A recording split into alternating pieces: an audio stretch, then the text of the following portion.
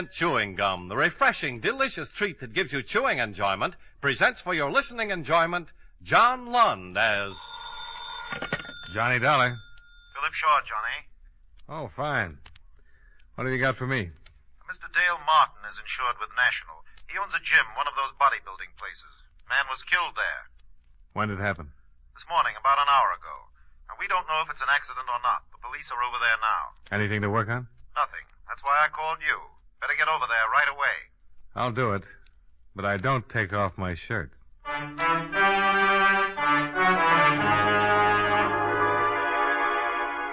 The makers of Wrigley's Spearmint Chewing Gum bring you John Lund in a transcribed adventure of the man with the action-packed expense account, America's fabulous freelance insurance investigator. Yours truly, Johnny Dollar.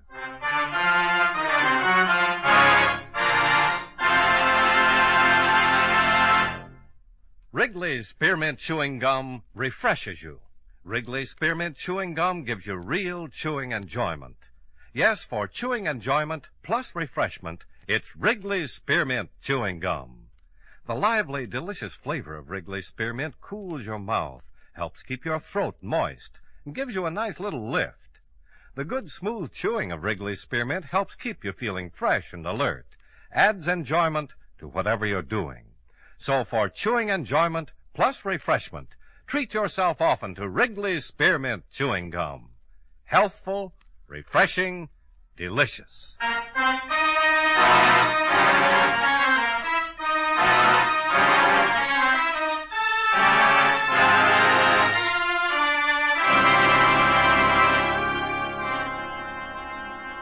Expense account submitted by Special Investigator Johnny Dollar to Home Office, National All-Risk Insurance Company, Hartford, Connecticut.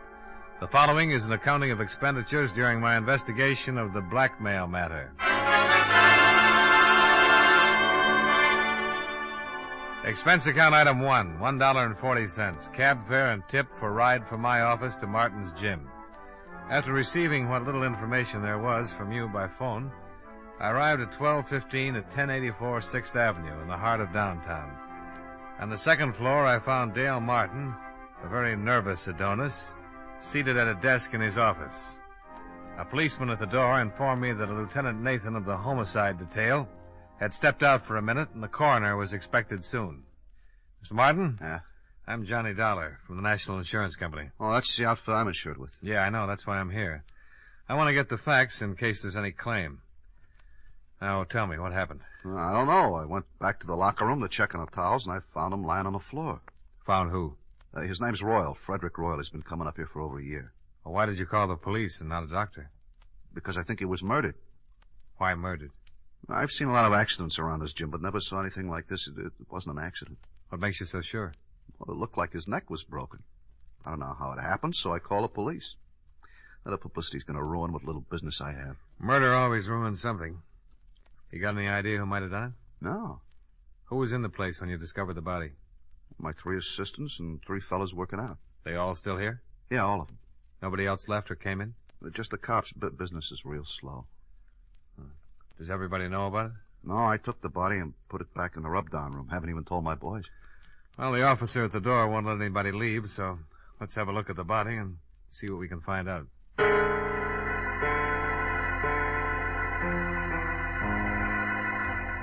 Martin left one of his boys to answer the phone, and everyone else was keeping busy wrestling with weights as he led me through the locker room.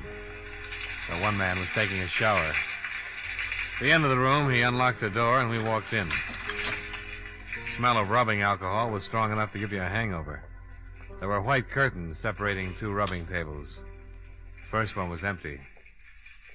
In back of that curtain, Mr. Dollar. Okay. Not very pretty. Circus rubber man would need vulcanizing if he turned his head that far. Busted neck, all right. I wish the coroner would get in and take him away. It hurts me seeing his head hanging like that. Why don't you move it? Oh, no, sir, not me. I caught it good from the lieutenant for moving him in here. Well, don't worry about Mr. Royal. He can't feel a thing.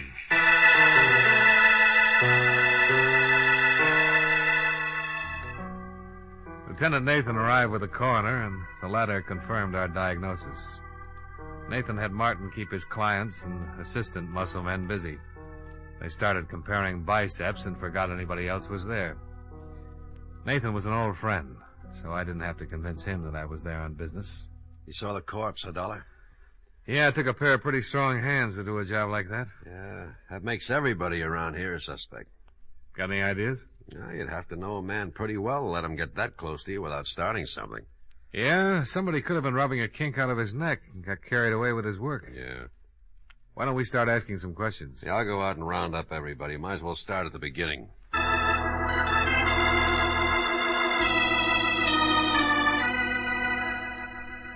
Nathan herded everyone together, and the questioning started. The men were very unhappy. This bad publicity that couldn't be helped. Mr. Robert Wells, songwriter, Mr. Michael Darling, car salesman, and the third and last, Mr. Patrick Mullins, jeweler.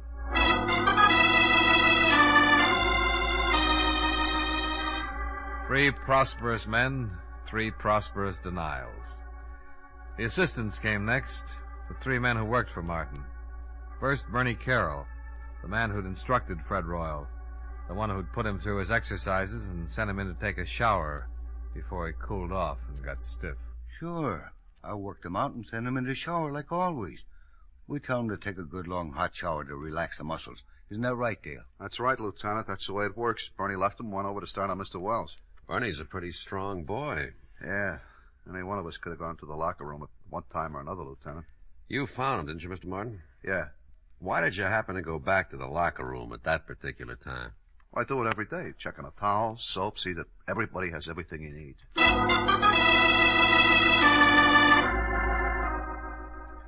Question after question, trying to nail down alibis, trying to make them stick or tear them apart. According to everybody so far, it was a big mystery. Next man, Jack Olson. Yeah, I went back by the locker room several times. Why? Well, there's an electric coffee maker on a table against the wall back there. I wanted to get some coffee. Mm-hmm. The other times? Well, once to look at the appointment board to see what's coming in, later to get some chalk for my hands. Chalk for your hands? Yeah, keeps your hands from perspiring and making blisters, you know, when you're working with heavy weights. You're fairly new here, aren't you, Jack? 3 weeks. How'd you know that, Dollar? Well, the other boys all have heavy calluses. They don't use chalk. You know quite a bit about this weightlifting stuff, huh? Oh, sure. I used to lift candy bars when I was a kid. All right. Call in the last one. The last man, Johnny Morgan, and his story was no different than the others. Yes, he'd walked back past the locker room. No, he had not slipped in and popped Mr. Royal's neck while he was preparing to take his shower. The coroner removed the body, and all the rest went down to the precinct to sign formal statements. They were all released and sent home, pending further investigation. I hailed a cab and rode home with Dale Martin. Would you like some apple or carrot juice? Well, I'll try anything once. Good for you. Yeah, I figured that. You didn't kill him, did you, Martin? Don't be silly. He was the best customer I had. I wouldn't kill off my business. Here. Thanks. You have any ideas, Dollar? Nope. How long did you say Fred Royal had been coming to your gym? Over a year. What do you know about him? Not much. He was a wolf, like the girls. Always talking about the gal he was out with the night before. I got tired of his gab. I put him straight. You know what business he was in? Whatever it was, he had a lot of money. Wore a new suit every time he came around. Oh, excuse me. Hello? Oh, just a minute. For you, Dollar. Oh, thanks. Hello? I got something on the dead man. Got a record. Blackmail. You know where he lived? We're checking. Oh, wait a minute. Martin, you wouldn't by any chance know where Fred Royal lived, would you? Well, I send a bill to him every month. I got my books here in the apartment. I'll get the address. Oh, Nathan, Martin's got his address. I found something else in his personal effects. Key to a safety deposit box. Boys are checking to see which bank. Here's the address, Dollar. Fred Royal, 673 East Weeping Willow Circle. I told Nathan I'd meet him at Royal's place. I downed my liquefied carrots, said goodbye to Martin. Half an hour later, the lieutenant and yours truly, Johnny Dollar, were tearing Mr. Fred Royal's apartment to pieces. Nothing. Yeah, I came up empty, too. Hey, What's the matter? here's a date book. Good. Maybe we've been working on a holiday. See, here's her name, Barbara Carroll. Carroll.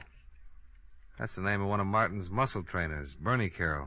Same name on some of the other pages. The 5th, Barbara, 6 o'clock. Again on the 2nd, Barbara, 8 o'clock. Again on the 28th and the 22nd. Wonder if there's any connection. Oh, might be his sister. Let's give it a try. Bernie and Barbara Carroll. Sounds like something they'd play at the Palace. Well, let's go see their act.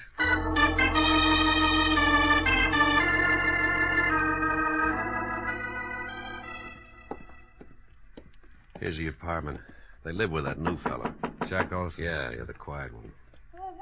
Police. Yes? I'm Lieutenant Nathan, homicide. This is Johnny Dollar. How you do? How do you do? We'd like to talk to you, Miss Carroll. Well, certainly, Lieutenant. Come in. Thank you. I was just making some lemonade. Would you like some? Yeah, thanks. It is pretty hot out. Maybe you'd like something stronger. No, thanks. The lieutenant's on duty. I guess you've heard about the accident. Like your lemonade sweet, Lieutenant? Medium, please. Here you are. Oh, thank you. Your brother didn't mention anything about your going out with Royal. He was probably protecting his little sister. The lieutenant found your name written in Royal's date book. I've been out with him 6 or 7 times. You know what his business was? He never discussed it. Did you ever meet any of his friends? No. Did he ever mention any of the other fellows at the gym? At the gym? I don't think so. Mm-hmm. Jack Olson lives here, doesn't he? That's right. Whose picture is that on the piano? Oh, that's Jack's father. You don't have any idea why anyone would want to kill Royal, do you? No. How did Jack Olson happen to move in here with you and your brother? Bernie asked him to. When he went to work for Martin, he was living in a terrible place. One small room. I told Bernie he could move in here if he shared the rent. Mm-hmm. How well did Olson know Royal? He'd seen him at the gym. Seen him here when he came to pick me up. Where's Olson now? Working, I think. Well, thanks, Miss Carroll. We'll be talking to you again. More lemonade?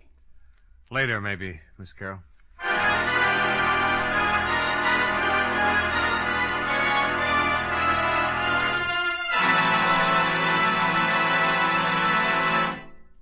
Friends, wherever you are, whatever you're doing, you'll enjoy chewing Wrigley's Spearmint Gum.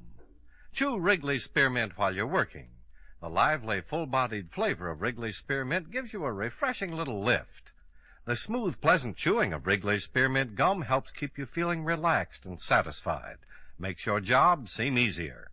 Chew Wrigley's Spearmint Gum in your home, when you're out walking or driving, when you're enjoying sports and other activities. Wrigley's Spearmint Gum tastes good anytime, and the natural chewing aids digestion and helps keep your teeth bright and attractive. Yes, wherever you are, whatever you're doing, you'll enjoy chewing Wrigley's Spearmint Chewing Gum. Healthful, refreshing, delicious.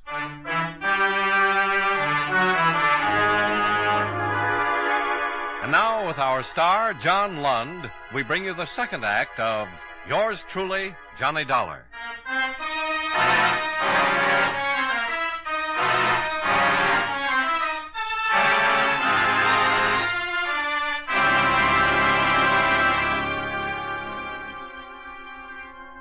Three in the afternoon. Out of Barbara Carroll's cool apartment and down in the blistering street. The thermometer crowding 90, and the humidity sticking to us like a steaming blanket. I feel awful. Terrible day to solve a murder. I want to go look through some newspaper files. What for? That picture on the piano. Jack Olson's father? Yeah. I've seen it someplace before. It's a news story connected with it. Yeah, I'll drop you off. I gotta get back to the precinct, see if the boys have found the safety deposit box that fits Fred Royal's key.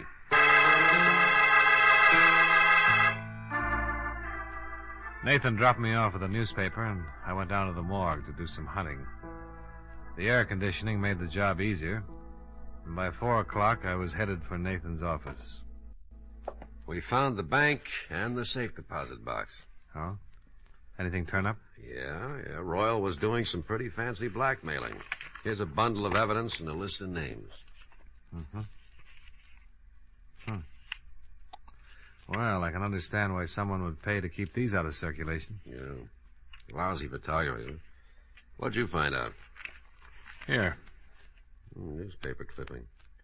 Oh, picture of Jack Olson's father. Same as the one on the piano.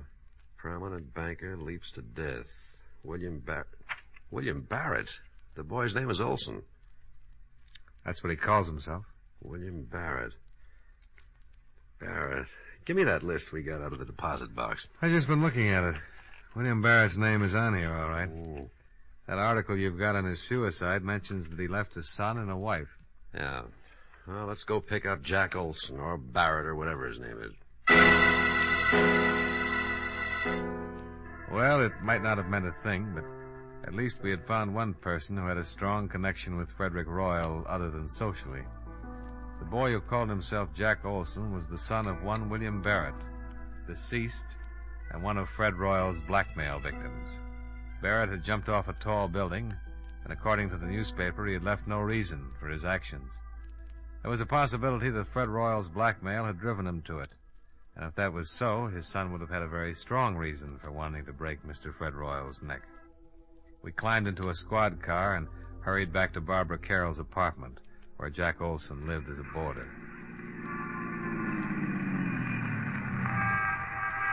Now, let's go. Hey, wait a minute. Oh, what's wrong? Jack Olson, coming out of the building. All right, we pick him up on the street. He's hailing a cab. Oh, let's see where he's going. Wouldn't it be easier to just ask him? Oh, stop trying to ruin my afternoon. You know, there's nothing more relaxing than a pleasant drive through quiet, peaceful old New England. We started tailing Jack Olson's cab. Across town. Along the Merrick Parkway. Across a bridge. He's headed for Long Island. Well, your Connecticut badge won't be much good over there. We kept going across the Sound, past the outskirts of a couple of waterfront towns and onto a long highway. Pretty expensive cab ride. Pretty expensive. Pretty important. Yeah. Oh, they're turning off on that road. Hope we don't lose them.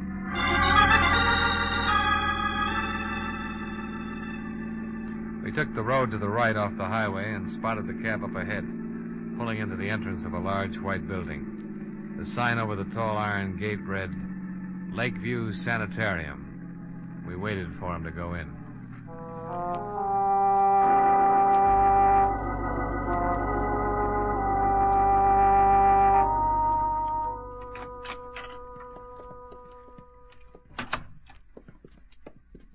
Yes? Is there something I can do for you? I'm looking for a man. Oh, any particular man? Oh, who's in charge of this place? Dr. Fedder. Well, run him out, please. I want to talk to him. Which one of you is the patient? Patient? Can't you tell? Look, just go get Dr. Fodder. Fedder. Oh, Fedder, okay. Go get him and tell him Lieutenant Nathan wants to talk to him. Lieutenant Nathan. Of the cavalry. What? Oh, well, I'll get him right away. Lieutenant. You think that's funny? Oh, well, I liked it. Let's see what kind of a reaction it gets out of Dr. Fedder. Cavalry. Nice thing to say in a place like this. Lieutenant Nathan? Yeah, that's right. I'm Dr. Fedder. Oh, this is Mr. Dollar. How do you do? How do you do? Now, are you related? No, but we've been friends a long, long time, haven't we, Nate? Yeah, I'm a police officer, Doctor. Oh, We've been following a man. He came in here a few minutes ago. is that right? The lieutenant thinks he might be a killer. I can handle this, Dollar. Doctor, I'm with Central Division Homicide. This isn't my territory, but I'd appreciate it. Which one of you is the patient? Now, look, this is getting a little ridiculous. Here are my credentials. Oh, The man we want came in here a few minutes ago. well, Mr. Barrett is the only one. And who his real can- name is Barrett. Who's he seeing? His mother. What's wrong with his mother?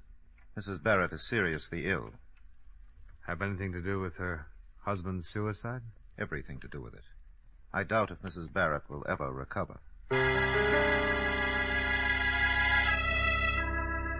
We went back out to the car and tried to put it all together. Jack's father had jumped off a roof. He was being blackmailed and couldn't take it. The shock of his suicide had driven Mrs. Barrett into a permanent breakdown, and Fred Royal had been responsible for the whole thing. Motive enough for Jack to get a job with Dale Martin so he could get his hands on Fred Royal's neck. Cavalry. Oh, stop groaning. Tell me what you think of my theory. We still need a confession. We'll get it. Mind if I make a pest of myself and ask how? Let's ride back to town and see Dale Martin.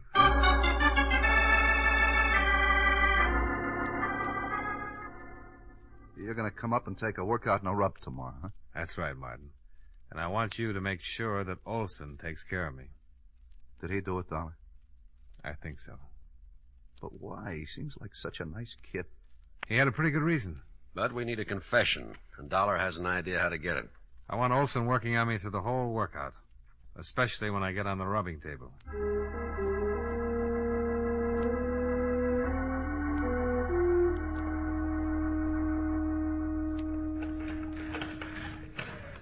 You're in pretty good shape, Mr. Dollar. Well, I'm carrying a few extra pounds. I will knock that off of you in a hurry. Don't try to talk while you're using the pulleys. Hi. Hi, Martin. He's in pretty good shape, Mr. Martin. Now, let's see. Better not do too much on the stomach the first day. I'll see you later, Mr. Dollar. Nice fella, Martin. Yeah, very nice. Tell me, have you found out anything about Mr. Royal's death? Oh, the police have got a few ideas. Lieutenant and I went up to see your roommate's sister. Yeah, Barbara told me. I hope you don't suspect her. She kind of liked Mr. Royal. She wouldn't have any reason to kill him. All right, let's go back to the rub table before you cool off. Huh?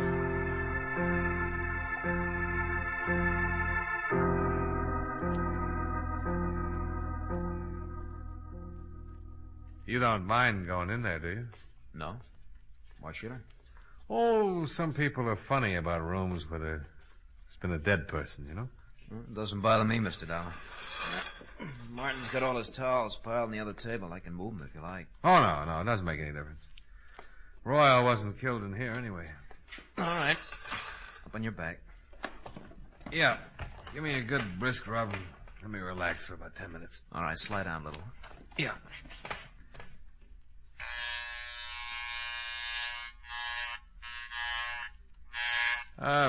What'd you do before you came to work for Martin, Jack?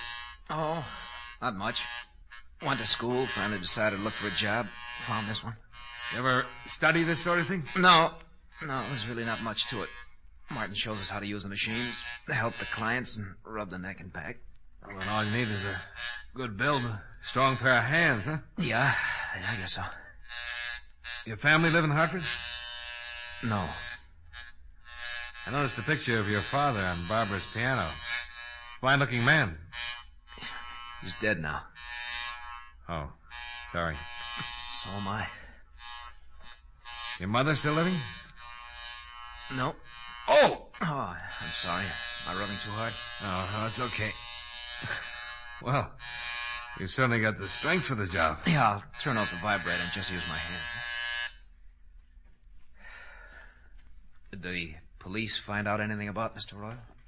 Yeah. He was a blackmailer. Ow! Oh, I'm awfully sorry. I'm a little nervous today. Maybe I better get one of the other fellows to finish your rub. Oh, no, that's all right. I'm just a little tied up. The neck is stiff. Try and relax. Guess I keep thinking about Royal and his broken neck. You think I might break yours, Mr. Dollar? Well, wouldn't be hard. If I was good and relaxed, you could snap it in a second. Yeah. Guess I could. So Mr. Royal was a blackmailer, huh? Yeah, had a record. They're the foulest people on earth. Yeah, they certainly are. Could ruin a lot of lives. Probably why he was murdered. You think he was blackmailing someone here in the gym? Oh, not necessarily. Well, if he wasn't, then no one in the shop would have a motive for killing him. Well, I've got a theory about that. I think someone in this gym hated him so much that they waited until no one was looking and Royal was all alone. And they slipped in on him and twisted his neck until it broke and he strangled. Well, why would they hate him so much if he wasn't blackmailing him? He might have been blackmailing someone very close and dear to the killer. Maybe the person Royal was blackmailing couldn't stand it. committed suicide. It's an interesting theory. Take your family, for instance. Ouch! I'm sorry. You weren't relaxing. Supposing Royal was blackmailing a member of your family. Your father, for instance. I can't rub your neck unless you relax more. Maybe your father couldn't take it. Maybe he couldn't pay him anymore. Instead of disgracing his family, he committed suicide. Just turn your head a little to the side, Mr. Dollar. That better? Much. Well, if that happened to my family, Mr. Dollar, I guess I would kill Mr. Royal, not mind a bit. How does your father die, Jack? He jumped off a roof. Now, if you just turn your head a little more, I'll try to pop your vertebrae, huh? We followed you out to Long Island yesterday, Jack.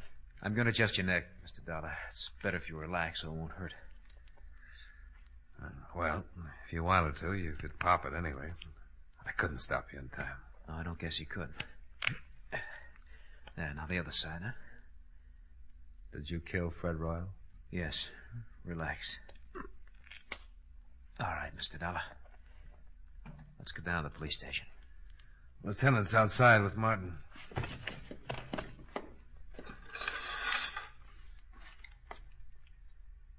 After you, Mr. Barrett.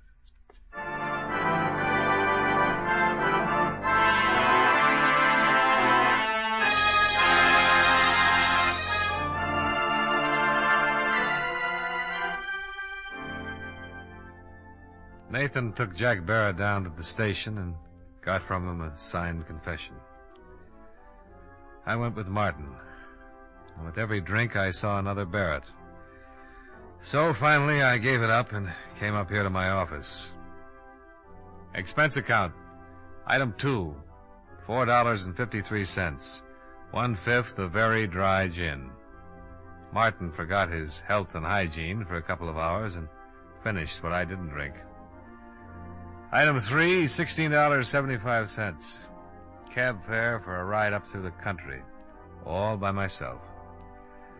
Expense account total, $22.68. Yours truly, Johnny Dollar.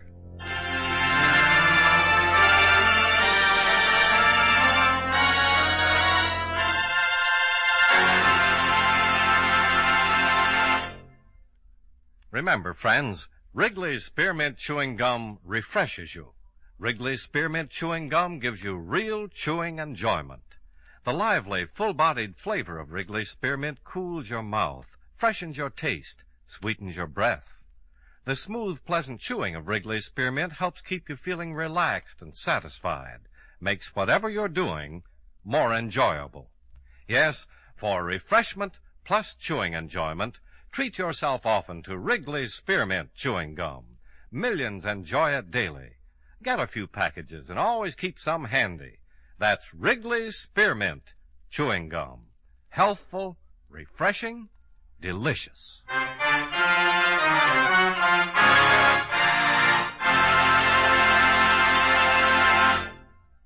Yours truly, Johnny Dollar, brought to you by Wrigley's Spearmint Chewing Gum, stars John Lund in the title role and was written by Blake Edwards with music by Milton Charles. Featured in tonight's cast were Edgar Barrier, Hy Averback, Hal March, Jim Nusser, Tony Barrett, and Virginia Gregg. Yours truly, Johnny Dollar, is transcribed in Hollywood by Jaime Del Valle.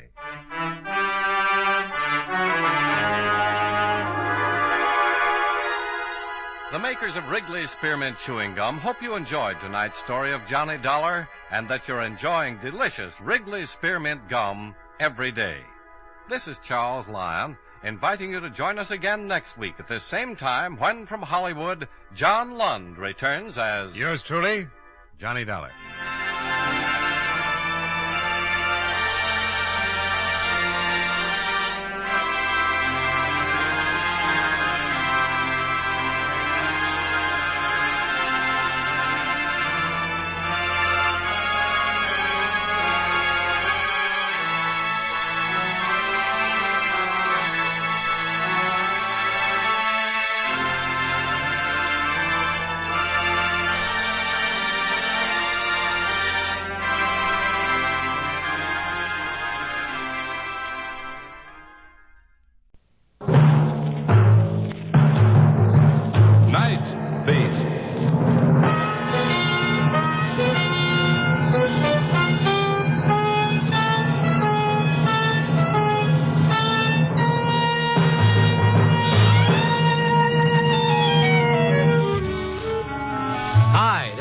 Randy Stone. I cover the night beat for the Chicago Star. Stories start in many different ways.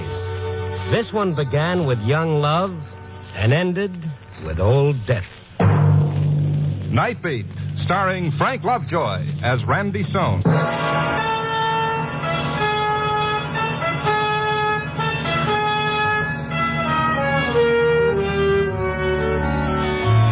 This working at night and trying to sleep in the daytime is all wrong.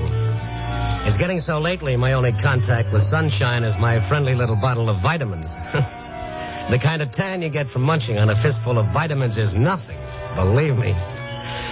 Tonight, leaving that ever-loving bed was really a chore. I scraped a razor across my face and I bathed my fevered brow with cold water to scatter the cobwebs. And I headed uptown for police headquarters and a couple of one-syllable words with my old friend, Sergeant Kalski. Kalski was on his way in to watch an early evening show-up, and I tagged along. If you've never been in a police show-up room, it's kind of like a little theater. The bad actors are the prisoners filing across the brightly lit stage, and the audience sitting in the dark are hard-bitten, weary detectives who've seen most of the performers too often before, and they know all the dialogue down to the last whimper.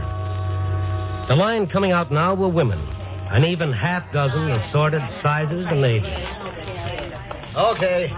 Now just stand back against that measurement chart on the wall and face front. The usual cross-section on the police blotter of any large city. Shoplifters, thieves, narcotic suspects, husband beaters, and an occasional common garden variety drunk. You, on the end. What's your name? You've been here before. That's a lie. Never been here before in my life. What's your name? I refuse to say anything without the advice of the proper party. Kind of hurt the old girl's feelings there, Kalski. Not her, Randy. Her feelings were pickled in alcohol years ago. How about the young one there? Good-looking kid, huh? Oh, yeah. It doesn't seem to belong somehow. They all belong, Randy. You can't tell by how they look. Why, that innocent-looking doll with her baby blue eyes. Yeah, I know. Don't tell me. Probably killed her grandmother. Only 2 will get you 5. Whatever she did, it's a first offense. That kid looks half scared to death. You on the far end. What's your name? You mean me? That's right. I'm sorry I can't see you. These lights are so bright. You're not supposed to see me. Step out a little. Just answer the question. What's your name? Linda Johnson. But I'm here by mistake. Quiet. It's the truth. I want to explain. I don't belong here. You'll have a chance to explain in court, miss. This is just a show-up. Why are you in here? I don't know. I just arrived in Chicago this morning and they arrested me. Well, what did they say you did when they booked you? What was the charge? All right, girls, that's all. That's all, matron. Well, as I was saying, Kalski, this kid undoubtedly polished off her grandmother with an axe. All right, Randy. So maybe it's the first offense. Maybe even a mistake, like the girl says, but you haven't looked at the book yet to see what the charge says. Well, anyway, can I talk to her? It might be something for me. Sure. Go ahead to the women's division. Tell the matron I okayed it. Maybe it's got something to do with the stars, the zodiac sign I was born under. But I've always been a sucker for 3 things that spelled trouble. That last little drink for the road, a right cross to the jaw, and a girl who still looks pretty with a jug full of tears streaming down her face. You'd think a fella'd know better. Oh, well. I went around to the women's division for a close-up of the kid with the misty eyes. There was a lady cop at the desk. When I asked her about Linda Johnson, she gave me a funny smile. You're a little late, Randy. She's being released. I just saw her at the show-up. That's right, but she's made bail since. They'll be bringing her out in a minute. What was she in on? Grand theft, I think. Now, let me see. Yeah, that's right. Any details? Swiped a fellow's wallet in a bar. Arresting officer found it in her purse. Ooh, nice kid. Oh, here she comes now. Would you mind holding my watch while I talk to her? Better wait till she's released, Randy. Then we won't be responsible. Okay, wait here. Linda Johnson, Meg. Papers clear? Yeah, all taken care of. Personal property release? All signed. You want to open up? Okay. I guess that's it, Miss Johnson. You can go now. You mean you're letting me go? That's right. Until the hearing. Tomorrow morning, 10 a.m., Department 5. Released on bail. Oh, but I don't have enough money for bail. They said it was $500. It's all paid. Bonding company posted bail half an hour ago.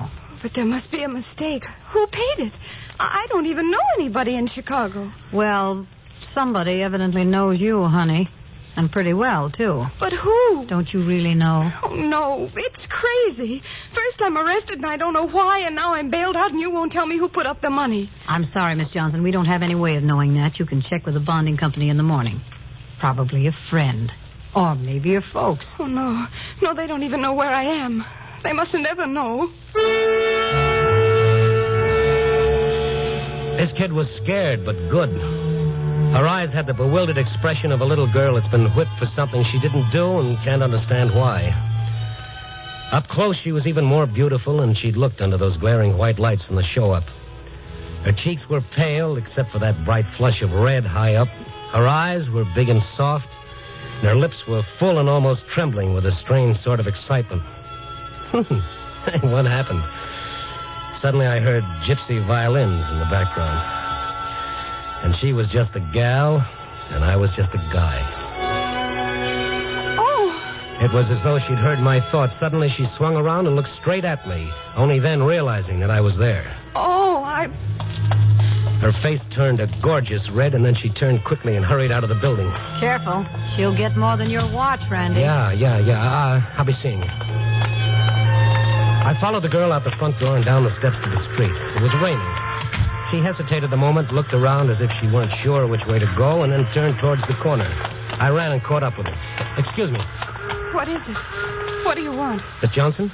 But they told me I could go. Yeah, that's right. Then why are you following me? Oh, don't be frightened. I wanted to talk to you. Are you a detective? Are you supposed to follow me? Is that it? No, it's nothing like that. I just want to talk to you. I don't know you. I don't want to talk to anyone. Oh, look, you're a stranger in Chicago. I just thought I might be able to help you. No, you can't. Oh, now, come on. Get under this awning. You're getting yourself all wet. Don't touch me. Leave me alone or I'll call a... You call a cop? Oh. Come on, you better get under the awning. I was in the show-up back there a while ago. It seems like they're not exactly inclined to believe your stories. Then you are a detective. No. Well, who are you? What do you want? It's been like a nightmare since I got off the train this morning. First that man, then the police, and now you. What's happening to me? Well, I can't answer for the first two, but the number 3 boy is a reporter fellow named Randy Stone. A newspaper reporter. No, don't say it that way. It's better than selling dope. I should have known you wouldn't understand. Where are you going? Let me alone. Come back here, you little fool. Wait a minute, you're going through a red light. She stepped off the curb against the signal. A big green sedan gunned up the street, throttle wide open, and raced through the intersection. Linda, look out! Get back to the curb. You want to get killed? That car. Did it hit you? No, but the man at the wheel. He was the man whose wallet they said. Now, look, lady, look, I'm a real simple fellow. When things come too fast, I get all mixed up. Now, what do you say we start at the beginning? And in that doorway so that we don't get soaked. I'm sorry. My name is... Yeah, I got that. It's Linda Johnson, and you just arrived in Chicago this morning. Where from? Molina, Kansas. Did you come here alone? Of course I came alone. All right, don't get sore. I just asked a question. But the way you asked it. You said you didn't know anybody in Chicago. A kid like you shouldn't be running around alone. I am not a kid. Well, I meant you're kind of young. Girl your age floating around a big city on the loose. For your information, Mr. Stone, I am old enough to go wherever I please. Yeah, but not old enough to stay out of trouble, it seems. What about this guy in the green car, this wallet guy? I met him last night on the train. Didn't your mother ever tell you about talking to strange men on trains? My mother has nothing to do with it. If she had her way, I'd never have left Molina. That might not have been a bad idea. Oh, if she hears about this, it'll kill her. You won't put anything in the papers, will you? Oh, so that's it. You ran away from home. I didn't run away. I just couldn't stand living in that narrow little town any longer with nothing to do, no place to go, nobody to talk to. Day after day being around nothing but people who love you? Yeah, that gets a little boring, doesn't it? All right, so you didn't run away. You left home, and then you met this man on the train. He was pleasant to me. We had a drink together in the club car, that was all. Today I met him again in the lobby of my hotel, and he drove me out to this place, the Rainbow Club. But then I didn't like the way he was acting, and I wanted to leave. But he wouldn't let me. What do you mean he wouldn't let you? He just wouldn't let me. And then a policeman came in, and I started to call the policeman, but before I could, Mr. Blake called him and said I'd stolen his wallet. Wasn't there anybody else around? Just the bartender. Well, what did he say? He said he saw me take it out of Mr. Blake's pocket while we were at the bar. And then the policeman found the wallet in your purse. Yes, but I didn't take it. I didn't. Why would anybody want to frame you on a thing like that? Oh, you don't believe me, do you? You don't believe me either. Well, I don't know. The whole thing's a little strange. If you're telling the truth, why don't kids like you stay home where they belong? Oh, let me alone. Just let me alone. Look, Linda, whether you like it or not, I'm taking you to your hotel. If the driver of that car is the guy you say he is, he's the one that might have gotten you bailed out of the clink. But he had me arrested. Why would he have me bailed out? To get you outside where he could kill you. What? Oh, sister, you're really not old enough to be out in the rain.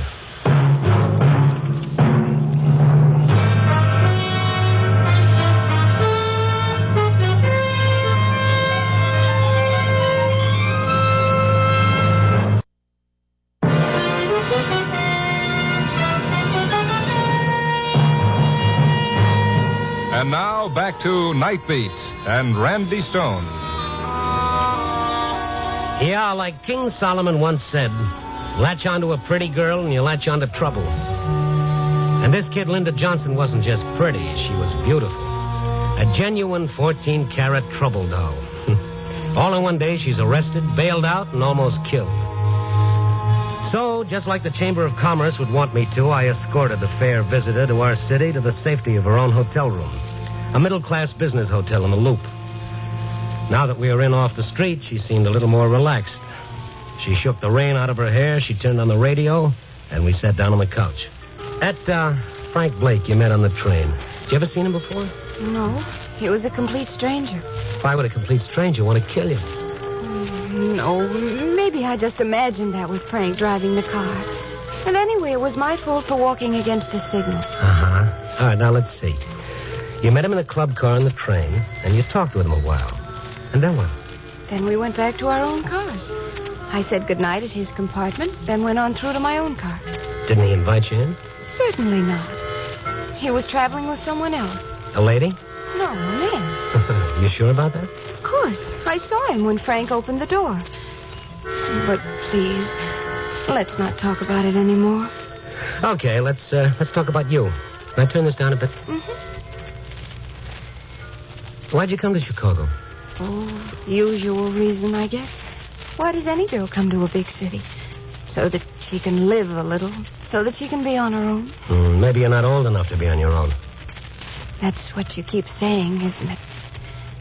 Well, come here. What? There. Still think I'm not old enough? No, you're old enough. But what? Oh, so you want to play. Now, you're 22, you read a book, you got some ideas about what life in the big city's all about? That's right. So you're not a little girl anymore, No, I'm not. All right, big girl, I'll play. But don't forget you started this little game, and don't say later you weren't playing for keeps. I won't. Well, you see, the way the big fellas play, it's a little different. They put an arm around your waist, like this. Mm-hmm. It's pretty hard to get away, even if a big girl wanted to. Mm-hmm. And they hold you closer and closer until you don't think you'll be able to breathe anymore. Mm-hmm. And then his face is so close to yours that you can't see his features anymore. It just... oh, Linda, you're beautiful. Don't let me go. See what I mean, big girl? Oh, you just wanted to make a fool of me, didn't you? Oh, did I? The door. There's somebody at the door. Yeah, that's right. There's always somebody at the door. Open it. Oh, but you here, won't it look... Oh, certainly not. I'm a guest. You look perfectly respectable, very properly attired. The only thing you're not wearing is your dignity. Oh, now go on, open the door. Hello. Frank. That's right, inside. Well, what do you know? The man in the green sedan. Correct. Also the man named Frank Blake. The same. Also the man with a gun. I see. So don't move, Oh, please, Frank. Keep your voice down, Linda. All right, mister, what's it all about? Don't you know? No, I'm afraid I don't. Wait there. Oh, no. Don't tell me I fell for that one. It's not funny. Oh, let me see. This is the place where you say, I'm the lady's husband. Is that right? Yeah, that's right, wise guy. I'm the lady's husband. Oh, no, Randy, he's lying. Shut up, Linda. And then I'm supposed to ask how much it'll cost for the outraged husband to forget about the whole thing. Oh, no. You're pretty smart, mister. Oh, the Badger game, the oldest game in the world, and I fell for it. Wait till Kalski hears about Oh, this. he's lying, Randy, he's lying. Hey, shut up. Oh. Look out, Mister. Drop it, drop it. Now get your gun. Come back here, you. When he dropped the gun, I kicked it across the room. As he scrambled for it, I scrambled for the door, and I made the street and nothing flat. I was traveling so fast, the night clerk in the lobby could have mistaken me for a flying saucer. And I was sore, not only at them, but myself for being taken for a sucker. From the cigar store in the corner, I telephoned Sergeant Kalski. In less than 10 minutes, police were posted at every entrance to the hotel, and Kalski and I were on our way back up to Linda Johnson's room. All right, go ahead, Kalski. Say it. I got it coming. Well, anybody can make a mistake, Randy. Like I say, you can't always tell by a pretty face. Oh, but that Badger game's the oldest racket in the world, and I fall for it hook, line, and sinker. And here I am giving her lectures to go home to her mother. All right, quiet now. How far down the hall? It's the third door. Stay close to the wall. That's it. It's the next one. Let's stand back. He may shoot. I'm back. Open up, Blake. It's the police. Come out, Blake, with your hands up. Blake, Miss Johnson. Okay, Randy, we're going in. But it's open. Come on. Well, there's no one here. Oh, yes, there is. Look, behind the bed. Linda. With a pillow over her head. Ooh, drenched in chloroform. Get rid of it. Here, give me a hand with a wrench. Let me get a window open first. There. Now she's breathing. Linda, come on, Linda. Come on, wake up. Come on, girl, take a deep breath. Oh, brother, how stupid can a guy get? The kid was on the level. We almost let her get herself bumped off. What do you mean, we? Don't. Linda, it's all right. It's Randy Stone. Oh, where is he? Frank. He tried to kill me. It's all right, Linda. The police are here. You're going to be okay now. Oh, you were right, Randy. He was trying to kill me. Okay. Let's have it straight on this. Why did he do it? But I don't know. Was he your husband? Oh, no, of course not. Boyfriend who was jealous? No. Did you pull a job together? Were you holding out on him? Is that the reason? I told you I didn't even know him. And what have you got on him? What do you know? Nothing. Oh, you must know something. There's a reason. There's got to be a reason. Now tell us, miss, why did he do it? I don't know. I just don't know. Oh, take it easy, Kalski. Can't you see she really doesn't know? Okay, so she doesn't know. But there's a reason. There's always a reason. Unless maybe Frank Blake made a mistake. What mistake? Well, unless maybe Frank Blake had the wrong girl. Unless maybe he was supposed to kill somebody else that he didn't even know, and he thought Linda was... Come again? Yeah, that's right. No, that's no good. Yeah, I better send out a bulletin. Now, what about this guy Blake? What did he look like? About your size, I'd say. Yeah, that's right, Kalski. About your age, too. 5'11", 180 pounds, 32 years old. Oh, come again. The color of hair? Dark. Eyes? I didn't notice. Linda? I wouldn't be able to tell. What do you mean you wouldn't be able to? I can't tell colors. I never have been able to. You mean you're colorblind? Isn't it stupid? Why, certainly not. Be much worse if we couldn't tell the color of your eyes. Thank you. Okay, Miss Johnson. I guess we'll have to take it back to headquarters again. To jail? Oh, now, wait a minute, Kalski. I can't take her back to jail again tonight. She's out on bail. Besides, don't you think enough things have happened to her already? But she's not safe here, Randy. It was just lucky we got here this time. It's for your own protection, miss. Oh, Randy, I'm frightened. You were right. I shouldn't have come to Chicago. Yeah, well, you're here now. Look, Kalski, I know we can't leave her here alone. How about my place? We can drop her off at my place. You'll be safe there, Linda. We left Linda safely locked in my apartment, and then I went back to headquarters with Sergeant Kalski. For the next 2 hours, we looked at pictures, full views and profiles of every mobster who had ever been mugged in the state of Illinois.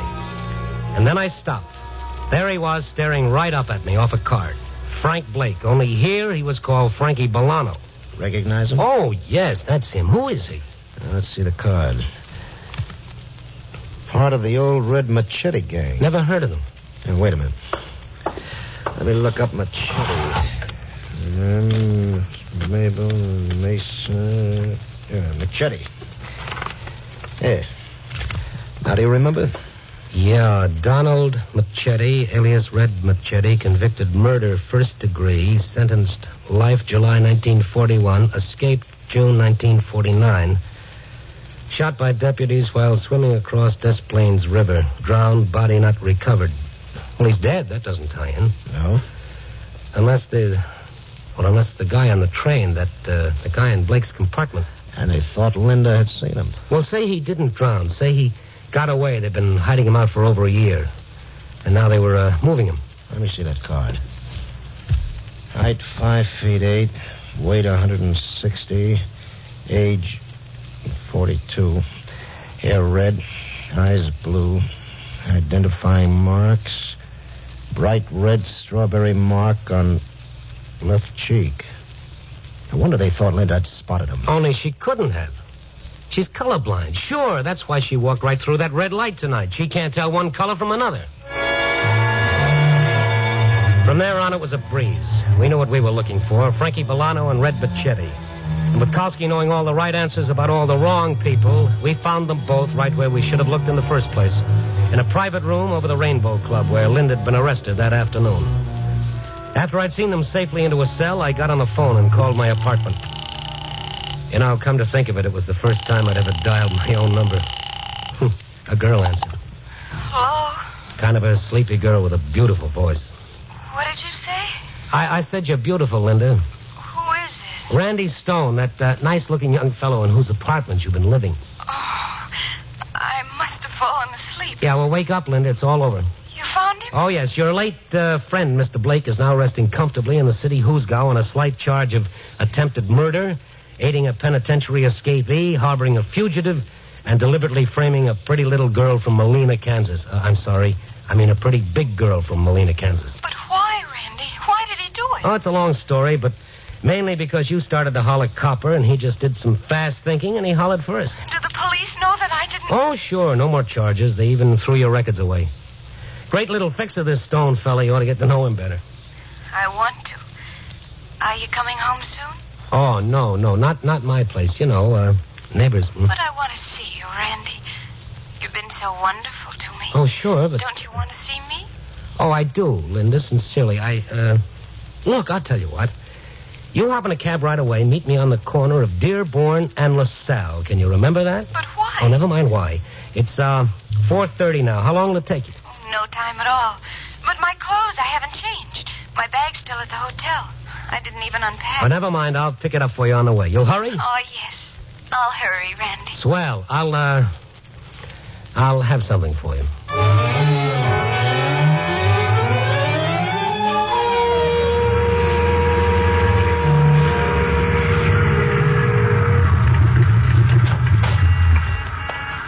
Hi, what kept you? What do you mean, what kept me? Never mind. Here, keep the change. Sure. Thanks, Mac. Oh, Randy, I hurry. Hi. I'm not frightened anymore. Swell. And I'm so happy. Hold me, Randy, close. Here? Don't mind me, folks. Oh, you'll go away. Where are we going, Randy? This is it. Right here. But this is a train station. Uh-huh. And you said you'd have something for me. Oh, yeah. Here. A ticket? One way. To Molina, Kansas.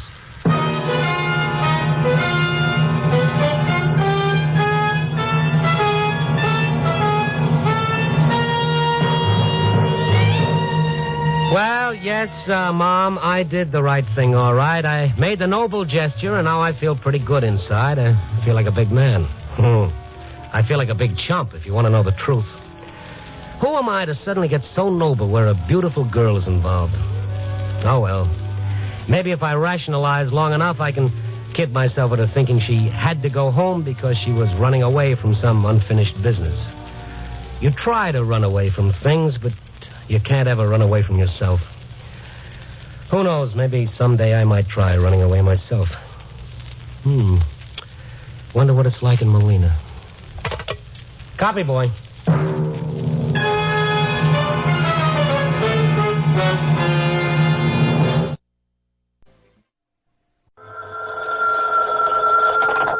Hello?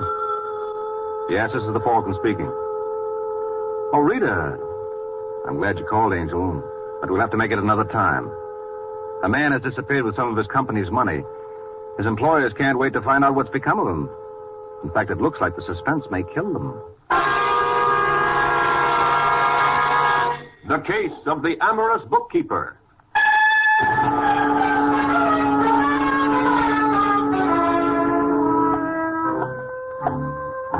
It's late Sunday night in New York, and Lucille Landis is worried. Lucille is the tall, willowy brunette who is gliding down the hall of the third floor in the Tremont building. She stops at the door of the Style Center Dress Company, pauses briefly with her hand on the knob, then shrugs daintily and opens the door. Her partner, large, paunchy Barney Murdoch, looks up from the books on the desk in front of him as she enters. Ah, at last. Come in, come in. All right, Barney. Now, what is it? You were so excited on the phone. Come here. Sit down. Well? I've been suspicious for some time. Didn't say anything because I didn't want to alarm you if I was wrong. Unfortunately, I am not. Well, for heaven's sake, will you tell me what it's all about? Must be pretty important to get you to the office on Sunday and then have you send for me. Yes, it's pretty important. I've had an accountant down here all day. What do you think? Something wrong with the books? Hard to believe. Finch has been with us for, almost from the beginning, and he's such a mild little guy. What's wrong? Has he made a mistake? Mistake? Yeah, quite a mistake to think he could get away with it. He's been taking us, Lucille, for the last 6 months. Are you sure? Oh, I can't believe it. It's all here, black and white. How much? Nearly $30,000. Oh, no, that's impossible. $30,000 in 6 months. I thought our profit was off for the volume we were doing, but I couldn't find anything. So I've had an expert go over it. He's found where Finch has been juggling. Well, what do we do? What can we do? Have the police here when Finch comes to work tomorrow. I hope he hasn't spent it all. Yes, I suppose so. Oh, poor little fella. But if he's a thief... For $30,000, we can waive sympathy. Well, now, come on, let me show you. That's why I asked you down. I want you to see what the accountant pointed out so you'll understand. You know I can't make heads or tails out of figures. I leave all that part of the business to you. If you say Finch has been robbing us, well, that's it. You ought to take more of an interest. Well, I do in designing and production. But believe me, Barney, when it comes to bookkeeping, I don't know a debit from a ledger. All right, Lucille, if that's the way you want it. That's the way. Now, let's call the police, shall we? Here I am, Finchy. Oh, Lucille, I've been looking for you. I didn't see you in this back booth. Oh, that's why I picked it. I don't want it to be seen. Sit down. You don't have to worry. Cora doesn't know about us. It's not your wife we have to worry about anymore, Finchy. What do you mean? The jig's up. Barney had an accountant work on the books today. Oh, dear. To put it mildly. What'll we do? Well, you've got to get out of town. Oh, I knew it would come to this sooner or later. I knew it. Good. Nothing like being prepared. We'll go to California. We? Oh, are you taking Cora? No, you. Oh, Finchy, don't be silly. What? But I don't want to leave you. Well, you don't have much choice. You'll join me later? Now, think about it. You won't join me. You want to get rid of me? Now, Finchy. Well, you're acting so cold. But I'm worried, that's all. I should think you'd want to go with me. If you really love me. Let's not go into that now. Sometimes I think...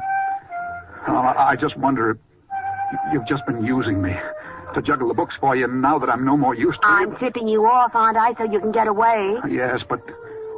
Well, maybe you don't want me talking. Well, I don't, but... I've got to know the truth. I've got to... You let go of my wrist. Do you love me? Answer me, Lucille. Do you love me? Finchy. Do you? Well, you asked for it. I know it. I know it all the time. Look in the mirror sometime, Finchy. Did you think for 1 minute that Stop. Don't say it. I didn't think even for 1 minute. Not really. I pretended, that's all. The whole thing was just like a dream. Now it's turned into a nightmare. Oh, I'm sorry. Honestly. You better be, for yourself. You're in this with me, Lucille. And I may decide not to go to California. I may stay, see? And I may talk. Oh, Finchy, don't be silly. You juggled the books. You took the money. And there's nothing to prove you gave any of it to me or that I knew anything about it. But you wanted me to get out of town. Well, partly for your sake and partly because I don't like unpleasantness. I can deny anything you say, but I'd rather not be bothered. A little unpleasantness, that's all you're afraid of. Well, just don't underestimate me, Lucille. I'm warning you now. Don't underestimate me. Thanks for the tip. Barney Murdoch underestimated me. It cost him $30,000. Cora underestimated me. She wouldn't believe I could ever have a woman like you. Maybe someday people will find out that Elliot Finch is... Oh, what am I talking about? Lucille, don't leave me, please. I'm scared. Good night, Finchy. Lucille! She hates me. No, she doesn't even hate me. What am I going to do? What am I going to do?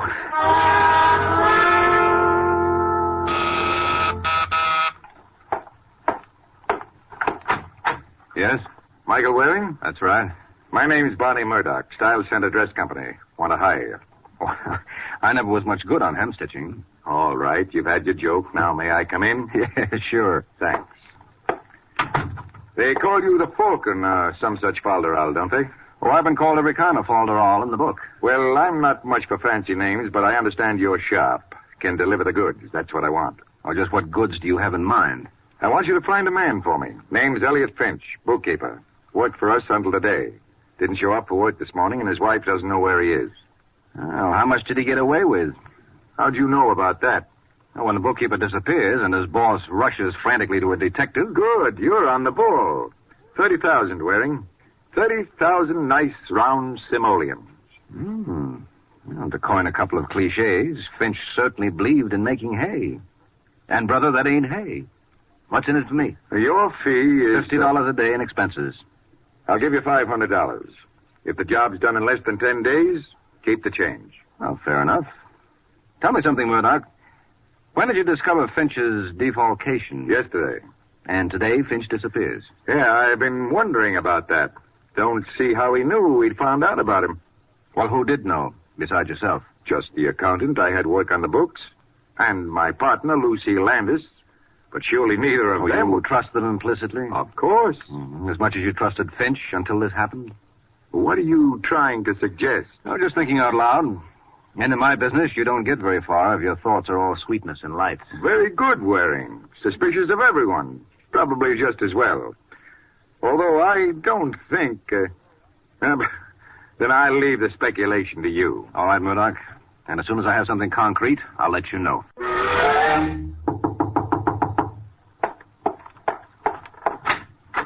What is it? Are you Mrs. Finch?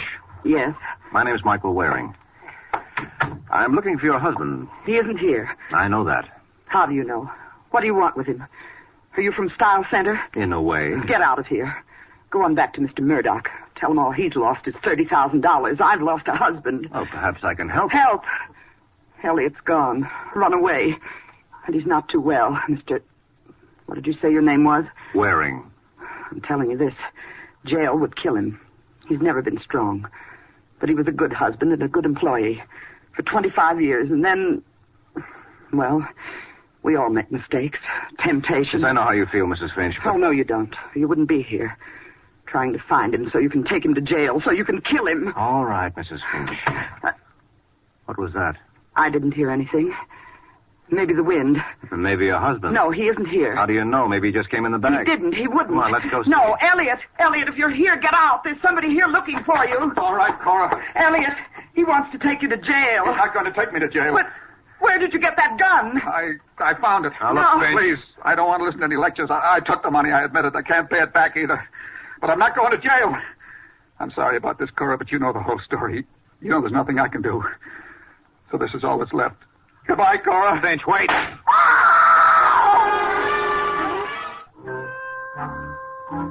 Half an hour has passed since Elliot Finch tried to shoot his way out of his troubles by putting a bullet in himself.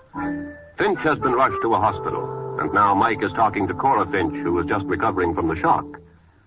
Is there anyone you'd like me to get to stay with you? Only Elliot. That's impossible. You say Mr. Finch was a model husband. He was. Well, men don't just change overnight unless something happens. Now, what happened to make him suddenly take money from the firm? I told you. Temptation finally got the better of him. What temptation? Money. And it took its time. He'd been with the company for years. It grows with time. Uh-huh. And that's all? He didn't have any sudden need for money? No. What did he do with the money? Oh, please, after what I've been through, do I have to go through this 3rd degree? I'm just trying to help. Like you helped Elliot? Hounded him, killed him. Now, look, Mrs. Finch, in the first place, I had nothing to do with your husband shooting himself. In the second place, he's not dead, and in the third place... He's not dead. Well, didn't you know? But they carried him out. I The thought... doctor told you. Oh, I was so dazed. You're telling me the truth? Yes, of course. No, you're just trying to fool me. All right, call the hospital. He's really alive, Elliot's really alive. Here's the phone. Now, hold it. Stop it. I'm sorry. Now, that's better. Now, do you want to call? Yes. Give me the phone.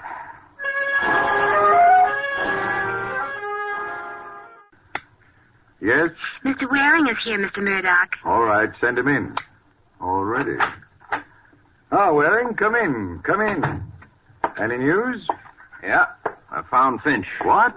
Good boy. That was fast. And I love to take bows, Murdoch, but I'm afraid I don't rate one on this.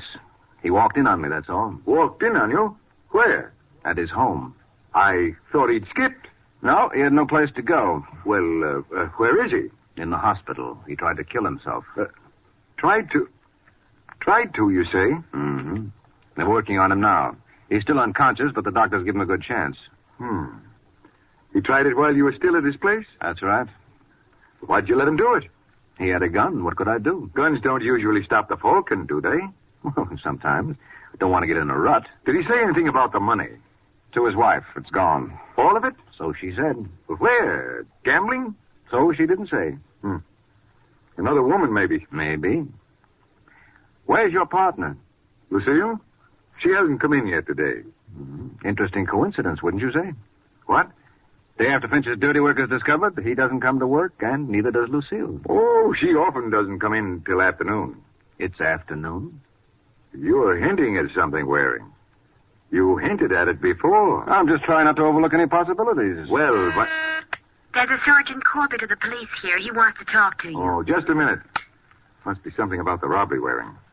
I'll see him in a minute. No, that's First, not just the robbery, Murdoch. Corbett is with the homicide squad. Homicide? Mm-hmm. But who... What homicide? Ask Corbett. Yeah. Send the sergeant in. Yes, Mr. Murdoch. You said Finch tried to kill himself, Waring. Well, that's suicide, not murder. Besides, it didn't work. That's right. Hello, Corbett. Waring.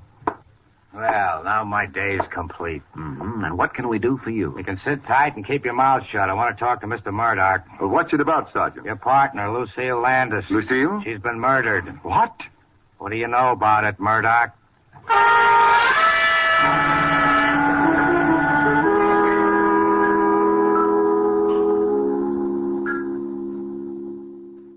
So I guess that's about all I can tell you, Sergeant. All right, Murdoch, stick around. We may want to talk to you again. Sure thing.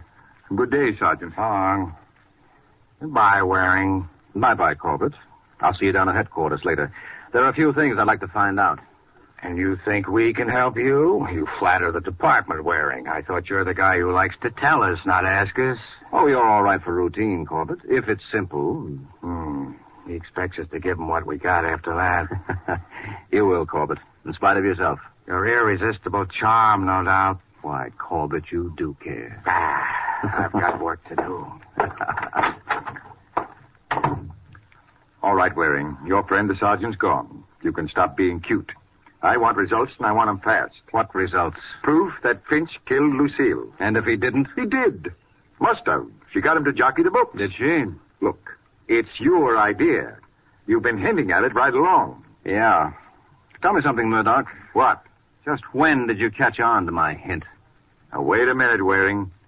I don't like that kind of a question. You're supposed to be working for me. Oh, why so touchy, Murdoch? All I said... I know what you said. Now listen to me. I hired you to find Finch. You did. Okay. Now I'm hiring you to prove he killed Lucille. For an additional $1,000. You want the job or don't you? Well, why are you so anxious to pin this on Finch? Because he killed Lucille. But if she was double-crossing you... Get out of here, Waring. I'll get somebody who can take orders. No, not so fast, Murdoch. A job's a job, and money's money. You want me to nail Finch? Okay, I'll nail him. I just wondered why you're so anxious. Because he's guilty. Oh. All right, if you say so. Well, if you don't think so... No, I do. All right, then. After all, Murdoch, the customer's always right. What more proof do I need? Hello, Sergeant. Told you I'd be around. Yeah, Waring. Well, what have you got for me? For you, nothing. Now, look, Corbett, if you want me to solve this case for You're a you... little late, Waring. We've taken care of that little detail already. You've made an arrest? We will. We know who we want. We know where to find them. You got the wrong man. Oh, we have. Naturally. How do you know who I'm talking about? Don't need to. I know you, Corbett. Bound to be wrong. I don't know why I put up with this guy. You can't do without me. Now, would you like me to tell you who really killed the Landis girl? Yeah, tell me. Elliot Finch. Oh, Finch. That's right. And just how do you know it was Finch? Because I know which side my bread is buttered on. That makes a lot of sense. Does to me. I like butter. All right. Now, would you like me to tell you who pulled the job? Yeah, who did it? Finch. What? Only I happen to be able to prove it. I don't believe it. They took the bullet out of Finch's shoulder. It came from the same gun that did the murder. Oh, no, there must be some mistake. There's no mistake, Waring. But, Sergeant, if you and I agree with each other, one of us is bound to be wrong.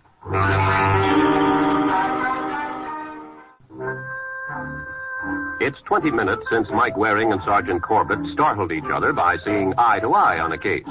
Now they're at the hospital to see Elliot Finch. They find Mrs. Finch in the waiting room. Hello, Mrs. Finch. How's your husband? He's regained consciousness, but I haven't been able to talk to him yet. They're giving him a transfusion, and then they say I can go in again. Not until I do. What? Who are you? Oh, excuse me. Mrs. Finch, this is Sergeant Corbett of the police. I might have known. Can't they give him any rest even now? I'm sorry, Mrs. Finch. I'll bet you are. I can see it written all over you. Why do they always have to have families? You stay here with her, Waring. I'm going inside. But, Sergeant, You'd better do as he says, Mrs. Finch. I don't know why you all have to pick on Elliot anyway. He doesn't have the money. He only took it because that woman made him. She's the one who has it. Lucille Landis? Yes. If you want the money, ask her. We'd like to, but there's one catch. Well, what's that? She's dead. How did that happen? Somebody killed her. But what I'd like to know, Mrs. Finch, since you know about your husband and Miss Landis, how come you didn't tell me about her before? Because I didn't want to. I don't have to account to you. No, but you did account to me. Everything except that you knew about Miss Landis. Why do you make so much of that? Because you must have had some reason for holding back. I'm not holding back. I've just told you about her. Yeah, I know. That's what puzzles me. It must be awful. What? Your kind of work makes you suspicious of everybody and everything. Uh-huh. Still, it's better than being afraid of everybody and everything. What do you mean by that?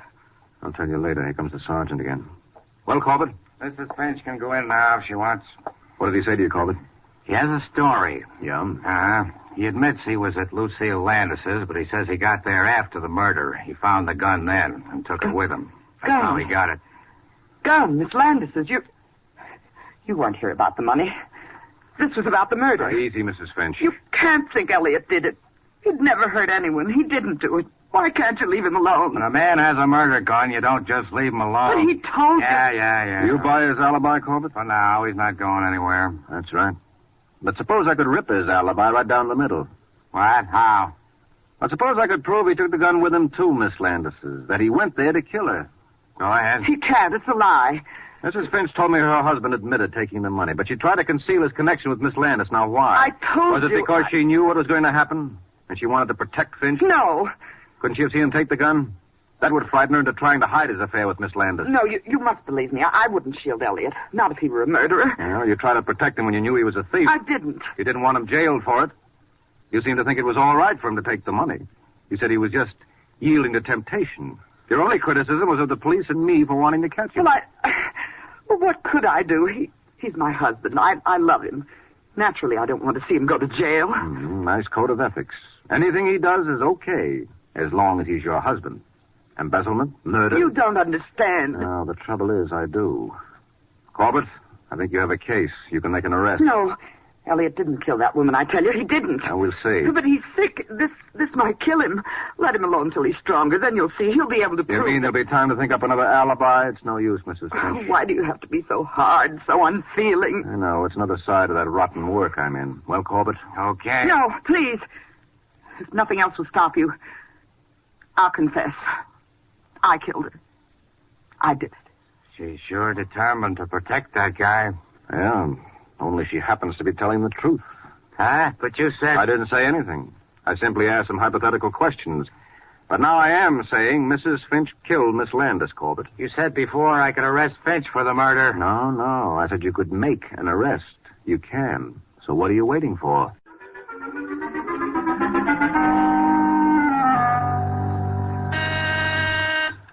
Yes? Mr. Waring is on line 1, Mr. Murdoch. Right. Hello, Waring. What news? Well, I've wrapped it up. You did? Finch? Yep, I hung it on him. There's been an arrest? Yeah. Right. Come on over and tell me about it. I'll give you your check. Oh, there's not much to tell. You wanted me to prove Finch killed Miss Landis, so I did. Good. Yeah, forced the real murderer into confessing. What? Yes, Mrs. Finch didn't like her husband being ruined by another woman, so she eliminated the other woman. Mrs. Finch? Yeah, that's right, Murdoch. She's the one who killed your partner. But I didn't think you'd mind it turning out like this. All you really wanted was for me to prove you didn't do it, right? Yeah, Waring, but I was so sure. Yes, I know. You ought to be careful about that, Murdoch. You know, there's a theory we're supposed to operate on that a man is innocent until he's proved guilty. Not a bad idea. I'll see you around.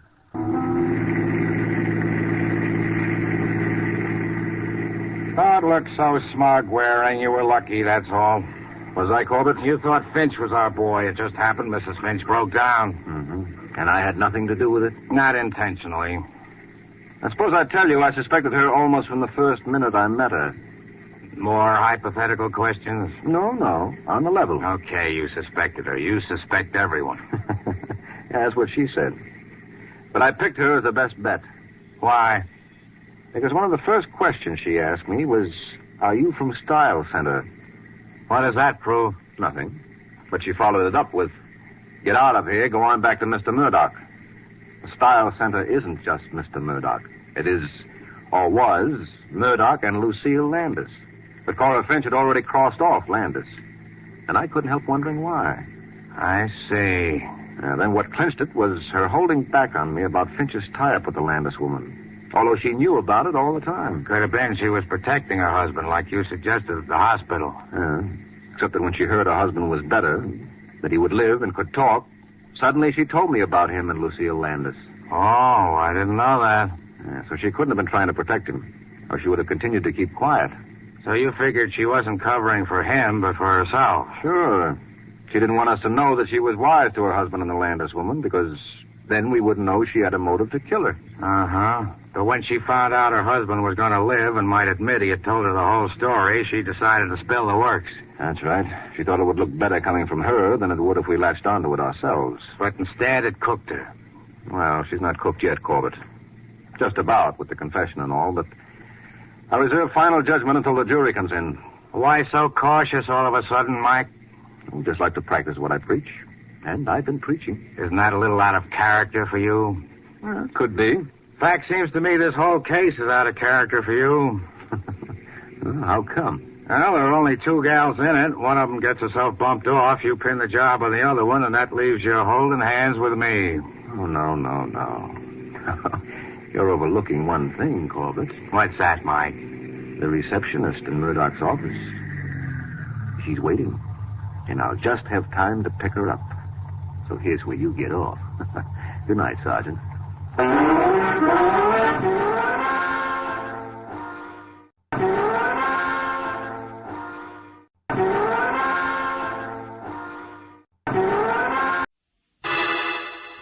Personal notice. Danger's my stock and trade. If the job's too tough for you to handle, you got a job for me, George Valentine. Write full details.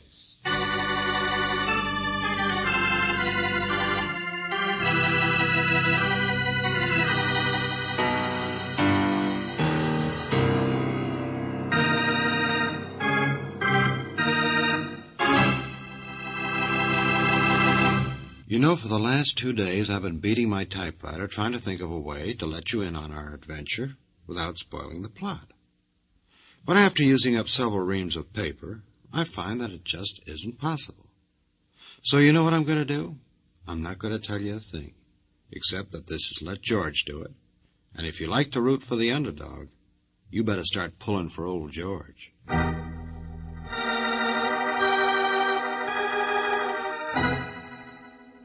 Dear Mr. Valentine, that ad of yours gets me. No job too tough for you to handle. Well, I don't believe it. I got a tiger I'll bet you can't handle. Yeah, you read it right, a tiger. So unless you're just whistling in the wind, stick around your office tonight.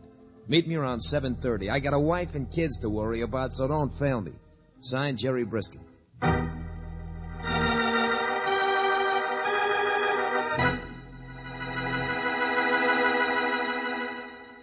Signed, Jerry Briskin. 7:30. No, around 7:30. Uh-huh. How many stripes on a tiger? 40, George. He's only 40 minutes late. That's not so bad. Probably hired Frank Buck instead. We make a lot of sense, too, don't we? Huh? Want to play gin rummy? Oh, why is it, Brooksy, we never get letters to tell anything? He's got a case. Why doesn't he say so? Change his mind, maybe. Who knows? Jerry Briskin. Want to bet he never even shows up tonight? $5. I'll bet $5. Give me that phone. Hello? Valentine, is Briskin. You're late. I just want to make sure you're still in the office. I got held up. Couldn't get into your building because of the crowds. Slow down, will you? What crowds? Look, just sit tight, will you? I'll be right there. Honest, I will. Sure. Bring your tiger, too. But what's this about? Just a crowd. I don't know. Something going on. Police and everything. But I'll come around the back way. Hey, look, Briskin, you... Well, you owe me $5, don't you? Not yet, I don't. What are you going to do? Jump out the window to avoid paying me? Oh, George, what's going on? I don't know. The street seems to be roped off down there. There are no fire engines. Yes, there is. One small one. See it? Yeah. And they got a searchlight pointed at What in the name of... Brooksy, look. Around there to the right. It's a woman on the ledge. She's the one who screamed, George. That's not all she's doing. Hey, look at the way she wobbles. They've got her in the searchlight. She's gonna... Here, maybe she can hear us from here. Hey, lady. Still 10 or 15 feet away. Lady, can you hear me? I'm over here. Hey, look, this way, will you? Oh, George, she sees you. She stopped moving. Shh. Yeah, hello there. Now, look, keep your eyes on me, lady. Don't mind all that noise down there. Now, keep your eyes on me and just keep moving toward me. It's all right. The ledge is wide enough for you to get here. No, I won't. George, she wants to jump. She wants to kill herself. Look, lady. Nothing can be as bad as this cold wind up here. Now, come on. Easy does it. Don't come near me. Oh, George, what can we do? I'm all right. I'm fine. I'm not scared. Oh, Brother Looney is a coot. Oh, listen. People are coming out in the hall. Yeah, and it's liable to scare her, too. What are you talking about? I've walked all the way around the building. Do you know that? I bet you would be afraid to do that, wouldn't you? No, I don't think so. George, what are you doing? Get back in here. I don't get dizzy very easy. But I'm probably not as clever as you are. Oh, George, please. Are you coming to walk with me? Yeah, sure, that's it. Little stroll in the park. I've never been dizzy. There's nothing to this, see? Look out, lady. Don't have to hold me. My, you're good looking, too, aren't you? Only... Oh, it's all right, lady. Those are just firemen to the rescue in my office, that's all. Come on now. Easy does it. Yes. Just another step. Only I feel so... Hey, look. I got you. Oh, lady, what a time to faint. Hurry up, George. Here, I can help you. I got her all right. That's it, boys. Get it. Get that picture. Photographers. Hey, clear out of here, you guys. This all is right, no hold time up to... a little higher, will you? That's it. Where have I heard your voice before? Come on, Buster, give me a hand. My name is Briskin here. Now remember, boys, when you write captions, call her the Tigers of the Trapeze, world's greatest aerialist. Hey, what in the name of heaven? I told you I wasn't scared. Were you, darling? Huh? No, don't drop me. Hold me tighter. That's it. The lady fainted. Publicity. So that's it. Why, you That's dirty... That's it. Get it, boys. Get him, too. Get the expression on his face. Ah! Wonderful. And thank you, Fearless Fosdick.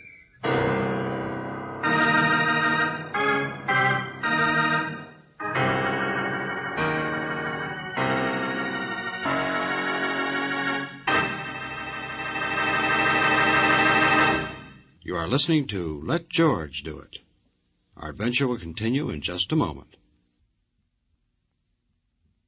Now back to George Valentine and our Let George Do It adventure.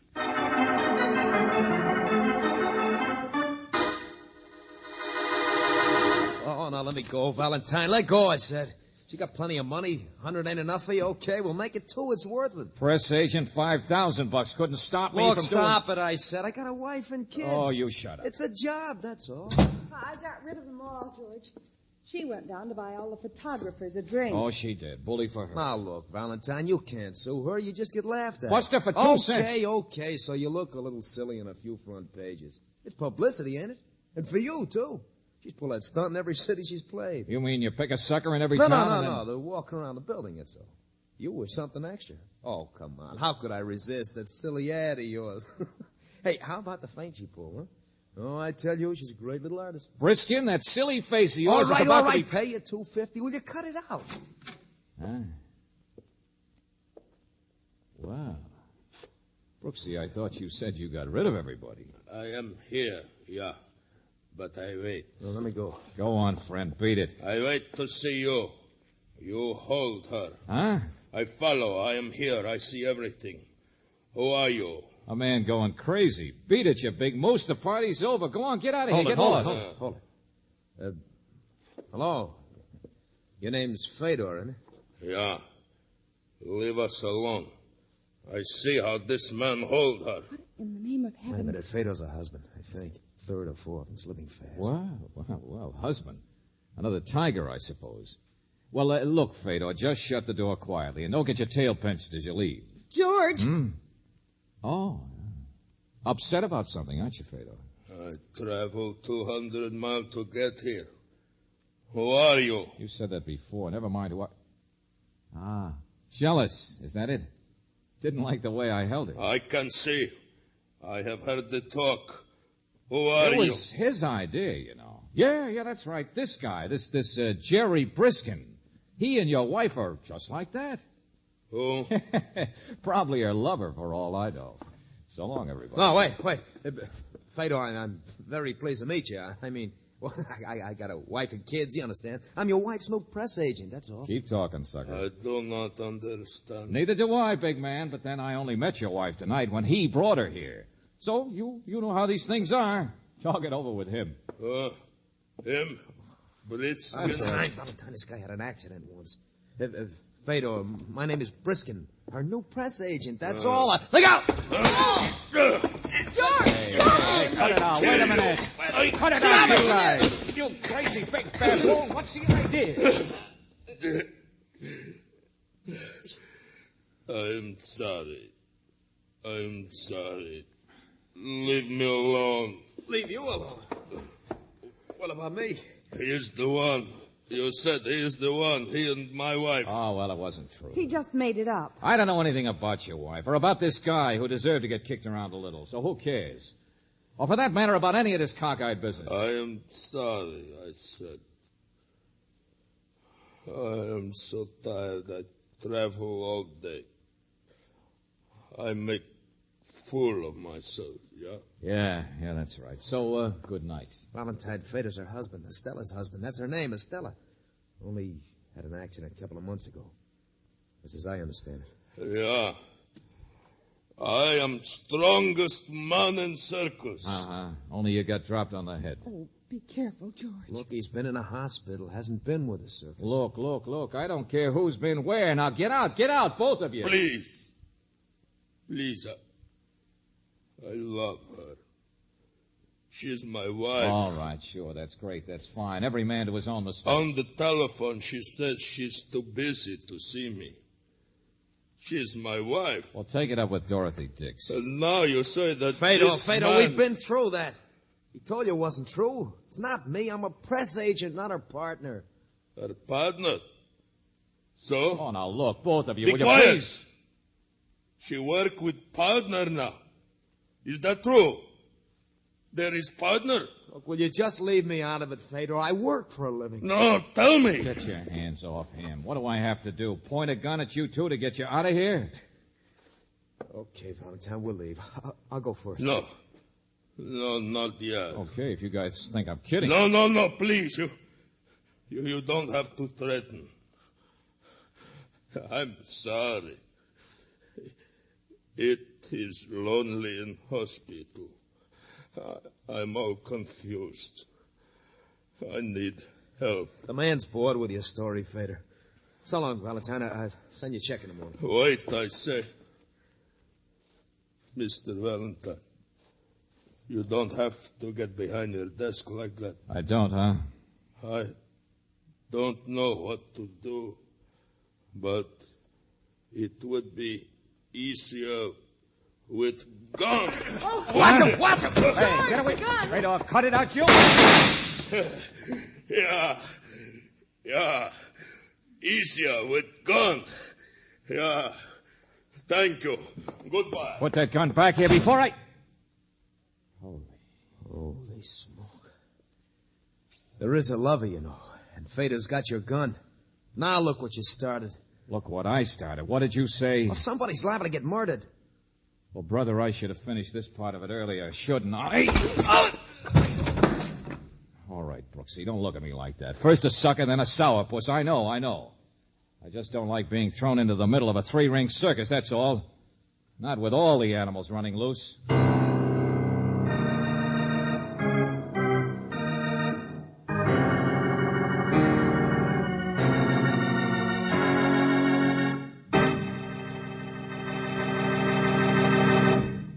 You are listening to Let George Do It. Our adventure will continue in just a moment.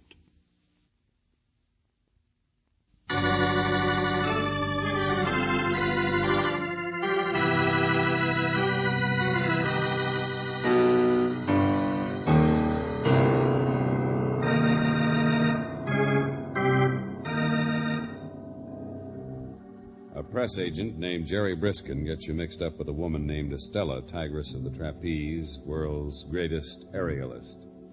Yes, if you happen to be George Valentine, and sometimes you wish you weren't, you're picked for a sucker in a publicity stunt. The only trouble is you can't get out of it because the Tigress has a mate, and he has your gun. Well, it isn't the price of a gun that bothers you. It's the thought that you may never get it back because sooner or later it may be tied up as Exhibit A in a murder case. And so you decide you'd better find out about the corpse elect. Who it might be, for instance. All right, this way, ladies and gents. See the girly show. Her partner, huh? Ask Estella herself. She'll tell you who her boyfriend is. Today's boyfriend. Quite a man-eating tiger, that girl. She's doing her act over in the main tent, huh? Yeah, great performer, lady. Great. What's the name of this partner? Stella, she's got nerves like iron. A picture of her walking around the outside of a building in the newspaper. You seen it? What's the matter, Mike? You got nausea or something? It makes him dizzy just to think about it. Just tell us where we can find this partner of hers. Well, he's busy catching her naturally. That's the act. That's always been her act. 3 flips and she lands in his arms. A lucky stiff king for a day. Hey, right this way, gent. See him shimmy and shake. His name's Forelli. Flying Forelli.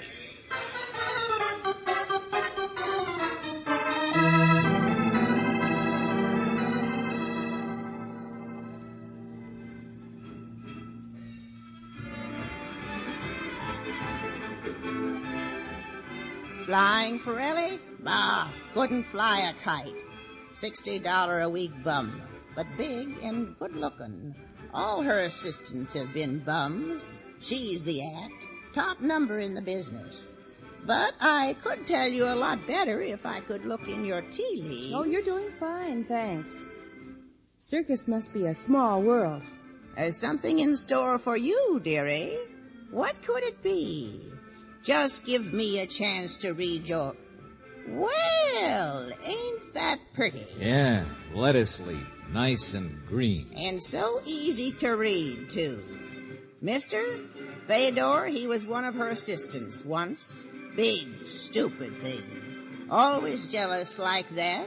But a bark don't mean a bite. Her husbands don't last long, huh? Well, nothing happens to him, if that's what you mean. Fedor's the only one got dropped on his head. Yeah, and about that time, she was getting sick of him, I bet. George, what are you driving at? Oh, it was an accident to Fedor, all right. You don't catch me gossiping about my dearest friends. No, I'm sure. You, worried about something happening? Why don't you wait outside the big tent for Stella herself? Or go over there in that palace she calls a dressing trailer. I can tell from the music she'll be on in a minute. I'm not that worried, thanks. Oh, don't want to get mixed up yourself, huh? She won't even see Fedor now. All through with him. So he won't come out here hanging around too close. I know he won't. Okay, thanks, lady. You fill me in. How do you know it?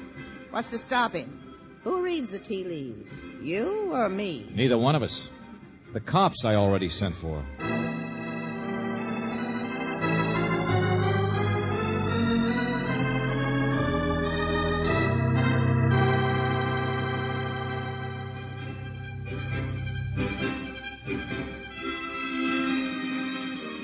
Tigress and the Trapeze. That's quite an act she's got. Yeah. Even wears a tiger skin. Yeah, not much of it. George, what did you mean back there asking people about Fedor as though you thought his accident Nothing, Angel. I won't question his accident. And I think he's ugly, too. But when you throw away all the trimmings, this is nothing but a love triangle. Check? Well, nobody will thank us for interfering. Yeah, not even Briskin. And he's on the outside. But you know, sometimes in a triangle, Brooksy, the guy who looks like a villain is really the one who's liable to come out on the short end. Oh, here we are. Come on. Well, she's not even through taking bows yet. Look at her. Blowing kisses Never like... mind. We'll do without. Uh-oh. Here he comes. Oh, the other part of the triangle. Yeah. He doesn't stay for the applause, I guess. Uh-huh. Kind of in a hurry, too. Excuse me, Mr. Ferrelli. Sorry, no time now. Hey, wait a minute. I'm sorry. But I want to talk I'm to sorry. you. What on earth? Now he's running, George. Got out fast, didn't he? Looked like he'd seen a ghost. Say, maybe there is something brewing George, out here that we behind can... you! Look out!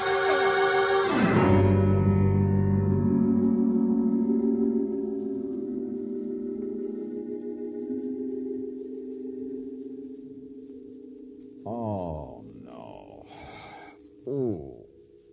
Ooh. So I get the gun back after all. Over the head. It was Fedor, George. Oh. You were in the way and I heard you. I'm so happy you can hear. You can join the party. Who let you in, Lieutenant Johnson? I let myself in. George, Fedor didn't drop the gun. He just hit you and kept on running. He was chasing Ferrelli. You send for cops to find a big homicidal nut running around loose. So who has to do the work? Me, naturally. Hey, one at a time, will you? What do you mean? You got him? Yeah, just this second. One of the boys reported. What happened?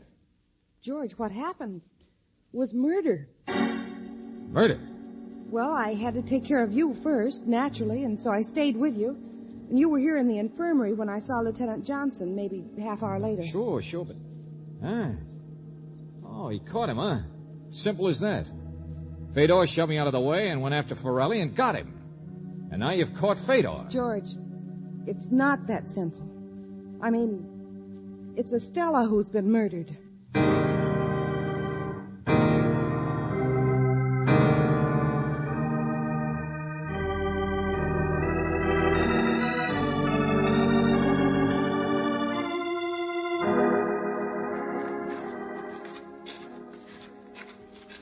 Right here, sir. Through the gate. What's over there? Elephant, sir. Oh. Where's Estella's body? It's not out here in the dark. Back in the trailer, George, your dressing room. Hold it. I'll tell you later. Well, look who's here. The moose. Fedor's not saying much, sir. He can't. Neither one of them can.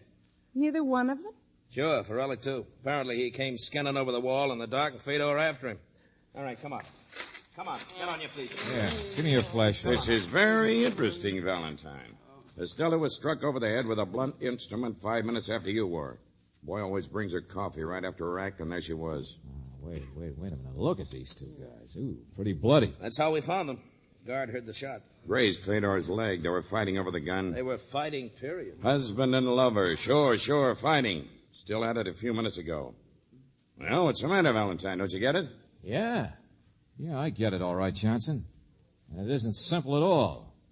Fedor was chasing Ferrelli 5 minutes before Estella died. Now, later on, we find they've practically been killing each other. So how could either one of them have killed Estella?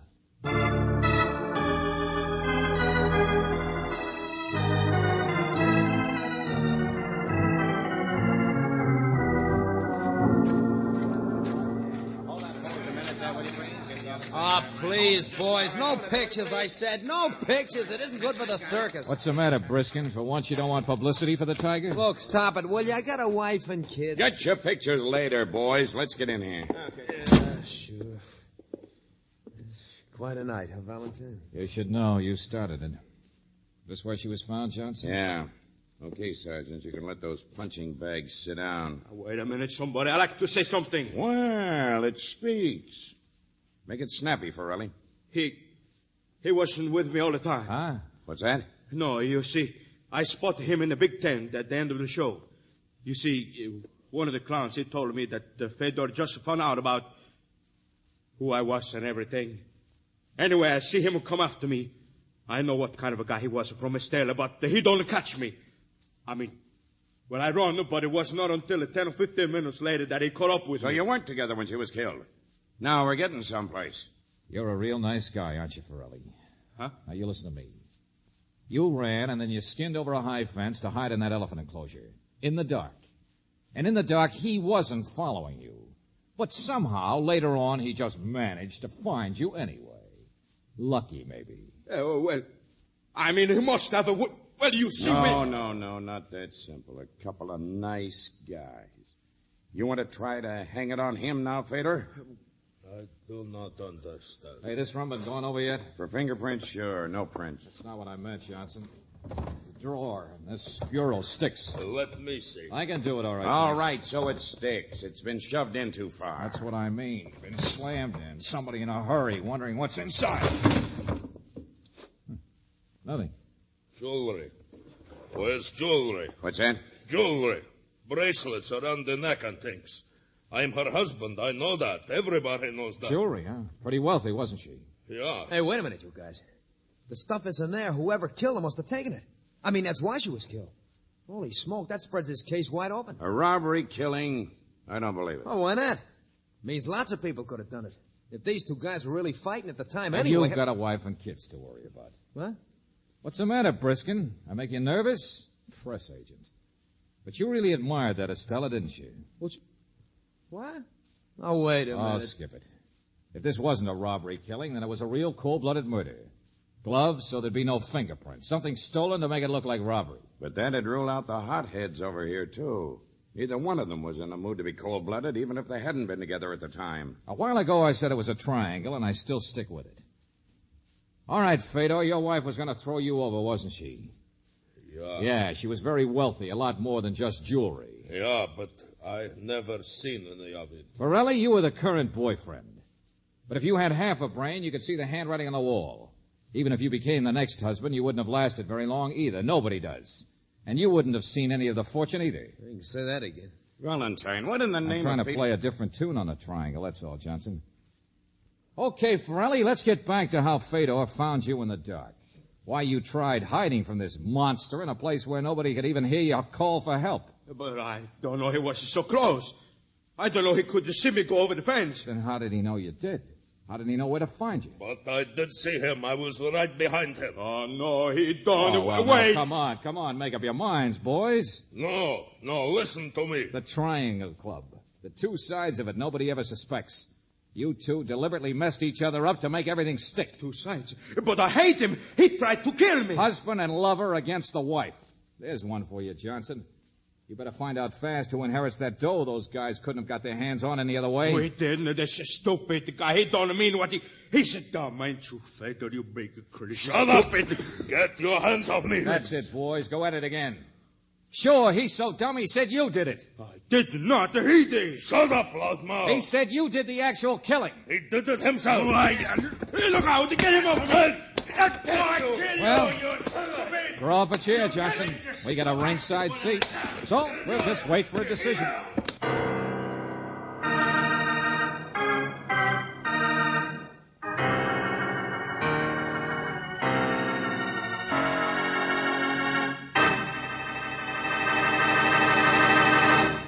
Back to the conclusion of our Let George Do It adventure in just a moment.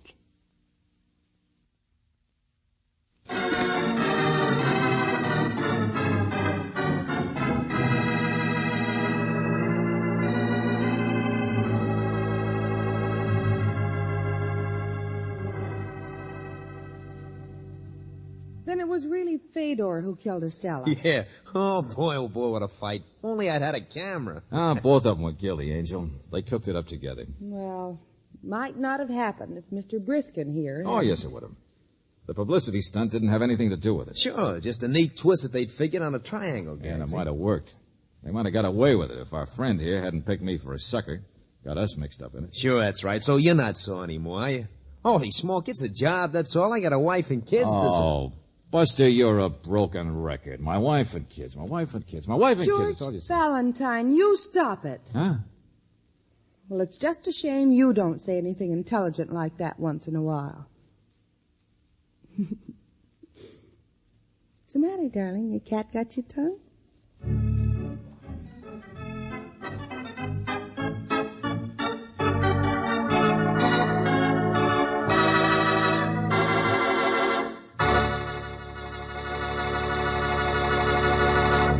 You have just heard Tune on a Triangle, another Let George Do It adventure.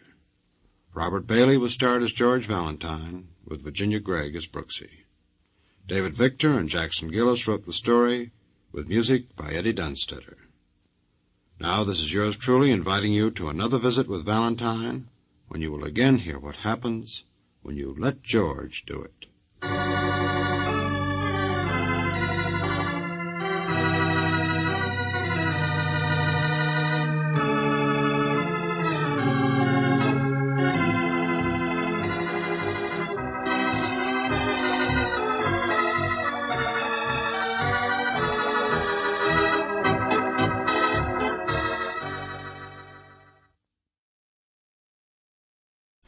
The Amazing Mr. Malone.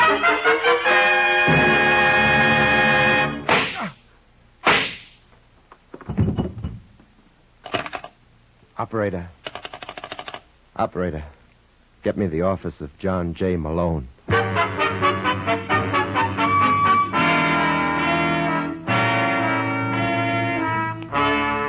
National Broadcasting Company presents The Amazing Mr. Malone. An exciting half hour of mystery starring George Petrie as the lawyer whose practice before every type of bar has become a legend. Our locale is the city of Chicago, the time, the present, and the hero of these weekly adventures, the amazing Mr. Malone.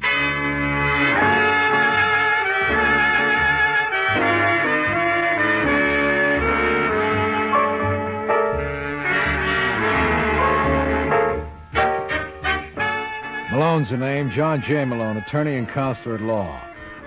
Tonight, in our study of the cliché, let's examine the oldie, never judge a book by its cover.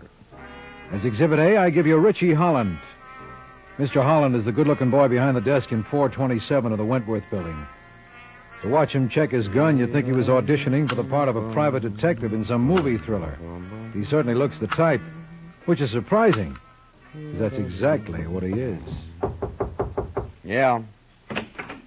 You're Richie Holland? That's right. I got a friend who wants to see you, sweetheart. Well? Suppose you put away the pop gun first, huh? You think that'd scare him? Yeah, his mother was once frightened by a wedding. Hey, that's very funny. I must remember that. I'll write it down so you won't forget. You do that. All right, Fred. Everything okay, Sandy? Everything's okay. Holland, this is Mr. Fontaine. Hello, Holland. Sit down. All right, Sandy. Wait outside. Hey, don't you think I better I said stick... wait outside. Anything you say, sweetheart. If you want me, just yell. I'll try to remember. Nice boy. Somebody ask you? No. And suppose you keep your mouth shut. I'll look. Maybe you'd better take a look first. What are your rates? I get $40 a day plus expenses. I'll pay you $100 with $1,000 in advance. You interested? No end. I'm looking for a girl named Connie Burton. Why? If I'm willing to shell out this kind of money, I must have a reason. Yeah, but you'd rather not tell it to me. Obviously. What did you say her name was again? Connie Burton. Connie Burton. Got a description? I can do better than that. Here's a picture. Wow. This is business, Mr. Holland. Well, it could be pleasure, too. It's not going to be. With all my heart, Connie. So, you know, that's very pretty sentiment. You think you can find her for me? Sure she's here in Chicago? I'm positive.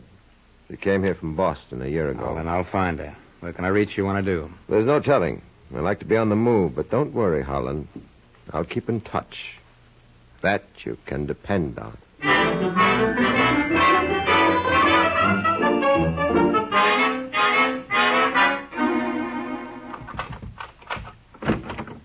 That you, Richie? Yeah, Jim. Do you realize what time it is? I've been waiting with dinner for 3 hours. It must be pretty cold by now. That's not funny. This is the 4th time this week. Where have you been? Working?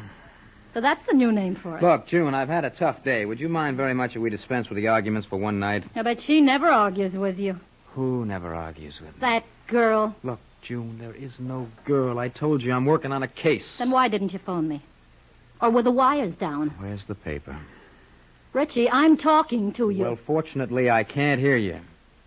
You'll hear plenty before I'm through. Is this the girl?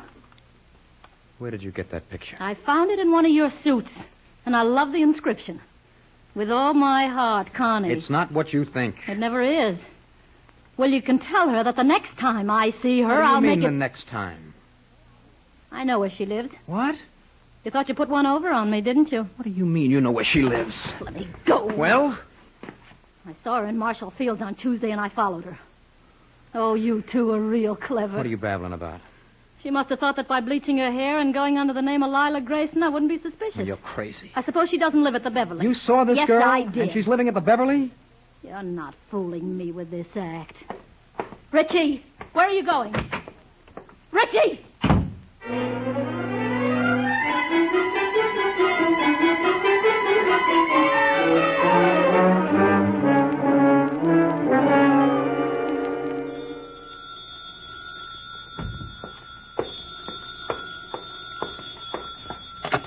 Hello? Is that you, Connie? What? What did you call me? Well, isn't this Connie Burton? No. No, you've got the wrong number. My name is Lila Grayson. Well, then I guess you wouldn't be interested in my message. I'm sorry if I... Wait a minute. Who are you? What difference does it make? Well, I just thought that I recognized your voice. My name is Richie Holland. Oh, well, assuming that I was Connie Burton, what's the message? A couple of your friends looking for you. Who? Fred Fontaine, boy named Sandy. Why are you telling me this? Well, darned if I know. But I once saw a picture of you, and it did something to me. Look, if this is a trap, Would I phone ahead and warn you?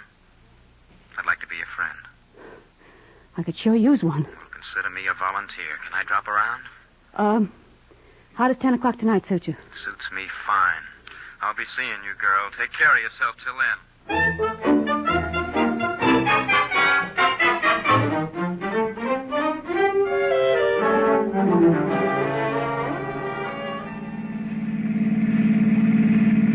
I hate to heckle, Mr. Holland, but that was a red light you just passed.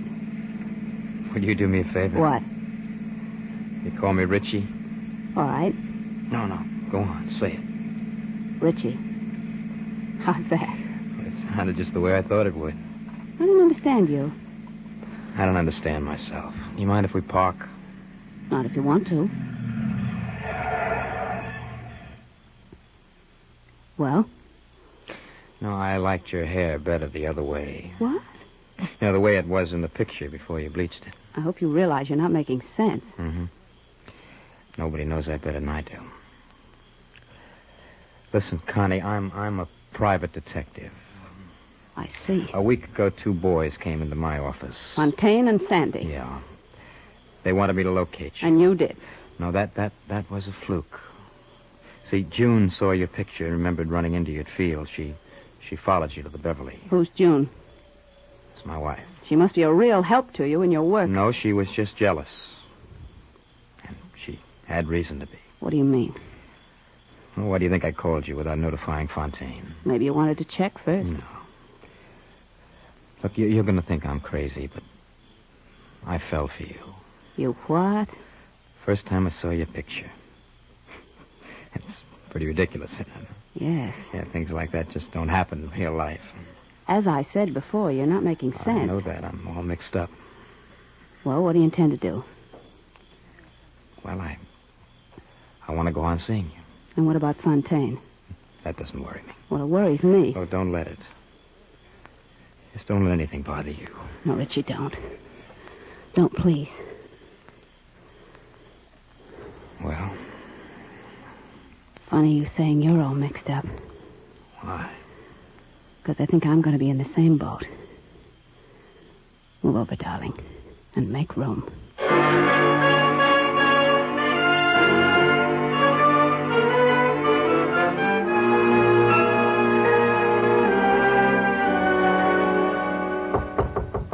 Come in.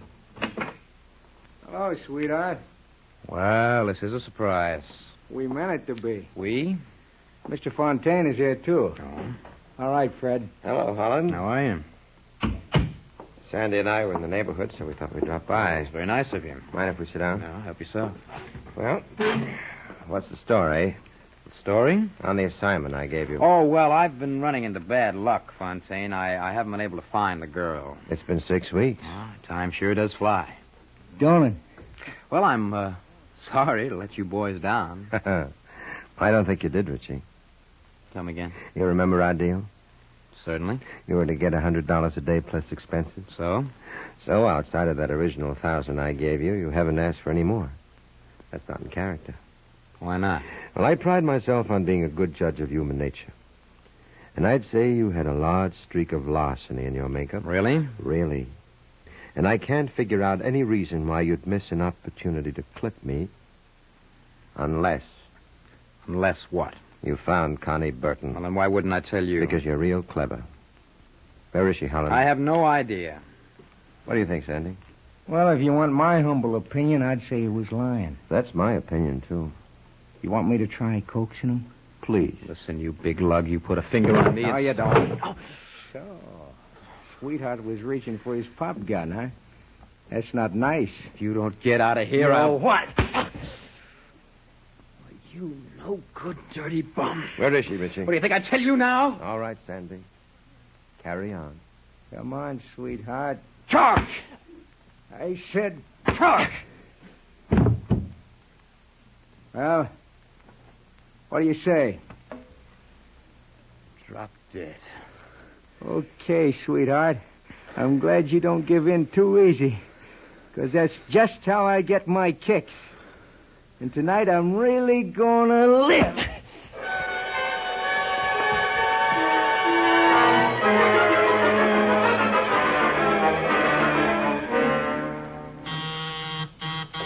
Just a second.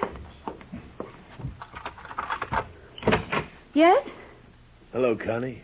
Who are you? That's a very good question. But in the final analysis, who is anybody? Are you crazy? You're too literal-minded. Me? I'm a philosopher. Did you ever read Nietzsche or Schopenhauer? Listen, you. Should. Oh, isn't that silly? How are you going to find the time? What's the idea of the gun? I wish you wouldn't take this personally, Connie. Believe me, I got nothing against you. Who are you? Well, if you've got to call me something, try Harry. I don't know you. Does anybody know anybody else? It's hard enough to know yourself. As Spengler once wrote... Who put you up to this? Oh, now, you're not listening to me, Connie. You're like all the Who put rest. you up to this? See, you're obsessed with your own petty problems. But if you analyze any problem, the solution is perfectly simple. In your case, a mere tightening of the finger. No! See how simple it was? Now you can sleep, Connie. Your problems are over.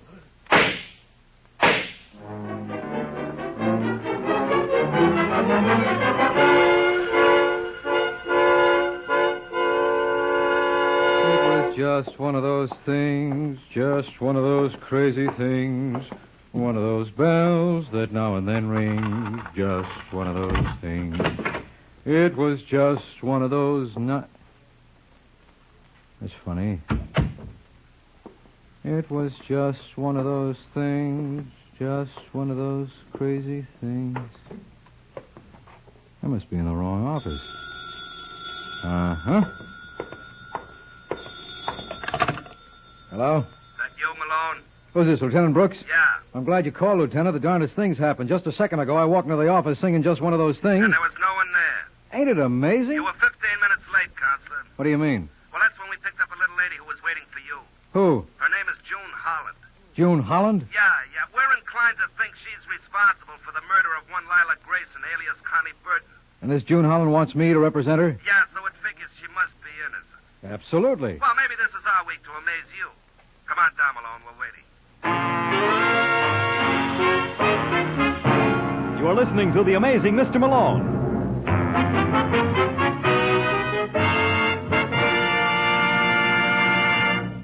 It's the Silver Jubilee on NBC. Here's a special program note on NBC's lineup of top adventure shows. This Sunday evening, 4 outstanding mystery features are yours over NBC, starting with Tom Conway as the debonair gentleman adventurer Simon Templar, alias the Saint.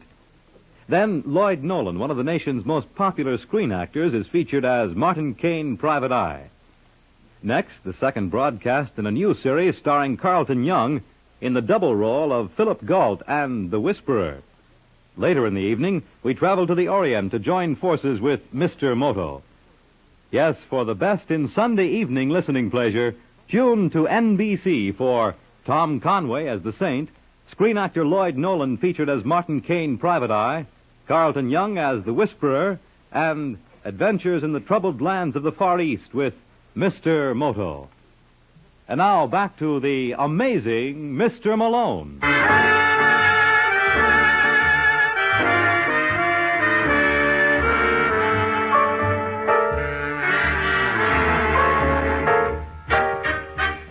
And that's where I got into the act. 2 hours and 47 minutes after the murder of Connie Burton, I was down at headquarters. As I walked over from my office, I made an interesting discovery. The path from my door leading to the Homicide Bureau was an inch lower than the adjacent territory. I was in a rut. Well, as I live and breathe. That's what amazes me, Lieutenant. What? Why you live and breathe. Oh, that's a splendid one. Where's my client? Oh, wouldn't you care to pass a few pleasantries with me? Where's June Holland? Oh, I guess I don't have it for you anymore. Sussman. Did someone mention my name? Mr. Malone would like to see his client. His slightest wish is my command. Have you boys ever considered radio as a career? Well, we're working on an act, but we're stuck for a name. Why'd you call it the Bob Hope Show? Oh, you heard that somewhere. And shut off that teletype. Well, as long as you ask so nicely. Where is he? Right here, Mrs. Holland. Are you Malone? Don't answer that, Counselor. It might tend to incriminate and degrade you. Don't mind him, Mrs. Holland. His mother was frightened by the Happiness Boys. Sit down. Thank you. What do you know about this Connie Burton? Nothing. Absolutely nothing. I suppose you didn't know that your husband was running around with it. It's a lie. It was just business with Richie. He was hired to find her. What do you mean he was hired to find her? He's a private detective. What do you got to say to that, Lieutenant? Oh, it was hardly business. You see, her husband was seeing this Connie for over a month. Right after they met, he made her move from the Beverly to the Marvin. That's not true. Then why were you around the Beverly checking on her? Because I was just trying to help Richie. Despite the fact that he moved out on you 4 weeks ago? Well, I didn't kill her.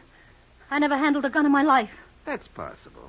Well, you mean she hired a torpedo for the job? Yeah. You got a line on him? Give us time. Meanwhile, you expect my client to sit here. If you have no objection. I've got 100, but I don't think they'll do me any good. Well, sit tight, Mrs. Holland. I'll get you dispossessed as soon as I can.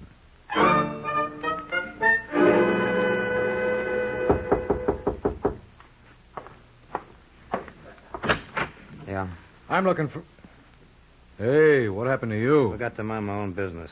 Oh. Maybe a moral on that for you. I can't see where. You Richie Holland? What if I am? I'm glad to know you. My name's John J. Malone. Well? I'm representing your wife. What for? Didn't you know the cops are holding her for murder? What are you mumbling about? A girl named Connie Burton was knocked off tonight. What did you say? Hey, easy, fella. You're ruining the drape. I asked you something, Malone. Obviously, the police haven't been here yet. What did you say about Connie? She was murdered. Then I must have told him. You must have told who what? None of your business. Where is she? Your wife? No, Connie. Well, just where you might expect. I gotta see her. Now, wait a minute, Holland. Your wife is in a spot. The police think she was behind the kill. Crazy. I know who did it. Who? Never mind. Handle this my own way. They call your way murder. Is that what they call it? The last I heard. Well, you shouldn't complain. You may get another case out of this yet. See what you can do for us on a family rate.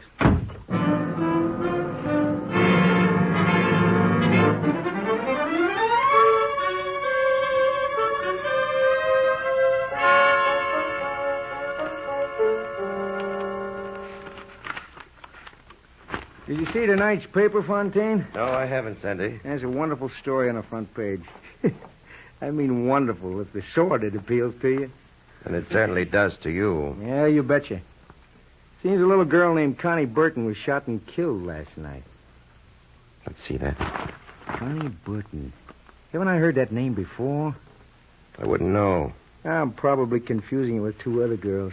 Anyway, they're holding the wife of a private dick named Richie Holland for the murder. This may come as a shock to you, Sandy, but I know how to read. Well, I didn't want you to strain yourself. Seems this June Holland was just... Who's that? Get behind the door. I got you. Just a moment. Hello, Fontaine. All I can say, Holland, is your recuperative powers must be tremendous. They are. Sandy will be awfully disappointed in himself. What can I do for you? I just wanted to check something. Did I tell you where to find Connie before I passed out? What do you think? I'm asking the questions now. Well, put away that gun, Richie. Might give people wrong ideas. Yeah, who, for example? For example, me. What? No, as you were, sweetheart. Just drop the cannon. Would you be kind enough to dispose of that, Mr. Fontaine? Gladly. Hey, you made a field goal. Now, listen, you guys. Take it easy, sweetheart. We'll get back to you.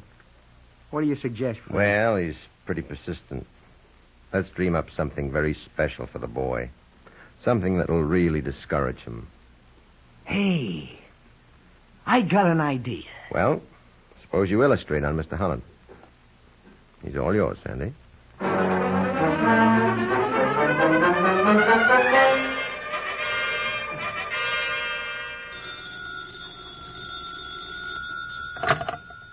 Hello? Well, let me talk to John J. Malone. You're mumbling, boy. Speak up. I want to talk to John J. Malone. Who is this? It's Richie Holland. You sound like you had another accident. Listen, Malone. I'll tell you who killed Connie. Who? A couple of boys named Fred Fontaine, Sandy Oppenheim. You must be mistaken. I tell you, they killed her. Hired me to find her. And when I wouldn't spill, they beat it out of me. What do they want with her? I don't know. She came here from Boston a year ago, and then... Hello, Holland. Holland. Amazing. Simply amazing the way that man recuperates. I must be losing my touch. I figured he'd be out for at least another couple hours. Is it all right with you girls if I hang up now? Why, of course, Mr. Malone. You followed instructions beautifully. He thought you were responsible for Connie's murder. The man's obviously a psychopath. Now, look, Malone, I've got a proposition for you. Let's hear it. We'll cut you in for 10%. How much does that mean in dollars and cents? Don't you know long division? Never even heard of her. You know something, Fred? I think we're wasting our time. I don't think he knows anything about Connie. I'm inclined to agree with you, Sandy. I'm sorry if we inconvenienced you, Mr. Malone. Now, wait a minute, boys. You can't walk off like that. He's right, Fred. I forgot something. Thanks for reminding me, sweetheart. I'm much obliged.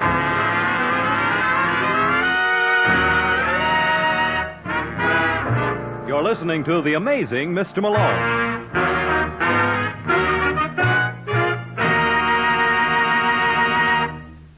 Independence Day last Wednesday was celebrated as a day of rededication to the principles upon which our country was founded. Each of us can play a part in this year of rededication to the principles of our founding fathers by taking several important steps. The success of the activity will depend on, first, a more active participation by citizens in the affairs of the nation, state, and community. Second, an increased awareness of our individual rights and liberties. Third, an augmented pride in America's past and its accomplishments. And fourth, a wider recognition of the importance of making this country an example to the world of the strength and effectiveness of our own form of government. And now, back to the amazing Mr. Malone.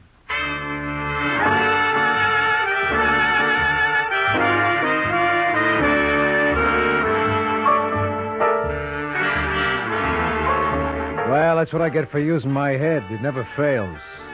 And after Sandy threw me that kiss, I took off for Cloud 16. It's lovely up there this time of the year. There are 20 beautiful maidens for every man, and I'm the only man allowed. And then someone went and yanked my cloud from under me. All right, Malone. Time to wake up. Mm. Come on. Uh-huh. Oh, I wish I had my camera here. I'd love to have a picture of this. Oh. What happened? Well, you tell me. You were here. I'm not so sure. Ow.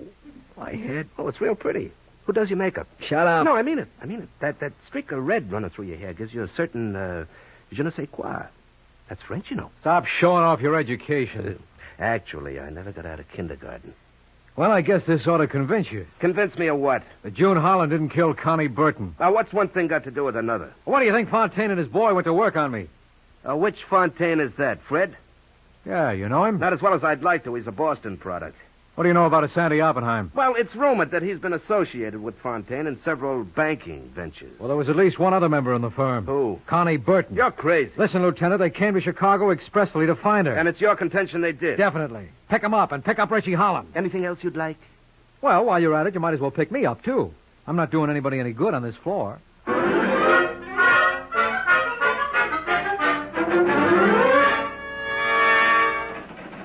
Hey, sweetheart.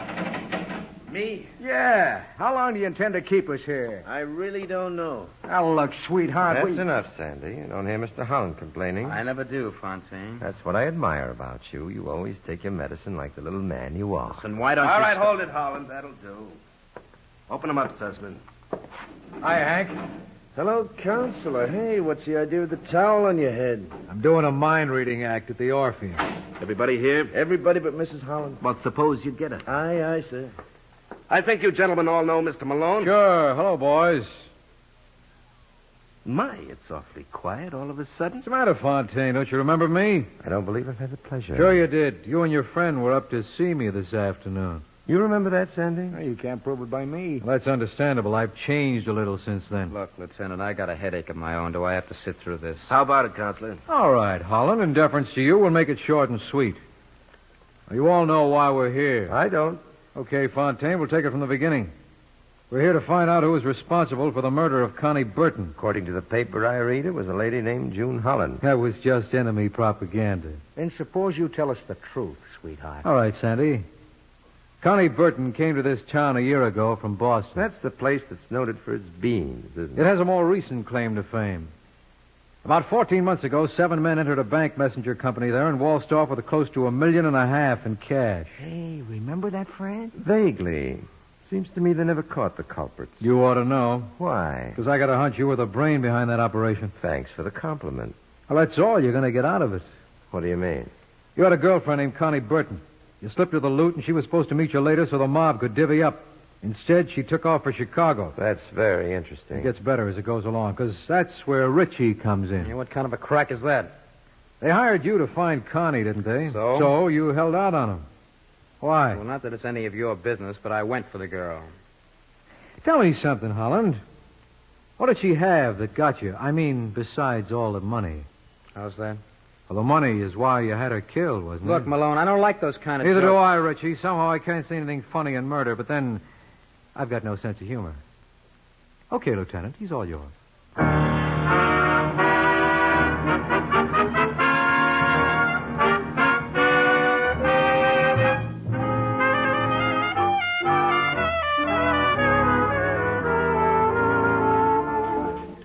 All right, Malone, you've played with that coffee long enough. Let's have it. You mean we have to go through this same routine again? Why should this night be different from all other nights? Well, it's perfectly simple, Lieutenant. Richie Holland killed Connie. He was the one who hired that torpedo. Oh? How do you know? They told you where to find the boy, didn't he? Yeah, it was a guy named Harold Sherman, a philosopher-type fella. Yeah, but tell me something, Malone. Why did Holland go back to look up Fontaine? Well, that was just an act. He thought that way he'd remove suspicion from himself, and he did. How's for a little proof? Well, who else knew where to find Connie? How about your client, Mrs. Holland? Nope. Remember, Richie moved Connie from the Beverly right after he met her. Now, what about Fontaine and Sandy? Holland never told them. He pretended to pass out. As soon as they left, he called his friend Harold and gave him his orders. Fontaine never would have killed her. Well, why not? You claim she double-crossed him with that loot. Sure. That's why they had to keep her alive if they wanted to recover it. What makes you think they didn't? Because they came to me later with an offer of a split. They thought you had all that dough? Uh-huh. But you're sure Holland got it. Well, doesn't he admit it now? No. You mean you haven't recovered that $1.5 million? And it looks like we never will. What's the matter with that, Holland? Doesn't he know you can't take it with you? You know, I told him that. You know what he said? What? If he can't take it with him, he ain't going. Let me talk to him, Lieutenant. Oh, no. Oh, no. Because you're just amazing enough to figure out how we could manage it. Good night, Malone.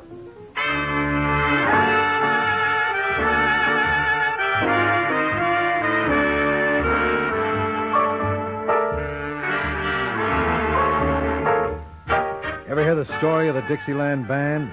The boy on trumpet was especially good. He got hot at a party one night and blasted himself clear out of this world. Yeah, he was dynamite. I'll tell you all about him next week, so why not pick me up at my office at the same time? I'll be waiting for you. Good night. George Petrie was starred as John J. Malone, with Larry Haynes as Lieutenant Brooks. Our program is written by Eugene Wang and directed by Richard Lewis. The Amazing Mr. Malone is based on a famous character created by Craig Rice and produced by Bernard L. Schubert. The events and characters in the story were entirely fictional, and any resemblance to persons living or dead is entirely coincidental. Fred Collins speaking. The Amazing Mr. Malone has come to you from New York.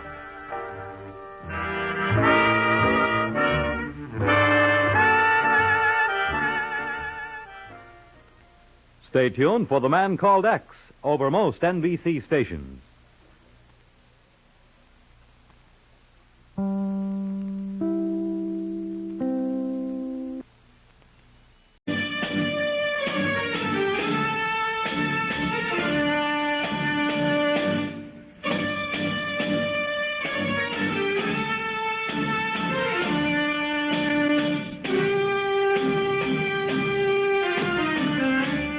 In a narrow street off Istanbul's Grand Bazaar, not far from the Mosque Valid Sultan, stands the Cafe Tambourine, run by a man named Jordan. The Cafe Tambourine, clouded with the smoke of Oriental tobaccos, crowded with humanity, alive with the babble of many languages.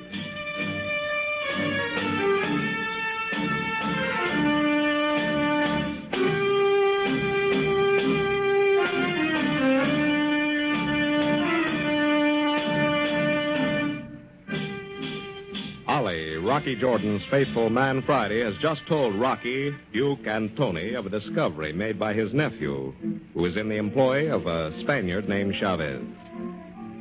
At the home of Chavez, many strange things have been happening. Many trunks, boxes, and crates have arrived. Many strange men and women with Spanish, Swedish, and Swiss names, but with the accents of Central Europe, pass through the home of Chavez. Ollie's nephew reports that the boxes which arrive, labeled merchandise, contain money, gold, precious stones, art objects, things of great value, which are hidden in the basement. Rocky, intrigued by the possibilities of profit in this information, shows interest in further investigation. His theory is that Mr. Chavez has established a station for escaping Nazi war criminals. When the others leave, Rocky drifts down into the cafe. And when he sees an old acquaintance, an international crook rejoicing in the name of Triflis, he walks over to his table and says, "Hello, Triflis. How's tricks?" Rocky, my friend. Sit down. Sit down. Yeah, thanks. I haven't seen you for some time. Where you been? Oh, I have been away. I'm making arrangements to enter a new business, Rocky. I am now engaged in that business. No kidding. Mm-hmm. Anything legal enough to talk about? Oh, Rocky. I'm afraid not. But a fine occupation. Very remunerative and no risk. Sounds good. Making any money? Rocky, you wouldn't believe it. Such money I have never seen. I think perhaps you would be interested. Sounds very possible. What's the deal? It is not within the law, Rocky. Go on. It is an operation which helps many people, people who are in danger. Sounds better all the time. How about a breakdown on it? I cannot talk here, Rocky. Tomorrow, perhaps, in your office. I need a partner, Rocky. Okay. Tomorrow at noon. Be there. I shall be there, Rocky. It's a deal. Well, so long, Triflis. Till tomorrow, then.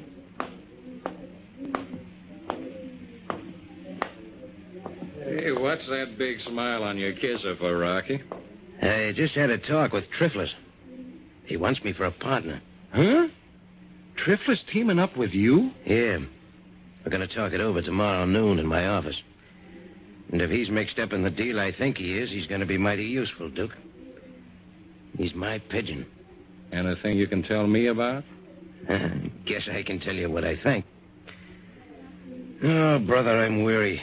Let's sit down over here and have a beer before we turn in, shall we? Sounds good to me.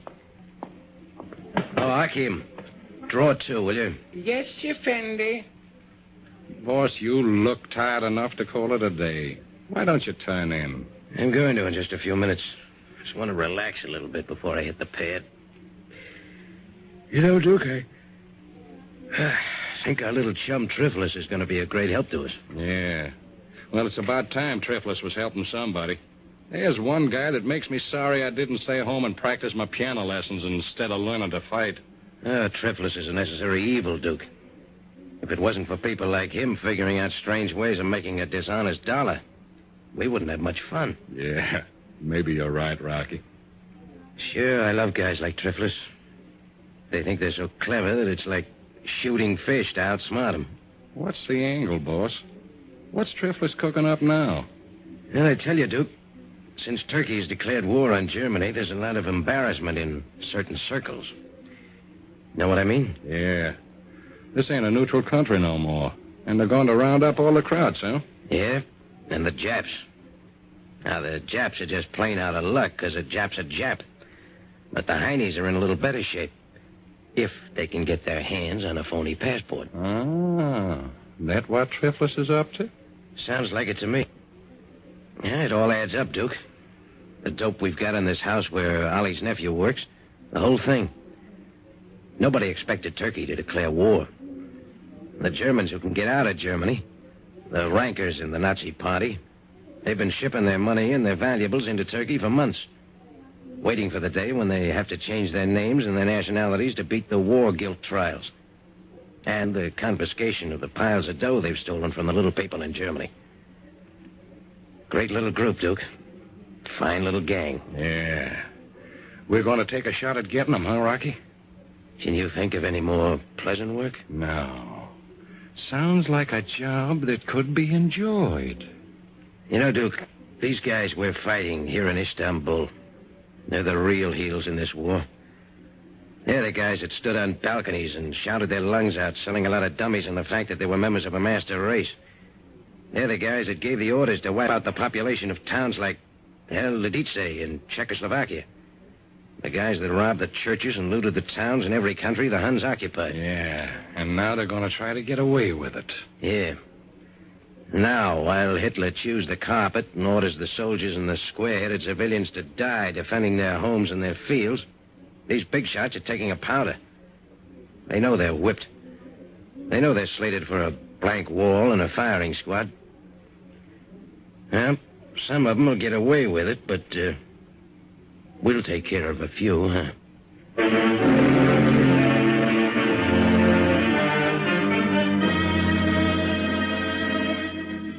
The next morning, Rocky Jordan awakens with a feeling that something unusual is going to happen to him this day.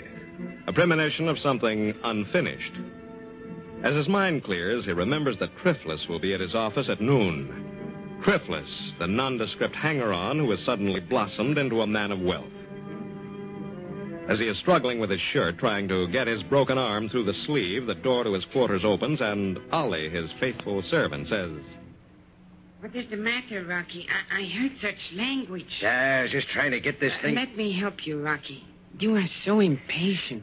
A great big boy like me having to be dressed. Rocky, you cannot get that arm through your sleeve with the bandages on it. It's too big. Yeah, we'll slip the sleeve then. Yes, Rocky, I will.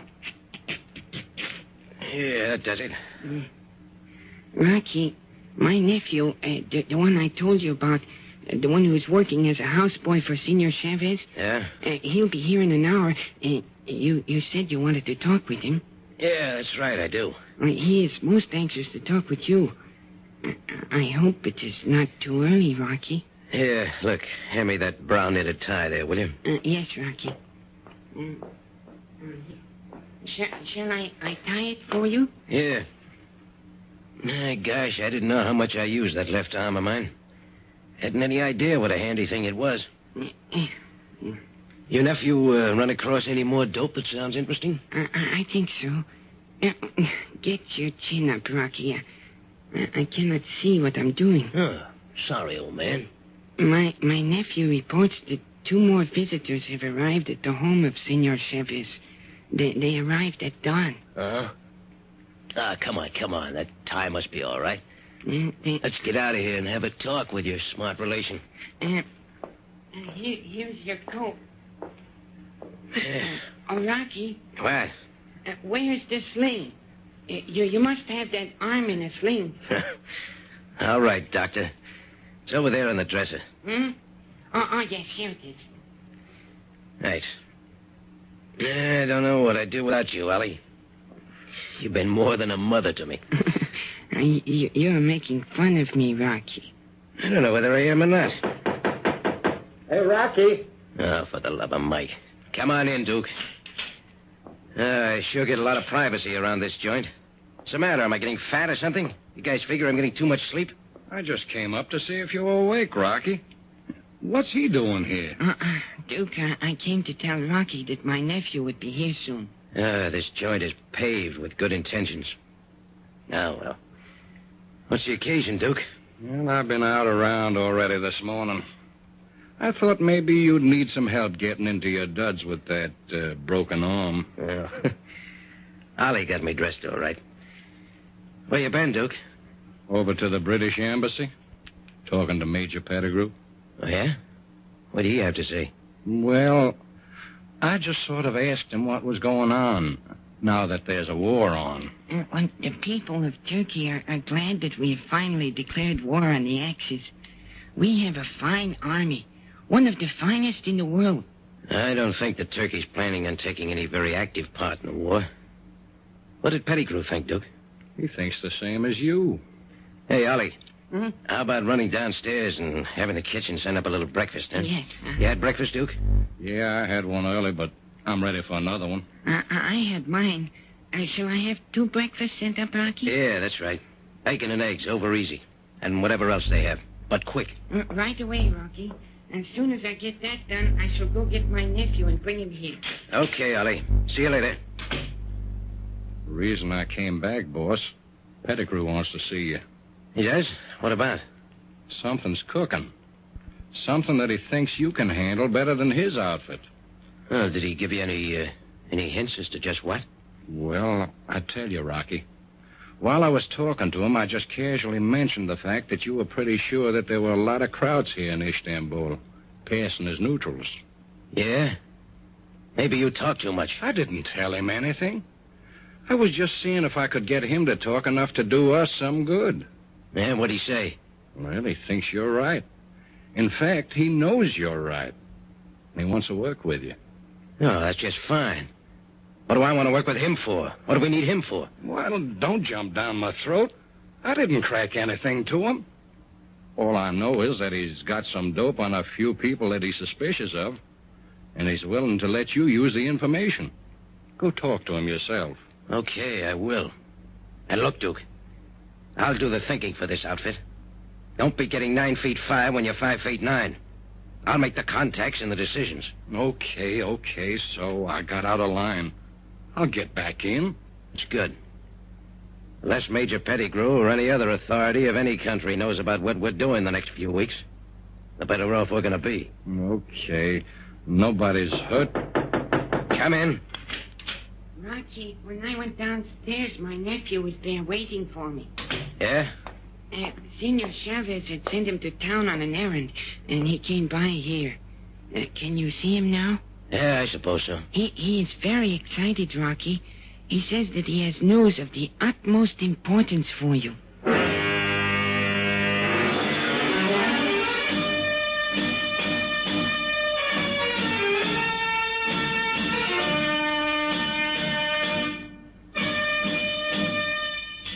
These are exciting days in Istanbul and at the Café Tambourine.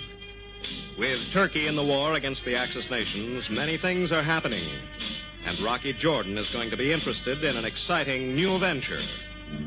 Don't miss tomorrow's dramatic episode of A Man Named Jordan.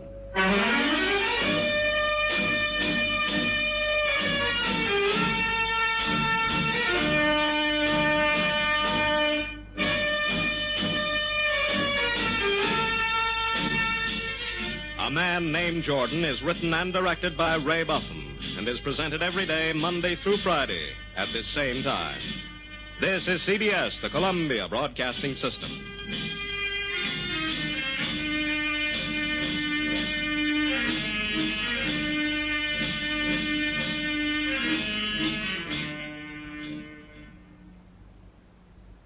Now, Roma Wines present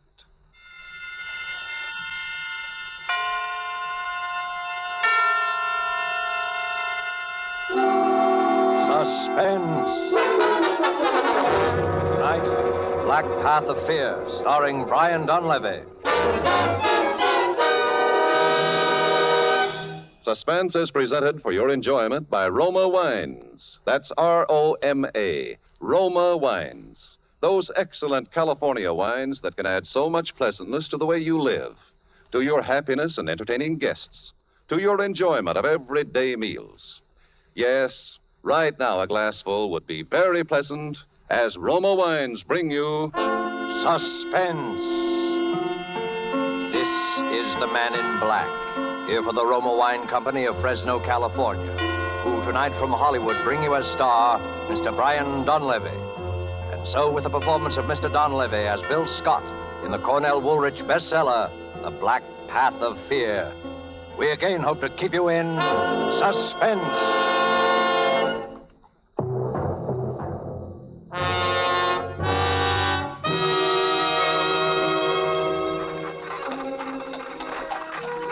It was our first day in Havana. We'd taken a hack, an open horse-drawn carriage, and spent the afternoon driving around to see the sights. She was always crazy about jade. So in Chinatown, we stopped in a little curiosity shop the driver steered us to. We bought a few gadgets there and started back towards the main part of the town.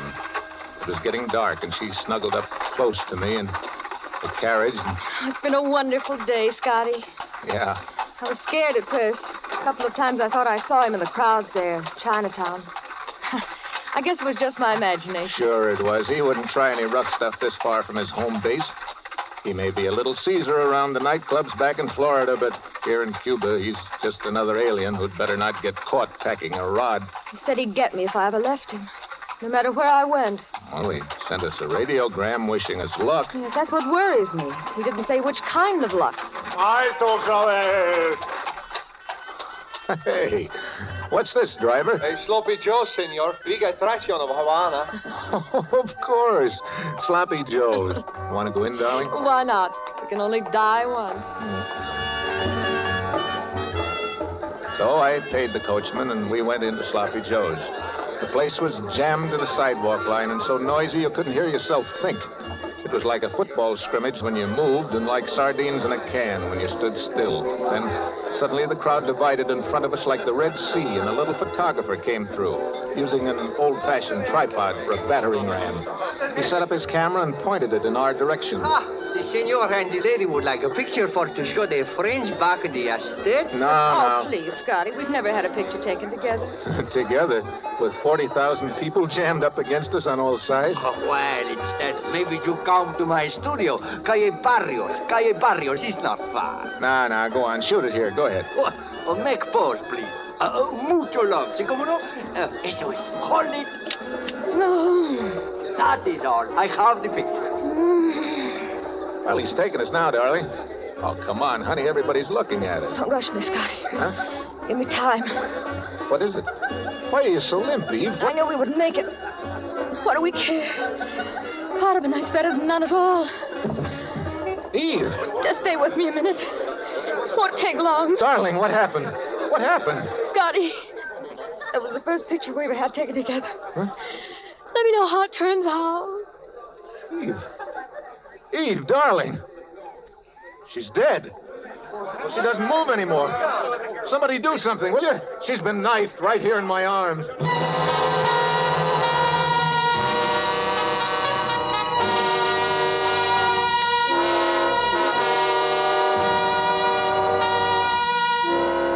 murder in Sloppy Joe's. Murder that is to start a man twisting and turning down the black path of fear. Brian Donlevy is our star this evening. You have heard him in the prologue to tonight's tale of Suspense.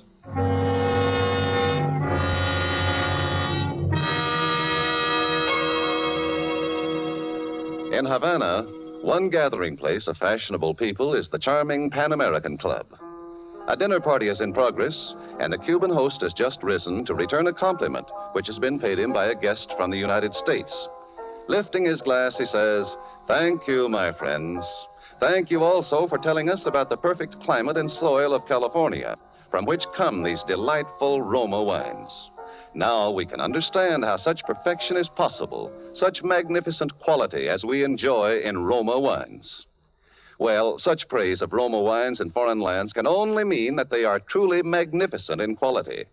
But remember, you here in the United States can enjoy these distinguished wines at remarkably low cost, only pennies a glass.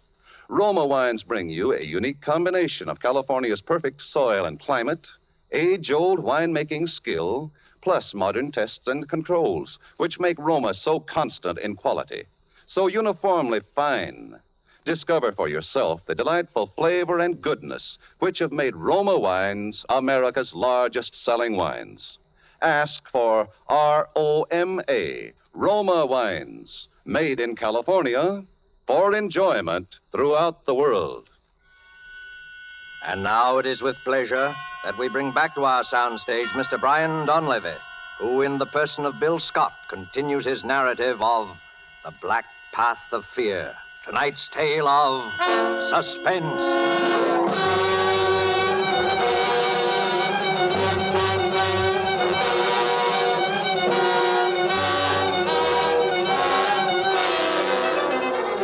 Havana is a fast town for anything. Love, life, and death, too. A minute ago, I'd been half of a honeymoon couple getting their first picture snapped by a little Cuban photographer in Sloppy Joe's. Now, I was alone with a corpse in an empty saloon.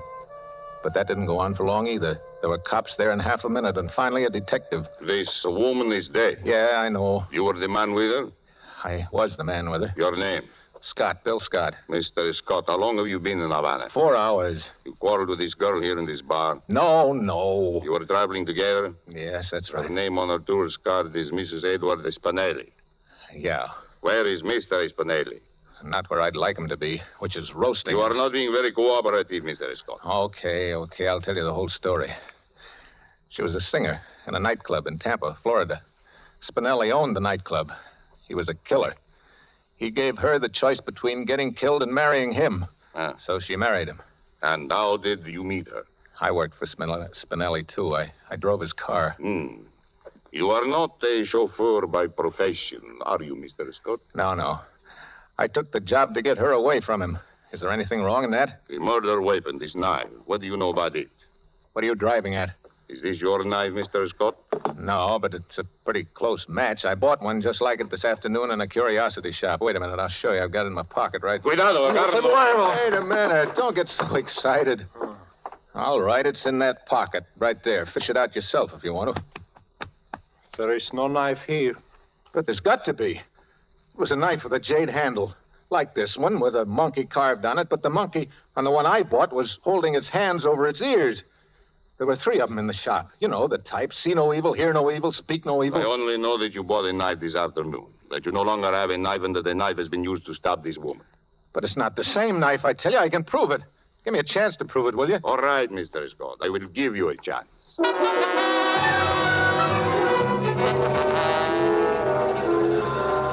So we went back to the shop where I'd bought the knife, back to Chinatown. Inspector Acosta, that was the Cuban detective's name, questioned the old duck who sold it to me. You remember this man buying something in here this afternoon, Viejo? Yes. Gentleman buy knife, ornamental knife. Knife with jade handle. Describe the jade handle.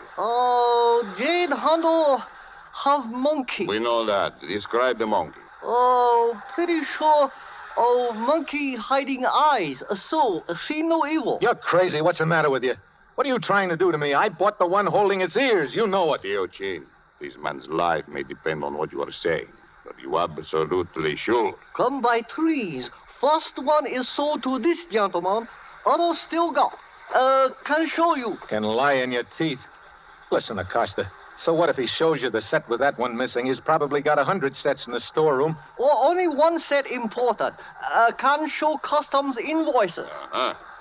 How did this man and this woman act when they came into the shop? Oh, really act scared. Very scared. I told you, she was afraid Spinelli was going to have her bumped off.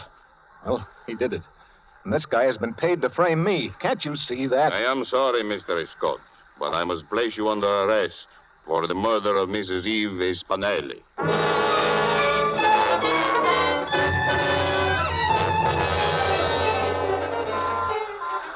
As we threaded our way back through Chinatown in the police car, I thought the whole thing over. I came to a decision. The car fitted in the narrow lane like a cork in a bottle. If it should come to a halt in front of the door of a building... And finally it did. Just that. I bolted. They came after me fast. The door I ducked into opened into a pitch-black hallway. I groped around till I found a flight of stairs, and I started climbing. Up, Raccoon! Go ahead and shoot! I ducked back in the shadows, turned the knob of the nearest door, and tossed my hat over at the foot of the roof ladder to make it look as if I'd lost it while climbing. I backed through the door into a room.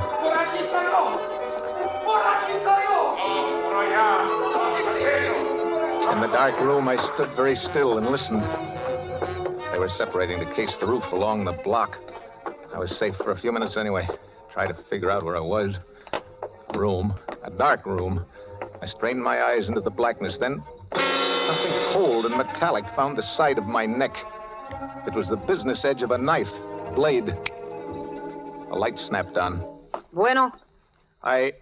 No hablo español. No te muevas. Oh, take it easy, will you? I can't talk your language. Put that knife down, will you? Te quiero estar aquí. Polizei. Verstehen? Understand? Comprende? Look, out there on the stairs, I don't know how to say it. Polizia. They're after me. Cops. Cops? Why didn't you say so before? I hate cops. Oh, you talk English? I ought to have been in enough of your jails to take out naturalization papers. Hey, get over here. I do what I can for you. They're coming back. I better get out of here. Don't be a fool. There's 20 of them down in the street now.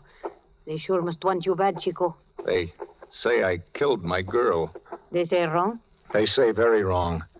Another man took her away from you? No. I took her away from another man. Then any fool of a policeman knows you did not kill her. You never killed what does not belong to you. Only what does. You tell them that. Oh, here comes Payday. Quickly, get into the cot there. Cover yourself up. What? But... Do as I tell you. Take off that shirt. Don't stop for the buttons. Tear it off. Well... Now then, face the wall. Wait a minute. What are you doing? Keep perfectly still. Don't rub against the covers. Now, don't move. Dispense, señor. ¿Ha visto usted un hombre alto, macizo americano? No he visto a nadie. ¿Quién es ese? Mi hombre, mi marido. Llamémoslo. Está muy enfermo. Vuela. ¿Vuela? Sí, vuela. Ve a la cuarentena. Es verdad, Viorella, vámonos. Dispense, señor. Buenas noches. Buenas noches. What was all that about? Shh. What are all these red spots on me? I put them there with lipstick. Huh? I told the cops you were my husband. You have smallpox. And they believed it? Why not? I showed them the quarantine sign on the door. Manolito, that was my man. He died of smallpox in this room. Huh? Oh, do not be alarmed. It has been disinfected. Oh.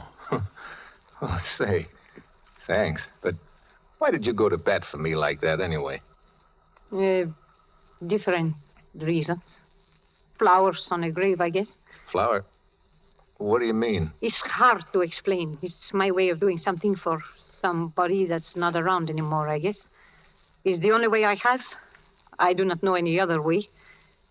You see, I know what it is to lose someone you love, too. Just like you. Manolito? He got smallpox in jail. Then he come back here to me to die. What is your name, Guapo? Bill Scott. It's Scott? No, Scott with an S. It's too hard to say.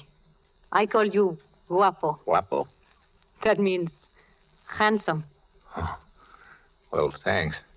What'll I call you? Around this neighborhood, they call me Medianoche. Media... It means midnight. Try it that way. Okay, midnight. They call me that because now I always hang around late by myself since he's gone. Well, midnight, I don't know what to say to you except thanks. De nada. Flowers on a grave. Yeah. Well, I guess I'd better get going. What do you want to throw away all my hard work for? Hmm? They spot you at the next corner. Well, I can't hang around here for the rest of the night. What's the matter with it here? You know, if I could only get hold of that photographer. Photographer? Yeah, there was a photographer in Sloppy Joe's. He was snapping a picture of us just when it happened. Oh, you think maybe in this picture is the man who killed your sweetheart? Yeah, I'm pretty sure of it. Think, Guapo. What do you remember about this photographer? Oh, yes, just a typical cheap photographer of tourists. Wait a minute. He said something about having a studio somewhere near Sloppy's. Calle Barrios? That's it, Calle Barrios. Look, do you know this guy? Sailors go there with the girls to get their pictures taken. His name is Pepe Campos. I've got to get that picture, Midnight. I'll have to risk it. Un momentito. I first get you some other clothes. Huh? Here. I think this fit you. What? Where? Manolito was one big sailor. And now listen. I tell you how to get from here over to the Calle Barrios, so maybe the police don't see you. You go down to the mouth of the alley. You turn to the right. That is this hand here. Just a few steps from there.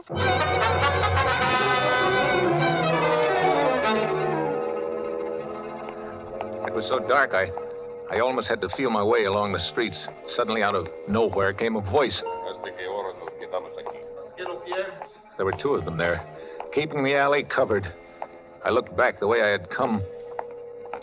Someone was coming toward me through the blackness. I waited there, paralyzed. ¿Qué tal, marinero? What? Are you lonesome? Yeah. Yeah. Hey, you want a drink, sister? Well, look, walk close to me like this. Huh? No, lean up closer. Get your face up under mine, honey. That's it. Give me a little more affection. That's the stuff. Now, look. Walk down this way with me, just past the corner. You said it, big boy. You said it. What do you want to drink, honey? You said it. That's good. Here's the turn. Goodbye, sister. Shipskit! Shipskit! Te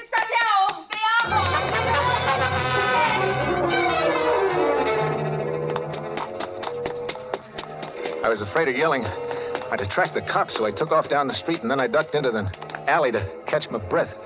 I looked up. There was a sign on the shop. Campos Retratos y Fotografías. At first, I didn't get it. Then, all of a sudden, I knew. I was there. I opened the door and walked in. Senor? Look, you took a picture this evening of me and a lady in Sloppy Joe's. I want that picture. No me recuerdo. I do not recall, senor. Now, look, there was trouble right afterwards. You know, a lot of noise, remember? Oh, si. I remember. I am just developing the pictures I have taken today. Come with me. This is my dark room. The very latest equipment. Kodak. Yeah, but where's that picture? Oh, right here. In the bath. Oh. Yeah. It's beginning to come through. Si. Yeah. Yeah, that's us. Oh, someone leans over the lady's shoulder, no? Yeah. Yeah, let's have some more light on the subject, will you? This is someone you know, senor? Yeah. It's someone I know, all right. His name is... Never mind the name, Scotty. I'll introduce myself. Spinelli. Stand over against the wall, Scotty. You too. Well, I'm glad you found this picture, Scotty. I was kind of nervous about having a thing like this floating around. You can understand my feelings. You surprised me, Spinelli. I didn't think you even had the guts to stab a woman in the back without your gorillas around to protect you. Don't make me angry, Scotty. I'm in a bad mood. I didn't know you were smart like you are either, Spinelli. I apologize. You know, that was a cute trick, hiring a cab driver to steer us into that shop in Chinatown, but what I still can't figure out is how you switched those knives. I didn't. I still have the knife you bought. I frisked it out of your pocket. Now I'm going to give it back to you. Would you like to see it first? There. It's pretty, ain't it? Eve always had an eye for jades. This is definitely the best of the three. It's a pity to spoil such a pretty knife, but the revolver, it makes too much noise. Yeah, I think I'll use the knife on you, too. I like things symmetrical. Like Romeo and Juliet, ain't it? What's that? Don't move, Scotty. Waffle. Waffle, are you in here? His sweetheart not dead an hour, and already he has another. Midnight. Get out of here, quick. This man is a killer. Oh, I'm not afraid of you, big boy. Keep away from me and don't try any funny business. Oh, my hombre, he was just like you. He talk very mean. But he don't hurt me. Not one little bit. I don't only talk big, sister. I got a job to do here. I'll talk to you when I shut your boyfriend's trap for good. My boyfriend? Ha, are you kidding? Go ahead, finish him off. He took a powder on me. I come after him only to collect. On the cuff, huh? Oh, Scotty, you ought to be ashamed of yourself. On the cuff. Hey, you are rich, huh? You got big diamonds. Say, I like you, mister. Stop mooching around. Midnight, I tell you, this guy's a killer. Watch out. Ah, shut up. Say, huh? How about it, big boy? Come on. Stick around, baby. I can use talent like yours. Kiss me, big boy. Later. Now. All right, yell very loud. Hey, Make big trouble. You're pretty hot stuff, ain't you? You don't know the half of it, big boy, huh? Come here. Now, Bravo! Now, your chance. Grab the gun. You dirty little stool pigeon. Shut up, Spinelli. I've got the gun now. Scotty, I was only throwing a scare into you. Why, I would have knocked you off right away if that's what I meant to do, wouldn't I? What's it worth to you to stay alive, Spinelli? Scotty, $100,000 in the bank right here in Havana. Just let me go over that table there. Check the bearer, no strings. Spinelli, I want Eve back again. 200,000. Chicago account thrown in. 250,000. That's $250,000, Scotty. I want Eve. You can't bring the dead to life, Scotty, but you can be rich. Kill me and you get nothing but a murder rap. The picture don't show me sticking the knife in her. The knife don't mean anything. Chin and the driver never talk. You're just fixing up a nice murder rap for yourself, Scotty. Shut up. Stand over under the lights, Spinelli. Huh? I don't want to miss. Scotty. Don't do it, Scotty. Scotty. Ah!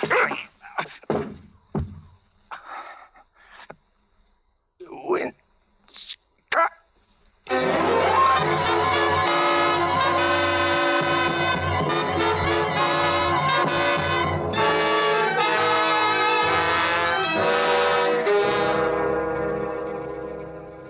So, that's the story, Inspector.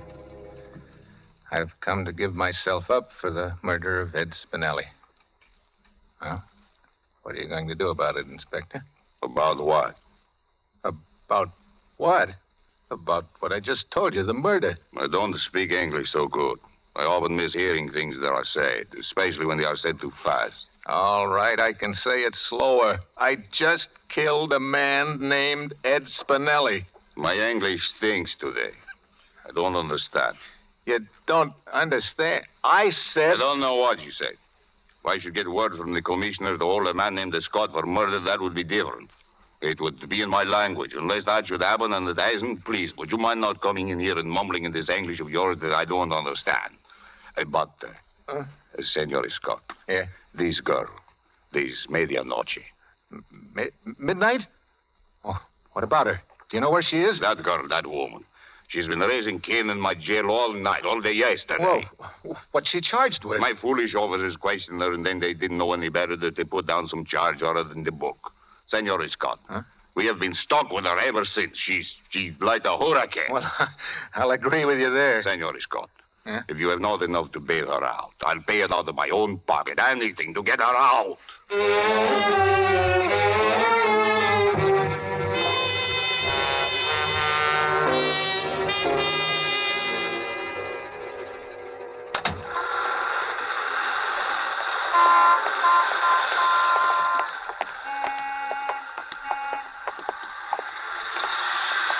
Well, midnight.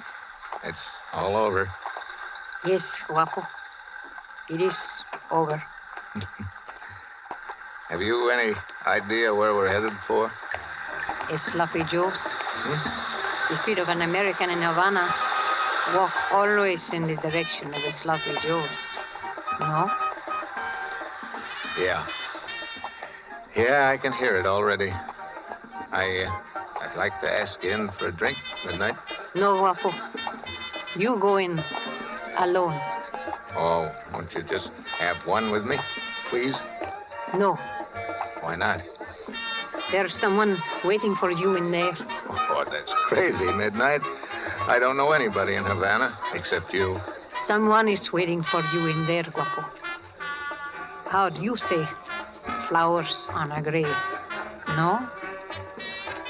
Flowers on a grave. And Sloppy Joe's? Love makes any place beautiful. Even a Sloppy Joe's. Go on, Guapo.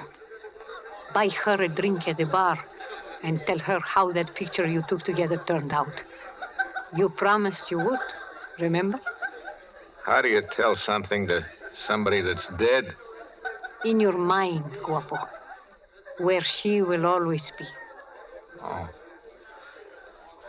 I'll try and tell her, midnight. I'll tell her about you, too. No, she will be jealous. Oh, no, not when I tell her. Oh, you do not know women, Guapo. Well, maybe not. Well, Adios, Guapo. Goodbye, midnight.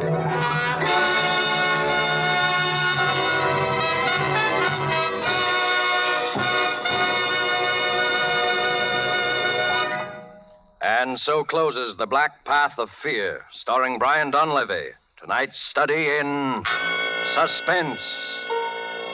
Suspense is produced and directed by William Spear. Have you discovered the secret of lovers of fine food? Namely, how good wine makes even the simplest, most inexpensive meals really exciting events? Well, the next time you serve any of the red meats, stews, fish, or poultry, place on the table a well-chilled bottle of Roma California table wine. Delicious sauterne, hearty burgundy, or tasty claret. You will be amazed at how much Roma wine, in bringing out all the appetizing goodness of even the simplest foods, adds to the pleasure of the meal. How it makes even a simple meal a feast. And remember, Roma wines cost you only pennies a glassful. So any home can afford the pleasure they give to everyday living. Ask for ROMA, Roma Wines, America's largest selling wines, made in California for enjoyment throughout the world. This is Brian Donlevy. Our government has asked us to bring to the attention of women listeners a very important message. In spite of our wonderful victories on all the fighting fronts, we must remember that the war is by no means over or nearly over. Hundreds of thousands of women must get into war work this year. You are desperately needed, both because you are admirably fitted for these jobs and because you represent the only adequate source of labor to replace the men in the armed forces and in the heavy war industries. Go to the United States Employment Service office and ask for information about the kinds of full-time or part-time jobs for which you are best suited. Brian Donlevy will soon be seen in the starring role of Metro-Goldwyn-Mayer's Technicolor production, An American Romance. Next Thursday, same time, Olivia de Havilland and Reginald Gardner will be your stars of Suspense. Presented by Roma Wines, ROMA, made in California for enjoyment throughout the world.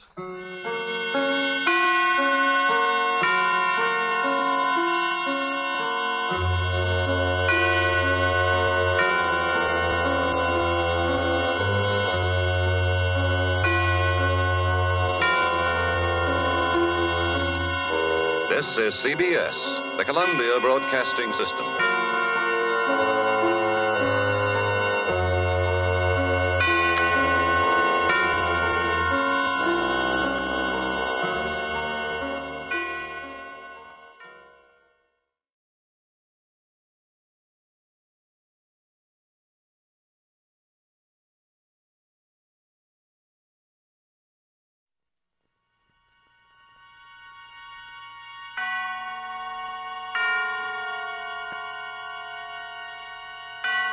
Now, Autolite and its 60,000 dealers and service stations present Suspense.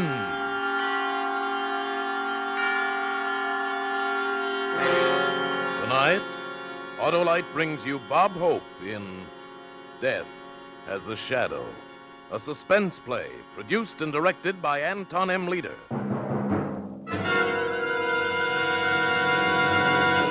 Friends, those April showers that bring May flowers have nothing on an Autolite Stay Full battery. Why, the extra water in an Autolite Stay Full battery makes those April showers look like a drought in the Gobi Desert. Why, an Autolite Stay Full battery needs water only 3 times a year in normal car use. Yes, sir, an Autolite Stay Full battery needs water only 3 times a year in normal car use. And in addition, an Autolite Stay Full battery has extra plates for extra power, protected by fiberglass insulation for stronger life and longer life. Why, in recent tests conducted according to the Society of Automotive Engineers life cycle standards, Autolite Stay Full batteries gave 70% longer average life than batteries without all these features. So remember, you're right with Autolite. And now, Autolite presents Bob Hope in a tale well calculated to keep you in suspense.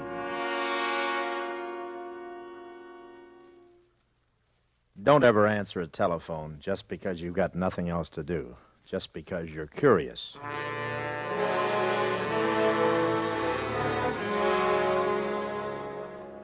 I was sitting in my big red leather swivel chair, my feet on the largest mahogany desk money could buy, a bottle of the best scotch balanced between my special custom-built shoes.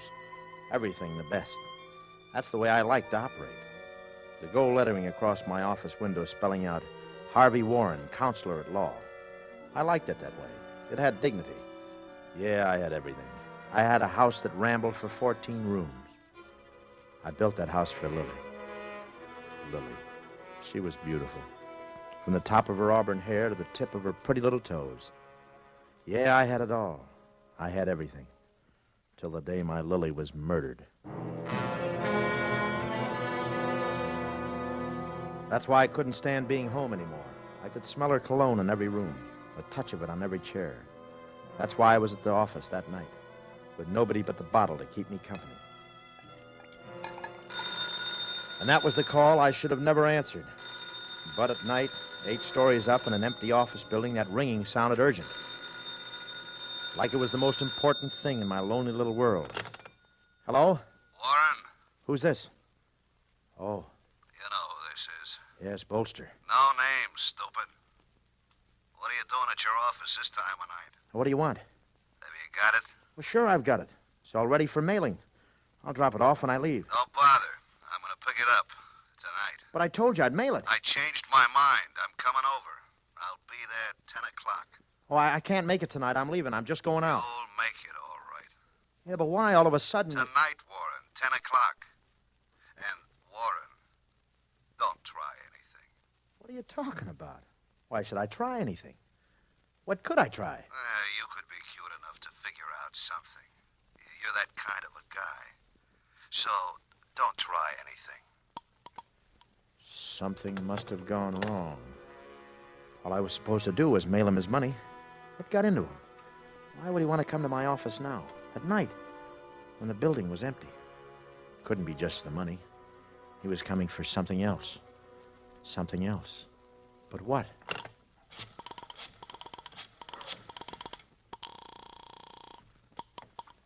Police Department, Johnson. Get me homicide. Now, hold on. He wants homicide, extension 458. Hello? Homicide? This is Homicide. Is Joe there? Lieutenant Joe Scarponi? Who's calling? Harvey Warren.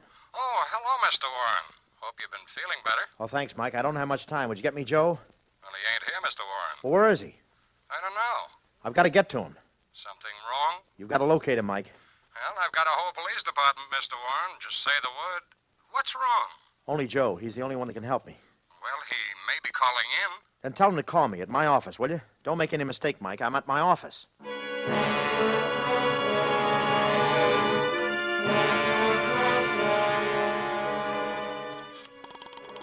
couldn't get it out of my mind. What had made Bolster switch like that? What had gone wrong? He must have figured it out and was coming over for just one thing. To kill me. Lion Apartments. Lieutenant Joe Scarponi, please. One moment.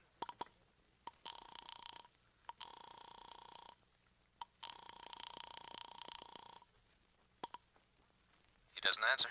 Well, where can I reach him? He must have left some kind of a message. Oh, I'm sorry, sir. He hasn't been in all evening. Well, tell him to call Harvey Warren. Yes, Mr. Warren. At my office, understand?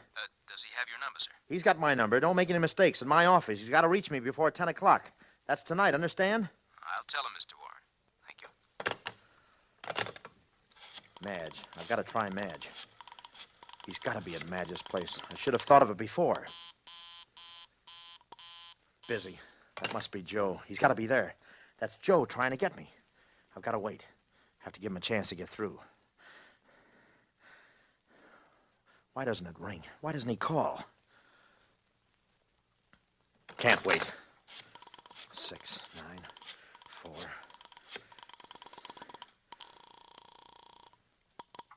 Hello? Madge, baby? Oh, hello, Warren. What's this sudden devotion? Oh, Madge, let me talk to Joe, and don't tell me he's not there. Well, of course he's not here, Warren. What's the matter with you? Madge, I got to find him. Well, I am expecting him. When? Soon. Don't give me double talk, Madge. When? We've got a date, 10 o'clock. 10 o'clock. That's too late, Madge. What's the matter, Warren? Where can I reach him? Where can I find Joe? Well, did you try his hotel? He's not there. Well, call homicide. He's nowhere, Madge. What's wrong, Warren? There's no time to explain. Help me find him, please. I'll do what I can. At my office. Don't forget it. My office. Before 10. I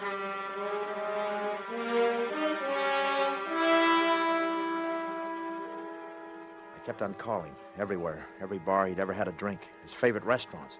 Even the Turkish bath where he played handball and got his rub down. Joe was nowhere. I looked at my watch. It said 9:31. The clock on the wall showed 9:35. Now I wasn't even sure of the time. I couldn't afford to be wrong about the time. At the tone, the time will be 9:35 and 10 seconds. The clock on the wall was right. There wasn't much time. Even if I get a hold of Joe, it'd be too late. My mind was starting to play tricks, starting to tie my insides up in 100 little knots. Suppose Bolster got here early. Suppose he got here before 10 and no Joe. I got up in a panic. My shirt was soaked wet to my back. I could run, yeah. I could get away while there was still time. But then Bolster would really know something was wrong. Maybe he wasn't going to kill me. Maybe he was just coming for his money. I had to get rid of the hysteria. Had to get a hold of myself. No use playing guessing games. I opened the door. I was going to leave. I wasn't going to be a sitting duck for a guy like Bolster. At that time of night, just one elevator was in use. It was directly opposite my office door. The indicator over the door flashed numbers when the car was running. I went to press the button to signal for the nightman. Before I could press it, the car started up. Somebody was coming up. I wanted to run. I didn't know where. I was on the top floor. My eyes went to the ceiling. Down the end of the hallway, there was a spiral ladder that led into a trap up through the ceiling. It must have been the opening of the roof. I started to run for it. I stopped. Silly. When all the time there was a stairway going down. I ran for the exit sign and ducked into the stairway. Down one flight, and I smacked right into it. A steel gate spread like an accordion across the bottom landing. The gate they always fasten in place at 9 o'clock. Trapped. I was trapped. And then I just stood there. Everything quiet. What happened to the elevator? Then I heard the door open. Downstairs, right below. It didn't come up to the 8th. It was the nightman letting off the cleaning woman. I walked back up the steps. The light on the indicator showed the 5th floor. Then the indicator started flashing again. It was going down. Now was my time to signal the nightman while he was still in the car. Before I had a chance, the telephone began to ring. It was coming from my office. Keep ringing, Joe. I'm coming. Just don't stop ringing. Hello. Hello, Joe. Oh, ain't this glad 707? That's right. Are you calling Well, for... give me Sammy. Who? I want to talk to Sammy. Oh, right number, girlie. Wrong party. I looked at the clock. It was no use. Too late. Even if he did call, I started to go. I saw the bottle on the table. I had to take another drink. I felt a little better. Now I had to get out. Hello? Hello. It's me again. Look, girlie, there's no Sammy at this number. I know, but you sounded kind of lonely. I'm lonely, too. Forget it, will you? Don't tie up my phone, understand? Sure, I know. You waiting for a call, too? Get off my number. I don't want this phone tied up. Sure, I understand, but just in case, why don't you take my... I started to go and wasn't going to stop. Not for anything. Then I realized it might be too late. Suppose he was on his way up. Suppose he was watching the entrance. Why did that girl call back? What did she want? Then I knew it was a trick. A typical hoodlum trick. Bolster was using that girl to check up on me. Playing at cat and mouse. His way of holding me to the phone. Making sure while he was on his way up. A trick. 20 minutes to 10. The clock kept staring at me. The minute hand beating its way around the circle. 20 minutes to 10. That girl again checking up on me. Who did Bolster think he was kidding? He knew I had to answer that phone. Hello. Warren? Joe, you don't know how I've been trying to get you all night. Yeah, I know. Your line's been busy. Oh, come right over, Joe. What's the matter? There's no time to talk. Just get here. Oh, well, I got a date, Warren. It's on my only night off. You know how Madge is. Joe, this is a matter of life and death. Whose life? My life. Oh, well, I'll be right there. Before 10, Joe. It's got to be before 10.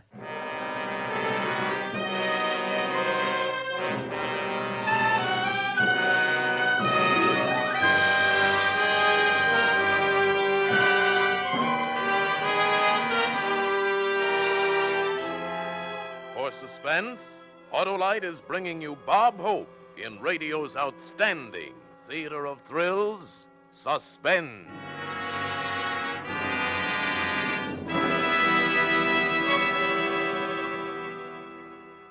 Hello there, Harlow. Say, what happened to your face? Lose an argument with a revolving door? No, Hap. I was at a big community picnic. Oh, sat in the sun too long, huh? No, I sat at the speaker's table. In fact, that's how... Well, it was like this. There was an audience, so I jumped up and said... An Autolite Stay Full battery needs water only 3 times a year in normal car use. Why, as a matter of fact, I did. I said that dandy, dynamic, dependable Autolite Stay Full battery has a camel hanging on the ropes back in a corner when it comes to capacity. Yes, sir, an Autolite Stay Full battery needs water only 3 times a year in normal car use. But, Harlow, your face... I told him an Autolite Stay Full battery has extra plates protected by fiberglass insulation for longer life and stronger life. You said this during the picnic supper? Not only that, I told him in addition how in recent tests conducted according to the Society of Automotive Engineers life cycle standards, Autolite Stay Full batteries gave 70%, yes, 70% longer average life than batteries without all these features. And when I got through, do you know, Hap, they crowned me with a garland of leaves. Yeah, but that doesn't explain about your face. Oh, I huh? forgot to mention the leaves were poison ivy. Oh, and I forgot to mention, here's suspense. And now, Autolite brings back to our Hollywood soundstage Bob Hope as Warren in Death Has a Shadow. A tale well calculated to keep you in suspense.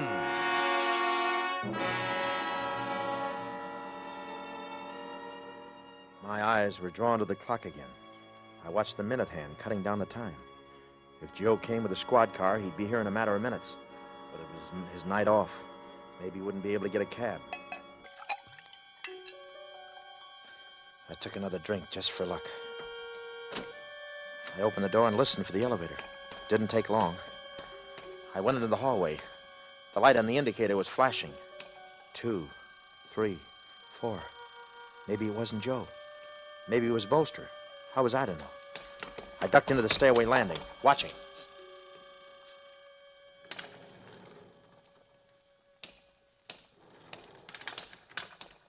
Joe! What?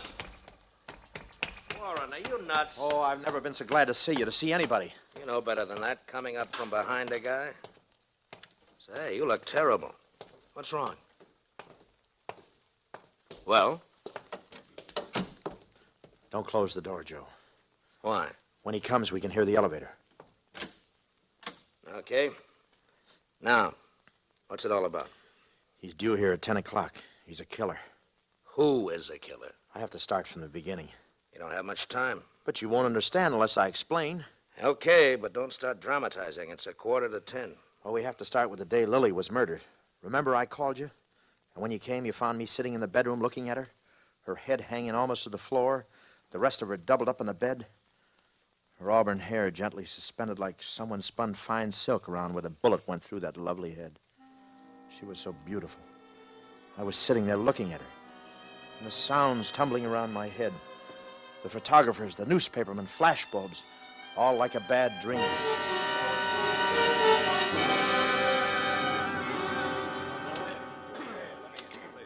Look, can't you take the hair away from her face? I'll cut your head off if you touch that body. Let's see the gun.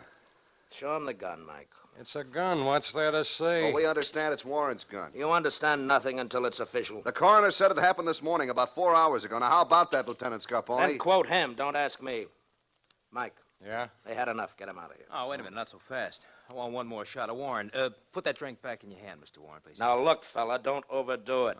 This is no private affair, Lieutenant Scarponi. Why don't you lay off? Well, put the drink back in his hand. Take it the way he is and get out. We'd like to do it the way it happened. He had a drink in his hand. It wouldn't look so good, Lieutenant, if the paper said you were covering up for a lifelong friend. Mike, get him out of here. Now, wait a minute. Wait a minute.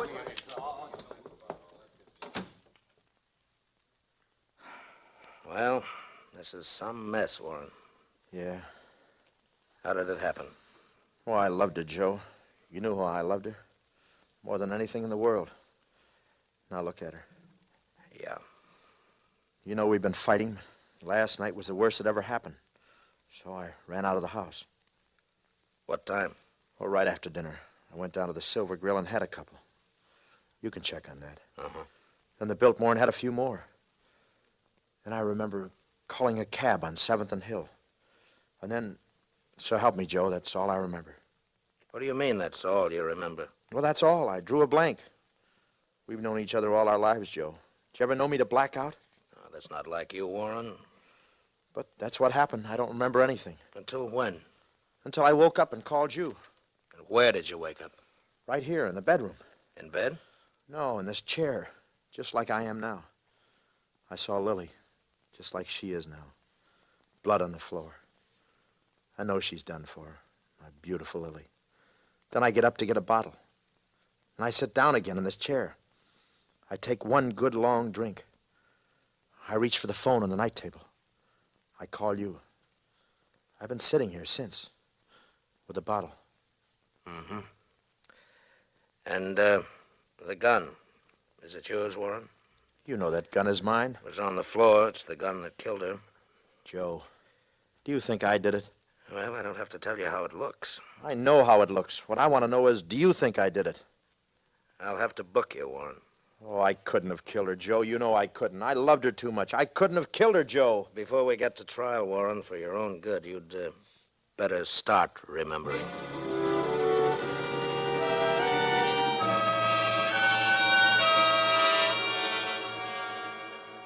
Seems like a long time ago, Joe. I just couldn't remember what I'd been doing there in the bedroom after Lily was murdered. Couldn't even remember how I got there. Look, 2 minutes ago, you were scared to death. You were trying to reach me every place in town. Well, I'm here. Do you remember that day in the courtroom? What's that got to do with the killer who's on his way up here? Quite a bit, Joe. That's what I'm coming to.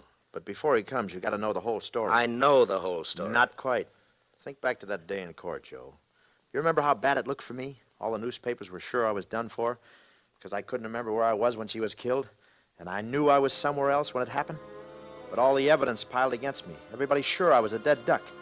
You and Madge in court at my side, and the prosecuting attorney pressing the jury for the full penalty. And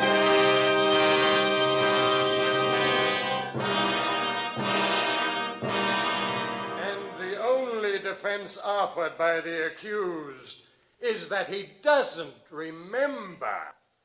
He pleads not guilty, claiming temporary insanity. Forgetfulness as so conveniently happening to the accused cannot be construed as insanity. The state must therefore ask that the full penalty according to the law... Madge. Here, get me some water. Hey, pass out. The poor man, he just couldn't take it there. This court will keep order. Order! You all right now, Warren? You feel better? Joe, I didn't do it. Yeah, sure. Joe, I remember now. I remember. I didn't do it. I was out of town when it happened. I was out of town.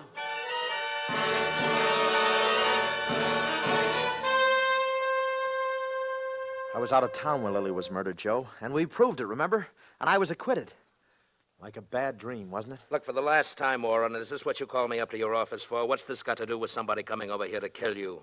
Yeah, like a bad dream. Okay, Warren, I've got a date with Madge. Oh, no, Joe, you got a date with the killer. Then who is the killer? I'll never forget that day they acquitted me. I walked out of court a free man. I know you weren't guilty. Your alibi proved you weren't guilty. I know all that. Yes, Joe, but you don't know. I was guilty. What did you say? I was guilty. Oh, you're losing your mind, Warren. You're nuts. If I'm nuts, what does that make you? Makes sense, Warren. Lily thought I was nuts, too. Smart little woman. Thinking she could make a sucker out of me. She was going to leave me. Take half of all I had. That's what she thought. How did you kill Lily that morning when you were in Glendale? I know you were in Glendale because your alibi proved it. It was Lily who gave me the idea how to do it. You know how beautiful she was? Every Thursday, the maid's day off, she stayed in bed, slept the clock around, taking care of her looks. I began figuring. Lily all day alone. Lily in bed. All I had to do was hire somebody to kill her while I was out of town. Then the guy coming up here... That's right, is the killer. A 3-time loser and very tough. I gave him my gun to do it with, and that's all there was to it. He's the man you want, Joe. He's on his way up here to kill me. Instead of doing that, you'll arrest him and clear your books on the Lily case. So, this is why it was so important for me to get here, huh? Well, you have to admit it was neat, getting myself pinched, faking the blackout, stacking the evidence against myself, and forcing you to bring me to trial. I never had a blackout in my life, but it got me off. Great law, that double jeopardy. Puts you on the spot, though, doesn't it, Joe? You know I'm guilty, but there's nothing you can do about it. The law says I can't be tried twice for the same crime. You see, Joe, I happen to be one of those lawyers who knows his law. Yeah. You've always been at the head of the class. Never worked too hard to get there. Just by looking over the next guy's shoulder and using him was the smart way, huh? Yeah, Kitty, very neat. I knew you'd be a good sport about it. Maybe I'm just another dumb cop to you. Well, I don't like anybody making a sucker out of me. Especially a guy who's supposed to be my good friend. Where you going? You got a date with this killer who's due here any minute. Well, I got a date with my girl. Good night, Warren. We're both gonna keep our dates. Well, Joe, what are you trying to do? You're a cop. You've got to pick him up. He's a killer, Joe. I can pick him up after 10 o'clock, can't I? Oh, you can't leave me, Joe. You can't leave me here alone. I don't like your company. Oh, he's going to kill me, Joe. He's going to kill you. Now, why should he do that to a guy who pays so well for what he buys? Well, I'm the only one who knows he fired that gun. Are you gentlemen all through for the night? Yeah, I'm all through. He's going to stay. I'm going down. Well, step in. Stay where you are, Warren. You can't leave me. Let go of my arm. Joe! Close the door, mister. I said close the door. Joe, he's going to kill me. Joe. Hello, Warren. What? Bolster. It was Bolster standing there and leering at me. Joe, he's here! Joe! Shut up. Now, don't do that again. Well, where did you come from? Well, you don't think I'd ever use a front door, do you? They build these places with fire escapes, you know. Now, into your office. I started walking. I had to do something. Him right behind. Then I made a break for it, into the office. Then I saw the butt of his gun smash through the window. And then Bolster's hand reached through and unlocked the door.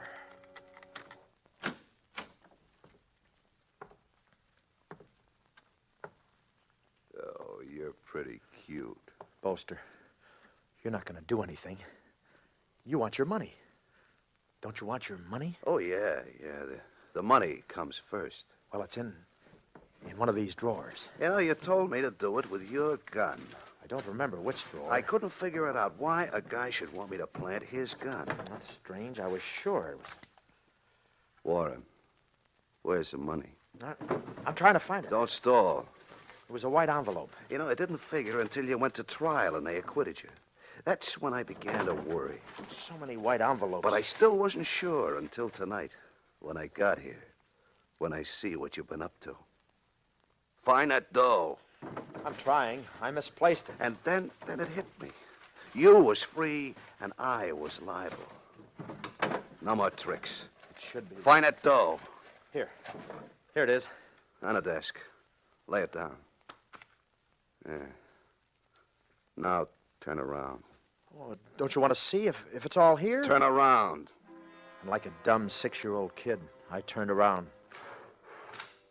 Oh! It was the funniest sensation. Hearing the shot. Feeling the panic. But nothing happened. I turned around. Bolster's eyes started to roll. His mouth open like he had something to say. And then he dropped. No,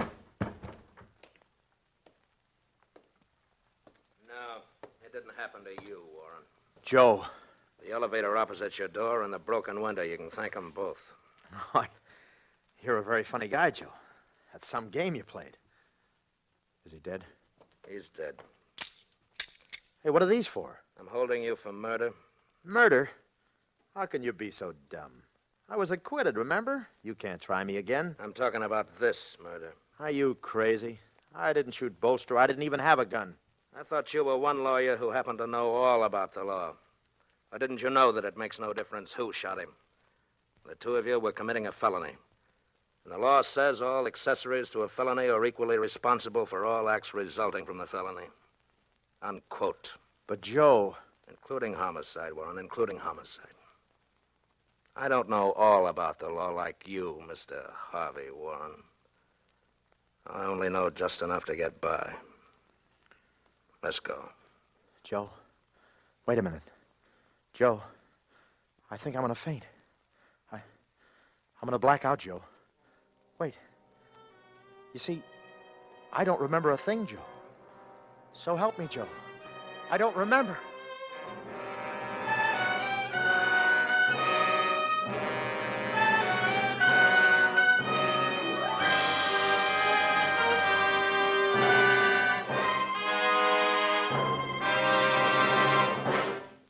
Thank you, Bob Hope, for a splendid performance. And thanks for the memories. Suspensefully you sat while I have been at bat. And now it's time to talk about our product, and that's that. Skinny Wilcox, you sing, too. Well, I Swan. I know you do, Bob. Every Tuesday night for Swan Soap. On Thursdays, I Autolite. I've run into a comic. Wilcox, you know, I was in Toledo recently and was given an Autolite Stay Full battery. Now I see why you've got a right to sing. Bob, I'm always singing the praises of Autolite Stay Full batteries, and for that matter, any of the more than 400 products for cars, trucks, airplanes, and boats that are made in 28 Autolite plants from coast to coast. Yes, sir, and Autolite also makes complete electrical systems for many makes of America's finest cars. Batteries, spark plugs, generators, starting motors, coils, distributors. All engineered to fit together perfectly, work together perfectly, because they're a perfect team. So, folks, don't accept electrical parts that are supposed to be as good. Ask for and insist on Autolite, original factory parts, at your neighborhood service station, car dealer, garage, or repair shop. Remember, you're always right with Autolite.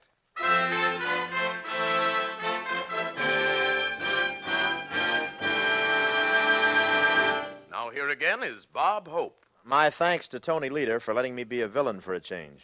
And now, as a graduate of suspense, I'll be more interested than ever to hear radio's outstanding Theater of Thrills next week, when that lovely Academy Award winner, Claire Trevor, returns to play in a story called The Light Switch, another gripping study in suspense. Bob Hope will soon be seen in the Paramount picture Sorrowful Jones. Tonight's suspense play was written by Joe Pagano, with music composed by Lucien Moraweck and conducted by Lud Gluskin. The entire production was under the direction of Anton M. Leader. In the coming weeks, Suspense will present such stars as James Stewart, Joan Crawford, Frederick March, and many others. So make it a point to listen each Thursday to Suspense, radio's outstanding Theater of Thrills. And next Thursday, same time here, Claire Trevor in The Light Switch. You can buy Autolite Stay Full batteries, Autolite resistor spark plugs, Autolite electrical parts at your neighborhood Autolite dealers. Switch to Autolite. Good night. This is CBS, the Columbia Broadcasting System.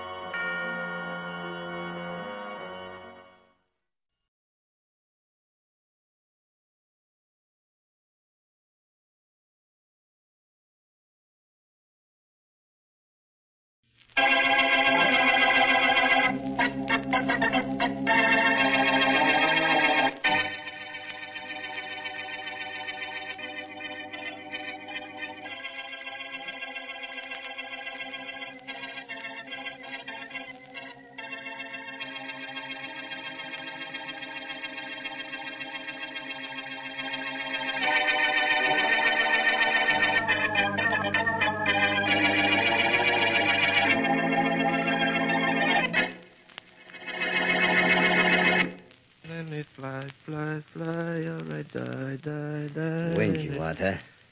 Then what are you going to do? Hop over these walls, Jackie? Why not, Joe? You fly over them, all right. When you die. Oh, I don't know. It ain't too tough to break out of a place. I've been steadying up on it. Let me fly, So go fly, but stop that singing. Being in jail is tough enough without having to listen to that. You won't have to listen to it too long. I'm getting out of here. Me and my pals, Jockey, Danny, and Bolo. Oh, you all got together and talked it over, huh? No, we ain't talked it over. We ain't talked to each other since we're here. Something we decided on before. Oh, you decided on it? Yeah, we did. You guys are in here for good, and the warden's seeing to it. That's why he's kept the four of you apart. Won't let you talk to each other, eat together, work together, nothing. I know, but still we're busting out together. How? If you ain't talk to each other, how'll you get together? We'll all get the signal, and nobody will know where we're getting it. It'll tell us where the break is and how and when. It'll come from the outside. Fat chance. You got to get together and make plans before you make a break. No, we don't. We'll get the signal without talking to each other or even seeing each other. I'll send you a postcard from the outside, Joe. Let me fly, fly, fly. All right, die. Right now, I wouldn't mind letting you. Not one bit.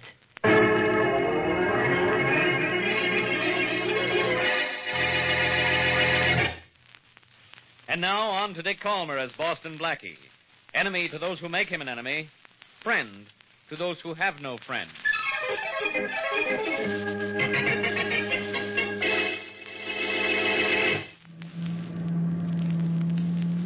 You guys wanted to live just inside the city limits, huh? Well, we just this minute crossed the city line. You can let us out at the corner, Mac. Okay. Say, you fellas heard about that prison break, didn't you? Who hasn't heard about it? 4 members of the Bolo gang broke out all at once, I hear. Yep, that's right. Nobody knows how they got out together either. Yeah, I'm gonna read up on it sometime. I hear it was tricky. Yeah, it sure was. Well, here's the corner. Sure you don't want me to take you guys all the way into town? No, thanks, Mac. Thanks for the lift, though. Oh, glad to oblige. Jackie, wait a minute. I got an idea. An idea? Yeah, and this guy's got something we can use. Hey, Bolo, what you slug him for? For this truck. Come on, help me pull him out and dump him in the road. Okay. All right. Yeah. Oh, it's a big one, huh? Get him out. All right, I'm trying. What? Get a little beef behind it, will you? Push him. Okay. Yeah. We'll just leave him. Yeah. And now what, Bolo? Now we not only got past the cops at the city limits, but we got a truck to take us straight to the other guys. Yeah, and when we get to them, what else? We get to work. What else?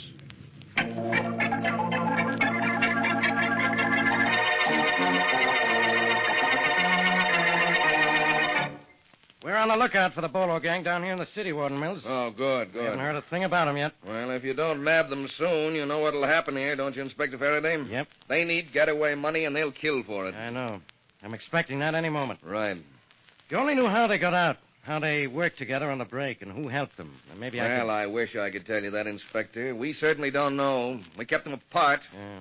We know they didn't see each other, signal each other, talk to each other, or get their plans by mail. Yeah, but they must have gotten together to arrange the time of the break. No, they couldn't. Guarantee that. Not one word or sign or message got to those 4 men while they were in prison. Not one word. Well, I still don't see how they... Come in. Hello, Faraday. Oh, no, not you, Blackie. How'd you get into my office? How'd the Bolo gang break out of jail? Hello, Warden Mills. Oh, Boston Blackie, hello. Faraday, take a tip from Warden Mills and be glad to see me. I'll never be glad to see you, as long as you can see back. You'd rather I had a lily on my chest instead of an idea in my head? Oh, no. Faraday, I want in on this case. I have a personal interest in it. You can deposit that interest someplace else. Can I bank on that? Blackie, you sent one of the men in the Bolo gang to prison, didn't you? Yes, Jackie Mayer. And I don't want him running around loose because I might end up in a tight spot. Yes, I can see that. I think if I can grab Jackie, I can grab the whole lot of them. Oh, you think so, do you? Yes, I know. Well, I don't think they're going to work together. No? They worked together on the prison break, didn't they? Well, not exactly, Blackie. They broke out together, but we don't know how they got together to set the time and place. We kept them apart in prison. Didn't let them communicate in any way. Then how did they set the time and place for the break? Oh, we don't know. All we know is they'll need money to stay out of jail. We expect them to try for it at any time. Somebody hid guns for them in a refuse truck so they could hold up the guards. But how did the gang know when and where the track would be? Yes, I know it sounds fantastic, Blackie, but it really has us baffled. They communicated with each other without a word or sign, huh? That's right. Well, all I can say is that is a signal achievement. Fly,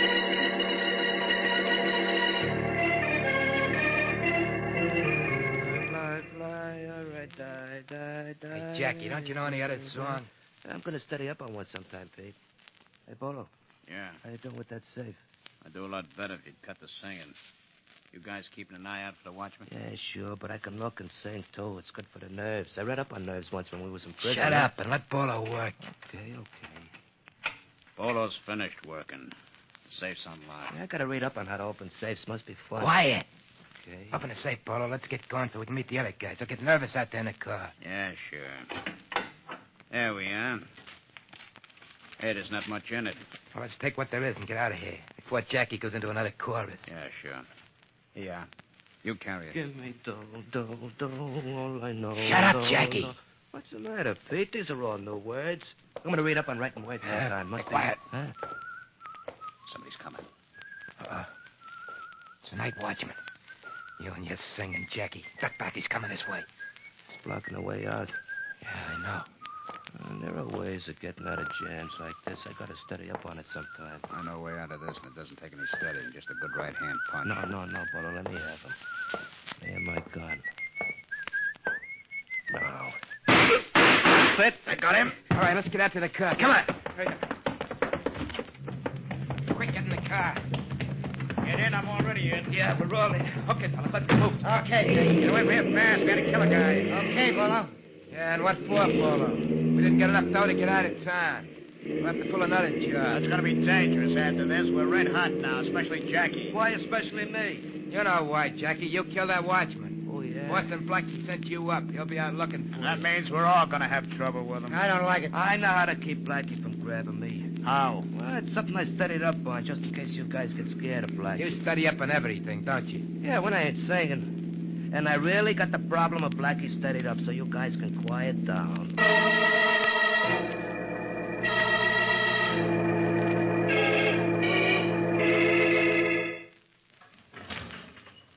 Your visitor's in booth 5, Joe. And there's no time limit. No time limit, huh, God? This must be my birthday. Wait till you see your present. Booth 5. Thanks.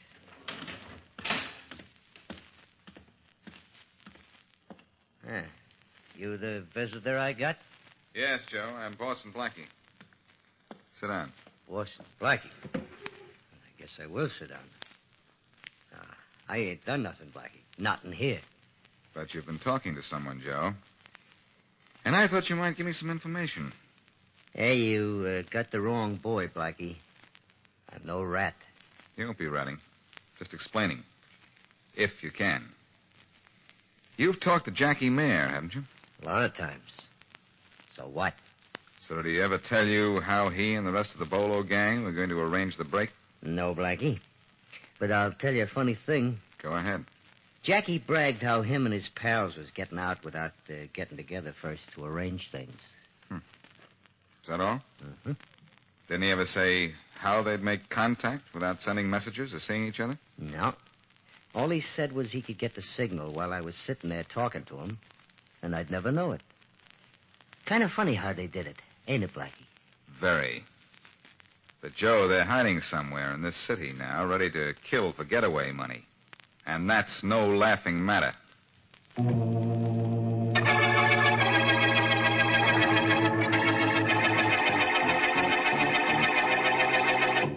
Mary, I think I know how it was done. What was done? How Jackie Mayer and his friends set the time and place for that prison break and got word from the outside as to where the guns would be hidden. Oh, then your trip to prison was successful, Mm-hmm. After I saw Warden Mills in Faraday's office, I went up there and talked to a prisoner who was a friend of Jackie's. Mm-hmm.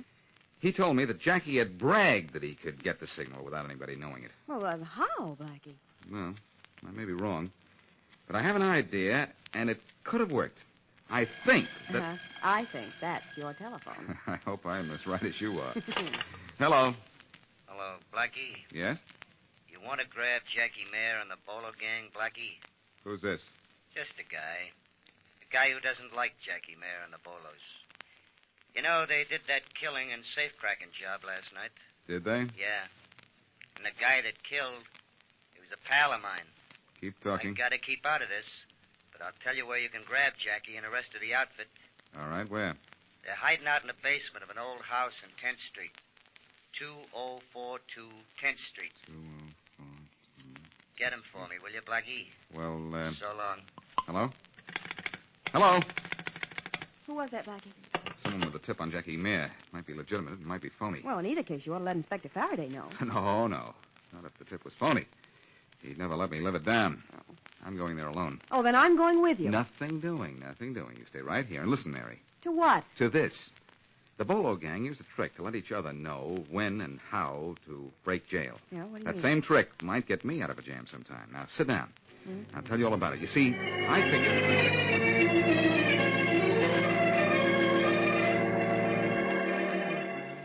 Let me fly, what a guy. Jackie, get back in am. the basement door and quit singing. I gotta watch for Blackie. We want to be ready when he walks in, don't we, Pete? We'll be ready. But do what Pete says and quit singing. We don't have to be serenaded.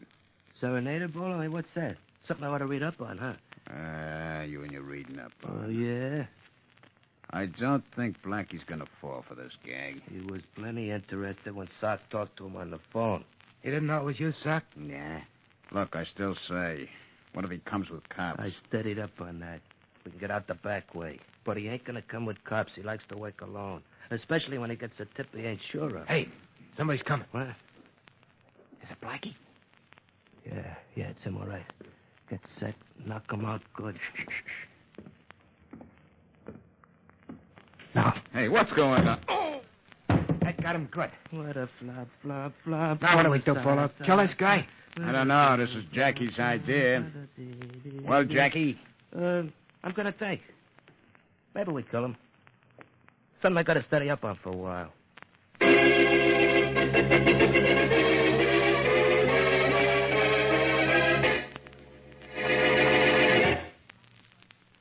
Now, back to Boston Blackie.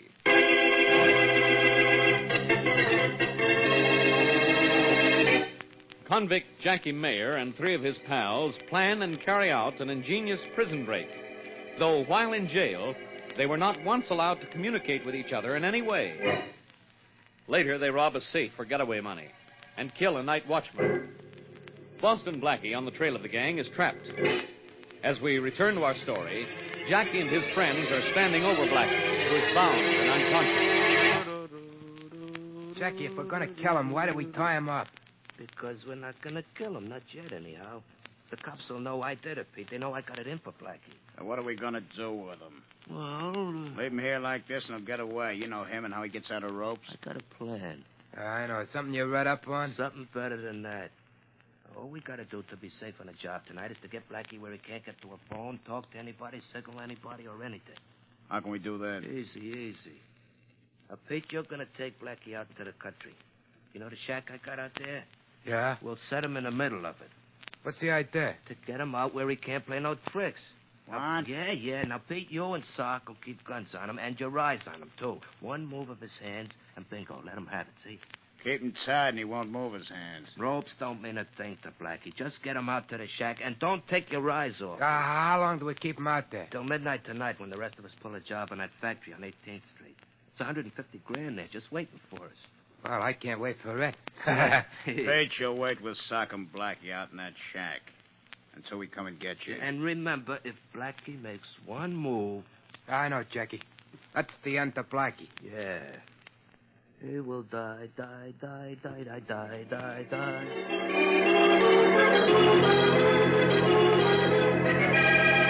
Miss Wesley, if Blackie isn't cluttering up my office, you are. With Blackie's troubles. Well, he really has troubles this time, Inspector Faraday. I followed him. He went into a basement of a house on 10th Street, and when he came out, he was tied up and being carried by 3 men. Only 3? Blackie's slipping. Oh, Inspector, believe me, he is in trouble. Well, it's his own fault. He should have known better than to... What? Oh, where did they take him, Miss Wesley? They took him out into the country and marched him into a shack. Marched him? Yes. I thought you said he was tied up. Well, he was, but they untied him. I saw it all. I followed Blackie when he left his apartment after he got a phone call. Blackie told me to do it. Can you find that shack again? Uh-huh. Good. I'll go out there with 20 men. Get those guys. Only Only what? Oh, I think I want Blackie killed. Well, no. We'd get the men who have Blackie, but they'd get him first. Well, then what can you do? I'm thinking. Oh, Blackie was afraid of that. What does that Look, mean? Inspector, I know how we can get Blackie out of the shack. Yeah, sure, so do I. But not alive. No, I do, though. By using the same trick those convicts use to contact each other before the prison break.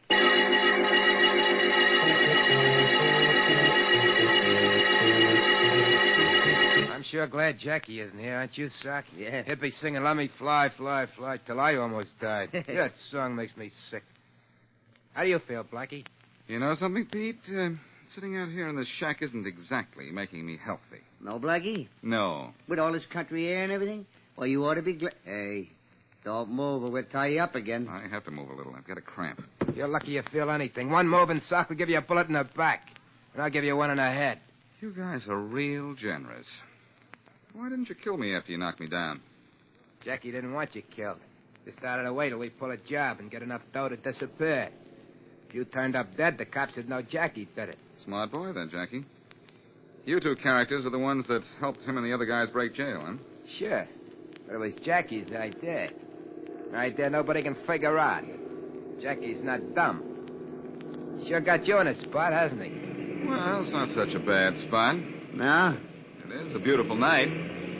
Just look out the window. Clear sky. See a plane up there? Oh, no, we're not falling for that one. We don't take our eyes off you for anything. Neither Sock nor me. Nah. Not for anything? For nothing. Not even to have a look at that lovely sky or that plane? That's right. I guess you're about through. Ain't that right, Blackie? No, I wouldn't say that. No. No, as a matter of fact, I don't think that I'd say that at all. In fact, I don't think you're even close to being right.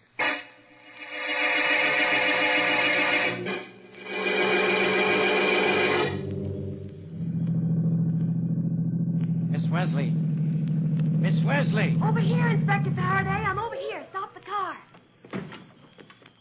Hello, Miss Wesley. Well, I got here. Where's the shack where they're holding Blackie? Just through those trees there, Inspector Faraday. Come on.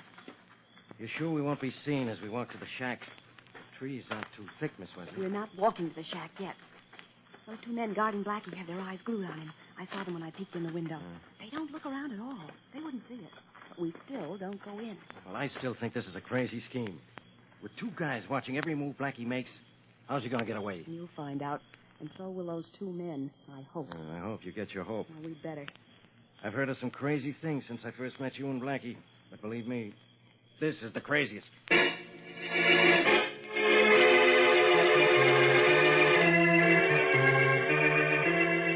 Let me fly, fly, fly, all right, die, die, die. Jackie, what do you think Pete and Sock are doing out in that shack? I know what they ought to be doing, keeping their eyes on Blackie. Yeah. Hey, what time is it?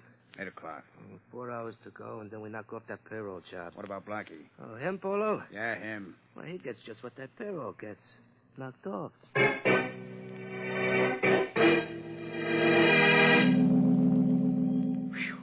It's awful warm in here, Pete.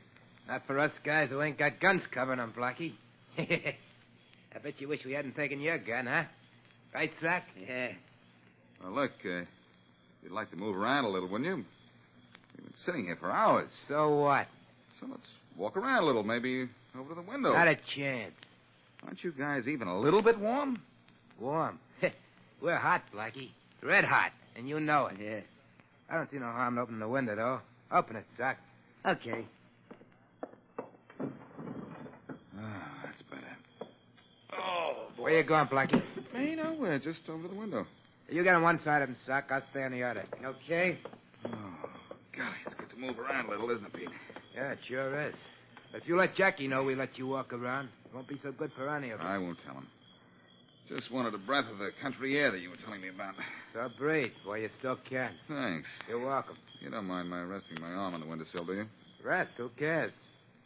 What are you looking at your feet for? My shoelace is untied. Okay if I bend down and fix it? Don't be silly. Sock, tie the guy's shoelace. Right. I'll keep my gun on him. Thanks for the valet service, Sock. Yeah, And yeah. speaking of Sock, Pete, you're going to get socked on the head with this gun. Hey, where'd you get that gun, you? Well, here's one for you. Surprise, boys? Well, the next surprise belongs to Jackie Mayer.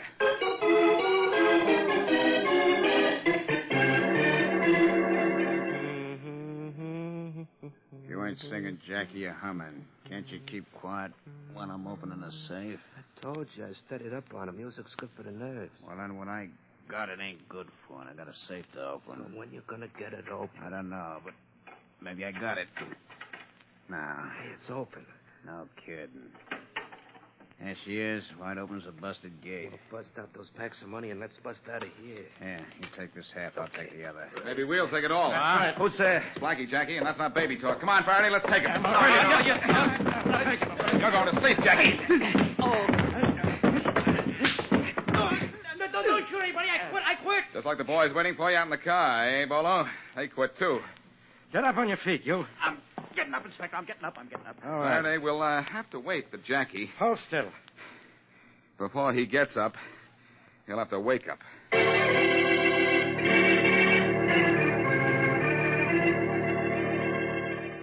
Let me fly, fly, fly, or I'll die, die, die. Since when have you started singing that song, Mary? Since I sat in Inspector Faraday's office and listened to Jackie Mayer's confession. Every time there was a pause, he'd start singing that song. Da, da, da, da, da. Singing while he sang, huh? Yeah, you were right, Blackie, and I'm proud of you. Jackie and his friends did get the time and the place where the guns would be hidden for the prison break from an airplane motor. Their confession said so. I know. All that was needed was for the gang to know the Morse code. The men on the outside hired a pilot to gun his motor in Morse code to give the instructions to the Bolo gang in prison. And the prison authorities, hearing a motor going on and off, would think that a pilot was stunting if they thought about it at all. That's right. That's why I had you use the same device to tell me where you'd hidden the gun for me. I hired a pilot and told him to spell out gun outside windowsill in Morse code, using a long motor burst for a dash and a short one for dots. Well, that is, after I planted the gun outside on the windowsill for you to grab. I grabbed it, all right. And Faraday grabbed the gang. We were kind of lucky, though, Mary. What way particular? Well, Pete and Sock were the two men from the outside who helped Jackie Mayer and his friends get out of jail, supplied the guns and all that. They, fortunately, didn't know Morse code. Well, that is lucky. If Jackie, for instance, had guarded you, he'd have heard the plane that was signaling you. Yeah. Tell me something, Blackie. After you took care of Pete and Sock, Inspector Faraday and I came over to the shack, how did you know where to take the inspector to find the rest of the gang? Well, after I was tied up, Mary, I came to. But I didn't let Jackie know that. I heard him say where the next job was to be pulled and when. So I knew where to bring Faraday. Easy? Very easy. But it wouldn't have done you any good to know all that you hadn't been able to get out of that shack. That's right. Jackie's plan was pretty good. But thanks to you, a gun, and an airplane, I blew that plan sky high.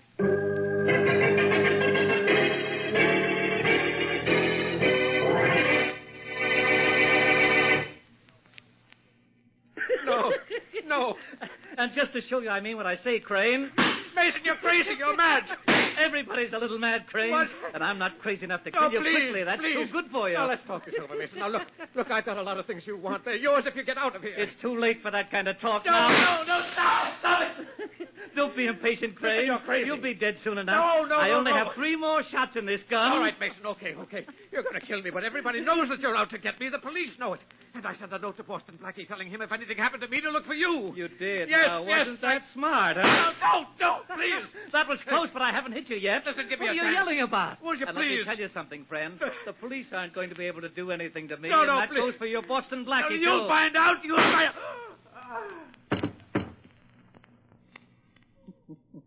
I'll find out, eh? Crane, I'm wondering just what you're finding out right now that you're dead.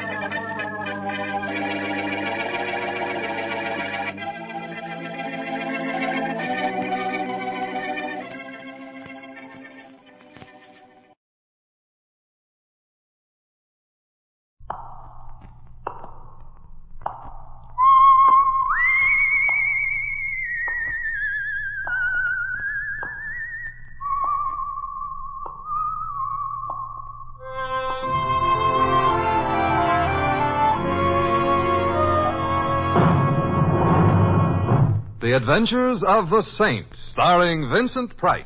The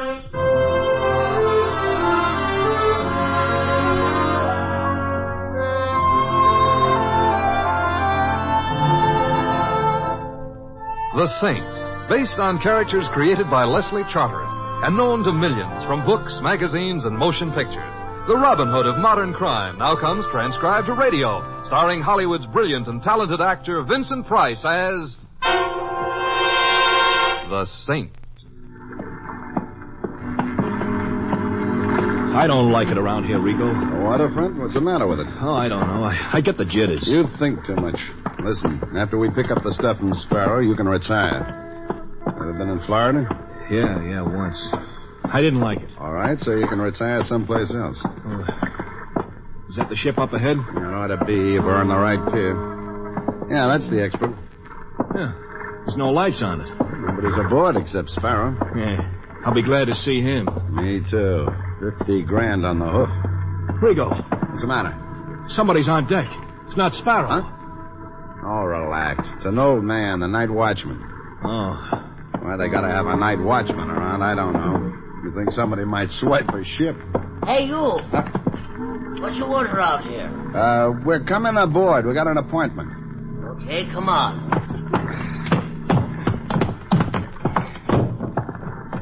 Appointment with who? Put your popgun away. Sparrow is expecting us. Sparrow? Yeah, one of the crew. You heard of him, didn't you? Yeah. Heard a lot about him. How come? He jumped boats. Rigo, Take you hear it what he easy, says? Collins. The jump boat where, Pop? Galveston. The crew was talking about it. Sparrow'd been acting funny ever since the boat pulled out of Amsterdam.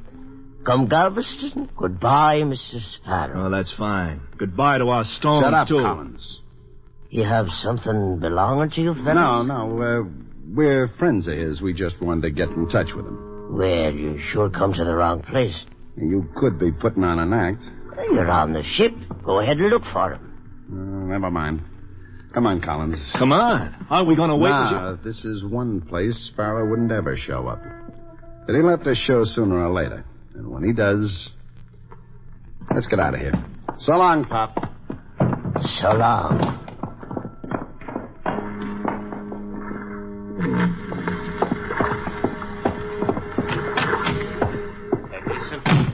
Yeah.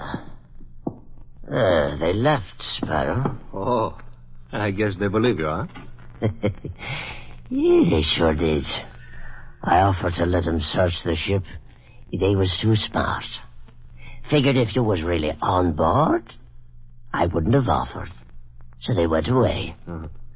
Thanks, Gleason. Here. Here's a $5. Why'd you want to duck them so bad? Oh, I told you. You know, I owe them some money. I ain't got it. Here, take the $5, huh? That isn't the way they told it. What isn't the way? You owing them a few bucks. The way they figured it, it was 50,000. You're crazy. In stones, they said. Where are they, Mr. Sparrow? I said you're crazy. You can say it again if it makes you feel any better. I think maybe I'll take a look. Get away from that bag. But, Mr. Sparrow, I've got a gun. I'm warning you. Better keep clear of me. Not. You're a fool. What good will 50,000 do you? Dead. Give me that gun. I'll break your arm. A fool. Watch out.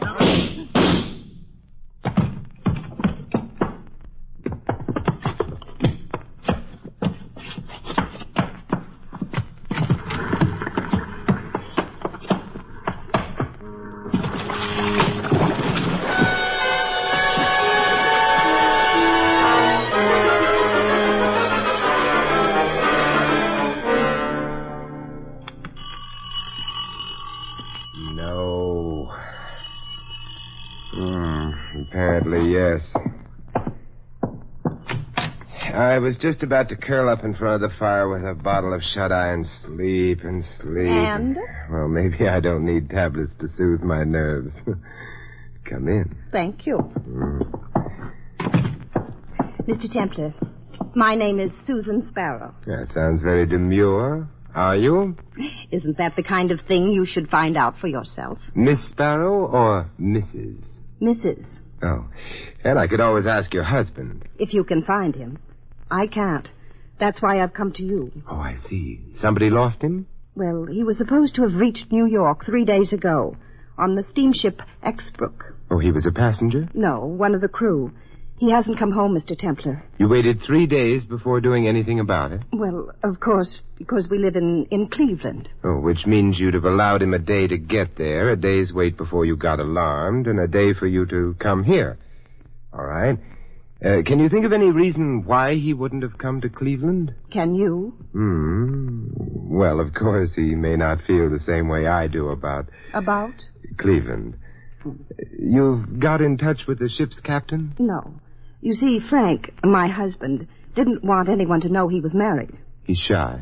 I don't know. He's sort of mysterious about things. I see. Will you find him for me, Mr. Templar? I'm afraid something may have happened to him. Something terrible. I'll do what I can. That means you'll find him. A very pretty vote of confidence, but... And it's more than a vote. You're a lifesaver, Simon. Well, thank you. I just hope I'll strike the right flavor with your husband.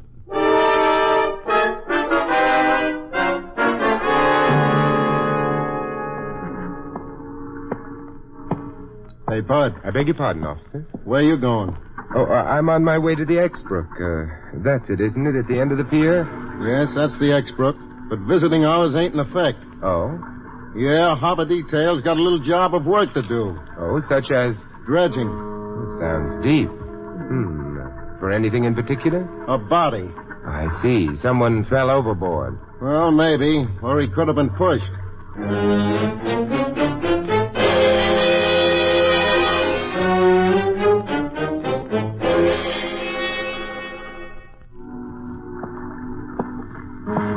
Okay, Mr. Templar. The lieutenant is ready to see you now. That's very nice of the lieutenant. Come on. They found the body, then? Yeah. Watch your step here. Hey, Lieutenant. Here's the guy. Okay, Simmons. Now, Mr. Templar, I understand you've been hanging around. Watchful waiting might be a better description. What brings you here? A man named Sparrow. Friend of yours? I never met him. However, I'd like to see him. Why? He might be worth seeing. He might be. Wait a minute, Mr. Templar. Aren't you the saint? Yes, but you don't want my biography at the moment, do you? No. Come here.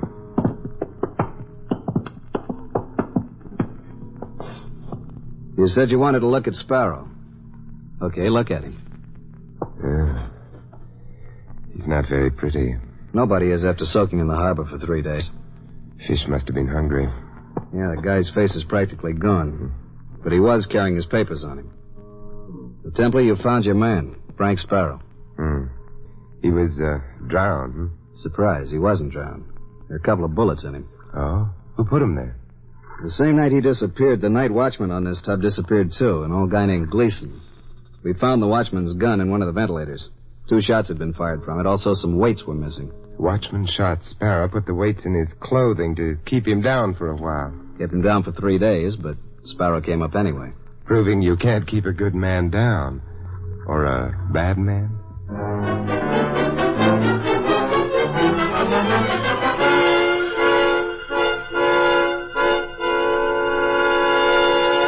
Templar acts suspicious about anything, Sissy? No, he believed me. He's out looking for Sparrow now. You're a good girl, Sissy. I wonder, Rigo. Now, that could be unhealthy. Me and Collins asked you to front for us. Get a legit character like Templar to find Sparrow for us, for which you get paid. Don't wonder. All right, Rigo. Except why are you so anxious to find Sparrow? He owes me and Collins some dough. Must be a lot. Mind your own business, Sissy. All right. Where's Collins? Tailing Templar. We want to know where Sparrow is the instant Templar tags him, see? Rigo, you told me why you didn't want to go to Templar yourself. You said he'd be more willing to do it if a pretty girl like me asked him. Well, what's that supposed to be? News? No, but I'm beginning to think. Maybe the reason you wanted your names kept out of it is suppose something happens to Sparrow after Templar finds him. Something fatal. Then you'd be in the clear. You got a very healthy imagination. It doesn't feel healthy right now. Susie, listen. You're running an errand for me. Don't try to run her up to anything else. Otherwise... You wouldn't lay a hand on me. Oh, wouldn't I? Oh. See? You were wrong about that. You could be wrong about lots of things, so stop imagining. Just do like you're told. No, Rico. Help me. I'll duck into the bedroom till we see you, Collins, or somebody else. All right. Coming. Oh, hello, Simon. May I come in? Of course. I'm glad you came. I've been sort of lonely. That's not exactly why I came. Oh? Simon, you don't mean you've already found Frank? I don't? Oh, Simon, you're wonderful. Not especially. It was very simple. What isn't simple is why someone followed me here. Someone followed you? Oh, you must be imagining it. Perhaps. I'd thought better of my imagination, though. However, Susan, what was your husband carrying on him? Oh, I don't quite know what that means. Carrying something? Just a wild thought. Susan, when I got down to the ship, the police were very busy. Doing what? Fishing a body out of the harbor. Oh. The papers found on it belonged to Frank Sparrow. Oh, no. No. Nothing else in his pockets except... Susan, a night watchman named Gleason disappeared the night of the murder, presumably after emptying those pockets. Oh, that's why you asked me what my husband might be carrying on him. Yes. I don't know. Simon, you'd better go now. Of course. The shock. Yes, that's right. Good night, Susan. Good night, Simon. Some shots came from down the hall. Simon, don't leave me. Stay there, Susan. Come on back inside. Who was it? The new corpse? The same man who'd followed me here. Collins. What? Oh, nothing. You just said Collins. Did you see the man who shot him? No, by the time I got to the end of the hall, he was gone. Who was Collins, Susan? I don't know anyone named Collins. You must have made a mistake. Susan, a man was just killed out there. The police will be along in a very little while. They'll identify him. That'll lead them to you. No, the police don't know anything about... I do. You wouldn't tell them. How long have you been married to Frank Sparrow? A couple of years. You spend a lot of time outdoors, don't you? Someone must have told you how attractive tanned blondes are. Well, yes, I do get out a bit. Mind slipping that wedding ring off your finger? No. Thanks. What are you staring at? Your ring finger. Tanned prettily even under the ring. What? You haven't been wearing that ring very long, Susan. Otherwise, there'd be a band of lighter skin on your finger, which means you're not married, Susan. You just started wearing that ring today. Simon, I can't... You'll have to. You pretended to be Sparrow's wife and asked me to find him. Why? A friend of mine... Sparrow was a friend of mine. I was worried about him. No. You know I didn't kill Collins. I was here in the room with you when... Someone you know might have killed Collins, just as you might have killed Sparrow. But you said the night watchman, Gleason... Was suspected, that's all.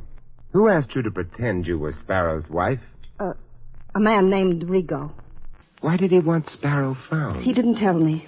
What were you supposed to do when I found Sparrow for you? Tell Rigo, that's all. Huh? Where is Rigo now? I don't know. Where does he live? I don't know that either, but... The next time you see him, Susan, ask him to get in touch with me, Oh, all right, Simon. Is there a back way out of this apartment? I'd just as soon avoid the police. Back way? Apartments frequently have them, you know, usually through the kitchen. Of course. Come on, I'll show you. You can go right out here. Those stairs lead to the street. Oh, thank you, Susan. Simon, couldn't you forget that you ever came to see me? Forget? Yes. Susan, I can be forgetful about a lot of things, but not murder.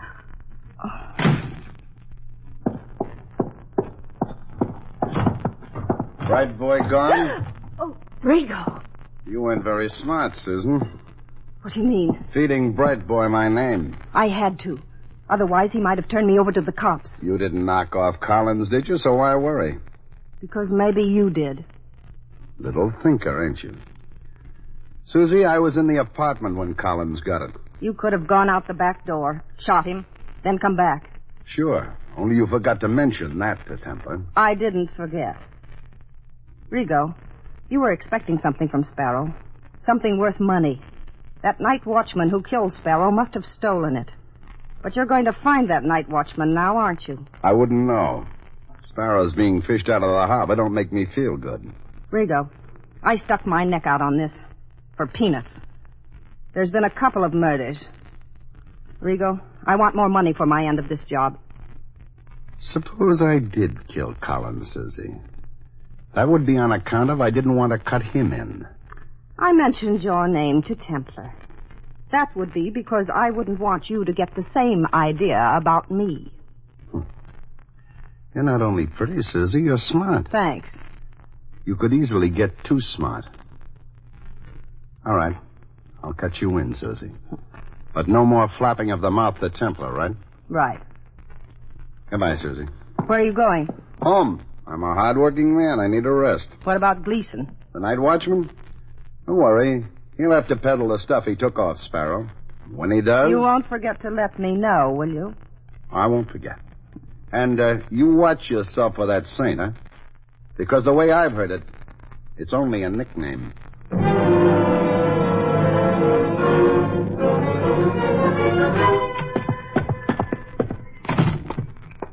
Hello, Rico. Oh. I rather thought you'd be using the back door. Templar. Let's not loiter, shall we? The police object. You have a nice visit with Susan? Susan who? Rigo.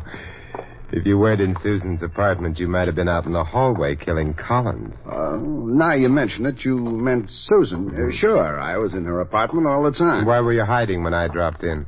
Well, you know how it is. I'm a gentleman. Yeah, the word has been redefined since I went to school. Rigo, it looks as though Sparrow is a dead end. How are you going to find Gleason? Why should I want him? Whatever Sparrow had, Gleason has it now. You know something? We ain't near Susie's apartment house anymore. It's kind of late. Nobody around. You're very observant. Also, somebody who don't like interference. Oh, so that's why you're showing me your gun. Templar, what's to stop me from getting you out of my hair? For one thing, you're bald. For another, the man who's been trailing us ever since we left Susan's house. You're lying. Look back, fast. Oh, no, you're just angling for a chance to jump me. It's your problem. Okay, move up in front of me a couple of feet, but now I'll take a look. You saw him? Yeah, I seen him. Only I couldn't have. He's dead.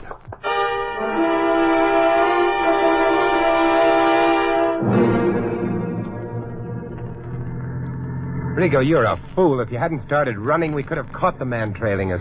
I like this better, being in a cab. Oh, that's the kind of remark I approve of. Louis, stay out of this conversation. Uh-huh. Suddenly you don't like cab drivers, Mr. Temple? I'm crazy about them. Look, I see two fellas having a foot race in the middle of the night. I think maybe they would get there faster in a cab. I pull over to the curb, and it's my fault it turned out to be you, huh, Mr. Temple? No, Louis, and I'm very grateful that you stopped for us. Okay. Hey, nobody mentioned the address. 53 Carlton. Well, it's the address. Who is that man, Rigo? George Washington. You're a little behind the times.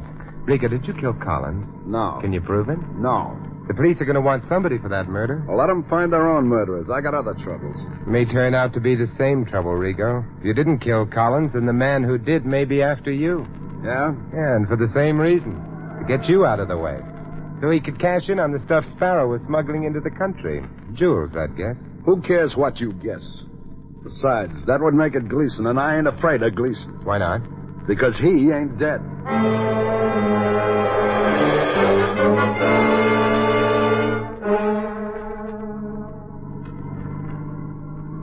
Hey, Mr. Templar. Yes, Louis? You know, personally, I'm not sorry we deposited Mr. Rigo at his house. He's not the type I'm comfortable driving around in my cab. Don't be narrow-minded, Louis. No, it's not that I'm narrow-minded. Just so happens I'm not bulletproof, neither. Hey, Mr. Templar, you want I should drive you back to that blonde's apartment? No, Louis. Oh, then your description of her was not the truth. Oh, it was the truth, but I have a more important errand. Go on, in the middle of the night, what could be more important than a blonde? A corpse. Louis, make it the morgue,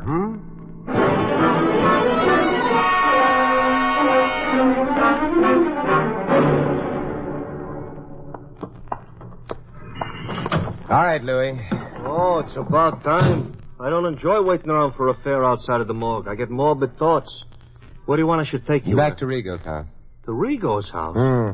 Look, Mr. Temple, I got a suggestion. Why don't we just stay here and send for Rigo? You know, then after he got through with us, we could move right into the morgue without bothering nobody. Louis, you're a pessimist. Yeah, I should ought to have been a truck driver. Oh, you whistle nicely? Yeah. My brother-in-law, he keeps telling me. Louis, he says, you should be a truck driver. You learn manners, you learn to be polite to people, learn how to help distressed motorists when they're in distress, learn how you shouldn't be a road hog, and above everything else, he says, you don't have to associate with riffraff. So do I listen to him? No. I stay a cab driver and I visit the morgue. Hey, Mr. Templar, what did you do there? Looked at the corpse they fished out of the harbor. Uh-huh. He improved in appearance? Hardly. However, I did suggest to the officer in charge that he get in touch immediately with Sparrow's dentist. Oh, wow. The corpse has a toothache, huh? Oh, I don't know, but it's possible, Louis. It's possible.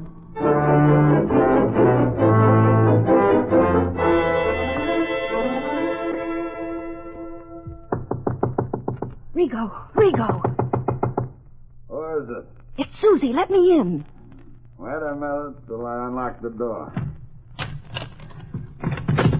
Ah, it's nice of you to visit me, Susie. What's the matter with you, Rigo? Nothing. I see things. You sure you come alone? Of course I did. Maybe you only think so. Because maybe somebody came with you, only you can't see him. You're drunk. I wish I was drunker. Rigo, you killed Collins. Is that so? You wouldn't have killed him on speculation. You must have found Gleason yourself, got the jewels from him. Then you killed Collins so you could keep them all. Baby, you're nuts. I want my share. So you come right over and ask for it, huh? Look, if I knock Collins off on account of those stones, what makes you think I wouldn't do the same thing for you? Because I've got this. Oh. Ladies' model? It'll do. You're not very bright, Susie. I can... Rigo, what's the matter? Window. There's somebody at the window. Rigo, he's got a gun. It's funny, I couldn't have figured him to have It's one. pointed at you. Rigo, run. From him? Oh, there's no place to run to. Oh, Rigo. No place to run. Oh, no. Open the door. Rigo. Simon. There's shots. Where's Rigo? Never mind. Rigo. Rigo, who shot you? No, fight. Rigo, don't be a fool. Rigo. That's that. Simon. He's dead. You were the only one in the room with him, Susan. He was shot through that window. Simon, please believe me. Window glass broken by the bullets. Pieces of glass fell into the room. That means... Someone outside shot Rigo. Someone... Keep talking, Susan. He's still out there. Yeah, he mustn't know that we know. We're in the light. Who is it? Never saw him before. But I think I could name him. Keep talking, Susan. I'm going to work my way around to the wall next to the window. As soon as I get there, put the lights out in here. The lights? Why? You're near the switch. Don't look at it. All right. It's to your left. A little higher than your waist. Turn a bit away from me. Slide one hand behind your back. What are you going to do, Simon? Go out the window as soon as the lights are out. I'm scared. Nothing to worry about. I'm set, Susan. Got your finger on the switch? Yes. All right, then. Let's have a little darkness. Hey, what do you man think? Not a got you. Yeah, much better. Susan, put the lights on inside. All right, Simon. Simon, did you... Yes. Our little stranger is resting. You recognize him? No. I've never seen him. Then perhaps I'd better introduce you to him. Susan, meet Mr. Sparrow.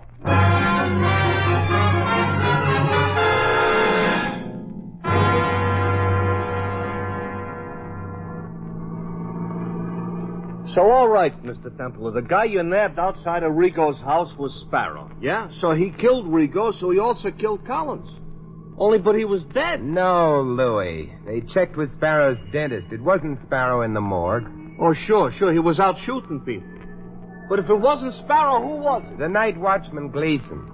Oh, you mean instead of Gleason knocking off Sparrow, it was Sparrow which knocked off Gleason? That's right, Louis. Then he emptied Gleason's pockets and put his own papers in them.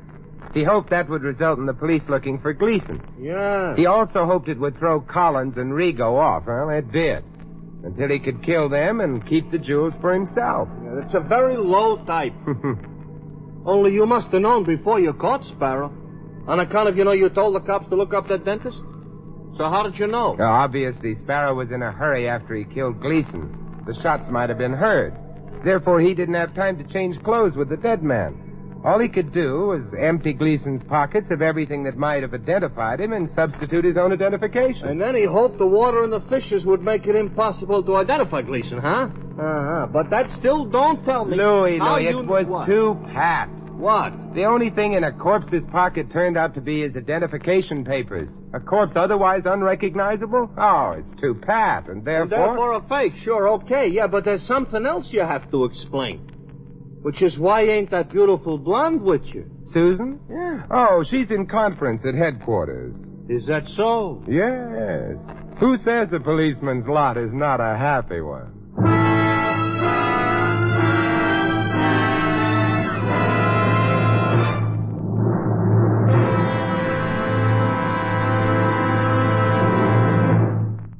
You have been listening to another transcribed adventure of the Saint, the Robin Hood of modern crime. And now, here is our star, Vincent Price. Ladies and gentlemen, in tonight's cast, you heard Sheila Bromley as Susan and Ted DeCorthia as Rigo. Sidney Miller played the night watchman, Gleason. And Peter Leeds played Collins. Harry Bartell was the lieutenant and Harry Brown the policeman. Louis is played by Larry Dobkin. This is Vincent Price inviting you to join us again next week at this same time for another exciting adventure of the Saint. Good night.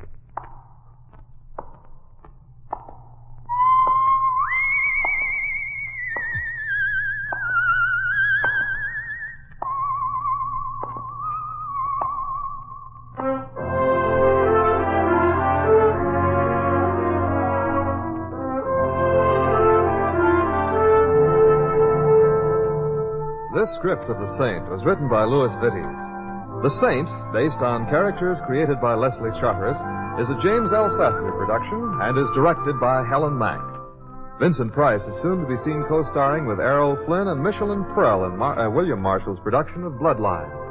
All you Saint fans will be glad to know that the Saint comic books are on sale at all newsstands. This is Don Stanley speaking. 3 chimes mean good times on NBC. All you listeners are invited to another gala broadcast later today of The Big Show, NBC's Sunday listening treat. The unpredictable Tallulah's famous guests for The Big Show today include everybody's favorite Jimmy Durante, the clever Milton Berle, Ethel Merman, and Gordon MacRae with songs you like to hear, and many, many more stars and entertainers. Your big Sunday lineup today also includes a splendid 1-hour presentation of the comedy The Man in Possession, bringing you as it stars the famous acting team of Rex Harrison and Lily Palmer on Theater Guild on the Air. And enjoy the Phil Harris Show later on NBC.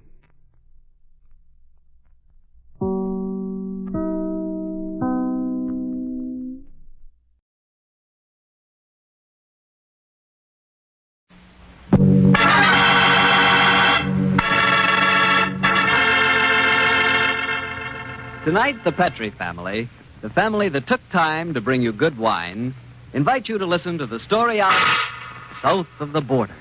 Another exciting adventure from the casebook of Gregory Hood. And I'd like to ask you if you know one sure way to turn a simple meal into a regular feast. Just serve that meal with a good Petrie dinner wine. Let's say Petrie California Burgundy. Petri Burgundy, you know, is the perfect companion for any kind of meat or meat dish. It's a red wine, just as rich in flavor as it is in color. And if you want to know how really good it is, serve that Petri Burgundy with a hamburger cooked the way you like it. Tender, delicious. Or try that Petri Burgundy with a savory beef stew, or with pork chops. And, of course, if you can wangle it, try Petri Burgundy with a thick, juicy steak. Ah, believe me, that's eating. Eating that's, well, that's out of this world. And believe me, Petri Burgundy is a wine that's clear, fragrant, and delicious. A wine that you can serve to your friends proudly. Of that you can be sure. Remember those 5 letters, P-E-T-R-I. They spell the proudest name in the long history of fine wine.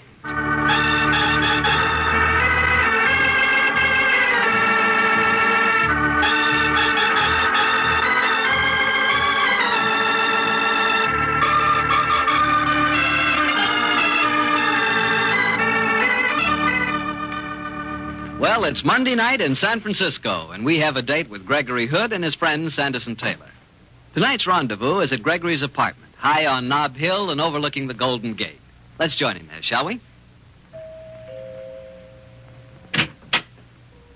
Harry Bartell, how are you? Evening, Sandy. Where's Gregory? Oh, can't you hear him? Oh. Hello, Harry. Evening, Greg.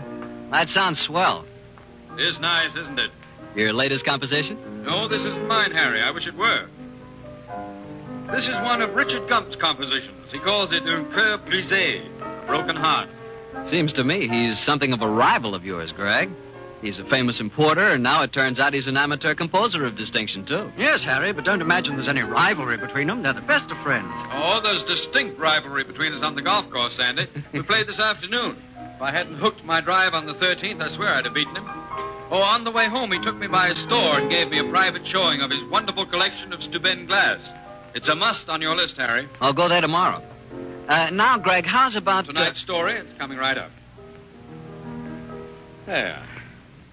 You see, Dick Gump and I work very closely in the importing business. On this particular occasion, we crossed swords with a very slimy dealer by the name of Severin Stackpool. It was to forestall Stackpool that I decided recently to fly down to Mexico City. I'd heard that the Royal Jade collection of Grozny was for sale, so I decided to be in at the bidding on the ground floor. Well, the Royal collection of Grozny and Jade sounds pretty impressive, Greg, but, and I don't want to appear stupid, where is Grozny? It's one of the more obscure Balkan countries. The royal family, complete with the priceless Jade collection, which 4 generations of Groznian rulers had been assembling, left the country and came to Mexico City, but I'll come to that in a moment. As soon as I heard about the Jade collection, I naturally got in touch with Dick Gump. As you know, he has one of the finest collections of jade in the world. But Dick was tied up, so he arranged to purchase the stuff jointly. Sandy and I lost no time in hopping the next plane south. When we landed in Mexico City, it was one of those cool, fresh days, bright sun, but no oppressive heat. A very smooth trip, Gregory. Very, very. You know, Sandy, I haven't been to Mexico City for a couple of years. It's good to be back. It's a great spot. Yes, I've always liked it. In a way, it isn't Mexican any more than San Francisco is purely American. It's a city for citizens of the world. And very attractive some of those citizens are, too. I wondered how long it'd be before you spotted that girl standing at the barrier. Hello, she's coming over to us. Добрый день, Grigoril. Prinitsomin. I beg your pardon? So, you do not wish to speak Groznian before your American friend? Very well. You will come with me, no? You're right. I'm afraid the answer is no. She spoke in Groznian. Did she know we were coming about the jade? Well, I sent Count Pablo a wire. He's the official guardian of the royal collection. Are you an emissary of his, young lady? I do not understand this talk of Count Pavlin and of jade. I only know that my orders are that you must come with me. Who gave you those orders? I cannot answer that question. Well, normally I'd be delighted to join you, but I'm here on urgent business. But if you'll give me your phone number, I'll call you when I'm in the clear. Do not make fun of me. I'm going to make you come with me. I don't see how, darling. We're 2 great big husky men, and you're just a wisp of a girl. Even if you're a judo expert, I think you'll find it's tough sledding. You will come with me, alone. I rather think I will at that. So long, Sandy. Wait, Gregory. What on earth? Hey, young lady, what are you up to? Don't yell, Sandy. She might conceivably lose control of the revolver that's fitted so snugly in my ribs. Goodbye, Sandy. But this is kidnapping in broad daylight. It's not possible.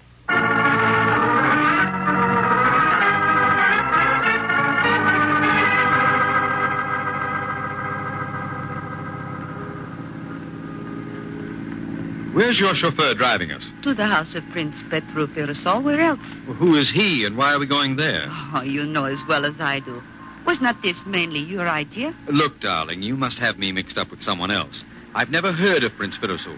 My name is Gregory Hood, and I'm an importer from San Francisco. You're still a playboy at heart, are you not, Grigorou? Sure, but I'm not your Grigorou. By the way, what's your name? Oh, you know it as well as your own. Yes, but as my name seems to be a matter for discussion, it would be simpler if you told me yours. My name is Maria. Maria Kres. And your nationality, Maria? What game do you play, Grigorou? I am Groznian, of course, just as you are. As I am? This begins to make Alice in Wonderland look like a whodunit. Now listen, Maria, this is... Grigorou. We arrive at Prince's house. Follow me. And no tricks, please. As you remember, I am not an amateur with a revolver. Ah, Prince Firasol is waiting at the door. He will be so happy to see you again. Grigorou, my dear boy. Come in. I've been waiting your arrival with such anxiety. You mean you recognized me, too? What rubbish are you talking? How could I fail to recognize you, Grigorou? Come in, my boy, come in. I have so much to tell you. We will go into my study. You wish me to stay, Prince Firasol? No, Maria, you may leave us. And you have done well, my child. You brought him here most speedily. I am pleased with you. Thank you, Prince Firasol.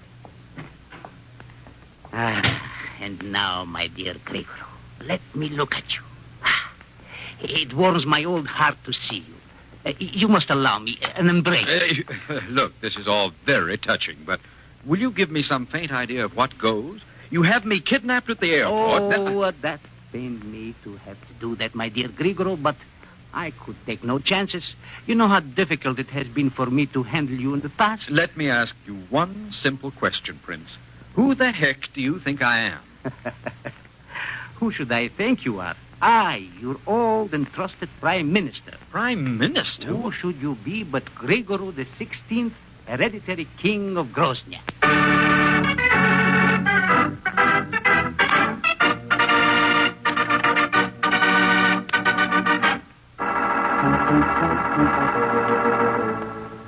Lieutenant Valdez, how many times do I have to tell you my friend was kidnapped before my very eyes? But, Mr. Taylor, how can you expect me to take your story seriously? It's perfectly true. My dear Mr. Taylor, I am interested in matters of criminality. I know the activities of Mr. Gregory Hood. And I also have heard of his, shall I say, his extracurricular activities. What do you mean, Lieutenant? He is notorious lady killer, I understand. Well, what's that got to do with anything? A great deal, I am sure. You have told me he neglects his business to go off with a beautiful girl and then invents the absurdly thin story that he is being kidnapped. Should I concern myself or my men with your friend's love life? I insist that you try and locate him, Lieutenant. I'll appeal to the consulate. I doubt that Mr. Hood will thank you for your interference. Now, Mr. Taylor, I'm afraid I must say goodbye to you. I have serious work to attend to.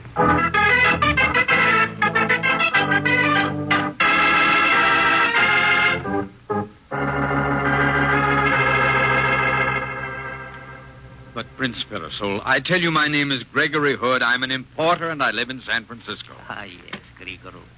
We are used to your many ingenious disguises and alter egos. But the time has come when you can shirk your royal responsibilities no longer. Your life as a playboy must finish. Oh, so I've been a playboy, have I? You have left a trail of broken hearts from Paris to Buenos Aires. But this must cease, Grigorou. It is an unfortunate necessity of politics that a monarchist party must offer the people a monarch. That, Grigorou, is why I've had you brought here. But how did you find me? I mean, Grigorou. Only, of course, you haven't found him. What I mean is, what makes you think I am he? We knew you would come here to Mexico City for a very good reason. Anitra is in town. She's dancing at the Gato Azul. We know that for all your wanderings, you always return to her. I can see that I might have certain tastes in common with myself. But, Count Firasol, this game's gone far enough. It's a case of mistaken identity. Let me call the American consulate and prove to you who I am. No, Grigorou. We dare not let you near a telephone as yet. Not until you have agreed entirely to our plan. Oh, look here. This is crazy. You can't hold me here against my will. Oh, yes, we can, my dear boy. And if you have any notions of trying to escape, I might remind you that Maria will be guarding you. Come, let us discuss this in the morning. You'll have a clearer mind then and see my reasons. And now, I will show you to your room. Queen Helena, your wife, is waiting for you there. My wife?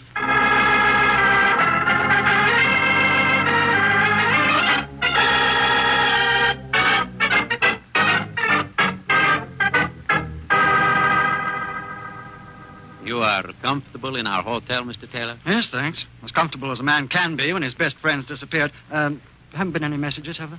No, Mr. Taylor. You have reported his disappearance to the police? Yes, and they won't take me seriously, nor will the consulate. Ah, excuse me. Hotel Cerveceria, San Francisco. Mr. Gregory Hood? Just a moment, please.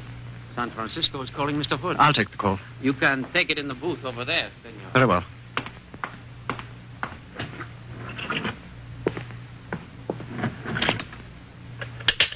It's Anderson Taylor speaking. Hello, Sandy. This is Richard Gump. Oh, hello, Dick. Is Greg there? Dick, he's been kidnapped by a girl. By a girl? Sandy, is that Mexican sun a little too hot for you? I'm not kidding, Dick. The girl had a revolver in his ribs. I've been going absolutely frantic. Neither the police nor the consulate will take me seriously. Well, look, Sandy, the vice consul is a friend of mine. I'll call him as soon as I hang up. But in the meanwhile, I've news for you. I just got a tip that Severin Stackpool got wind that you and Greg left on that Grosnian Jade deal. He flew out in a chartered plane 4 hours ago. You must find Greg and tell him to close the deal as soon as it's humanly possible.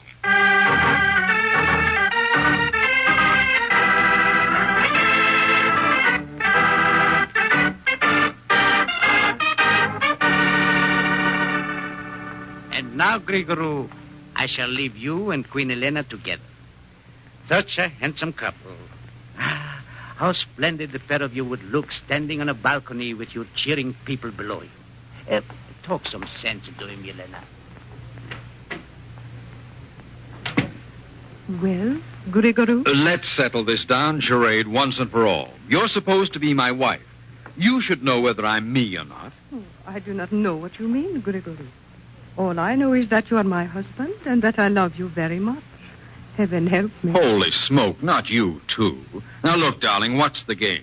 Knowing me as well as you must. As well as any stranger in your harem. Oh, do they have harems in Grosnia? Oh, I have loved you, Grigorou. Even though my father arranged our marriage purely as a political move. I shall probably always love you. And you will undoubtedly never be under the same roof with me, save when protocol demands it. I should hate you, Grigorou. Yet in my heart I find nothing but love and pity for us both. And now, will you kiss me good night? Or is that asking too much? No, Elena. I don't think that's asking too much. Good night. Must it be good night, Grigorou? I'm afraid so, Elena. I have a busy time ahead of me. Ah. Then au revoir, my love. Au revoir. This is becoming embarrassing. I've got to get out of here. What? Oh, the window's unlocked. Maybe I can... Oh. Hello, Maria. I was afraid you might be out there. There was a time when you were glad of my company, Grigorou. I don't doubt it, Maria, but on those occasions, I imagine you didn't tote a shiny automatic. I also doubt whether you perched yourself outside my windows. Won't you come in? I'm sure it's getting chilly out there. I want to talk to you. Very well, but no tricks. Oh, what do you want from me? Complete honesty. Count Firusul and Queen Elena went all emotional over me. You at least have played the thing straight. Yes, Grigorou. I think I've played my cards well. Now, look, Maria. One thing we have to get straight right away. I'll swear on any convenient stack of Bibles that I am not King Grigorou the 16th. Of course, I know that. At last, somebody's making sense. Oh, who should know better than I that you are not the king? Oh, I'm delighted, Maria. But what makes you so positive? For the most obvious reason. Did I not help you murder him?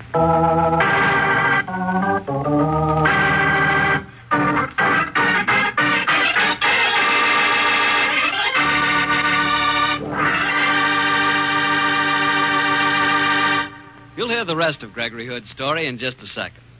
Just time enough for me to say a good word about a good white wine. Petri California Sauterne.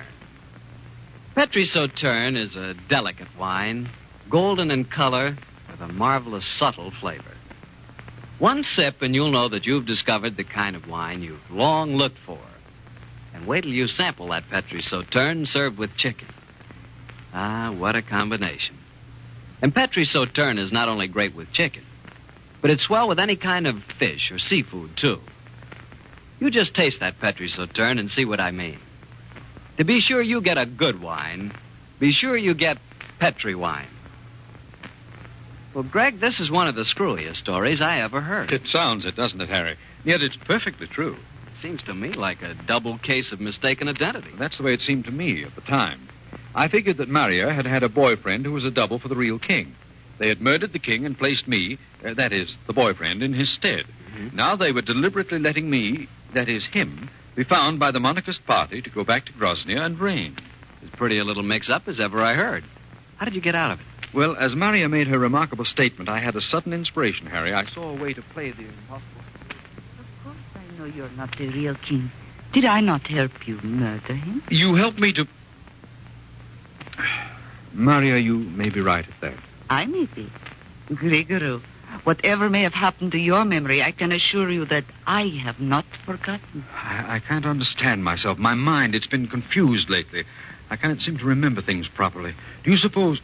Could I really be the man you think I am? Am I suffering from amnesia? Oh, you poor darling, of course. That explains why you've been acting so strangely. That must be what's wrong. Maria, you have to help me regain my memory. Of course. But what can I do? I've often heard that a sudden shock can do the trick. Perhaps if I fired this revolver and screamed that you're trying to escape... No, darling, that's a little too violent. I feel that a more psychological treatment might be better. Tell me, Maria, I gather that my past has been a trifle sticky. Which of the women in my life were the closest to me? Oh, that is not hard to answer. Anitra, the dancing girl. Oh, yes, Prince Firasol mentioned her. And she's in Mexico City at the moment, I understand. Yes. She is dancing at the Gato Azul. We know that you would not be able to keep away from her.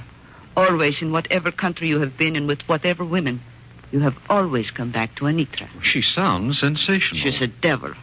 She knows that you killed the king, and yet she gave her heart to you before even his funeral had taken place. I'm even more of a cad than I thought.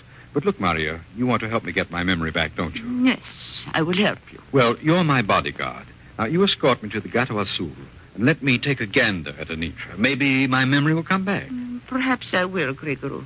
But I shall keep this revolver handy. Okay, Maria.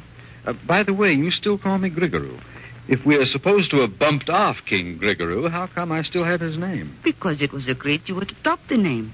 Your real name, when you served the prison term in 1937, was Stefan Radnik. Something new has been added. So I served a prison term, did I? Curiouser and curiouser.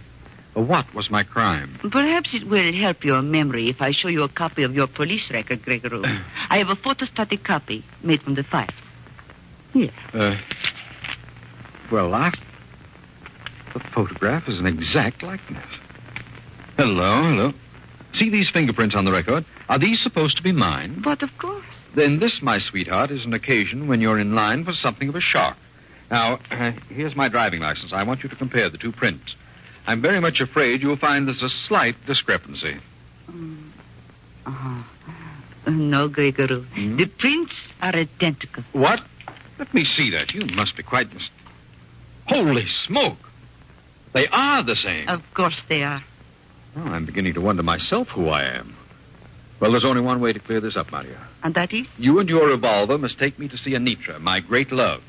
Come on, darling. Stop glowering at me and let's go.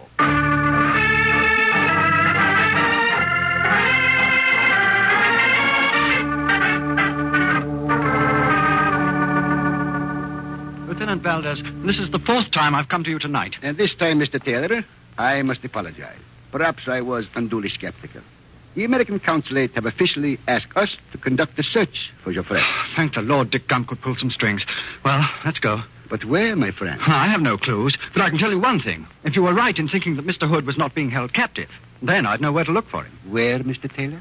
In the spot that has the best food, the best wine, and the most attractive dancer in Mexico City. If you are correct as to your friend's taste, I think we will find him.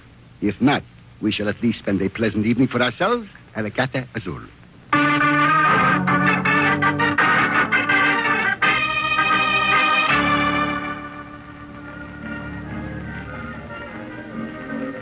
You like the Gato Azul, Grigoro? Very shiny, very smooth, very nice. While we're waiting for Anitra to appear, could I interest you in a rumba? Not this time, Grigoro. You are too full of tricks. If we do not dance, I retain better control of my revolver. A very conscientious escort, aren't you, darling? It's lucky I'm fairly scrupulous. My old father used to say that... Oh, jumping Jehoshaphat. What are you staring at? Look who's sitting at the table across the floor. It's Sandy Taylor. So, it is your American friend from the airfield. And from the cut of his companion, I'd venture the opinion that he's a minion of the law. Maria, my love, I'm afraid the honeymoon is over. Sit down, Gregory. I've got some overdue business to attend to. The lighting here is discreet, and your friend has not seen you. If you leave this table, I shall fire. Maria, give me that revolver. No. Sit down, Gregory. Give me that revolver, darling. Thank you. I'm a weak fool. I could not do it. I could not shoot you, even when they said... We'll talk about them later. Come with me, Maria. You're a good girl, and if what I think is true, you may not be too safe. Come on, we'll cut through here. Hi, Sandy. Gregory. Great Scott, man, I've been worried to death about you. I've been a little worried about myself, too, Sandy. This is Lieutenant Valdez of the police. Mr. Hood, I'm proud to meet you. And I'm very relieved to meet you, Lieutenant. I need a little police protection. Please introduce me, Gregory. There's no time for that, darling. Right now, we're all going over to talk to Count Pavlou and see if we can buy some jade. Then we'll come back here and do a little celebrating.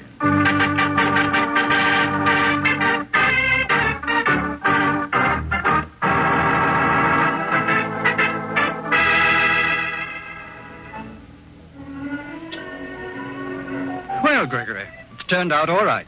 You closed the deal with Count Pavlou, and the jade is ours. Yes, but I only got it in the nick of time. You saw that large black limousine drive up to the Count's house as we left. That was Mr. Severin Stackpool. More champagne, Maria? Thank you, Gregory. How about you, Lieutenant Valdez? Since I am no longer on duty, thank you, Mr. Hood. Gregory, I've got a million questions to ask you. Yes, I thought you might be curious, Sandy. And I, Mr. Hood, as a humble member of the police force, am a little curious, too. Here we are back again in the Capital Azul, and still I do not know what happened. Your friends tell me that this charming young lady kidnapped you.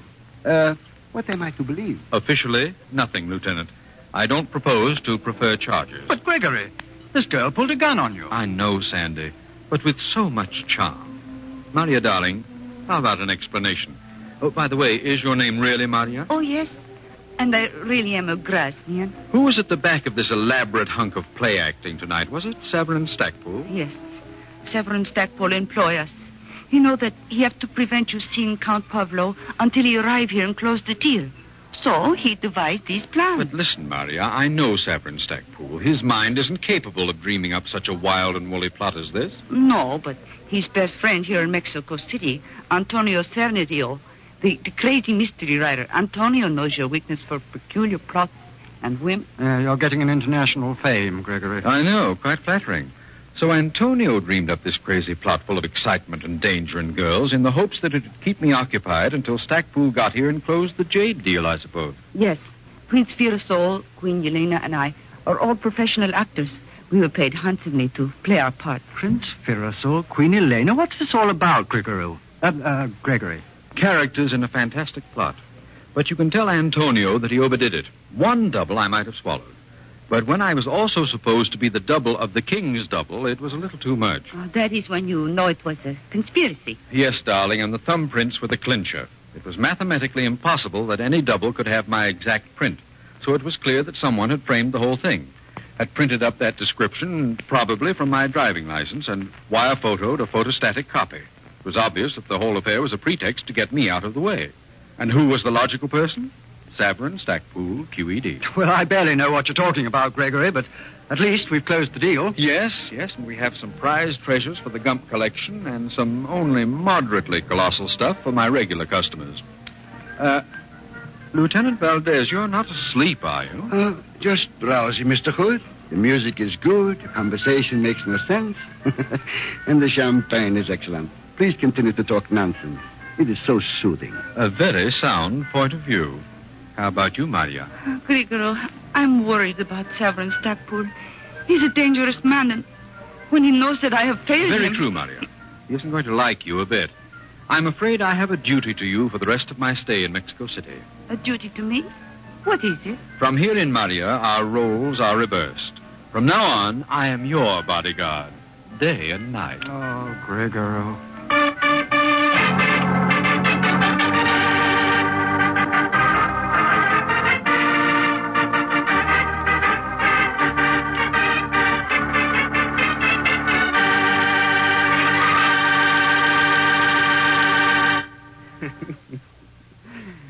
Greg, I don't know how you do it. You know, your stories get better all the time, but you, a king. Harry, when you say that, don't smile. Besides, I was beginning to like the idea. Greg, I don't know. I just can't visualize you as a king. Oh? I think I'd look quite dashing with a crown on my head and a queen by my side. I'd look kind of dashing myself in that setup. Maybe so. But as my old father would say, he who gets crowned is not always king. Yeah. Well, that's what your old father would say, but did I ever tell you what my old father said? No, what did he say? You can't go wrong with a Petri wine. Yeah, he said it and he was glad. And right, too.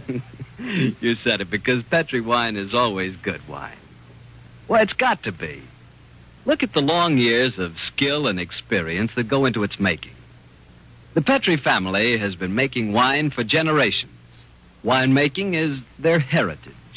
A heritage handed on down from father to son, from father to son.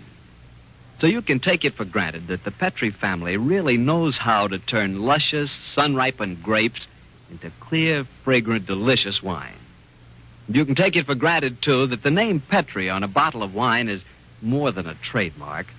It's the assurance of the Petri family that every drop of wine in that bottle is good wine.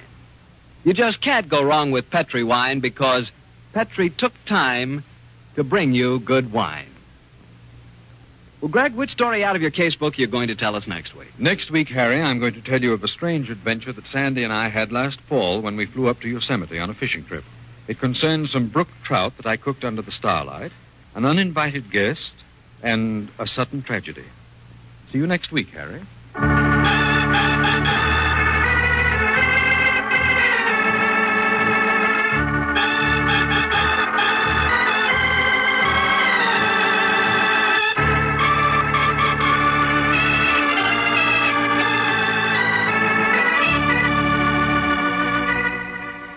The Casebook of Gregory Hood is written by Dennis Green and Anthony Boucher.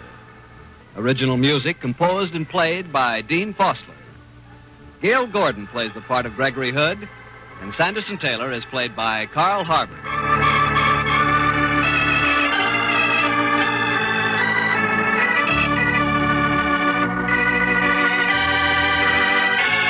The Petri Wine Company of San Francisco, California, invite you to tune in again next week, same time, same station. The Casebook of Gregory Hood comes to you from our Hollywood studios. This is Harry Bartell saying goodnight for the Petri family. For a solid hour of exciting mystery dramas, listen every Monday on most of these same stations at 8 o'clock to Michael Shayne, followed immediately by the Casebook of Gregory Hood. This is the Mutual Broadcasting System. The Cases of Mr. Ace, starring George Rapp.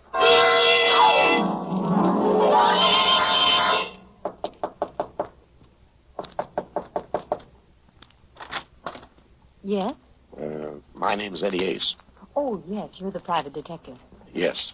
There was a message at my office from a Dr. Gale. Asked me to come right over here. Is he in? I am Dr. Gale. Come in. Please. So, you're Dr. Gale. Shouldn't I be? I didn't expect you to be a woman. Now, what can I do for you? I want to retain you to talk to me. To talk to you? You'll be amply repaid for your time. Well, you don't have to bribe me. All you have to do is tell me what I'm to talk to you about. Your experiences? Why? You see, I'm a psychoanalyst, Mr. Ace. I'm planning a book dealing with criminal psychology. And I intend to do something different. And there I need your help.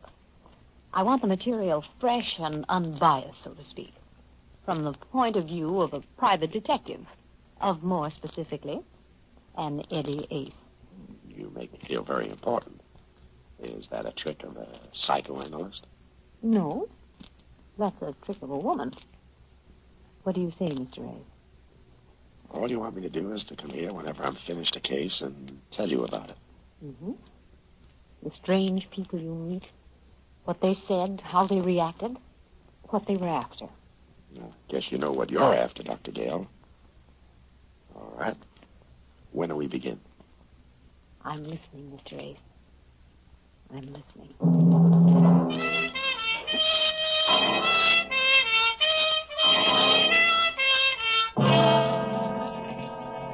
The Cases of Mr. Ace, starring George Raft, and produced and directed by Jason James.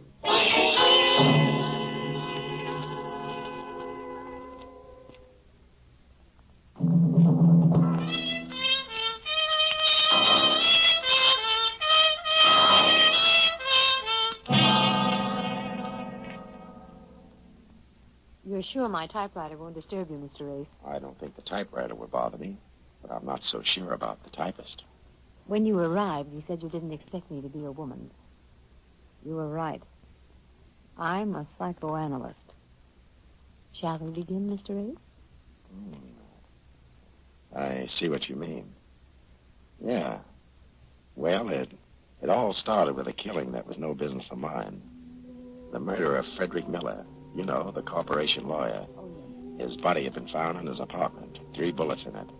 As I say, it was no business of mine until I arrived at my office over on 6th Avenue the morning after the killing. A man was waiting to see me. He was very small, very dark, very smooth. He smiled and showed me all his teeth. He had a lot of them. I opened my door, and he followed me in. Ah, merci, monsieur. Sit down. You're French. You are very observant, monsieur. What can I do for you? Permit me. My name, monsieur, is Fauré, Pierre Fauré. I have selected you to perform for me a very important service. Oui, a service. Such as? Oui. Now we come to it. Last night, monsieur, I performed a most impulsive act. I killed a man. I see. You're a big boy now. You must learn to control yourself. You are right. But that is how I am. I killed him, and I do not feel regret. I feel only pleasure when I look into my eyes and see him die again and again. That's better than a double feature. I had warned this man, monsieur. Twice I had warned him to stay away from Sally, my wife. He would not. So I killed him. It is simple. You make it sound reasonable. Who is the lucky lover? A pig named Miller. It is in all the papers. Oh, such a fuss. All for one pig named Miller. Frederick Miller, eh? Oui. Cochon. What are your plans? That is why I have come to you, monsieur. I am now on my way to the City Hall of Justice. Giving yourself up? Oui, but it is not serious. When I explain to the man in charge of the justice why I killed this Miller, he will let me go. Yes, sure. He's cute that way. Why did you come to see me? To hold for me 2 things, monsieur. One, $500. And 2, this little key. This key, eh? Oui. You will hold it for me until after the man in charge of the justice has heard my case. When I return, you will give it to me. Suppose you don't return. Oh, it is certain. How do I know? Because I am a Frenchman. But I say, if by some silly mistake I am detained, then you will give it to my lawyer. But only if I am detained by what you call a conviction of guilty. Why not give it to your lawyer now, yourself? He still remains to be selected, and I do not wish to surrender myself to the justice dispenser with the key on my person. I see. And this 500, what do I do with it? That? You keep it, monsieur, for your trouble.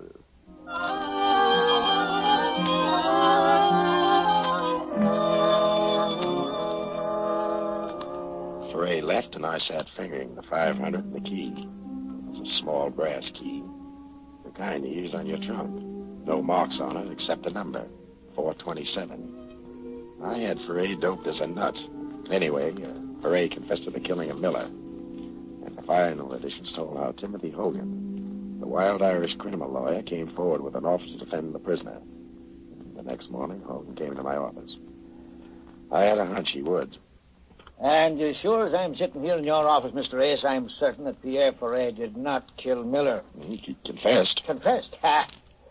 So there you have a darling confession.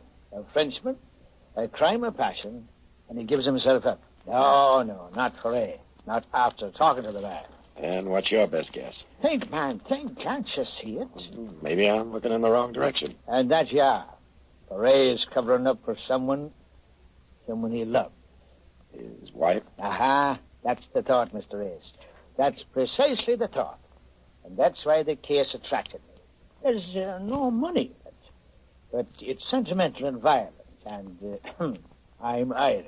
Well, it could be. But if he's covering up for his wife, how are you going to get him to sing? I must. If I can get him to recant a confession from his wife, I could get her an acquittal with a twist of the wrist. Good heavens, man. Look at the elements. Self-sacrificing husband, outraged and betrayed wife. She comes forth at the last minute. Why, it's better than Mother McCree. I'll have the jury swimming in their own tears. I like your script. How are you going to get it on the stage? Aha, that is the problem. And there I need your help. I know this much. Yesterday, before he gave himself up, Ferret came to you. What did he tell you? Nothing. He gave you something? Nothing. Oh, I don't think you're telling me the gospel truth, Mr. Ace. I'm not. I see. Very well. I'll try to persuade Ferret to give you his permission to talk to me. That's better. But in the meantime, Mr. Ace, in the meantime, you might try to sound out the wife for me. Very, very discreetly, understand? But sound her out. You hiring me? Yes. Will you see what you can do? I'm practically there now.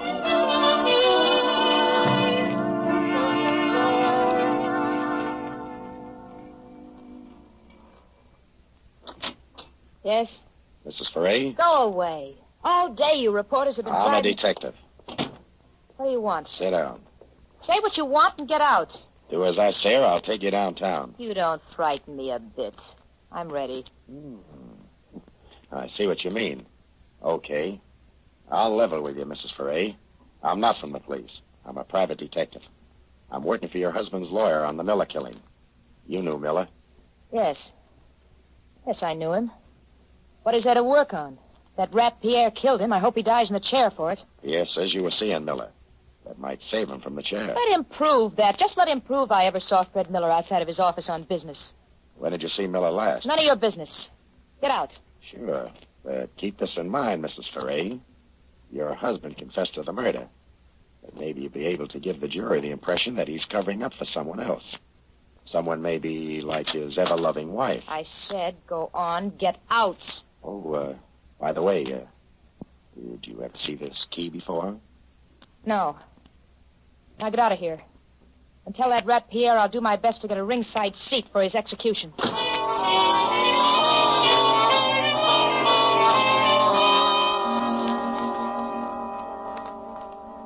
I went back to my office, opened my door, and then I saw him. A man was sitting behind my desk. He got to his feet. He didn't introduce himself, but I could tell by the bulge in his right pocket that he had a very good reference. You are Mr. Ace. What do you want? The key, Mr. Ace. What key? Please, Mr. Ace, do not act childish. Give me the key. I'm bigger than you are. But if you force me to use this gun, I shall be liver than you are. The key, please. He pointed a stubby little revolver at my head. I gave him the key. He thanked me politely enough and left. I counted 10, then raced down the hall to the fire exit, slammed down the iron stairs, and picked up behind him as he was leaving the building. He went straight to the Times Square station. I went right behind him. He went directly to the lockers. I was right behind him. He inserted a key in the locker number 427, threw the latch, pulled the little door open, and then...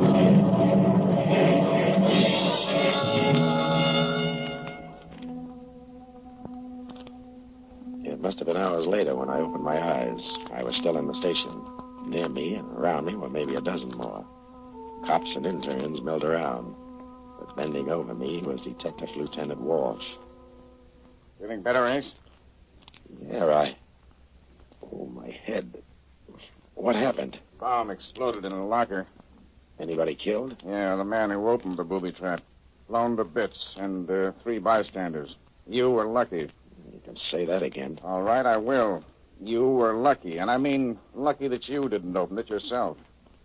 I? How could I open it? With the little key you showed Sally Foray. Oh, you certainly get around. Where'd you get that key? From Pierre Foray. Oh, Pierre Foray, huh? That's the name. He came to my office. Gave it me to hold. You can ask him. Well, suppose you ask him, Ace. But you better get yourself a good spiritualist. Pierre Foray hanged himself in his cell 2 hours ago.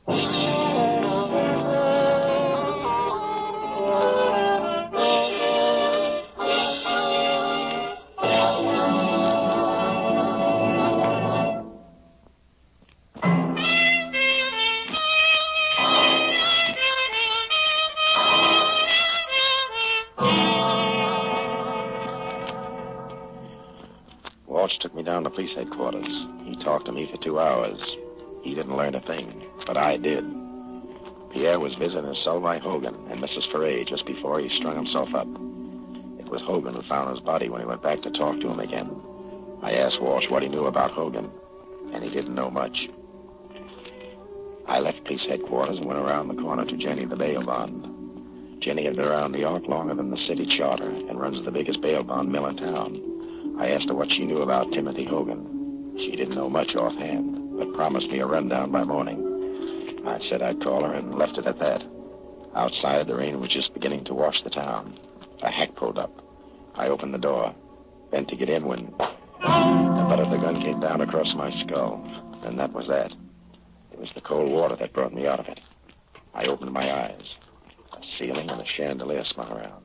I closed them again. Leo, douse him again.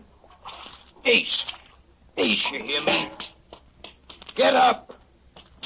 The man said get up, and the man meant it. The man was big enough to lift me to my feet with one hand. I tried to open my eyes. There were battleships tied to the lashes, but I made it. 2 other mugs flanked me, with Mike in front of me. The rug was wet with blood and water. The water and the rug were theirs. The blood was mine. Somebody must have taken a bad working over. I began to figure it must have been me, but I couldn't remember. In fact, I didn't even know who Ace was when Mike barked the name. You hear me, Ace? Give me a drink of water. Leo, give him a drink.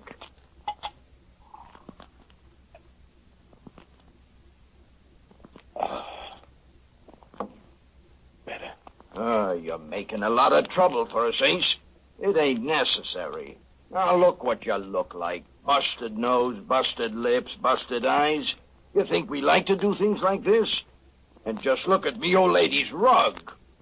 Don't let it break you up. Just look at yourself. And for what? Tell me. For what? Because you get stubborn. You mustn't be impatient.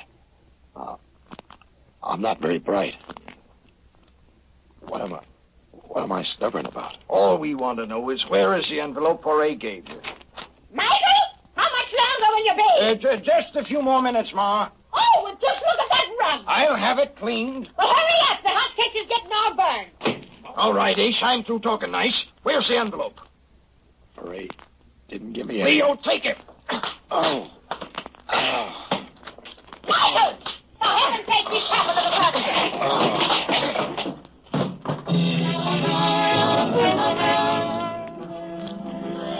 And the last I remember, there was the old hack screaming about her furniture. I know I smashed a chair when I went down, and that made me feel pretty good. I felt the water hitting my face again. I got my right eye unstuck. I was on my back in a field up in the Bronx. The rain washed over my bruised face, and that felt fine. But I couldn't stay to enjoy it. I remembered there was a phone call I had to make. And by the time I let myself into my apartment over on 3rd Avenue, the sun was up. I looked into a mirror. I never saw the guy before in my life. But even if he was a stranger, I had to do something for him. I wrapped some ice in a towel, held it over my face, and then I picked up the phone.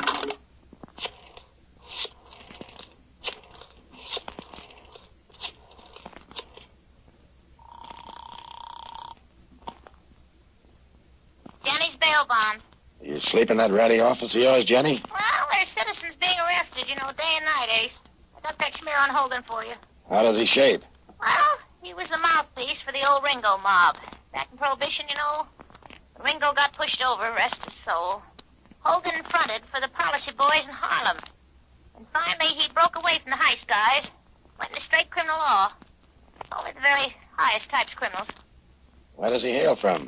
Why, he's from, here it says, Timothy Hogan, Washington University, class of 28, X. X. What's that mean? X, it says here, it says. I see, he didn't finish at Washington.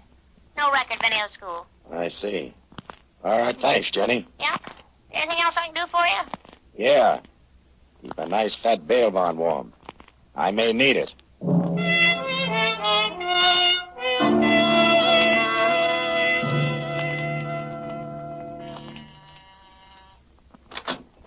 Who is it? What? Oh. Well, don't let the face frighten you, Mrs. Foray. I'm just breaking it in for Boris Karloff. What happened to you? What happened to me shouldn't happen to a private detective. But it did. Sit down. We're going to make with a little talk. Look, I'm in an awful hurry, Mr. Ace. I was just going out. What did you and Hogan tell Pierre in his cell yesterday? Well, I didn't want to go. That lawyer, Hogan, he insisted. Well, I guess I blew my top. I told Pierre I was going to tell the jury the truth. That Freddie Miller begged Pierre to give me a divorce. He wouldn't. Instead, he took money from Fred to keep his mouth shut and not make a scandal. And you figure that's why Pierre strung himself up. So there was no chance for him. That's the one thing I regret. He didn't go to the chair. You must have had quite a burn for this guy Miller. When I love a man, I love him. I love him. You're kind of lost now, eh? I loved him, Eddie. It's going to be awful tough. Freddie, what's the use? I wind up with memories in four walls, the kind of memories you can't forget. Kind of cut your heart out every time you breathe. Come here. What am I going to do, Eddie? How can I forget it? Easy. You call me Eddie. Just try calling me Freddie. All right. I'll try it. I'll try it.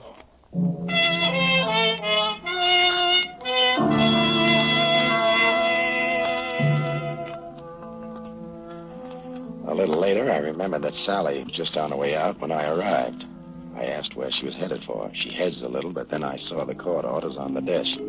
She was going down to the First National Bank to open Pierre Foray's safety deposit box. I went with her. The small vault contained some jewels, an insurance policy, and a bulky package wrapped in brown paper. The jewels are mine. I'll take them with me. Maybe we better see what's in this package. Oh, I can't imagine what it could be. Money. $1,000 bills. Must be 50 of them. $50,000? Well, where did he get all that? Not in the private eye business. In this envelope. I think we better open it in the presence of a lawyer. Look, I'm going upstairs to see if anybody's around that looks familiar. Here, take this nickel. Yeah? Call police headquarters. Lieutenant Walsh. Tell him to meet me right now at Timothy Hogan's apartment. This is important for both of us, Angel. So don't trip. I'll wait for you outside.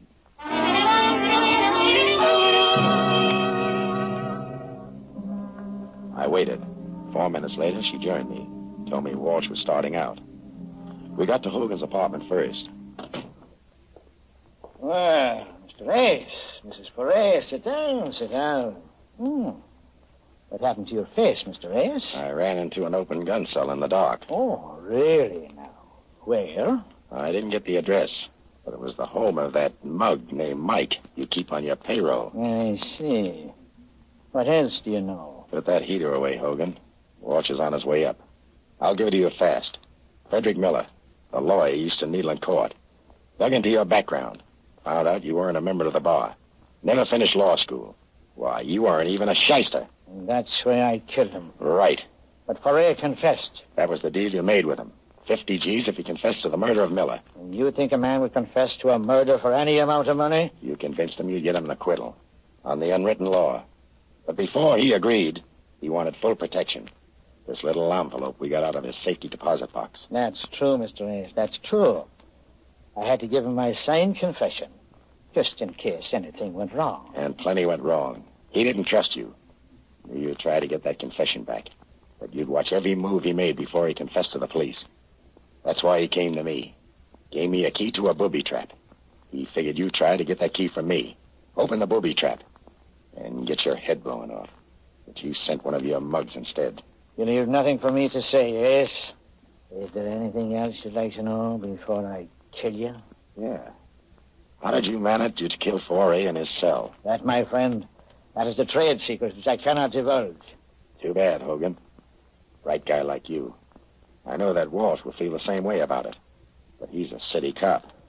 Mr. Ace, you are priceless. But you made just one little mistake. You see, Sally here wasn't in love with Miller.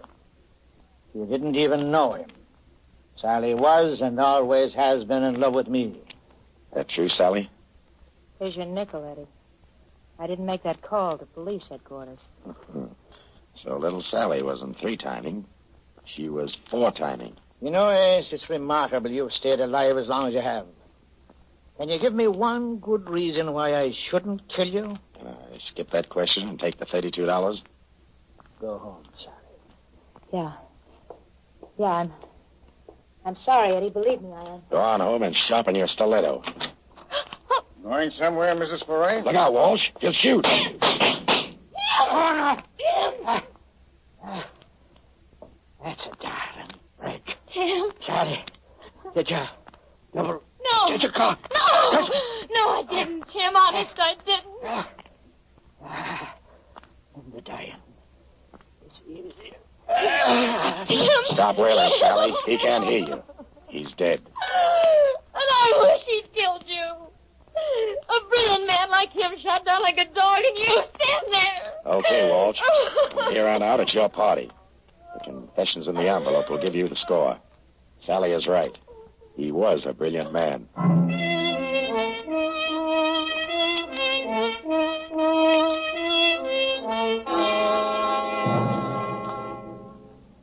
And that's how Timothy Hogan died. Yeah, I called Walsh when I left Sally for a minute at the bank. She could have been held as an accessory to the murder of her husband in his cell.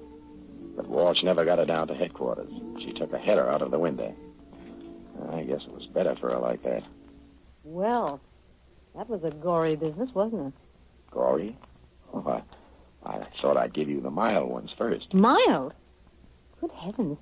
Do you mean that this sort of thing goes on with you all the time? Only when business is good. Well, for my sake, then, I hope business improves. Good night, Mr. Ace. There's something I like to say, Dr. Gale. Yes? Well, it's... never mind. Maybe next time. Or maybe the time after that. You're reading my thoughts marked private. Good night, Dr. Gale.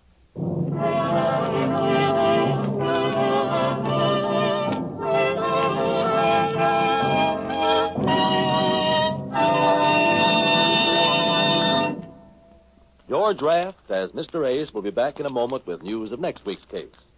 But now, a word from our sponsor. Thank you. Next week, I have another appointment with Dr. Gale. I'm going to tell her about a murder that shouldn't have happened, not even to a corpse. And, George, we'll all be waiting to hear that. In the assisting cast tonight, you heard Jeanette Nolan, Kathy Lewis, Theodore Von Eltz, Leo Cleary, and Stanley Farrar. The music was composed and conducted by Sandy Courage. This is Carlton Cadell speaking and inviting you to listen again to George Raft in the cases of Mr. Ace.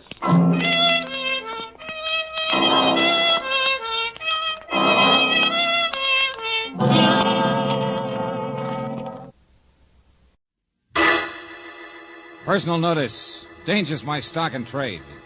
If the job's too tough for you to handle, you got a job for me, George Valentine. Write full details.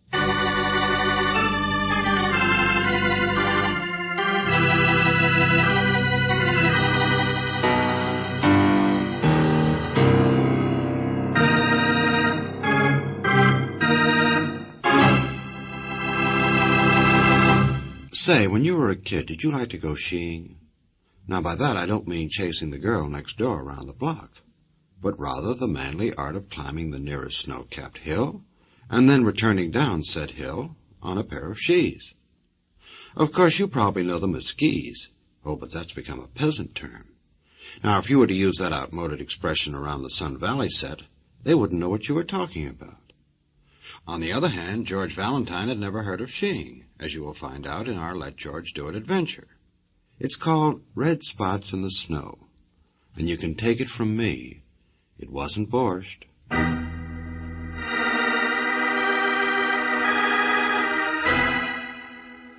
My dear Mr. Valentine, I have never been a violent man, so when I'm threatened, I need a professional to, frankly, to act as my bodyguard.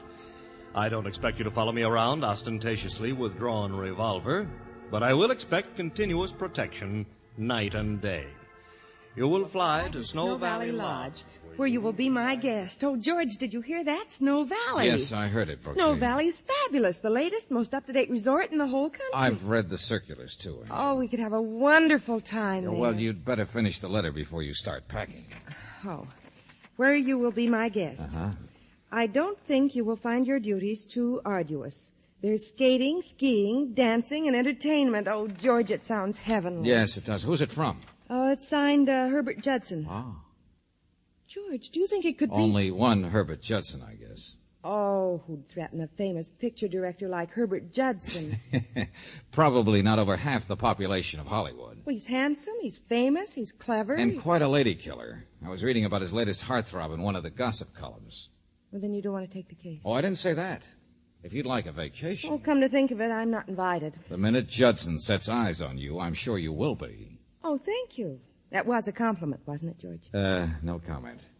Well, write him we'll be there. I'll telegraph him. Hey, I've not made of money. Collect. Oh, George, it'll be wonderful. Skating in the moonlight, dancing under soft lights. Yeah, and Herbert Judson in person. All right, go home and pack, Angel, and don't forget, plenty of woolies.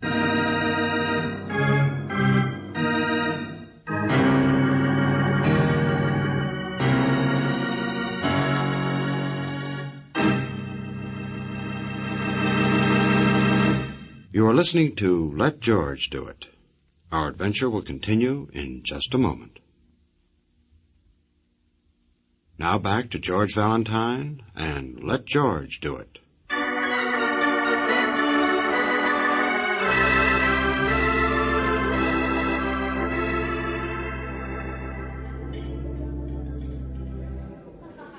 Good of you to take the morning plane, Valentine. And to bring Miss Brooks. Oh, thank you, Mr. Judson. After lunch, we'll go out and try the ski run. She? That's the right way to pronounce S-K-I, George. Ah, thanks. You're welcome. Sorry I wasn't here to welcome you when you arrived. Special events on the ski run this morning. Oh, well, that's okay. We spent the time looking at the photograph albums in the lobby. You're on almost every page, Mr. Judson. Oh, yes, the publicity men here, you know, always snapping off-the-record pictures of well-known people on the ski run. Well, if I may be permitted a pun, there was one she in particular who was posing with you in a good many of the pictures. Well, all the girls like to have their pictures taken with me. Well, this one was very pretty, in spite of the fact that her dark glasses almost covered her face. Did you ever think of going in for pictures, Miss Brooks? Me? Oh, heavens, no. Oh, really? You're extremely photogenic, you know. I can get you a screen test. Incidentally, Mr. Judson... Now, don't worry about your fee, Valentine. It'll be over and above your hotel expenses. Everything's on me. Yeah, well, while we're waiting for lunch, perhaps you'd tell us just how you were threatened. I found this note under the door to my room. Oh? Yeah, words cut out of the newspaper. Better keep your promises if you expect to remain healthy. Is that all? It's enough, isn't it? What promises does it allude to? I haven't the faintest idea. I was sure a clever man like you would find a lot of clues in this. Well, I'm not a movie detective, Mr. Judson, just a troubleshooter who occasionally gets a good idea. Well, whatever the danger is, I'm sure you can cope with it. Mere fact that you're here is very comforting. Here's little Mary with the succulent viands. You know, Pierre used to be chef at the St. Moritz? You're Mr. Valentine, aren't you? Yes, Mary, this is Mr. Valentine. Well, the desk clerk said that this note was left for you. This might deliver at once, so he sent it in. Oh, thank you. Yes. Will you excuse me? Certainly. I wonder who's sending me. Look at this. What is it, George? Just like yours, Mr. Judson. Words cut out of a newspaper. With your advertisement at the top, George. If this is you, you're wasting your time. A man must pay for his sins, and you can't stop it. Better leave here at once. I won't warn you twice. Well, whoever's sending these threats isn't wasting any time, is he? Say, tell me, have you had any disagreements with anyone here? Why, no, nothing of any importance. I had a little argument with Jacques, the she instructor. Maybe you'd better tell me about it. I might find it more important than you think. No, it really isn't anything. Little Mary, the waitress here, is quite a she expert. Their help, you see, are allowed to use the hill back of the lodge. Jacques and Mary are great friends. Or at least they were until the girl who sings arrived. Hey, wait a minute. You're going too fast. The girl who sings? Her name is Jill Drew. She sings during cocktail hour. Hasn't anything to do with the argument I had with Jacques. I mention her because, Jacques is infatuated with her, and Mary is crazy about Jacques. Quite a little triangle. Well, this trouble you had with Jacques... Well, Mary's quite pretty, as you may have noticed. I have always been on the lookout for photogenic faces. I asked her how she would like to have a screen test. Jacques didn't seem to like the idea. But now that his interests are elsewhere, I'm sure he doesn't care. I'd like to meet this Jacques. Oh, you'll meet him, yes. We'll go up the mountain right after lunch.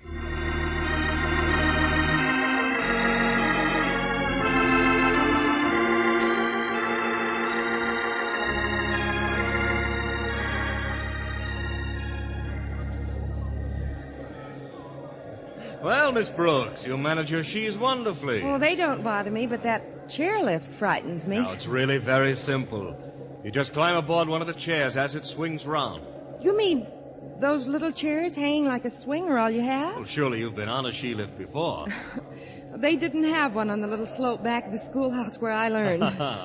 Well, you won't have any trouble. As soon as you get on, you rest your feet on the footboard, and then you pull the bar down in front of you, and you're locked in. Well, the wire that it swings on, suppose it should break. Now, that wire is good and strong. But it goes up so high, and when it stops, you're dangling there. Oh, and this is the girl who couldn't get to Snow Valley fast enough. You know, for myself, I've always thought this was a silly sport. 20 minutes to go up, 20 seconds to come down. Well, I thought I could just play around down here. Well, you don't have to come down the she trail if you don't want to. Jacques gives his lessons on that plateau up there at the top. See that space between the trees where the lift goes over the hills? You can watch Mr. Judson, Angel. Yes, and when you're ready to return to the lodge, you can ride back on the chairlift if you want to. Now, let's see. I'd better take the first chair. Miss Brooks, you take the next, and Valentine the rear car. Okay.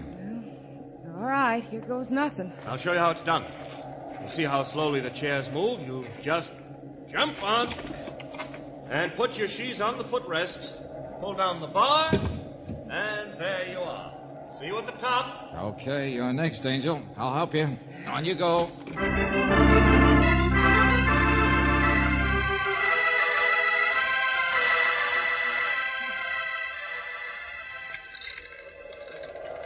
We're awfully high up, George. Yeah, it's a beautiful view, though. I'm afraid to look. I get dizzy. Surely you're not frightened now. We're almost there. And did you ever see a clearer day? Yeah, it is pretty, but those treetops down there look awfully sharp. Oh, don't look down. Look ahead toward that opening between the trees. When we get through there, we'll be only a few feet off the ground. And just beyond, you'll be able to get off. Hey, look back and see how far we've come, Angel. I wish I were an angel. With wings. What's that? Someone in the woods must be hunting. I didn't know they allowed it. They must have hit something, George. Look down there. Red spots in the snow. Hey, that's blood. Hey, good night. Look, Angel, Judson slumped over the bar. He's been shot. Mr. Judson? Someone in the woods there to the left. Hey, Brooksy, look down there. What? Yeah, going down the far side of the hill out of the woods. Someone skiing awfully fast. Yes, and not on the regular ski run. That must be the person who shot Mr. Judson, a blue sweater with a yellow band. Too far off to see what he looks like. Oh, I wish this blame contraption had moved faster. I'll phone down the minute we get to the top and see if we can head him off. Hey, you up there. Help Mr. Judson off. He's been hurt. Yes, sir. What happened? Someone shot him from the woods. All right, I'll get him off the chair. Well, someone will have to help me, too. Just a minute, lady. Wait till I get him on the ground. Well, wait now. Don't try to jump off. Don't. There you are, ma'am. Oh, thanks. George, he seems to be hurt badly. Yeah, okay, I'll be there in a second. All right, give me a hand. There you are, sir. Okay. All right, let's have a look at him. Now, phone for the police. Tell them to hold anyone wearing a blue sweater with a yellow band around it. Yes, sir. Shall I send for a doctor, too? Too late for that. Mr. Judson is dead.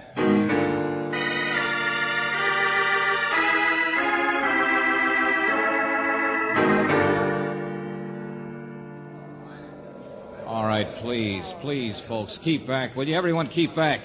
Don't touch him until the police arrive. They'll be here shortly, sir. Did you phone the lodge about the blue sweater with the yellow band? Oh, no, sir. I'm afraid I forgot it. Oh, fine help you are, Buster. You know anyone who has an outfit like that? No, sir. Jacques might know. Well, where is he? Get him. He left a little while ago, just before you arrived. He left? I thought his job was here. Well, he said he had to pick up some supplies in town and he'd be right back. Hey, Brooksy. Yes, George. Looks as if we have to ski down the hill back there. Are you game? Well, I've never tried a long hill like... Well, whatever you say. All right, come on then. Now, look, don't let anyone touch the body. No, sir. Hey, you're going the wrong way. The ski run... We're taking the same route the killer took. Come on, Angel, don't break your neck. Oh, George, I'm so glad you care. You bet I care. Oh, George. All right, I'll need you to help me when we get down. Lots of things that have to be... Oh, George. Come on, hold your hat. Here we go. It's like flying, isn't it, George? Yeah, pretty fast. George, look out. That snowbank. Huh? Be careful. Oh,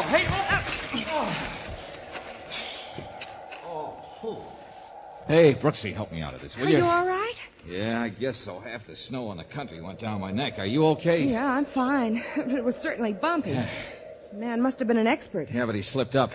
Nice of him to leave a trail in the snow for us to follow. Yeah, that's right. Well, come on. What are we waiting for? He's way ahead by now. I know, but we can tell the way he went. Duck down, Angel. Get behind that snowbank. We've caught up with our friend, the killer.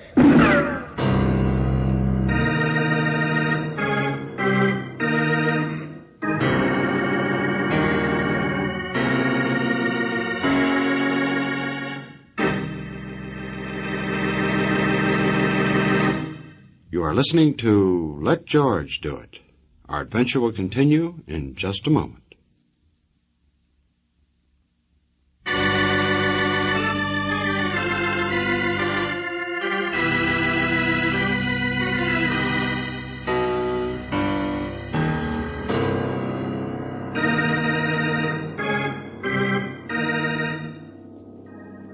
Now, back to George Valentine. You are invited to Snow Valley Lodge to act as guardian for the well-known Hollywood director, Herbert Judson. And now Judson is dead, shot while riding on the ski lift just in front of you and Claire Brooks. And now that you've followed the suspected killer's trail, you find yourself hiding behind a snowbank, trying to avoid being a target. Well, if your name is George Valentine, that's only going to make you more anxious to catch the person who's been doing the shooting. Okay, Angel, according to my calculations, that's the last shot in his gun. Be careful, George. Okay, I'll take a look. No sign of anyone.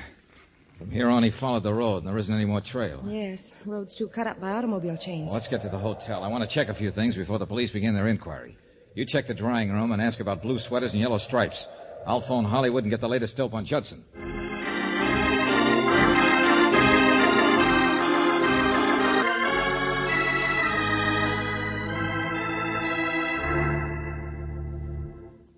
Any pay dirt, Brooksy? None. The man in the drawing room says there are several people who have sweaters like that, but none of them wore them this morning. Was Jacques one of them? No. Jacques always wears black. Did you talk to Hollywood? Yeah, I did. Signet Studios was very much upset at the news, naturally. Everyone seemed to like Judson. Due back at the studio next week to make a picture. No recent scandals, no big romance since last year. But one of the newspaper boys said that his death would cause a lot of weeping and wailing among aspiring actresses. Popular, huh? Well, he was always promising to get girls into pictures, never making good. Hey, didn't he ask you if you wanted a screen test? Yes, he did. George, that note he received warned him he'd better keep his promises. Do you suppose one of the girls? I can't imagine why failure to get a screen test is motive enough for murder. But we mustn't pass up anything. Okay, promise Mary a test. Let's see her. George, do you remember these photo albums we looked at before lunch? Yeah, sure. Judson and his she's. Well, maybe one of them had a dark sweater with a light stripe. Oh. Brooksy, what would I do without you? Well, I hope you couldn't, George. If I thought... Here they are. Anything wrong? Yeah. Someone tore out all the pages from the front of this book.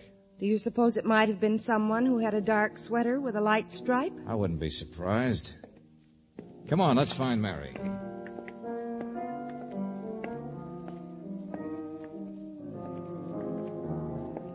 I beg your pardon. I'm looking for a waitress named Mary. Have you, Well, you wouldn't find her here now. She's off in the afternoons. Oh, I see.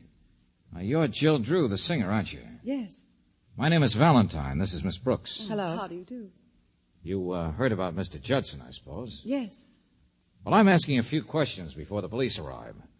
Would you mind telling me if you were one of the girls Mr. Judson promised a screen test to? I hardly knew Mr. Judson. By any chance, do you have a ski outfit? A blue sweater with a yellow stripe? No, I don't ski. I'm engaged to sing and play the piano. Where would I find time to ski? Now, if you don't mind, I have to practice. Yeah, the show must go on, I see. Oh, I'm sorry. I knocked them over to the floor. Sounds like a junk cart. Here, I'll pick them up. They're beautiful bracelets you have, Miss Drew. Rather heavy, aren't they, when you're playing the piano? Oh, I never wear them when I play. But I don't like to leave them in my room. It's marvelous what they can do with costume jewelry these days. My dear young lady, those are real. They're from Elwood's in Beverly Hills. Oh, singing for your supper must be profitable. Oh, I have admirers. I don't doubt it. Now, if you don't mind... Oh, sure. Sorry to have interrupted your practicing. If you're looking for Mary, you might find her in her room. And where is that? In the annex, back of the main lodge. If she isn't there, she may be skiing on the hill, back of the annex. She's very proficient.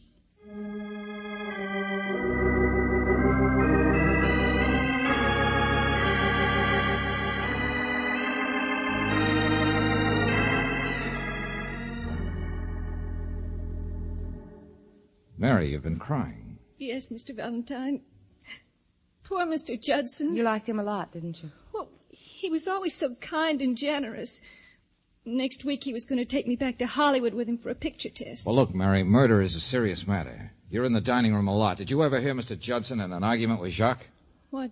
No, Mr. Valentine. Well, Jacques would Mary, never... there will be an inquest. You'll be asked questions, and you'll get yourself into a lot of trouble if you hide anything. Mr. Judson admitted he and Jacques had an argument about you. Well, he only warned Mr. Judson not to make any promises he couldn't keep. And Mr. Judson was going to give me Jacques the test. threatened Mr. Judson? Oh, no, Mr. Valentine. It wasn't a threat. Just a friendly warning. Don't you think you'd better tell us all about it? Well, Jacques and I... Well, he used to be kind of attentive until Miss Drew came. I wanted to make him jealous, so I told him about Mr. Judson promising me a chance in pictures. And he warned Mr. Judson not to make any promises he couldn't keep. That was all. Where can I find Jacques when he isn't teaching? Well, if he isn't with Miss Drew, he's usually in his cabin. And that is? Back at the lodge. Jacques doesn't live in the lodge. He has a cabin of his own. It's number 26. Okay, thanks. I'll see you later.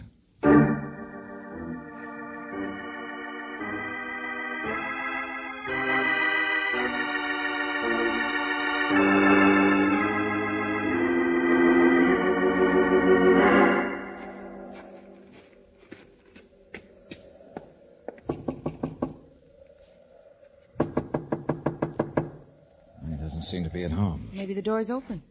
We can try.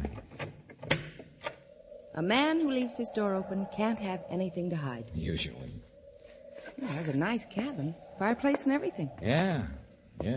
Quite cozy. Oh, I'd like to have time to look at all the pictures he has on the walls. Well, go ahead and look. We'll see what else there is. These must be his pupils. Oh, publicity stills. Well, let's see now. The table. And there. Scrap basket. What is it, George? This newspaper. I haven't the slightest doubt that both Judson's message and mine were cut right out of this. George, if he wanted to hide it, why didn't he burn it? I was thinking the same thing, Angel. I'll keep it anyway. Now let's have a look at the pictures. Well, Jacques seems to have had his picture taken with every well-known star in Hollywood. To Jacques, who helped me stay on my feet, Grant Cooper. To Jacques, the best there is, Norma Lewis. And here he is with Mr. Judson and Jill Drew. In memory of a happy vacation. George, isn't this like one of the pictures from the book? Uh-huh. Only she isn't wearing the dark glasses here. She was prettier then. She wasn't posing when we saw her. Well, her sweater has a stripe.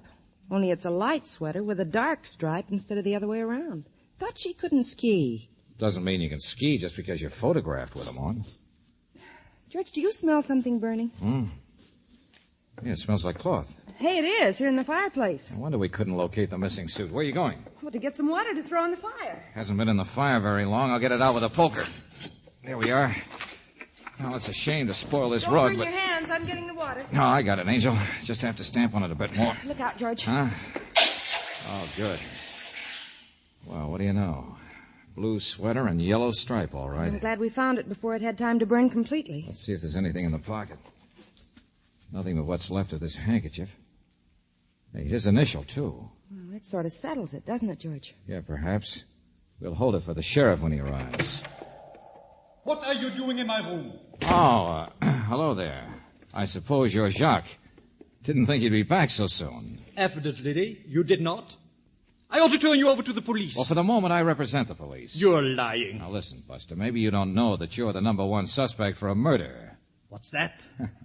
Good imitation of a man indicating surprise. You think I killed Mr. Judson? Now, look, your ski suit... Oh, that isn't mine. I never had one like that. Your handkerchief was in the pocket. Oh, that isn't mine either. It's none of your business. Now, will you get out of here, or Look must out, George. Oh, another bit of evidence, huh? All right, put that gun down, Buster. Drop it, I say. Drop it, Buster. It isn't loaded. What? Yeah, don't you remember? You used up all the bullets shooting at us. Okay, pick it up carefully, Brooksy, while I hold our friend here. Well, the shots have been fired, George. Yeah, I thought so.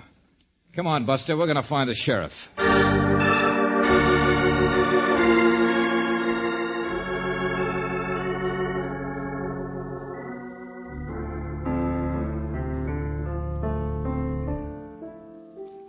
Sorry to disturb you again, Miss Drew, but have the police arrived? I haven't seen them, Mr. Valentine. Come along, Jacques. Jill, Mr. Valentine, where are you taking Jacques? We're on our way to the police, Mary. This fool is trying to say that I killed Judson. We found the gun and the ski suit in his room. He tried to burn it. We got there in time. Jacques says the suit is too small for him, and I'm inclined to agree with him. Wait, it wasn't Jacques. He didn't do it. I know it. Mary, be quiet. He didn't do it because I did it. Huh? It does look like a girl's sweater, George. And what's left of the handkerchief looks like a woman's. Mary, are you trying to protect Jacques?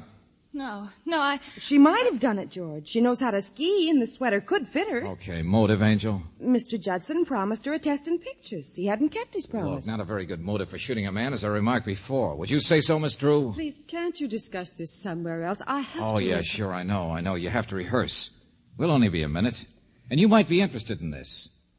Do you think failure to give a girl a screen test is good and sufficient reason to... Mr. Judson made fun of me because Jacques had fallen in love with Miss Drew. Please, leave me out of this. You say you shot him, Mary, huh? Yes. And then came down the other side of the mountain and reached the hotel in time to go to work? That's it, George. And then planted the suit and the newspaper and Jacques' gun back in his room? She tried to burn the suit. Jacques' cabin was the only one with a fireplace, and it was only natural that she should return the gun. But she happens to love Jacques. Is even willing to confess to a crime she didn't commit to save his life. Why would she leave the stuff in his room for the police to find? Well, maybe she was jealous and then changed her mind when she saw he was suspected. Girls in love often do strange things. Oh, yeah, they certainly do. Well, it's an interesting theory, Brooksy. Only if you remember, when we started up the ski lift, Mary was still at the bottom. We just left her in the dining room. She couldn't possibly have reached the top before we did. Yeah, you're a sweet kid, Mary, trying to save the man you love. But it isn't a good idea to get mixed up with the law. Then you think it really was, Jack? Oh, no. I agree with you that it was a woman, all right. A woman's sweater, a woman's handkerchief.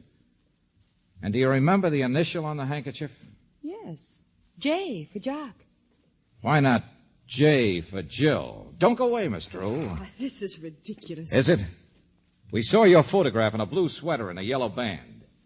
You destroyed the pictures in the album, but you forgot the one in Jacques' room. But she had on a light sweater with a dark band. The strange peculiarities of photography, Angel. Unless you're using panchromatic film, blue comes out light and yellow comes out dark. And I think when I check with Elwoods and Beverly Hills about those bangles, we'll find that Judson bought them. Yeah, I think we'll find out that they were presents from him before he got tired of her and started sheeing elsewhere. All right, I did it. I didn't mean to kill him. I just wanted to frighten him. But he deserved to die. He was a pig. He was always promising women the world and giving them nothing. He even promised to marry me. Then he met this little nobody and treated me like the dirt under his feet. I tried to make him jealous by pretending I cared for Jacques. Uh-huh. Brooksy, I'll turn this little lady over to the sheriff. Phone the jeweler in Beverly Hills. And then I'll meet you back in the lobby.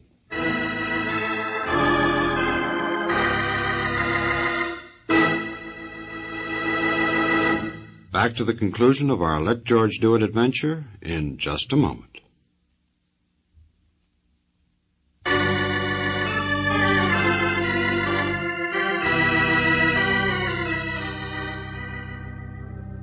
Well, I was right, Angel. Judson bought those presents and bracelets for Jill. But, George, did she tear the pictures out of the book so we wouldn't know she could ski? That's right. I don't think she meant to implicate Jacques, but his cabin was the only one near hers that had a fireplace. So when she went there to return his gun, she thought of burning the sweater, which she knew we'd seen from the chairlift. Well, how did you know Jacques didn't do it? Well, he didn't know the gun didn't have any bullets in it, for one thing. And now Mary and Jacques can live happily ever after. Can anyone really live happily ever after? Oh, George, you're so cynical. If you don't look out, some girl will take a shot at you for a warning. Not from a ski lift, Angel. The only girl who'd take a shot at me doesn't like dangling from the sky.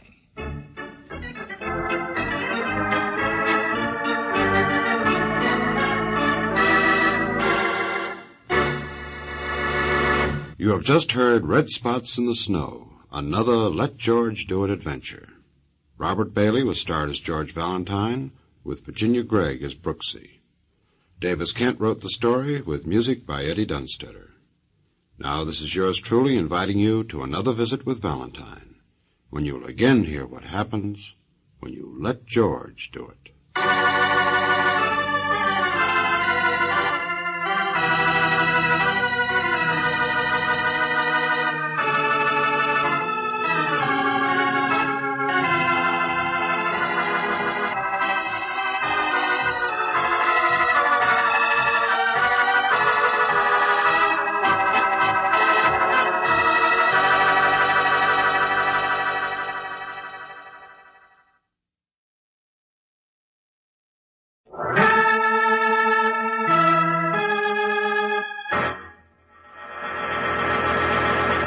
From New York City, the makers of Clipper Craft Clothes for Men and 1,036 leading retail stores from coast to coast present the world's most famous detective, Sherlock Holmes.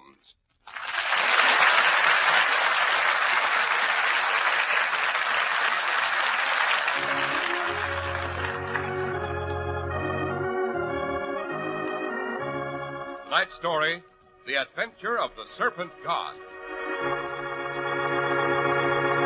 And so here we are once again in Dr. Watson's cheerful book-lined study. But let's not keep our Sherlock Holmes fans waiting. What's tonight's adventure to be, Doctor? Tonight, I think I'll tell you how Holmes prevented a bloodthirsty Hindu uprising. It all occurred because we unearthed the meeting place of an East Indian cult who worshipped the serpent god. Sounds promising. Yes, it was a weird and unearthly setting for one of our most hair-raising encounters with that arch-criminal, the notorious Professor Moriarty. Professor Moriarty. Sherlock Holmes always got a run for his money when he matched wits with Professor Moriarty. And that reminds me, if any of our friends and listeners are thinking of investing in a new spring suit or overcoat, I think we can safely promise them more than a run for their money if they'll take a look at the clothes that Clipper Craft is now showing in their favorite local store. Right you are, Mr. Harris. And, you know, you'll get something else very important from the great Clipper Craft plan, besides remarkable quality and downright sensational value. You get uniformity. The assurance that every Clipper Craft suit, top coat, or sport jacket you buy is equal to all the others in smart appearance and performance. As you know, the Clipper Craft plan concentrates the buying power of 1,036 of the nation's finest stores from coast to coast. Its operation is year-round, resulting in tremendous economies in manufacturing and distribution costs. And that's how you get fine-fitting, beautifully tailored, expensive-looking Clipper Craft suits for only $40 and $45. Outstanding top coats in fine coverts and worsted gabardine for only $40 and $45. And smart sport jackets for only $26.50. Take a look around. Compare Clipper Craft with clothes selling for many dollars more.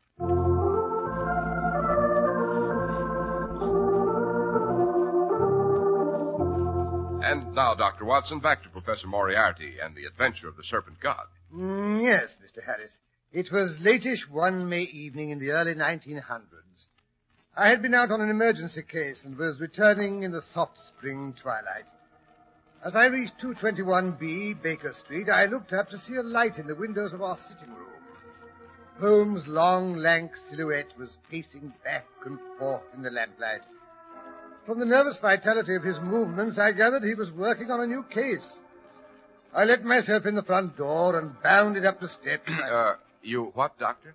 Well, I hurried upstairs.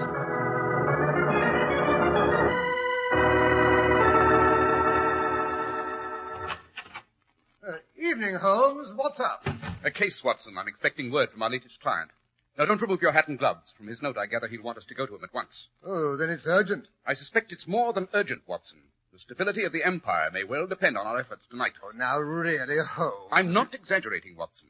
I leave that to you. However, I don't think anyone will underrate the unrest that's seething in India these days.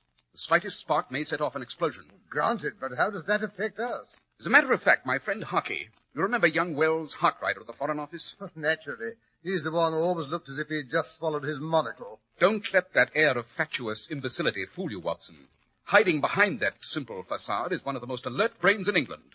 Not counting my own, of course. Oh, conceit. That's why he's been assigned to the Maharaja. Well, he'll have his hands full.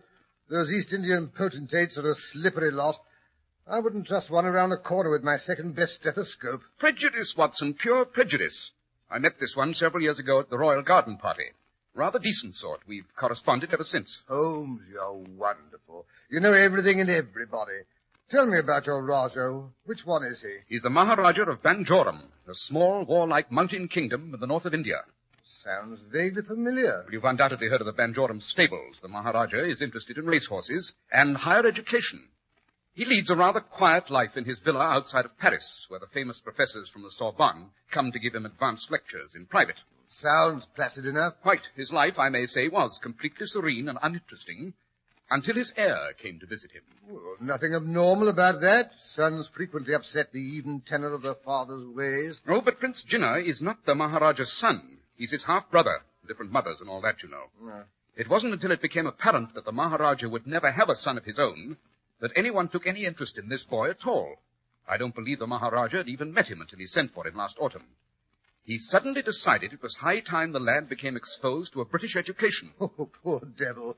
Imagine being suddenly chucked into the midst of an English public school after being pampered darling of a high-caste Indian household. The Maharaja of Banjoram has some sense, Watson. He did not chuck him into a school, as you so inelegantly express it. He decided to break the boy in with a good tutor. Upon explaining his position to the Foreign Office, they decided the situation was sufficiently important to assign young Wells Harkrider to the post. As the twig is bent. Exactly. The Maharaja of Banjoram has always been quite well disposed toward our government.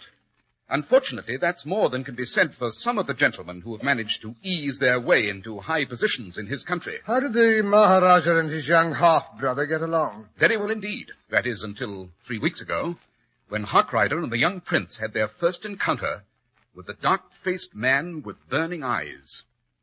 It was shortly after tea time. Harkey and the prince were just emerging from the Strand entrance of the Savoy Hotel, where they had a suite of rooms. Suddenly, a strange, ragged-looking man seized the prince and pressed his forehead to the back of the boy's hand.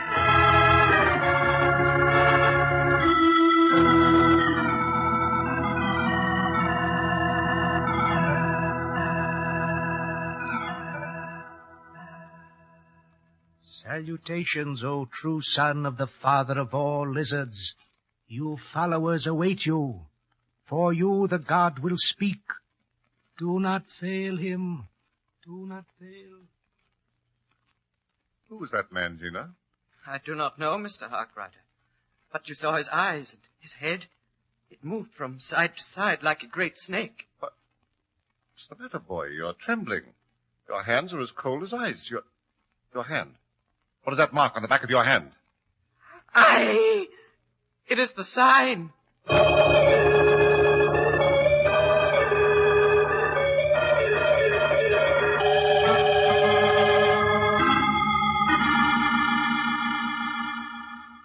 Ever since then, Watson, the boy's been a nervous wreck. Harkrider says he looks positively haunted. Then The night after the boy's encounter with the strange derelict, Harkrider woke in the night and found him missing from his bed. Why not ask for police protection? The Maharaja forbids it. Harkrider drew him the design he'd seen on the back of the boy's hand. The Maharaja apparently recognized its significance, but will tell Harkrider nothing. He says calling in the British authorities might very well cause another black hole of Calcutta. Good Lord, Holmes, then it is serious. That, my dear Watson, is the impression I've been trying to convey for the last half hour. Did Harkrider's message explain what the symbol on the boy's hand looked like? Yes, it's drawn here at the bottom of his letter. A simple bit of cacography. Looks rather like the eye part of the large hook and eye. It's not as innocent as that, Watson. It's the same mark that appears on the hood of the king cobra.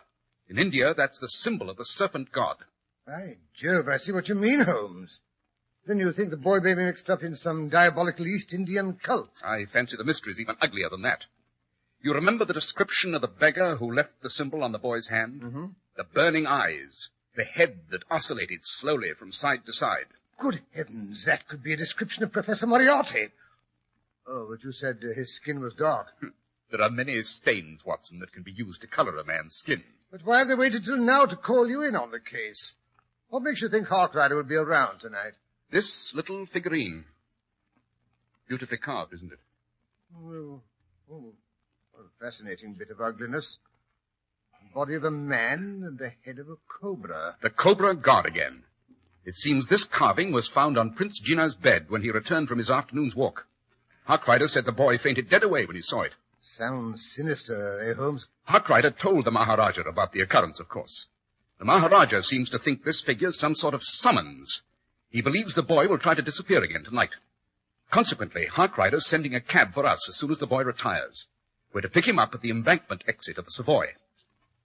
Yes, I hear a carriage driving up to our curb. Don't forget your revolver, Watson. Aha! The game's afoot.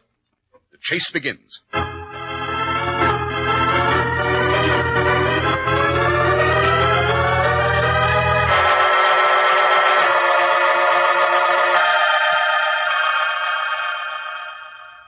Holmes, we've been sitting out here in this blasted cab for over an hour. What's happened to Harkrider?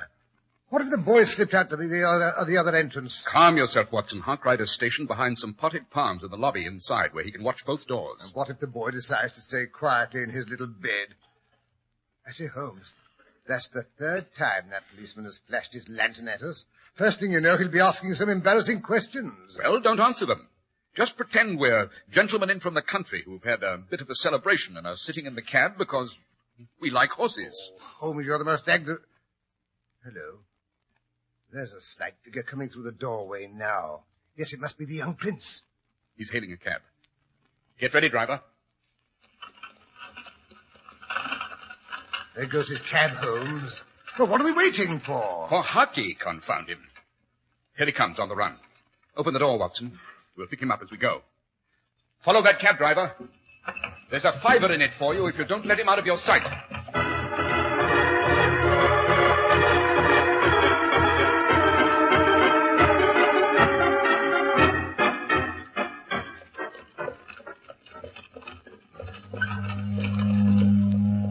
Oh, confound this fog. It's getting so thick we can't see the cab up ahead. Calm yourself, Harkrider. They can't go any faster than we can. As long as we can hear their horses' hooves, they can't get away from us.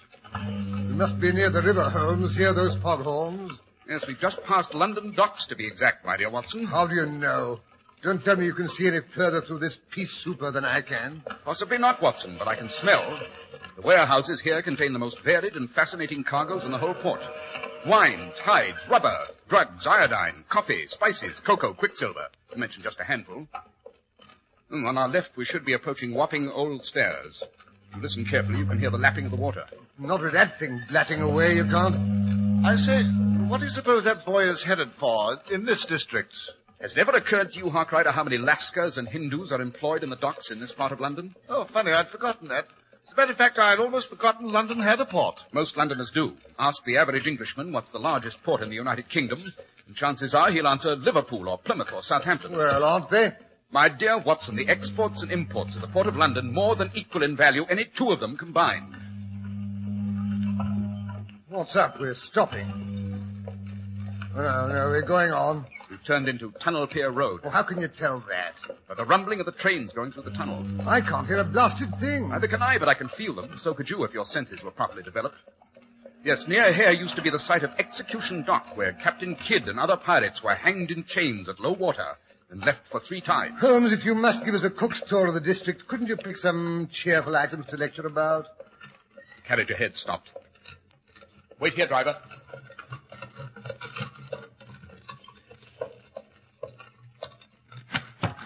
Out you go, Watson. Mm-hmm. You too, Harkrider. Righto. Yes. There's the boy up ahead. He's feeling his way along the wall. He stopped.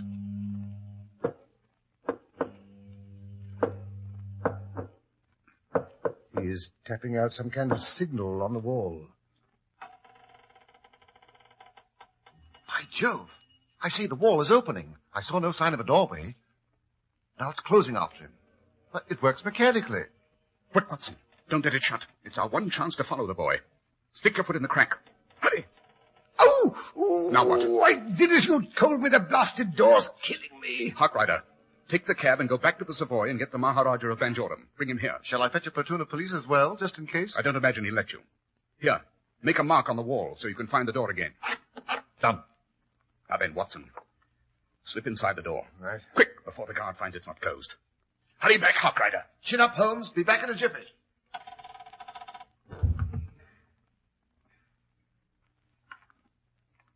Seems to be some sort of courtyard with carved walls. Weird, grotesque carvings. Holmes, they look horrible in the light of that flickering lantern up ahead. Those carvings represent East Indian deities. As you say, Watson, they are not nice. Look, Holmes. A tall man in a fierce beard and wearing a turban has stepped into the light of the lantern. Yes. He'll be a Sikh. Very warlike tribe, Watson. I imagine he's on sentry duty. There must be an entrance through that archway. What of it? We'll never get by him. I only hope he doesn't discover us. Right. I don't think he'd hesitate to use that large knife he has sticking in his belt. I say, what's that?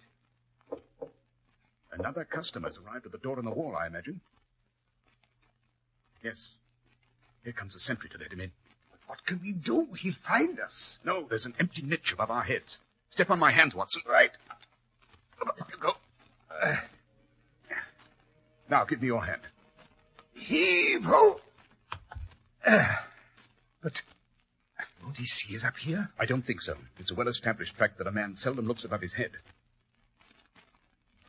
Yes. Here he comes. Pretend to be a statue. Look grotesque. It shouldn't be too difficult.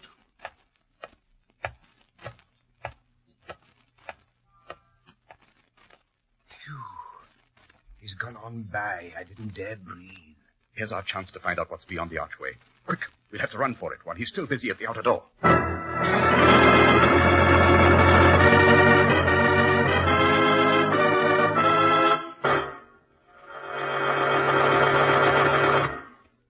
And so while our two friends are trying to sneak past the guard, let's discuss your spring wardrobe. Will it be comfortable? Will it wear? Is it good looking? Well, naturally, these questions are on your mind when you buy a new suit or topcoat. The same questions Clippercraft asked themselves long ago and answered by bringing you the finest values you've ever seen at an outstanding local independent store. Clippercraft invented the unique Clippercraft plan that concentrates the buying power of 1,036 stores across the nation. Now, the plan's the reason for those amazing values which are yours, even in this era of high prices. Clippercraft suits that look much more costly for only $40 and $45. Top coats and fine coverts and worsted gabardine at only $40 and $45, and sport jackets at only $26.50. Yes, selling expensive clothes at inexpensive low prices at the nation's finest independent stores is the great big idea behind the Clippercraft plan. That's why men who know insist on Clippercraft clothes. So be sure to visit the Clippercraft store in your city.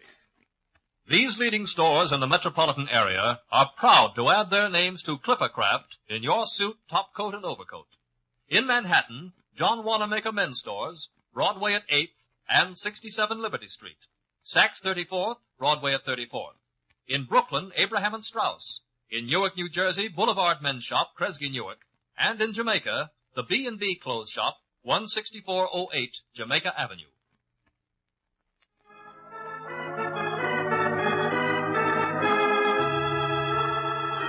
And now back to Sherlock Holmes and Dr. Watson, who have managed to sneak inside the unguarded doorway.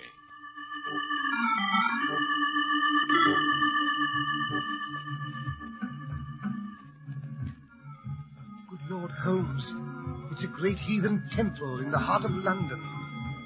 The incense is almost as thick as the fog outside. There must be hundreds of people in here, all bowing before that horrible idol. More than horrible, Watson. It's the serpent god, servant of Shiva, the destroyer. Now what? I don't know. Here, hide behind this wall curtain.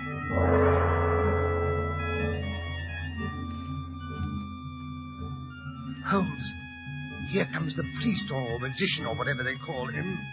He's even uglier than the statue of the god. That is the guru, Watson. It's a mask he's wearing. Aha! Notice how his head moves from side to side. We shall soon know, Watson. We shall soon know.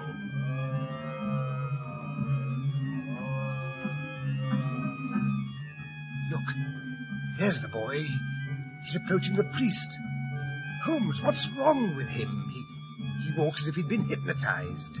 Quiet, Watson. The guru is going to speak. Son of sons, you've done well to come. I speak for the Great One, our Lord of the Cobras. I say to you that you are doomed. That's Moriarty's voice right enough. Your youth will fade, your limbs wither, your mind shrivel and decay, and your soul be damned to eternal torment unless you heed my words. Heed and obey. You are to kill! No, no! It is so decreed. Tonight you shall hear what you must do from the Great One himself. You are honored above all men. The Lord of Serpents will speak to you. Bow down and listen. Holmes, he's going to make the idol talk.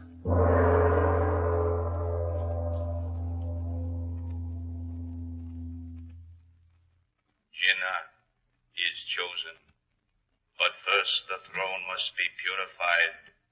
He will kill the Maharaja, his brother, and rule in his place. The temples of the god have been profaned. They can be cleansed only with blood, rivers of blood, the blood of all white people who live in Banjoram. Holmes, this is outrageous. How do they make the idol say such horrible things? It's Moriarty. When he bows to the ground, he puts his mouth to a sort of grill work. Unless I'm very much mistaken, it hides a speaking tube. But what does he expect to gain by all this hocus-pocus? Quiet, Watson. He's getting ready to speak again in his own voice. When you are on the throne, O son of the serpent, you will need advice and wise counsel. The god of the cobras has spoken to me in the night. He has appointed me to be your advisor. Now we come to the point of the argument. Holmes, we must warn the Maharaja. We can't leave now, Watson. We shall have to wait until everyone else is gone.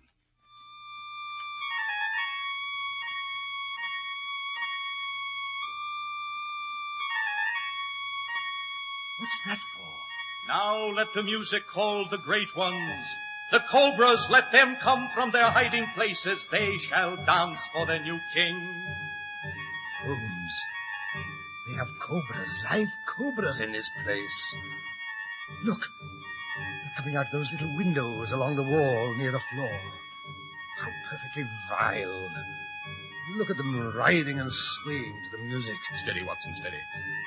Holmes, we are standing in front of one of those little windows.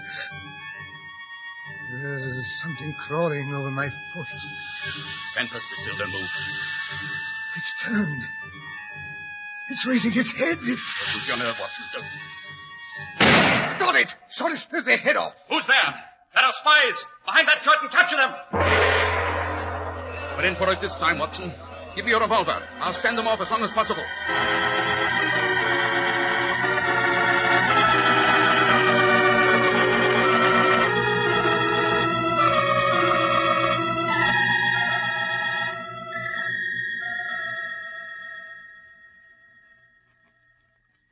Holmes, here, Watson. Tied hand and foot. It's black as pitch in here. If only Harkrider would get back, he might be able to help us. Seems as if he's been gone for hours.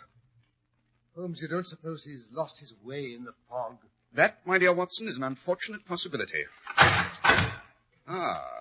Seems we're about to have a visitor, Watson. We meet for the last time, Sherlock Holmes. Once more you have been foolish enough to meddle in my plans. This time, I think, will be the last. Such a pity, Moriarty. You're going to miss our little passages at arms. Possibly, but you have made too great a nuisance of yourself lately, my dear adversary. In a very little while I shall leave you and take my place again before the image of the serpent god, which is just above this little room. Then 4 slaves will come. They will carry you before the altar for the final rites. It will soon be over. First, Dr. Watson shall be sacrificed to the image. You shall watch him die, Holmes. And then... You devil, you inhuman fiend, you... You do not approve my plans. So sorry. Listen. Here come the men to carry you to the temple.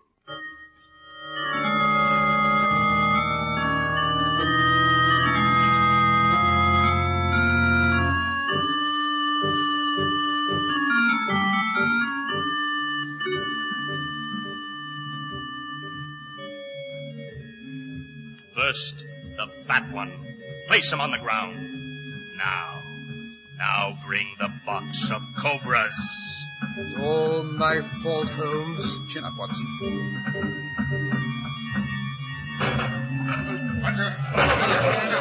Holmes! Something's happening to the door. They're breaking it down. Where are the guards? Who dares to enter here? Give way, you fools! Give way for His Highness the Maharaja! Holmes is Harkrider and the old boy himself. Even the Maharaja does not dare interfere with the servants of the serpent god. You are wrong, O father of unclean lizards. If you were a real serpent of your cobra gods, you'd know that I am the earthly arm, the voice and the will of the god who rules your gods, the most terrible of all. See here his ring on my hand. I am the earthly representative of Shiva, the destroyer. Get up from your faces, you fools. Release those 2 men. And seize this other, who is no holy man of India. Seize here his skin, while I tear away his garments. He is a white man and a criminal. You think I have no way of escape? Then what? Moriarty! He's gone. He had a secret door at the base of the idol. After him, all of you! I say, do you think they'll catch him? Oh, possibly not, but I must say I'm tremendously grateful that you've shown the faker up and demonstrated to Jinnah here how easily one can be led astray by superstition and ignorance. But enough of that. Harkrider, get out your pocket knife and help me to free our friend. Righto. You have to forgive me, Watson, old boy, but trussed up like that, you remind me of that night of our first year at school when the boys in the upper form decided to have a bit of a rag. Good Lord, you're not... But of course you are. Banjo. Dear old Banjo. Well, I mean, Your Highness. Oh, not to my friends, Johnny. Tell me, Banjorum, are you really the arm of Shiva and all that sort of thing, or was that just plain swank? Not at all, my dear Watson. In His Highness's kingdom in India, his people are convinced he's partially supernatural. Oh, it's rather tedious, you know, and quite frequently lonely. That's why I sent for this young scallywag to come and visit me. Come along now, Jinnah. There's no need to be frightened now, you know. Oh, I was not going to kill you, sir. No matter what they did to me. Really, I wasn't. Of course you weren't. Come along home. It's way past your bedtime. That's right. Pleasant dreams, Prince Jinnah. I fancy it'll be the first good night's sleep you've had for some time. It will indeed, sir. I've been under a bit of a strain, but it was worth it. To meet the famous Mr. Sherlock Holmes.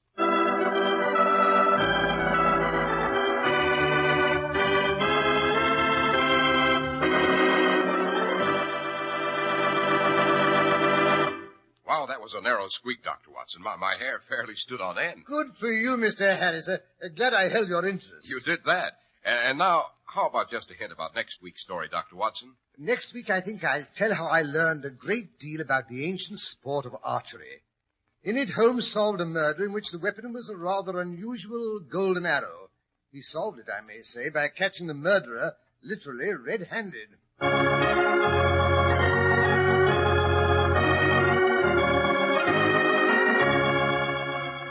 the makers of Clipper Craft clothes, and 1,036 leading stores from coast to coast, have brought you another in the new series of broadcasts featuring the world's most famous detective, Sherlock Holmes.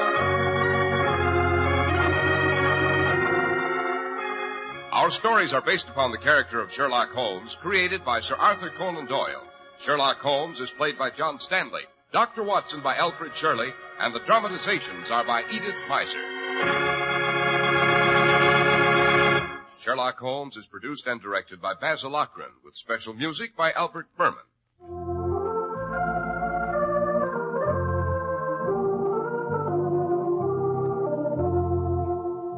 If you don't know your Clipper Craft dealer, write Clipper Craft, 200 Fifth Avenue, New York City. Once again, it's your privilege to aid in the increasing fight against suffering, disease, and disaster. Once again, your American Red Cross confidently appeals to American generosity to support its humane work. This year, then, give a little more, because the need is greater.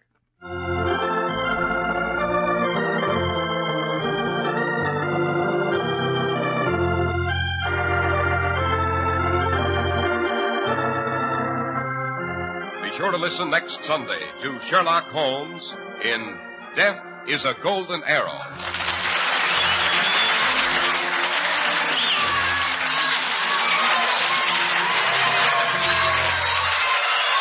This is Cy Harris speaking for Clipper Craft Holmes. This is the Mutual Broadcasting System.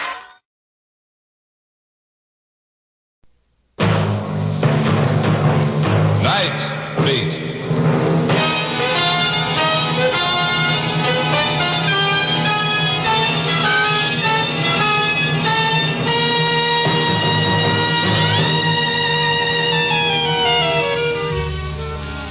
This is Randy Stone.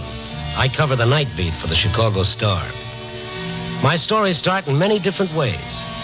This one began with an old man's fury and ended with the murder of a dream.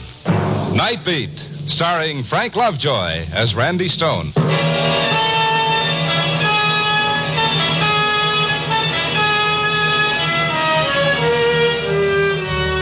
It was one of those half-spring, half-winter nights. Tried to convince myself that the tingling in my toes was youth on the march, but it was only the stone corpuscle slowing up. So I'd almost decided to go back to the office and do a human interest story on the H-bomb when I noticed where I was. It was on one of those streets lined with cheap tenements. In front of one of them, a taxi stood at the curb. The driver was shaking his finger under the nose of an old man who shivered in his shirt sleeves. I moved closer. You're not going to get back in there. I tell you ain't going no place, Bob. You run a bill of 6 bits. It's on the meter. But I will pay you as soon as I can. Sure. 10 to 1, you ain't seen 6 bits in the last year. But you must take me to where I want to go. You must. You ain't getting back in my hack. But you've got to take me. I am going to get... Okay, I asked you nice. Hey, come on, take it easy, both of you. This ain't none of your business, mister. I heard you arguing. Please, it's getting late. I've got to go. You ain't going in my cab. Why not? What'd he do? Now, look. Since you stuck your nose in okay, I'll tell you. He gives me a call when I'm cruising. I pick him up. He gives me an address. I get almost there, and he tells me to come here. Here. Well, what's wrong with here? Mister, look at this crummy joint. Look at the guy. No hat, no coat. He gets out, I ask for the 6 bits, and find out he's got no dough. Oh?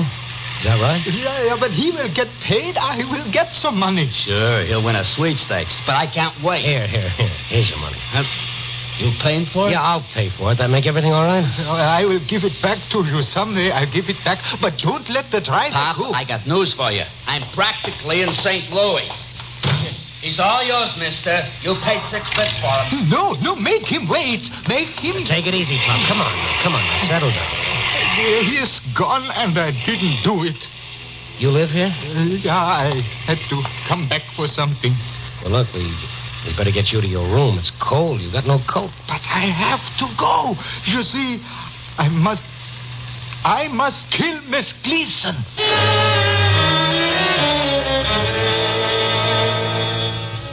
That's what he said.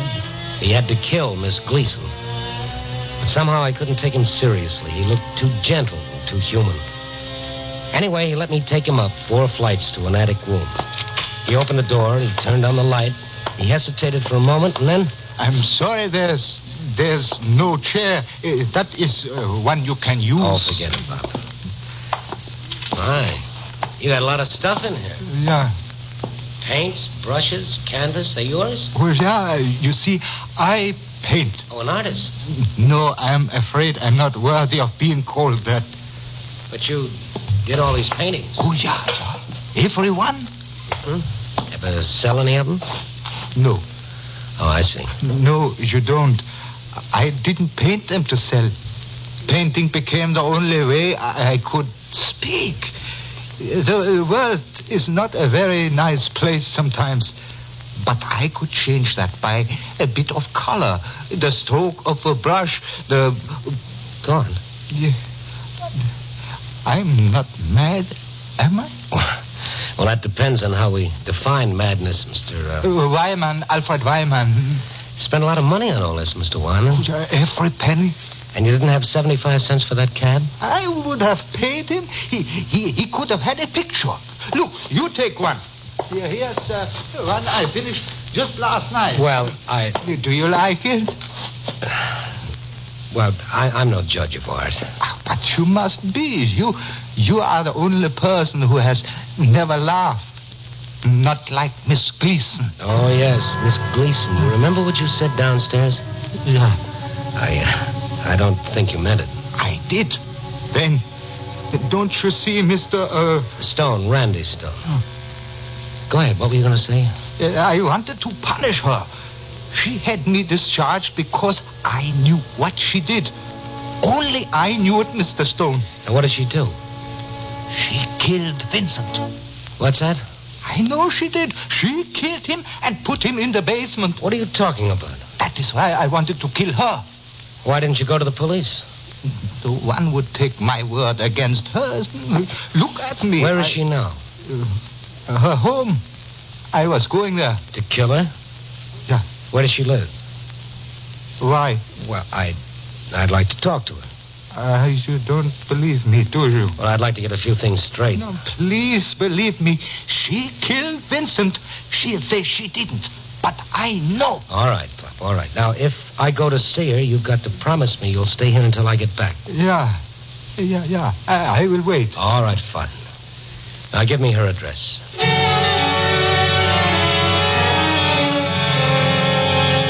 Why didn't I go to the police? Well, with what? Wyman's story? I don't think I believed him then. But funnier things have happened to me, maybe because I looked for them.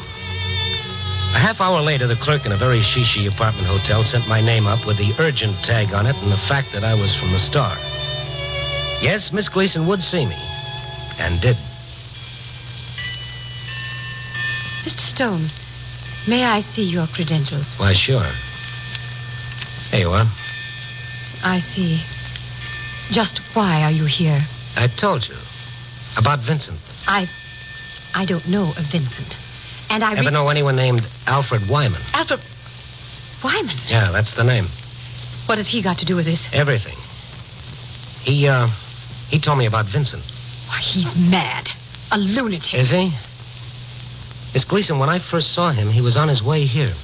Here? He was coming here? That's right. Now maybe you'd like to talk about Vincent? Suppose you talk about him, Mr. Stone. You seem to know all about it. Wyman told you, didn't he? You're a very cool person, Miss Gleason. Do I have any reason to become hysterical? Well, some people would think murder was reason enough. You said murder? Yeah. Just exactly what did Wyman tell you? That you killed Vincent. And did he tell you what became of Vincent? Yeah. You, put him in the basement. And now that you have all the facts, what do you intend to do about it? Call the police. Oh, of course. That's the logical thing to do, isn't it? But, Mr. Stone, there's the phone. Call the police. You seem very sure that I won't. Go ahead. Oh, thank you. Oh, before you're connected. Yeah. Have you thought that all this may make you look ridiculous? Meaning what, Miss Gleason? Put down the phone, please, for a moment. Now what? Since you seem to have concerned yourself with this, you may as well continue. If you want to, that is. Do you? What's on your mind, Miss Gleason? I want you to come with me. Where? Are you afraid, Mr. Stone? Of what? Maybe of what you'll find out.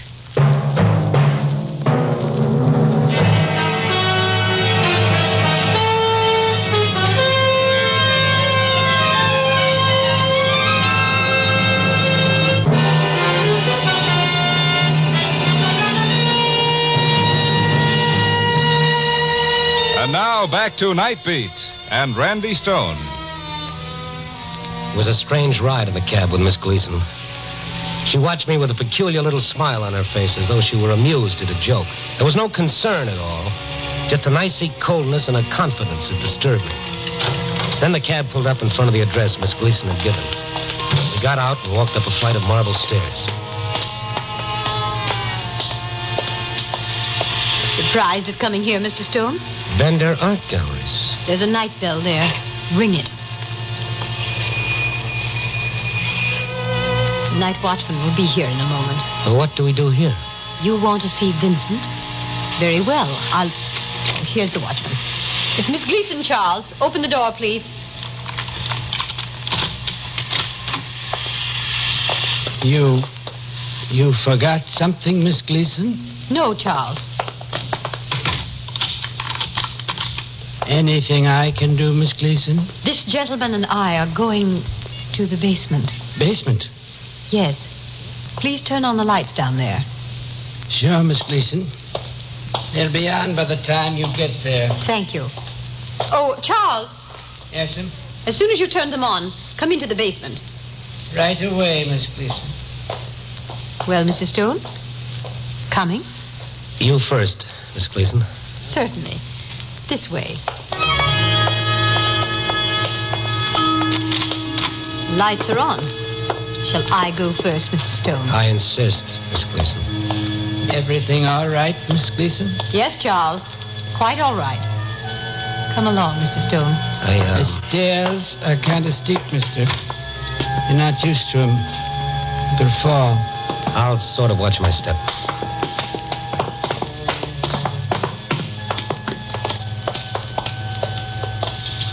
You want me to stay, Miss Gleason? For a moment, Charles.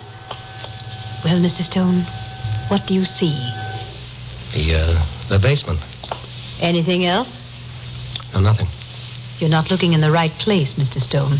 Over there to your left, on the floor. What is all this? Leaning against the wall. That picture? Go over and look at it. Can you read the signature on it? It's a print. A cheap print. But read the signature. Vincent Van Gogh. All right, Charles. That'll be all, thank you. Yes, sir. Miss Gleason. Now, Mr. Stone, do you realize how big a fool you'd have made of yourself if you'd called the police? This is Vincent? That is Vincent. Why didn't you tell me before? I wanted you to see it with your own eyes. You took Wyman's word against mine, believed him. I wanted to make you look and feel as ridiculous as this whole idiotic thing is. Now, good night, Mr. Stone. I don't think so. What?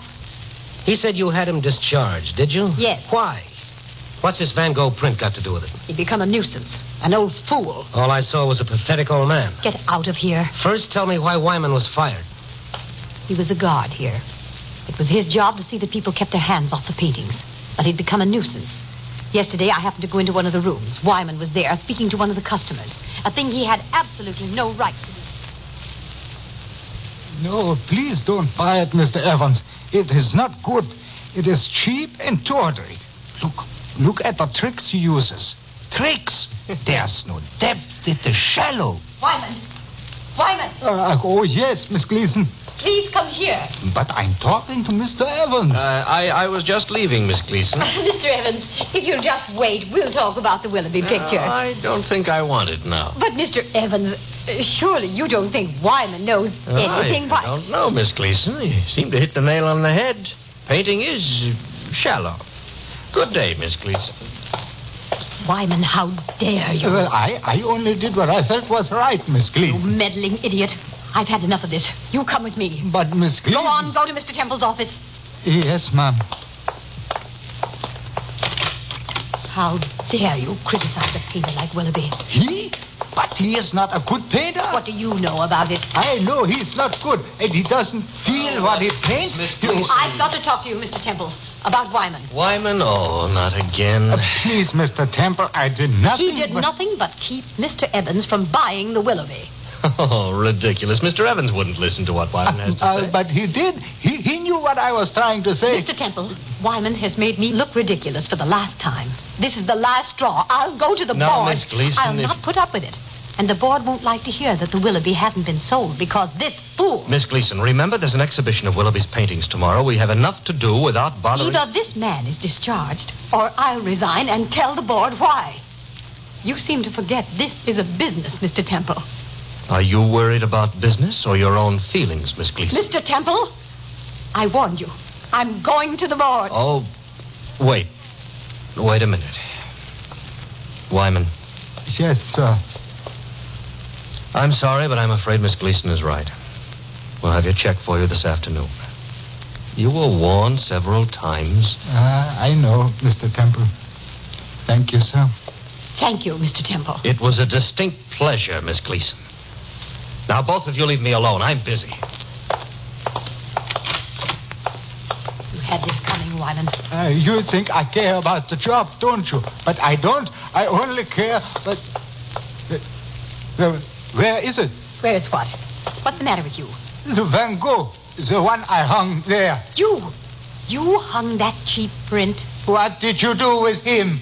Where is it? What did you do with it? I had it put in the basement. You destroyed it. You killed Vincent. You and people like you. You laugh. You won't understand what a great man is trying to say with his art. You killed Vincent, and now you want to kill me because I understand. But you can't, and you won't. I will kill you first. Martin!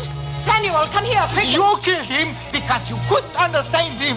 You killed him. Martin, Samuel! I will kill Get him out you. of there. He's crazy. Get him out.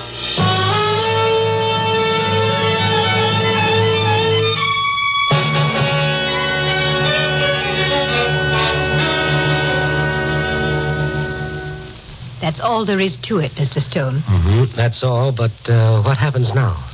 How do you mean? Well, to Wyman. You call him a lunatic, maybe he's not. Maybe he's just sick, but he can be cured by sympathy and understanding. Why don't you try those, Miss Gleason? I don't care to discuss it anymore. Just a minute. You know what he does? No, and I care less. He paints. He paints? Yes, every night. His room is filled with paintings he did because they made him feel good. Masterpieces. I don't know. I guess not, but that's not the point. What is the point, Mr. Stone? The point is he was lonely, and he made a world of his own, and he lived in it. He did those paintings because they were his only expression. They took him out of a bitter and unfeeling world that rushed past him too fast for him to share in it. And maybe he's right, Miss Gleason. Maybe we did kill men like Van Gogh because we didn't understand or didn't want to. Admit just once that you understand and like something different, and you've set yourself apart. You're a curiosity. You're as mad as he is. Well, thank you, Miss Gleason. I think that's the nicest thing anyone ever said to me. Good night. Oh, sure, it did me a lot of good to tell Miss Gleason off. It did Alfred Wyman a lot of good, too, but not much. I had to go back to his rooming house to tell him that he was mad and the rest of us was sane. I went up the stairs, but when I knocked at his door...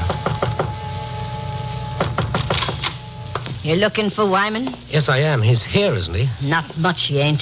I put him out. You what? Put him out. When? Oh, about an hour ago. You a friend of his? Yes, I am. Why did you put him out? I'll show you. Nearly burned down my house, he did. Look at this room. I ain't going to get the smell out for days. He burned everything. Like as not, he'd have had us all roasted in our beds if I didn't smell the stink this stuff was making. All of his brushes, his paints, his canvases. Why? Did he say why? Mister, if you're a friend of his, you'll go after him with a rope. I asked you why he did this. Did he say? Sure. He said it was a joke, that it was going to be a big joke. And then I chased him out. Joke? What did he mean? Could you understand what he meant? Yeah, it's 2 a.m. Even if it wasn't, I couldn't make out what that loony was talking about. Which way did he go? Oh, up the street. He took something with him. Never mind that. Do you know where he might be? You know, Miss Gleason? Gleason, yes. Why? Well, he might have gone to see her. Because he said the joke was going to be on her. I got to a telephone fast, found Miss Gleason's number, and called it.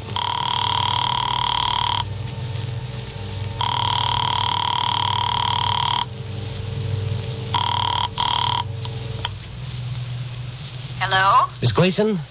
Yes? Who's that? Stone, Randy Stone. What? Mr. Stone, I'd like to know... Just a moment, listen to me. Are you all right?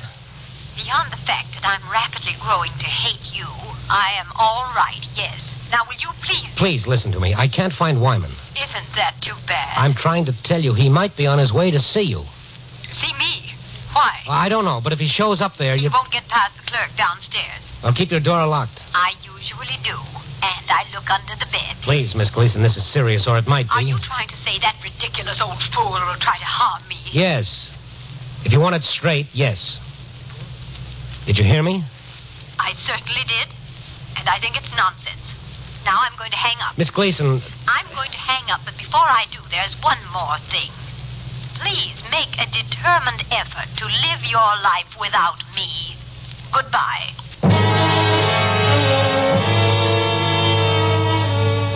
That click in the receiver was very final, and it made me feel a little foolish. After all, what could Alfred Wyman do? Killer? I didn't know, but what was his big joke, and when would it happen? At 3:30 in the morning, I gave up trying to find him. I went home, I fell asleep at 5:30, and I didn't wake up until after 11. And with daylight, it all seemed a little silly. But like the proverbial sore tooth, I had to bother it. I put in a call to Miss Gleason. She wasn't in her apartment. So I headed for the one place I hated to go to, the Bender Art Galleries. I had a funny feeling I'd learned something I didn't want to learn. There was a strange excitement there. People milled around, pushed together in little groups. I looked around for Miss Gleason. She wasn't there. And then I saw Charles, the night watchman. I went to him. Charles? Yes, sir? Oh, you're the man. Yes, that's right, last night. Look, where's Miss Gleason? Why? Where is she?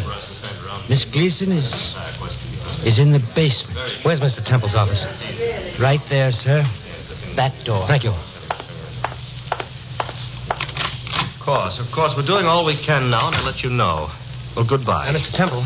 Yes? Oh, who are you? Randy Stone, Chicago Star. Well, there's nothing I can tell you now, so please wait outside with the other newspaper men. Why, what's happened? Well, where were you? Well, where's Miss Gleason? Where is... Mr. Temple, You! Oh, Miss Gleason, I never thought I'd be glad to see you, but I am. Now, what the devil is going on? Miss Gleason, did you... Yes. The Willoughby painting was in the basement. Someone took it there. In the basement? The Willoughby? Mr. Temple... Thank goodness it's been found. If it had been stolen, well, who on earth put it in the basement? If I tell you, will you tell me what's happened around here? Don't you know? What's happened here? Well, we were to exhibit Willoughby's latest painting. But when I pulled aside the drapes... Well, just a moment. This was in its place. Instead of the Willoughby, this painting was hanging, unsigned. Mr. Stone, you seem to know more about this than we do. Yes, I do. Mr. Temple, a man named Alfred Wyman played a joke on you. He painted this. Wyman? Yeah. That miserable... Of course. He had a key. He could get in the back way before anyone... It was a joke on you, Miss Gleason. Willoughby in the basement... Where is he now? Where's Wyman? I don't know. I left word to call me in case he's located. But his painting... It's a harmless joke. A joke? Yes. He burned everything else he had. He left this for you. Oh, excuse me. Hello? What? Oh, yes. Yeah, for you, Mr. Stone. Oh, thank you. Hello. Yeah? What? Oh, all right. Thank you. What is it, Mr. Stone? That idiotic old man has made us a laughingstock with his daubing. He's got to be confined. I wouldn't worry about that, Miss Gleason. He's dead. Dead? He killed himself. His body was found in the park this morning. Well, I'm sorry, of course. Yes, bitter tears are running down your cheeks. I had no idea he... No, I guess not. Neither did I. Maybe you're not to blame, Miss Gleason. Maybe no one is. Maybe it was just his way of protesting against a world that gets a little smothering sometimes. If you don't mind, I'll go. I'll take this with me. Wait, Mr. Stone. Yeah. Why do you want that painting? Why? I don't know. Is it yours? Well, no, I guess not, but it's well, the then only one. Please, leave it. I never wanted Wyman fired. Now everyone's going to blame me. I was only Doing what you thought was right, yeah. Okay, well, maybe you were. Let's forget it. Well, I can't, Mr. Stone. You see, it wasn't so much the disappearance of the Willoughby that disturbed me. It was this painting. This painting? What about it? Well, it's great, Mr. Stone. Truly great.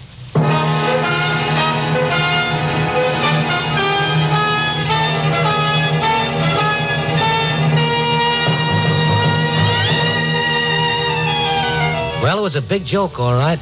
But on whom? Was it on Wyman himself? I think not. On us? Well, isn't it always? It's a joke that's been going on for years and years and will never stop. It's played 1,000 times and we never learn to dodge the gag. We never see it coming. The joke that we never appreciate the sane people until it's too late. Copy, boy.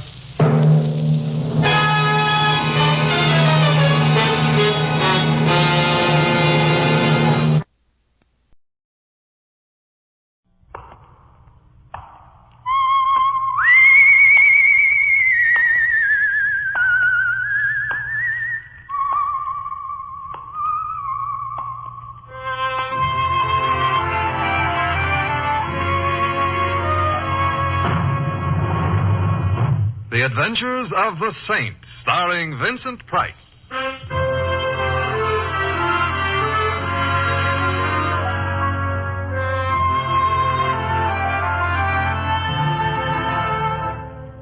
The Saint, based on characters created by Leslie Charteris and known to millions from books, magazines, and motion pictures.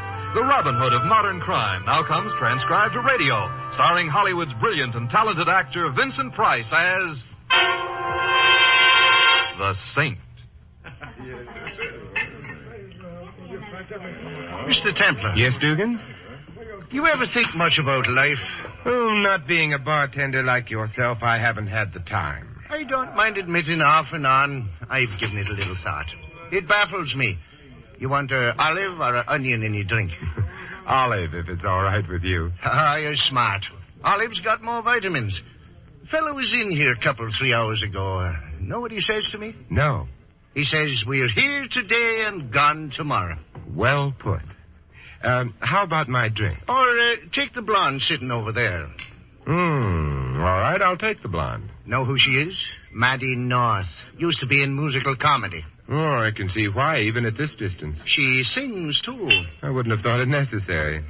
However, about my drink. So what happens? She makes big dough. Then she gets palsy with Joe Maxson. At that time, a small punk.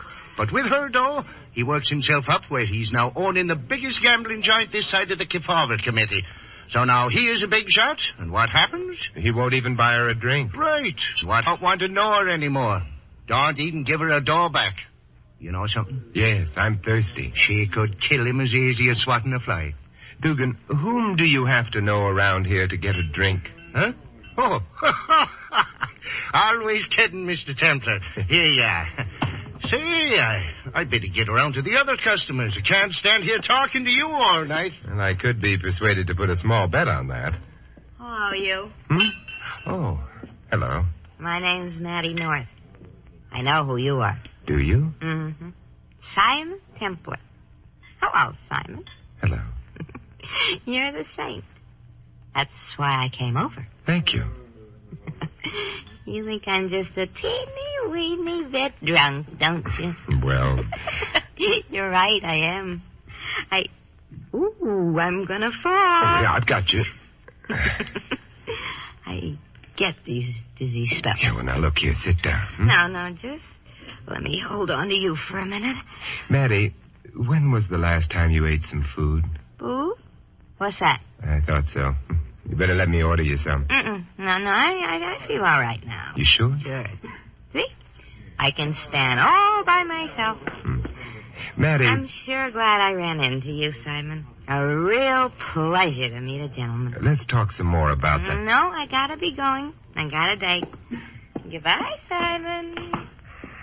Who won the wrestle? Something strange about the whole thing. You mean she don't wrestle fair? That dizzy spell, she got over it in a few seconds. Walked out of here with no difficulty.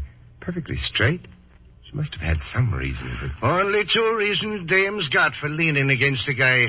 The other one is they want to pick his pockets. Pick his... Well, I'll be... That's what she did? In a way.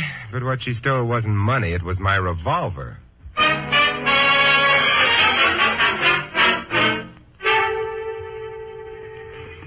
Taxi! Taxi! All you gotta do is ask. Whither away, Mr. Templar? Whither? Hey, how did you know my name? Louis told me. He also told me I should take good care of you should you ever step a foot into my cab. Well, my name is Eddie, and where would you like to whither? Well, I'm very glad to know you, Eddie. Do you know where Joe Maxon's establishment is? Yeah, sure. Good. Only in the best cycles, you know, it ain't referred to as an establishment. This is better known as a joint. You gonna maybe gamble a bit? Not exactly. A blonde just leaned against me, Eddie. Oh, that's bad? She did it in order to steal my gun. That's bad, yeah. But that don't explain why you're going to Maxon's. You think that maybe she swiped the gun to give it to him? I'm afraid it wasn't the gun she thought of giving to him. Only the bullets in it.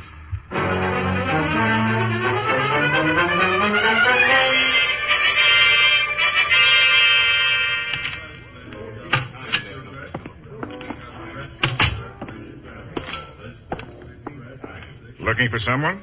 You're not Joe Maxon, are you? No, my name is Brent. Oh. Is, Maddie North here? Maddie? Who wants to know? I do. That leaves me pretty much where it found me. My name is Simon Templar. The Saint? Rumors do spread, don't they? I have no idea where Miss North is. Well, I do. The idea is that she's here. What do you want her for? I'll tell her that. Is she here? Well, she was here a little while ago. At the moment, I don't see her. Where is Maxon? I am not acquainted with his schedule. You're giving a very good imitation of an idiot, if it is an imitation. Where is Maxon's office? Mr. Templar, I've got a job. It's to keep the customers happy and Mr. Maxon undisturbed. If Maddie North gets to him, Maxon is going to be more than disturbed. What are you talking about? She stole my gun in a bar a little while ago. I believe her intentions were murderous. They concern Mr. Maxon. Good heavens, come along. If I'd only known that. You let her visit Maxon? Well, you may not know this, but she and Mr. Maxon at one time used to be... I know what they used to be. There have been a few changes, however. Perhaps, but everyone around here likes Maddie. She must have been figuring on that. Through here.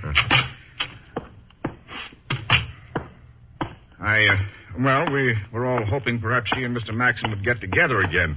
The office is right down this way. I'd better knock. Oh, someone else decided to knock first. It's locked. Have you got a key? Why, yes. Oh, get it out, quick. All right. Those were sharp. Never mind being brilliant. Here. Thanks.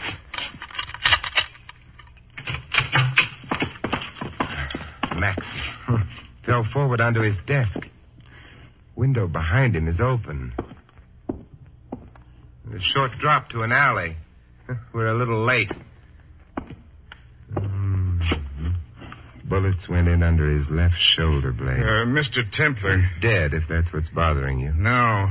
You see, that man, he's dressed in a dark suit, and his hair's the same color, but that isn't Maxon.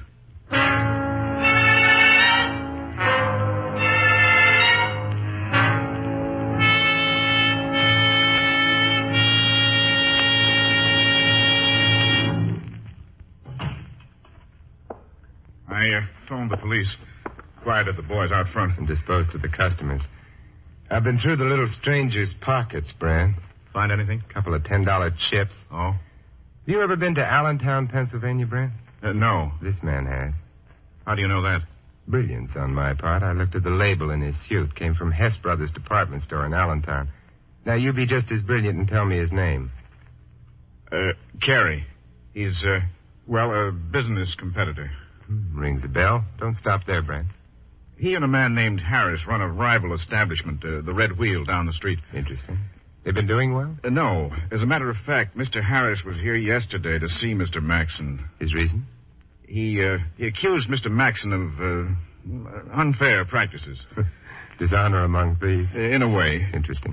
But it doesn't explain why Carey died in Maxon's office. Now, he's built something like Mr. Maxon. He's wearing a similar suit, and from the alley, he could easily have been mistaken for Mr. Maxon. True enough. I'll let the police worry about that. You're leaving? Yes, I've got to reclaim some property. Property? A stolen revolver. From Mattie North? Yes. A lady who may have made a mistake. On the other hand, she may not have had a chance to. Meaning what? This is Maxon's office. That's Maxon's desk. But where's Maxon?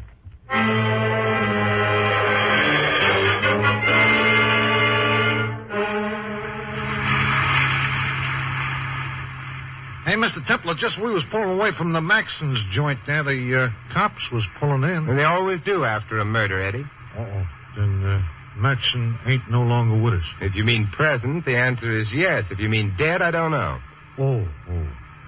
This, you think, helps me. A man named Carey was shot in Maxon's office, apparently by mistake. Not necessarily, however. Well, that's okay by me. If it was a mistake, then his murderer could have been Mattie North, or possibly Harris, a business rival. Oh, yeah, this is very clear to me.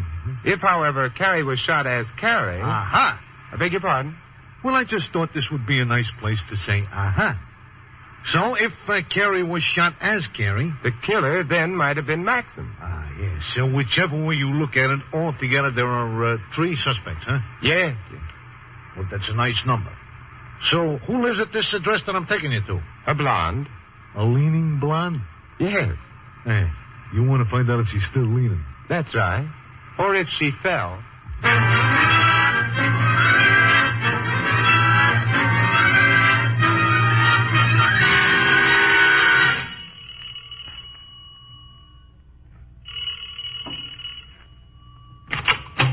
Hello, Mattie. May I come in? I'm on my way to bed. You usually go to bed with your clothes on? I didn't have a chance to get them off. If you came here directly from the bar... I didn't. I went for a walk. A long walk? All right. A long walk. The weight of the revolver didn't bother you? What revolver? The one you borrowed from me. I didn't. I'd like it back. I don't have it. You lent it to a friend? No, I realized I'd been crazy after I left the bar. I threw it away. Before or after 2 shots were fired from it? 2 shots? Where does that door lead to? Oh, it's the back door to the apartment. Funny place for it, right opposite the front door. The architect had no imagination. What's interesting about that door, Mattie? Nothing. You've been watching it ever since I came in. I think I'll have a look at it. Simon, don't open that door. But I'm mad about back doors. It's dark. You ought to speak to the landlord about... Oh!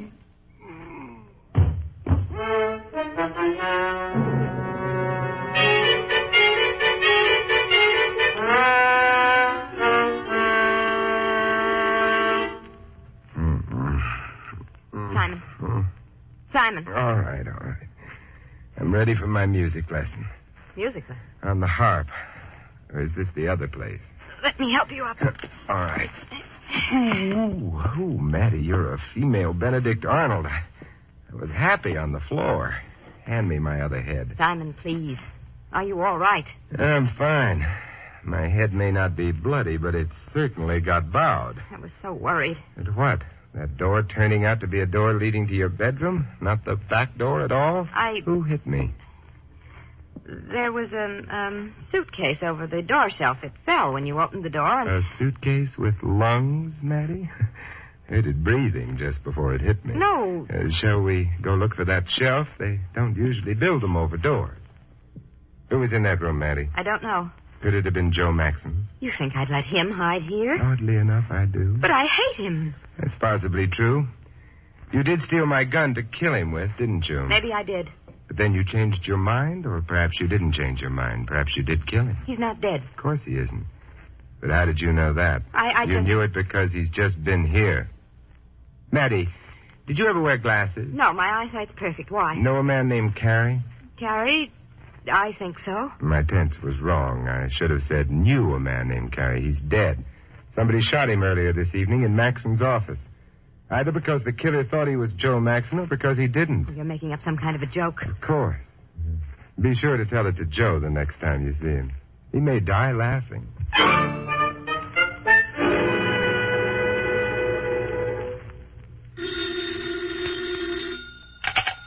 Hello? Maddie? Joe? Oh, Joe. Templar gone? Yeah. Did he tumble you? He guessed it was you. Just so long as he isn't sure. Maddie, I need some dough. I gotta stay holed up for a while. Why? Well, this business of Carey getting bumped off in my office, the cops are liable to think maybe I bumped him off. He was sore about the way you did business, wasn't he, Joe? Yeah, but... Did you kill him, Joe? Of course I did. Until tonight, you didn't even want to see me, but when you get in a jam... Oh, it's not that, baby. I was busy. I was going to look you up the first chance I got. Sure, Joe. I wish I was dope enough to believe you. But even not believing you, I've got a few dollars. How can I get them to you? I gotta keep moving around. I'm down at Park Row now. Look, baby, make it up on the bridge. The pedestrian walk, in an hour. An hour will be all right. I'll be there, Joe. Fine, baby, fine. Because I love you. No. Because I love you.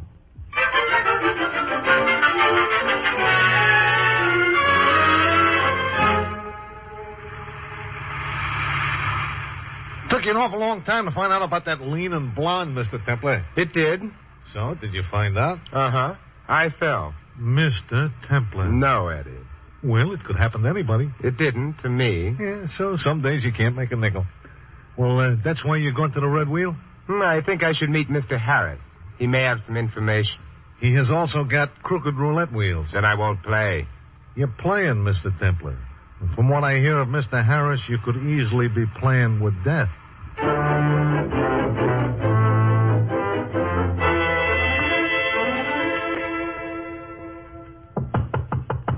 It's open.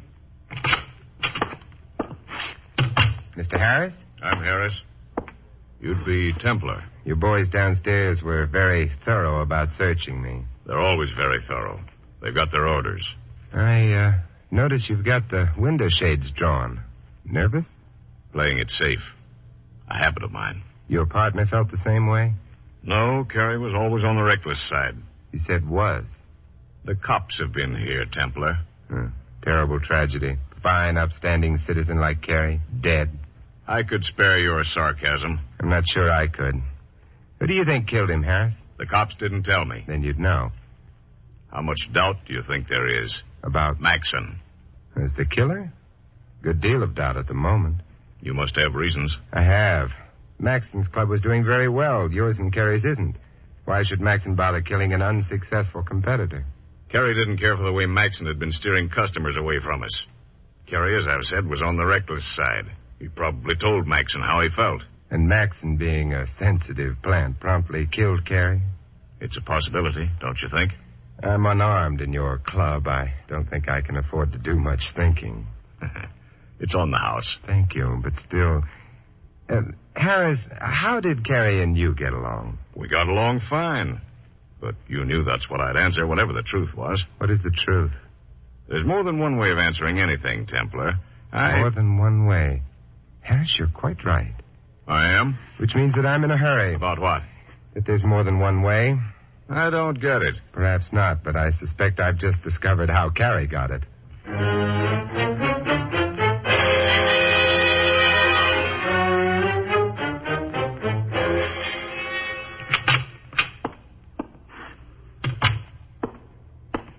Who's there? Simon Templar, Brent. Place all closed up? What do you think? The cops have been after us for a long time. Carey's shooting gives them their chance. It's a pity. What are you doing all alone here at the bar? Repressing your tears? Taking some nourishment. The vitamins can wait. Brent, how did Carey get into Maxon's office? He He must have sneaked in. With you watching? Well, I guess he didn't sneak in through the front door. He must have got in through that back window, the one that was open. Let's go take a look at it, huh? All right.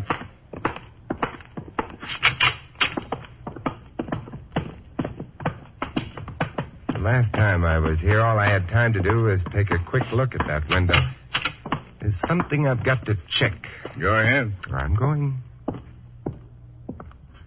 I did mention there was a drop to the alley from the window. Yeah, still is. What does that mean?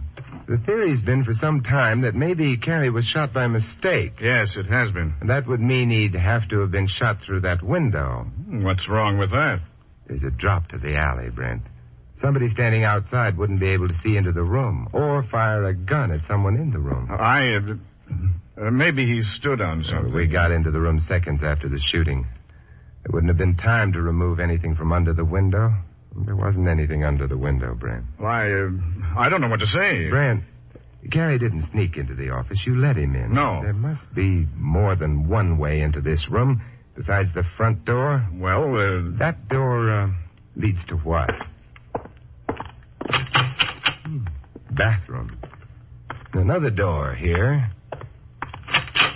Yeah, leads to the hallway, too. Very nice, Brent. What's very nice? Carey wasn't shot by mistake. Whoever shot him intended to kill him. You let Carey in, perhaps deliberately? I didn't. It would make you an accessory. I didn't have any motive. Maxon might have had. Maxon didn't have opportunity. He didn't know Carey was in his office. Well, sure he did. You mean Maxon knew Carey was waiting for him? How did he know, Brent? I don't have to answer that. Might be the only thing to keep you out of the chair. Well, maybe I told him. You're not sure? You set Carey up for Maxon. That's not what I said. You didn't have to. I think you'd better stay in town, Brent. The police get annoyed when they have to travel for their witnesses. Sometimes they get so annoyed they don't even let them turn state's evidence.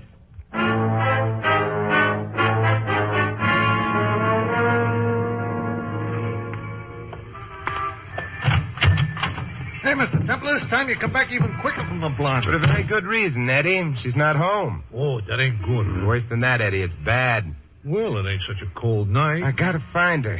Doorman told me she took a cab, but... He noticed the kind of cab? Yeah, same as yours. Well, in that case, we are in. Huh. You got an idea, Eddie? Yeah, all of us cabbies up in this part of town, you see, we hang out at Sammy's when we ain't got a fare. Sammy's? Yeah, that's a station a couple of blocks over toward the river. If the cabbie that drove the blonde any places around, I will learn all. Hey, come to think of it, it's about time that I learned all anyway.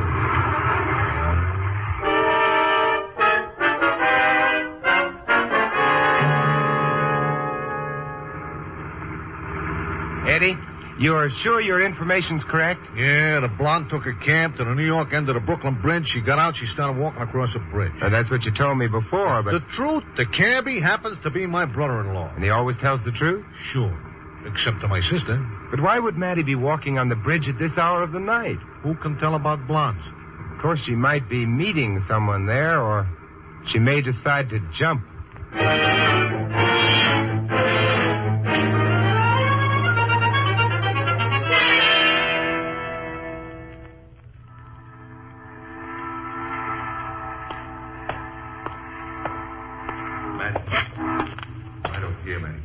Joe, I didn't see you. I'm not in the habit of standing on the lampposts. It's so dark up here on the bridge, so dark and cold. Never mind the emotions. You got the dough? Yeah. Here, Joe. Thanks, baby. Thanks, baby. Is that all you've got to say to me, Joe? Somebody coming. Turn your back to the wall. We'll lean over the rail. All right.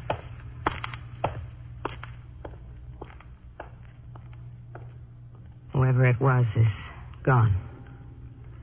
Joe. Maddie, I think you're swell.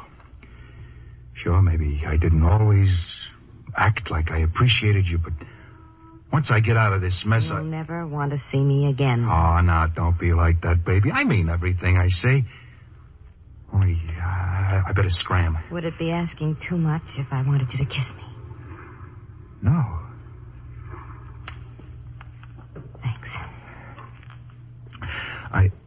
I gotta hurry. So long, Matty. I'll be seeing you.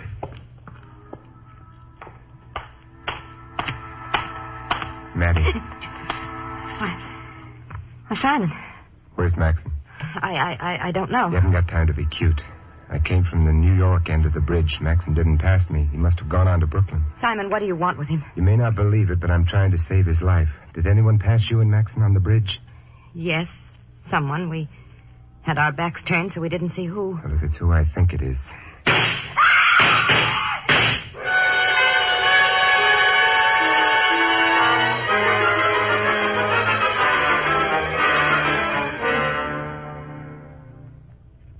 Simon? Yes, it's Maxon. Oh. He's dead. Whoever killed him is heading for the Brooklyn end of the bridge. It's got a start, perhaps too much of a start unless... Simon, where are you going? I'm climbing down to the roadway. Perhaps I can get a hitch.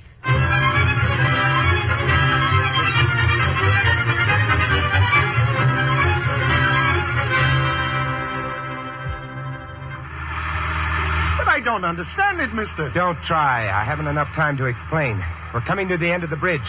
Slow down here. Well, all right, but I don't want to get in any trouble about this. Thanks. What's it all about? Murder. Oh, dear. Goodbye.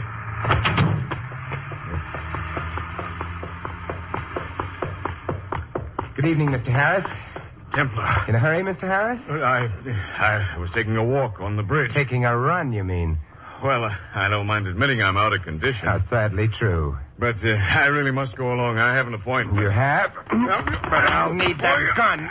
It must still be warm. Thank you. It is still warm. Why, you... Yes, Mr. Harris? I'll get you for this. Oh, I can understand why you're so upset, Mr. Harris. I've made you late for your appointment, haven't I? Now, don't worry. Even if you are late, the executioner always waits.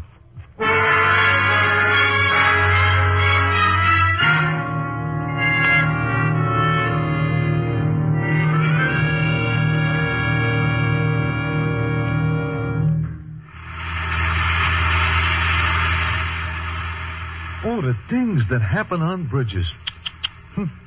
Hey, Mr. Templar, we have now deposited the blonde who wasn't only not leaning, she was collapsing. Poor Maddie. Yeah.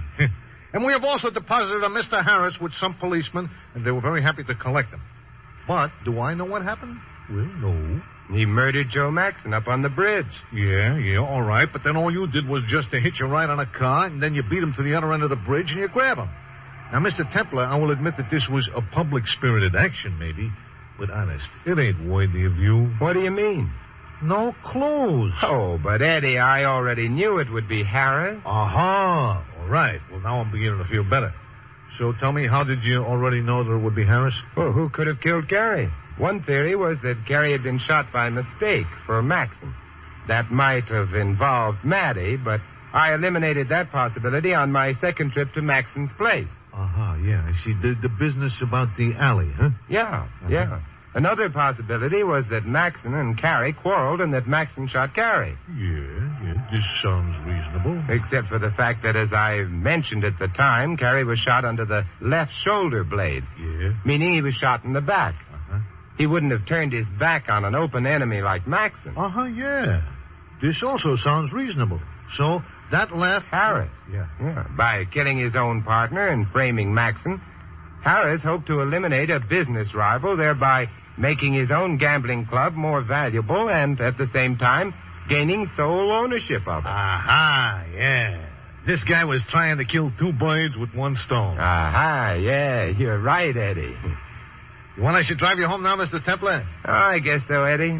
There's not a blonde in sight. Not even a leaning one.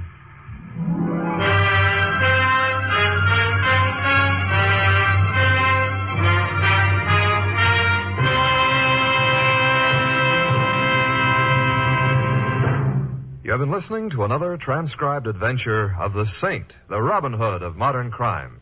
Now here's our star, Vincent Price.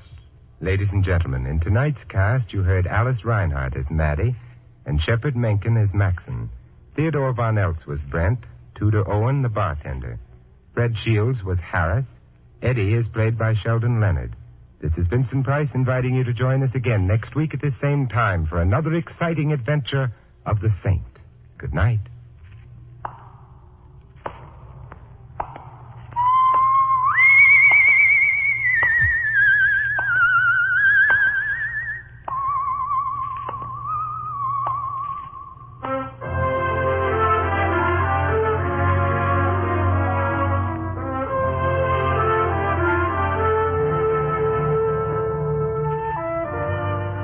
This script of The Saint was written by Louis Vittes. The Saint, based on characters created by Leslie Charteris, is a James L. Safier production and is directed by Helen Mack. Vincent Price is soon to be seen co-starring in RKO's production of His Kind of Woman. All you Saint fans will be glad to know that the Saint comic books are on sale at all newsstands. Your announcer is Don Stanley. 3 chimes mean good times on NBC. Today, the glamorous and unpredictable Tallulah brings you another hour-and-a-half broadcast of The Big Show, starring Fred Allen, Judy Holliday, Joan Davis, Fran Warren, and many more. And today's Theater Guild on the Air production is the Broadway comedy The First Year. Starring in this Theater Guild presentation are Richard Widmark and Katherine Grayson.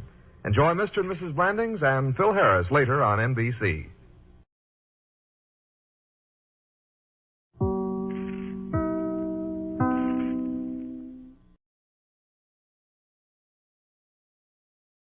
Wrigley's Spearmint Chewing Gum, the refreshing, delicious treat that gives you chewing enjoyment, presents for your listening enjoyment John Lund as Johnny Dollar. Ed Quigley, Johnny. Are you free? If you mean am I available, yeah. What's up, Ed? Remember Mark San Antonio? The bootlegger? Yeah, sure. What about him? Well, somebody shot him this morning. Shot him to death in St. Petersburg, Florida. Oh, yeah? Great Eastern Fidelity set up a trust 2 years ago for San Antonio's daughter. They want a full report before they come across. I see. They know who killed him yet, or why? No, not a thing, Johnny. Just that he's dead. When can you leave? As soon as I can get a plane. Good.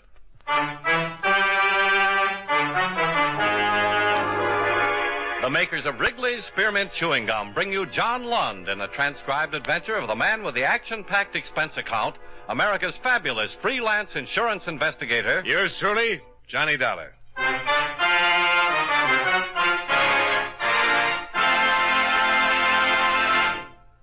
Wrigley's Spearmint Chewing Gum refreshes you. Wrigley's Spearmint Chewing Gum gives you real chewing enjoyment. Yes, for chewing enjoyment plus refreshment, it's Wrigley's Spearmint Chewing Gum. The lively, delicious flavor of Wrigley's Spearmint cools your mouth, helps keep your throat moist, and gives you a nice little lift. The good, smooth chewing of Wrigley's Spearmint helps keep you feeling fresh and alert, adds enjoyment to whatever you're doing. So for chewing enjoyment plus refreshment, treat yourself often to Wrigley's Spearmint Chewing Gum. Healthful, refreshing, delicious.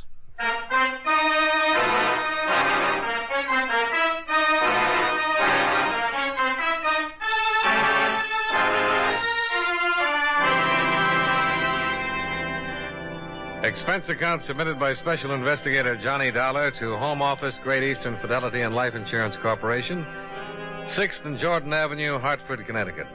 The following is an accounting of expenditures during my investigation of the San Antonio matter. Expense account item 1, $162.03. Transportation and incidentals, Hartford to St. Petersburg, Florida. I arrived exactly 10 hours after I received the call from Ed Quigley. The rainy weather there was as bad, if not worse, than the weather I just left. I checked in at the St. Petersburg Hotel, shaved, showered, had a meal, and started in. My first contact was a police officer, Lieutenant Benjamin by name. A big, swarthy man who seemed to know what he was about. I don't quite get this, Dollar. What's your part?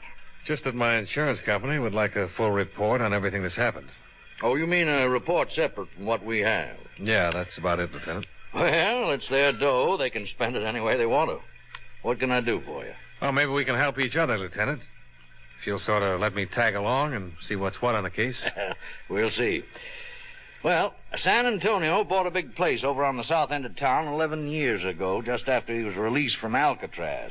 He's lived there ever since. Quiet, minding his own business, keeping his nose out of trouble. Yeah, so I understand. Well, as long as a man does that, even a man with a background like San Antonio, as long as a man does that, we don't bother him, he doesn't bother us. Well, today was the first peep we ever got out of him. What happened? Seems at 6 o'clock this morning he phoned into the station and said that somebody was watching his house. Prowl car went out to have a look around. He told the officers that 2 men had been hanging around the front of his house, but they got away just before the car showed up. Uh-huh. He give a description? Yeah, both about 6 feet, dark, wore dark overcoats and hats. San Antonio didn't recognize either of them. The officers put the description on the air and tried to find them, but they didn't have any luck. Now, San Antonio wasn't the kind of a bird to get excited about a couple of guys staking out his place. He pretty well knew how to take care of himself and handle trouble.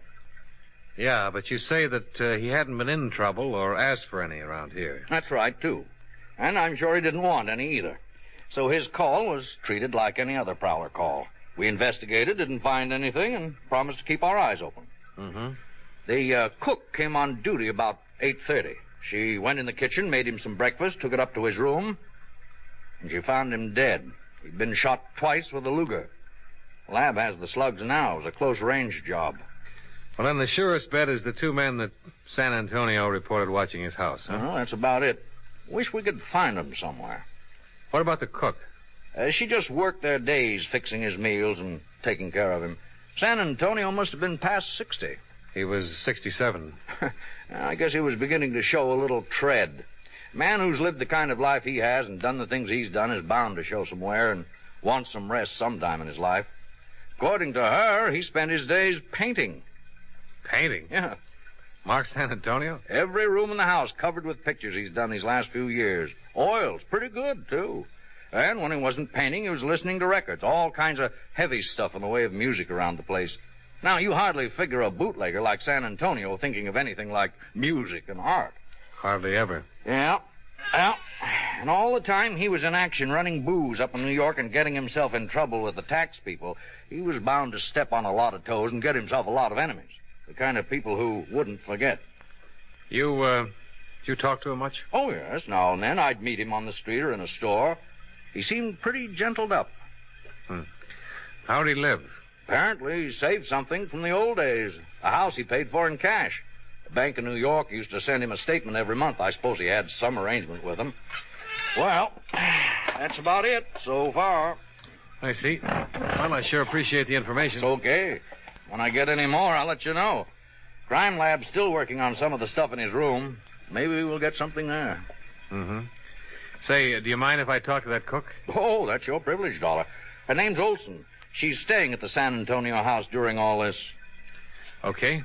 San Antonio's daughter blew into town this afternoon. She's at the house, too. What did she have to say? Oh, nothing. She didn't even know Mark San Antonio was her father until your insurance company told her. Didn't know? No. She's been living in Philadelphia all these years with an aunt. All very legitimate. The girl's been using the name Randall. Edith Randall.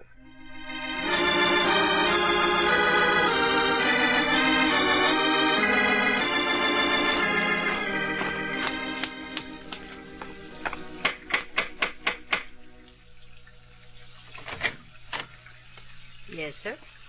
How do you do? You Mrs. Olson? Yes, sir. My name is Dollar, Mrs. Olson. I'm from the Great Eastern Fidelity people. You suppose I could speak with Miss Randall? Oh, I don't think so, sir. She's not feeling well. All of this has been quite a shock to her. I see. Well, then I guess my trip out here tonight was for nothing. Well, you come tomorrow, Mr. Dollar. Please. Mrs. Olson? Mrs. Olson? Yes, Miss Randall. Who is it? It's Mr. Dollar. He's from the insurance company. Insurance company? Yes? I'd like to talk to him, Mrs. Olson. The woman who stood at the base of the iron grill stairway was tall and dark-eyed. She came toward me smiling, showing a frank, wide, happy mouth. Young kind of face that could have been 20 or maybe 30. Mrs. Olson excused herself, and we were alone. I wanted to talk to someone who might be able to give me a little more information about all this. It's all quite new to me. Well, I'll tell you what I can, Miss Randall. Yes, I'm sure you will. From what Mr. Hurth and the insurance offices told me on the phone, I'm to be quite well off because this man was murdered here today. You mean Mr. San Antonio? Yes, Mr. San Antonio. They tell me he was my father. To awaken one morning and discover you're not one person, but an entirely different person. I mean, I'm the daughter of a famous racketeer who's been murdered. You seem to me like a very nice person. And so do you, Mr. Dollar. Will you tell me all about this, please? Well, just our part of it, Miss Randall. Let's see, you're 26 now, is that right? That is. Well, 26 years ago, your father was on trial for income tax evasion. Just before he was convicted, he set up a trust fund with my insurance company to provide for you. It's been paying money for your support and education all these years.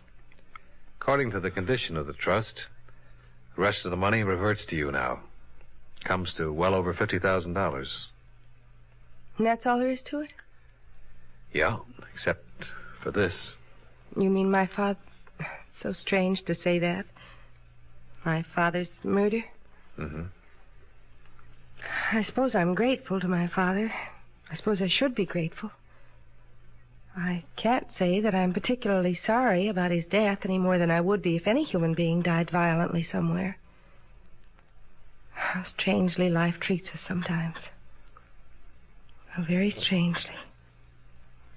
You know, you've somehow made me feel comfortable in this house. May I offer you a drink? It was strange for me, too, because I felt comfortable in the house. Over the drinks, we talked of Mark San Antonio. I told her what I knew of his life, of his activities up until the time he'd been sent to Alcatraz. She told me how she'd been reared, far removed from anything that might have connected her in any way with the San Antonio name. Altogether, it was a revealing conversation for both of us. She'd never imagined any part of the kind of life her father had lived. And I never imagined that it was possible for anyone to get away from a man like San Antonio. For the road, Johnny? All right. How long will you be in St. Petersburg? Till all this is straightened out. You mean you'll be here until they find out who killed him? Mm-hmm. How about you? Oh, I really don't know. I really don't even know why I came here exactly. Yes, I do. I wanted to see him, see what he looked like. What kind of a life he led here. Did you see him? No. I suppose I can if I want to. But I have seen what kind of a life he had. He was just an ordinary man, wasn't he? Have you noticed the pictures he's painted? Mm-hmm. May I ask you something? Well, yes. How do you feel about him now? Is this for your report? For myself. Since you've been here, in these last 2 hours, I've begun to think of him for what he was. My father, I mean. I'd like to know why he was killed and who did it. Will I see you again? I hope so. Edith. Yes. I hope so very much. So do I, Johnny.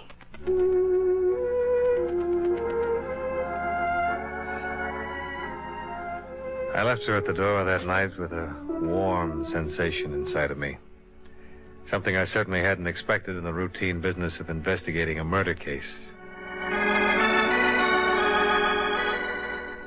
The next morning, I was back at the house talking to Mrs. Olson. She gave me all the information she could remember about San Antonio's activities up until the time of his death. Same information she'd given the police. All of it accurate, but lacking in any possible clue as to the identity of his slayer or slayers. I had breakfast with Edith there and then went back downtown to spend a solid 12 hours in the company of Lieutenant Benjamin, who had still not located or identified the two mysterious men.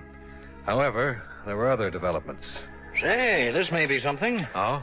San Antonio's partner in the old days, Palalici, was murdered in Newark last night. Timmy Palalici? That's the one. Any details? No, just that he was shot to death with a Luger. When the slugs taken from San Antonio's body were compared with those that killed Palalici, and were proved to have been fired from the same gun, the case took on new proportions.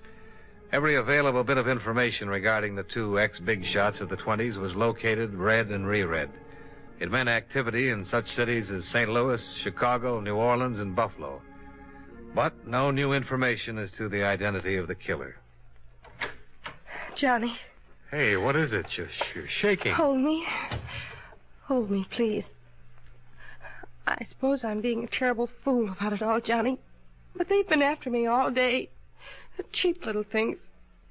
A newspaper syndicate wants me to write my exclusive story as the daughter of Mark St. Antonio. Fairy princess, daughter of racketeer. Hey, now take it easy, honey. Even Hollywood called. Some producer saw my picture in the paper and offered me a contract. He says he has a script all ready. Come on now. I'll try. Women are fools, aren't they? I shouldn't have come here. I shouldn't have shown up at all. Then what would I have done, Edith? And what would I have done? Mix yourself a drink, Johnny, and I'll put on a new face. It had become apparent to me in the 5 days I'd known her and the 5 days that she'd known of her father that she'd grown to love him, or the memory of him. She stated it very simply. Everyone needs a father.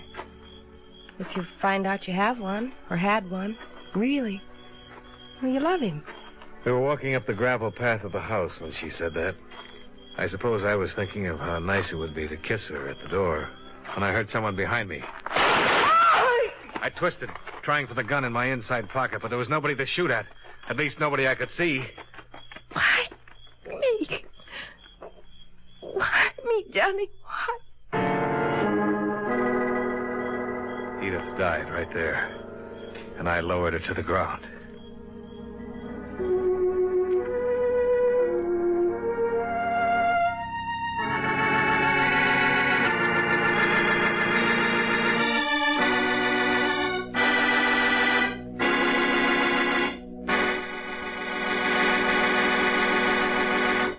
Friends, wherever you are, whatever you're doing, you'll enjoy chewing Wrigley's Spearmint Gum. Chew Wrigley's Spearmint while you're working. The lively, full-bodied flavor of Wrigley's Spearmint gives you a refreshing little lift. The smooth, pleasant chewing of Wrigley's Spearmint Gum helps keep you feeling relaxed and satisfied. Makes your job seem easier. Chew Wrigley's Spearmint Gum in your home, when you're out walking or driving, when you're enjoying sports and other activities. Wrigley's Spearmint Gum tastes good anytime, and the natural chewing aids digestion and helps keep your teeth bright and attractive. Yes, wherever you are, whatever you're doing, you'll enjoy chewing Wrigley's Spearmint Chewing Gum. Healthful, refreshing, delicious. And now, with our star, John Lund, we bring you the second act of Yours Truly, Johnny Dollar.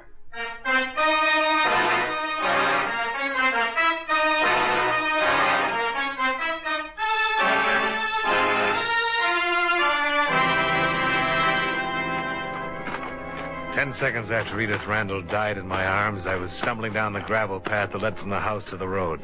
It all happened so suddenly and violently that I can't say that what I did from there on or what I felt was entirely rational. All I know is that a car was parked at the deep end of the gateway and two men were just climbing into it. Hey, you two! Stop! Stop! Stop!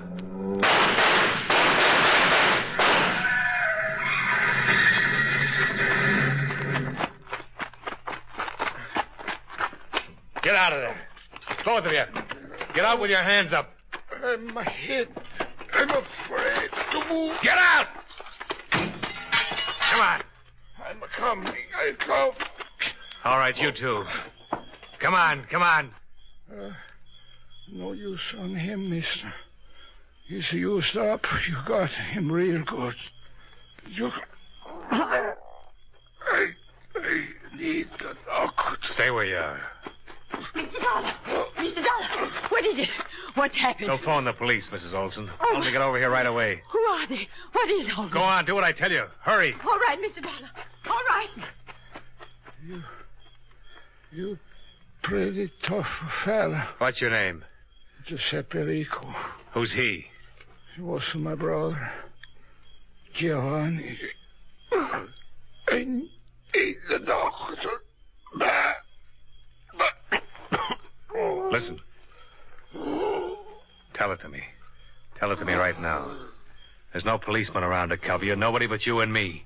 If you don't tell it to me now, you'll never tell it to anybody. Now tell it. Tell it. Never. I die first. I had one bullet left in my gun. I set the barrel back against his temple and pulled back the hammer. I think I really meant to go through with it. And for the first time, I noticed that my shoulder was covered with blood. My head began to ring, and I had to let go and straighten up. That was not the thing to do. Oh.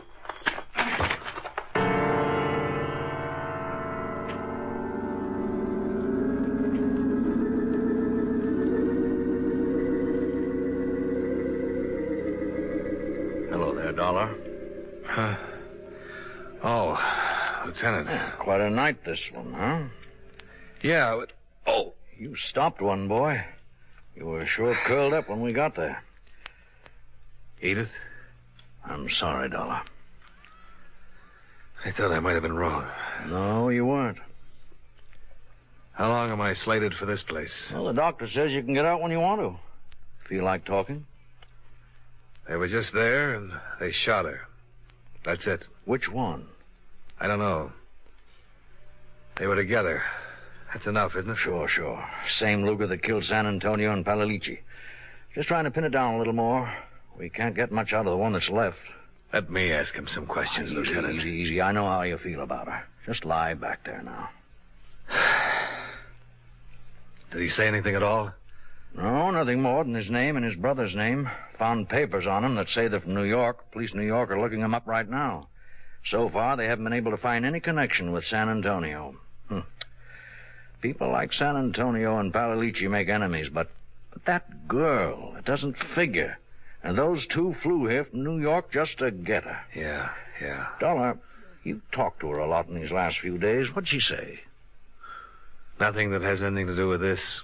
You know yourself, she didn't even know who her father was till he got killed. Well, that could have been an act. No, it wasn't. I knew her well enough to tell you that. Yeah, well, why would they gun her down? Why the trip? That Rico boy you're holding in the jail hospital has the answer. Get it from him. Yeah, we will, Dollar. We will. Oh, there's someone here. Just a minute. Sure.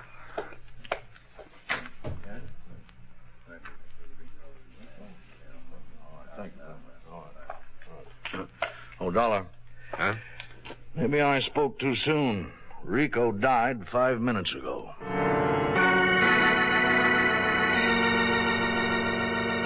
As far as my investigation of the San Antonio case went, could have ended right there. The Luger found in the dead Rico brother was the same gun that had fired fatal bullets into all 3 victims.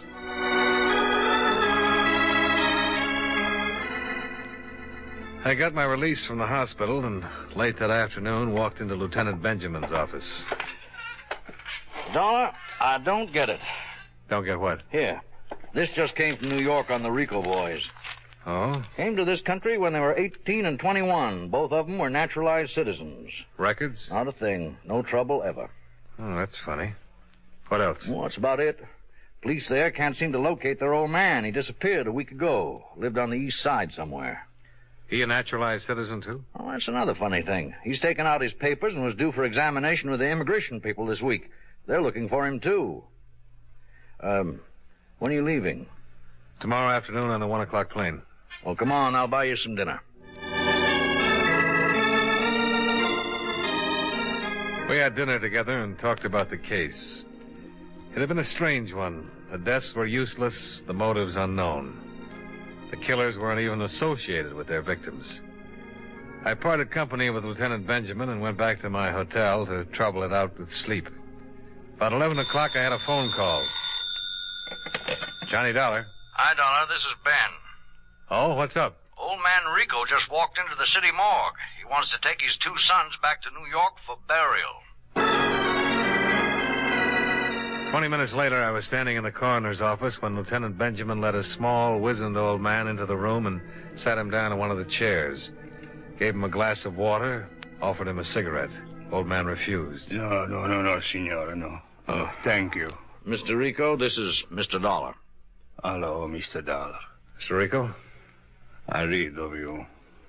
You killed my boys. Is so? Yes. They tried to kill me. Yeah, I know. Too bad. Why, Mr. Rico? It is simple. You was in the way. I don't mean about me. I mean about Edith Randall and Padalici and Mark San Antonio. Why? I take the water now, please. Why? Do you know why? See. Then tell me. They're all dead now. I'm still alive.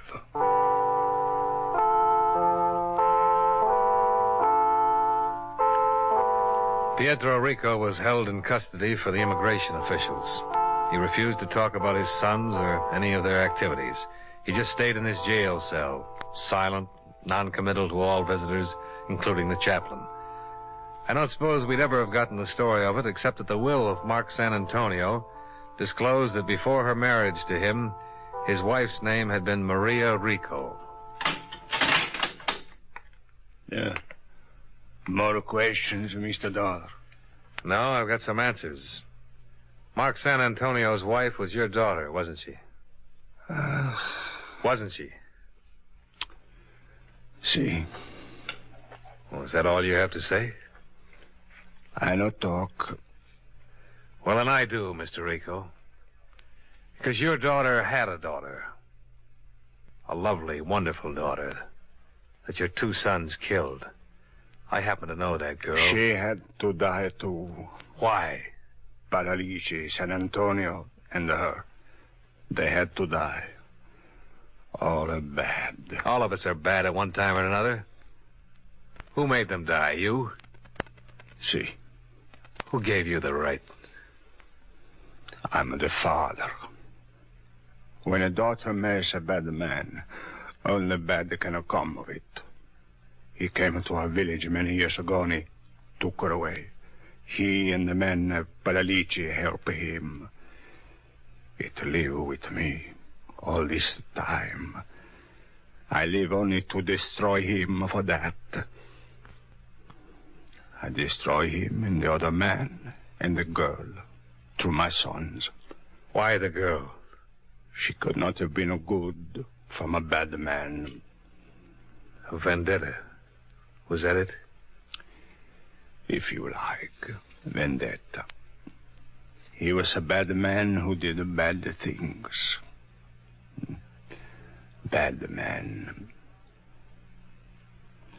I smoke now. You got a cigar?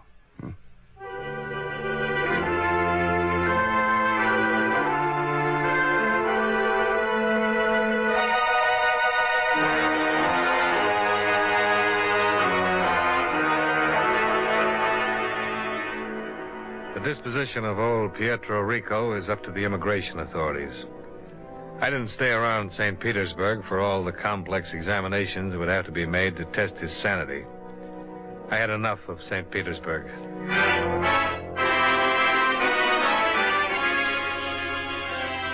Expense account, item 3, hotel and board, $79.30. Item 4, hospital, $168.13.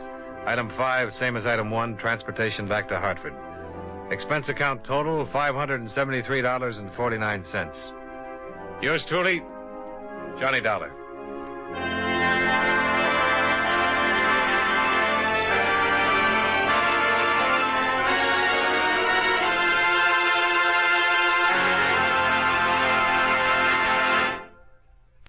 Remember, friends, Wrigley's Spearmint Chewing Gum refreshes you. Wrigley's Spearmint Chewing Gum gives you real chewing enjoyment. The lively, full-bodied flavor of Wrigley's Spearmint cools your mouth, freshens your taste, sweetens your breath. The smooth, pleasant chewing of Wrigley's Spearmint helps keep you feeling relaxed and satisfied. Makes whatever you're doing more enjoyable. Yes, for refreshment plus chewing enjoyment, treat yourself often to Wrigley's Spearmint Chewing Gum. Millions enjoy it daily. Get a few packages and always keep some handy. That's Wrigley's Spearmint Chewing Gum. Healthful, refreshing, delicious.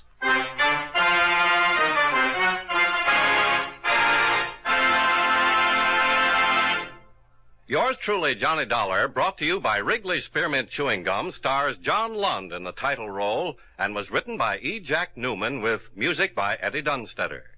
Featured in tonight's cast were John McIntyre, Joe Kearns, Jeanette Nolan, Virginia Gregg, and Jay Novello. Yours truly, Johnny Dollar, is transcribed in Hollywood by Jaime Del Valle.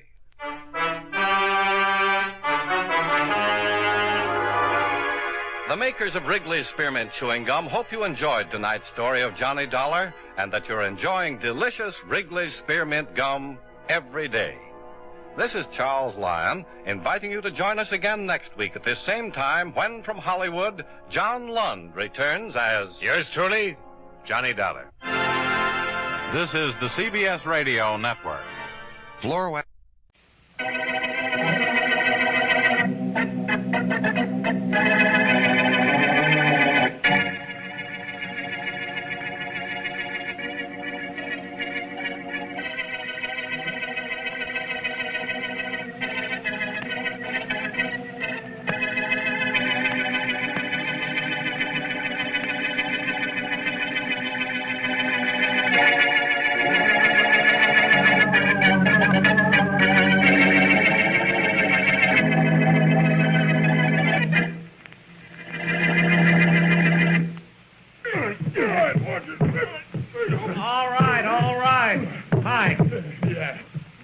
You're hurt. Look, I'm happy. Let me see you pound the mat and scream. Now go ahead and do it. Okay, Mr. Chase. How is this? How is that, Mr. Chase? You sound like Tarzan with a toothache. Now practice that, Mike. Yeah, sure. All right, both you wrestlers. Now get at it again. Okay. Hold it, you mugs. Hold it. Yeah, Joe. Your partner, sir, got that new wrestler with him in your office. Oh, thanks. Take a rest, you apes, then we'll work out a little more. All right. Stick around, Joe. I'll need you later. Okay. Hello, Henry. Hiya, Bill. Well, here he is. What do Howdy. you think of him, huh? That's not a man. That's a mountain. He's never wrestled with anything but hay, but I think we can make a champion out of him. His name is Tiny, of course. That's right. Huh? We'll bill him as Tiny Mountain. Oh, that's great. That's all right. How are you, son? How old are you? Oh, about 22. I ain't sure. I'm sure that in a little while you'll beat every mat monkey in captivity, even Stretcher Lewis. Yeah. Oh, he's a cinch to beat Lewis. But Stretcher's manager isn't going to like it. Now, you know John Farber, Bill. He'd do anything to stop someone spoiling his meal ticket. I guess that's right. Maybe we ought to stop him before he starts to stop us.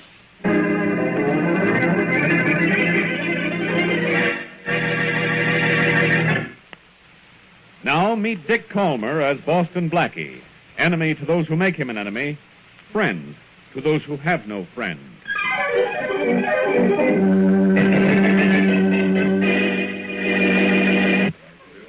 Say, Bill, where do they hide the house phones in this stupid hotel? They're around the corner from the desk. I saw them when I got Tiny's room. Come on, Henry. Well, that kid better be in his room. If he isn't, we'll go up there and lock him in. I think one of us better stick with him all the time. We want this boy to stay clean. He's clean as country air, Bill. But he won't be if he mixes with too many people.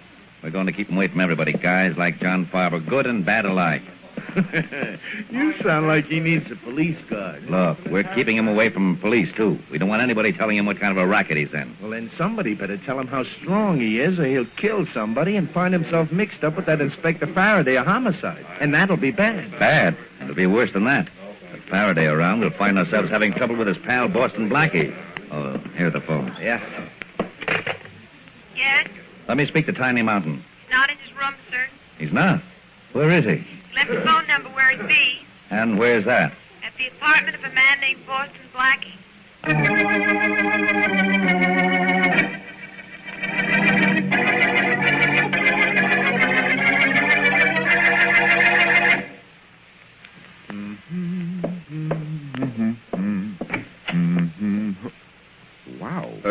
I'm looking for Boston Blackie. Congratulations, you found him, huh, Blackie? Well, howdy. Hey, you sure look just like you do in your pictures. I'm Tiny Culpepper, the wrestler they call Tiny Mountain. So you're a wrestler, huh? Yep. I'd never guessed it. Well, what can I do for you? Oh, nothing, Blackie. I just wanted to meet you, that's all. You've been my idol for a long time. Oh, thanks. Oh, I sure have wanted to meet you. You've been my idol. You said that. Oh, wait a minute while I scrape some of the clay off my feet. Come in. Oh, I don't see no clay. Yes, always I said to myself, if I ever get to the city, I'm going to go up and see that fella Blackie. Oh, he's sure a fella I'd like to meet. Well, that's very flattering, Tiny. I hope I can return the compliment someday. Well, you sure can. You can come and see me wrestle at the Stretcher Lewis at the arena tonight. You're wrestling Stretcher Lewis? Yep. Are you any good? Good? Oh, kind, I guess. Shake hands with me, Blackie. Okay, here's my hand. Hey, wait a minute. Not too bad. Blackie, I didn't hurt you, did I? I'll let you know after I take inventory. Oh, I'm sorry. Say, you ought to go... Oh, excuse me a minute. Why, sure. Hello. Hello, is Tiny Mountain there? He's left a message at his hotel that he might be there. Yes, he's here. Just a minute. Never mind, I don't want to speak to him. Is this Boston Blackie? Yes. This is Bill Chase, Tiny's manager. And you don't want to speak to him? No, and I don't want to speak to you either. Well, what... All I want you to do is keep away from Tiny. You're no good for him. And Blackie, Yes? if you don't, it won't be any good for you.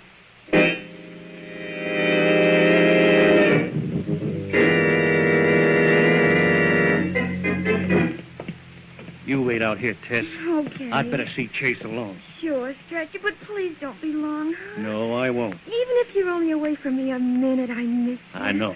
Oh, gee, but you're big and strong. Here, feel my muscle. Go ahead, reach up and feel my muscle. Oh, I don't have to. I know how strong my man is. You can say that again. I know how strong my man is. Well, I gotta wrestle Tiny Mountain tonight, and I gotta see his manager right now. Okay. See you in a minute, baby. Gee. You can say that again. Come in. Hiya, Mr. Chase. Oh, Stretcher, come in. Sure. You got my message, I say. Yep. I suppose you know what it's about. I can sort of guess. Good. How's Farber? As no good a guy as ever. But he's still the best manager in the business. I'm sticking with him. Then how can you work for me? Look, Farber won't squawk no matter what I do. I got enough on him to send him to jail for the rest of his good-for-nothing life. Oh, that's what it is it? Yep. Well, then we can do business, can't we? Sure. Is this new boy of yours good? Will he look good? Tiny Mountain will look like a champion the minute he steps across the ropes. And he's big enough to step across them, too. Okay, it's a deal, Mr. Chase. I'll lay down for that boy of yours for the dough you promised me. I'll lay down so good for him that they'll have to carry me out. That, Stretch, is the general idea.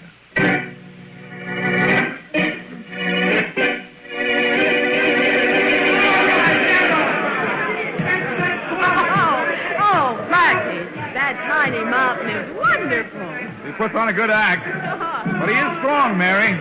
As my aching back reminds me. I wish I'd seen him throw you across your apartment. I wish I'd seen him. It happened so fast I made a landing before I knew I'd even taken off.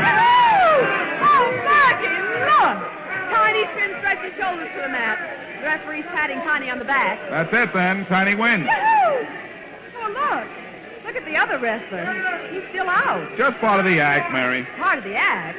They're putting him on a stretcher. That could be one of the reasons they call him Stretcher. Huh? He either stretches the other guy or goes out on a stretcher. But Blackie's lying so still. He'll come to the minute he's alone in his dressing room. Come on, let's go down there and I'll show you.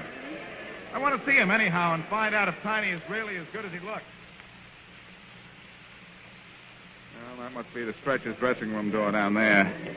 Where the crowd is, Mary. Oh, yeah. Plenty of excitement there. There's always excitement around the dressing rooms after a big match. Blackie, there seems to be something wrong. Oh, Mary. Well, I can just tell. Somebody calling for the doctor? Blackie, did you hear that? Still just part of the act. Get that doctor here in a hurry. The stretcher's been hurt. Blackie, what did I tell you? Wait, I'll show you. Let us through, please. Right, Let us through. Hey, you can't come in here. You sent for a doctor, didn't you? Oh, that's different. Come on in, Doc. I'm John Farber, Stretcher's manager. Wait here, Mary. Yeah, okay. He's over on the table, Doc. Only he's lying pretty still. Farber, you're carrying this act a little far, aren't you? I don't know. Okay, Stretcher, wake up. I don't think he can hear you, Doc. Unless he's found a way of breathing without a heartbeat. Stretcher's dead.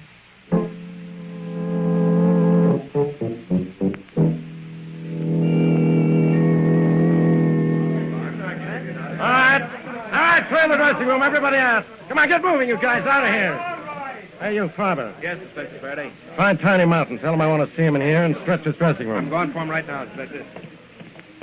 Well, Faraday, what do you think? I think I always have trouble when I find you, Blackie. What do you know about this? Nothing, which makes us even. I saw Tiny Mountain wrestle the late Stretcher Lewis tonight. I saw him win, and I came down here to find Lewis dead with a broken neck. So you sent for me.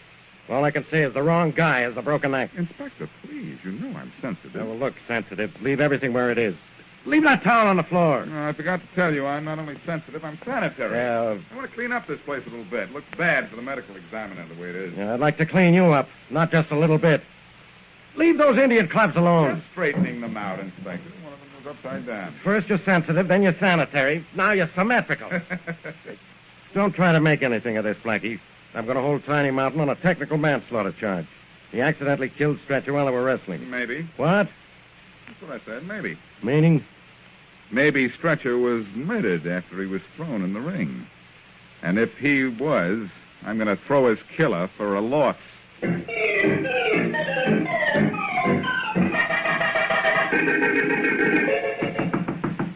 Come in. Hello, Chase. Oh, Farber, come in. Say. Say, isn't that my wrestler Mike you have with you? That's right. Going to take the Stretcher's place. On a stretcher, of course. Very funny. Sorry about what happened to Stretcher. He was the best wrestler you ever managed, Farber. This guy's going to work for me better. Meaning what? Meaning he won't come to you and promise to lay down for your boy Tiny. No? Maybe he will when he knows what Stretcher knew about you. What are you talking about? You know what I'm talking about, and so do I. I got a surprise for you, Farber. Oh, that's nice. Stretcher told me what he knew about you. Now, anything I can do for you? You're lying, Chase. You don't know anything about me. And there is something you can do for me. Huh? Your boy Tiny is going to take a dive for my new boy here. Tiny doesn't dive for anyone. No? All right. Mike. Yeah, Mr. Farber. Mike, show Chase here how you want his boy to take a fall. All Hey, right. no. Here's the way to do it.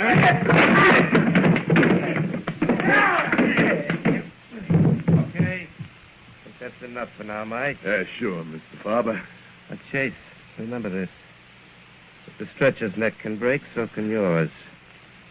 And Mike here's waiting only for me to tell him that it's Jake with me.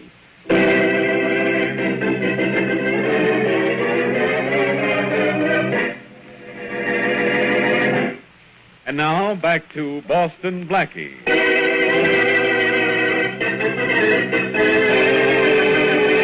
Stretcher Lewis, wrestler, makes a deal to lose to manager Bill Chase's new grappler, Tiny Mountain. Lewis, however, loses not only the fight, but his life as well, when he dies in his dressing room of a broken neck. Tiny is being held temporarily on a charge of manslaughter.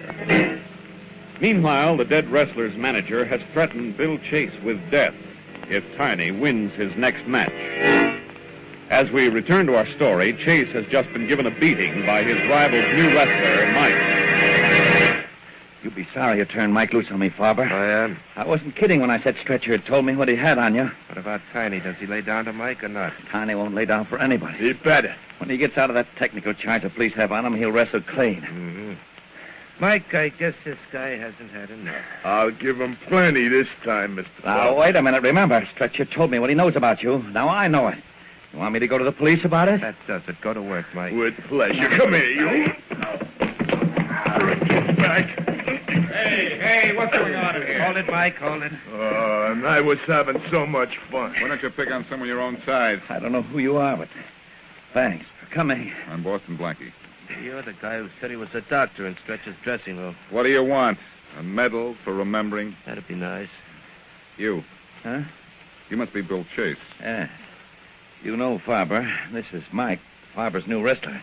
He was giving me a workout when you came in. Hey, Mr. Farber, I could do the same thing for Blackie. No extra charge. Anytime you want, Mike, including right now. Why, Hold it, Mike, hold it.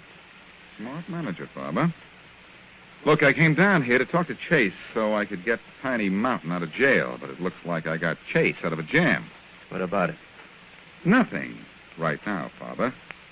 But after I get Tiny out of jail, maybe I know who's going to take his place. Oh, yeah? A precious little guy named you.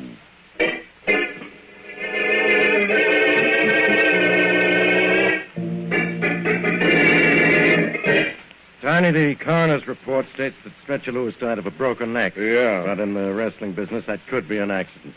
They can go. Well, thanks, Sheriff Faraday. That sure is mighty nice of you, but how did the fella get his neck broke? I don't think I did it. Well, it could have been when his head hit the mat before you pinned him. And look, take my advice, Tony. Go back to the farm. Huh? Back where you came from. Get out of wrestling. Oh, no. Away from men like Chase and Farm. Oh, no, I like wrestling, Sheriff. Anyhow, I'm broke. Well, it's your life. Go ahead, wrestle. I can't stop you. Only don't kill anybody else. As a favor to me. Huh? Unless, of course, it should happen to be Boston Blackie.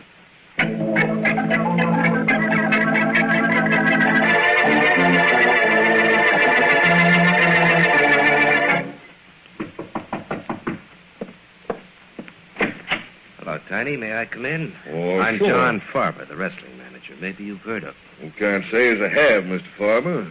Well, I want to talk to you, Tiny. All right if I come in? Oh, sure. Thanks. Wow. Nice room you have here. Thank you. Better than the jail you just got out of. Yeah, it sure is, but I sure do miss the smell of my hay back home. Like it out on the farm, do you? Yep, sure do. Now, tell me something, Tiny. Yep. Why'd you come to the city to wrestle? Well, I can't wrestle with nothing but horses out on the farm. Besides, they told me I'd make myself some money wrestling in the city for Mr. Chase. That's right, Tiny. You'll make money wrestling.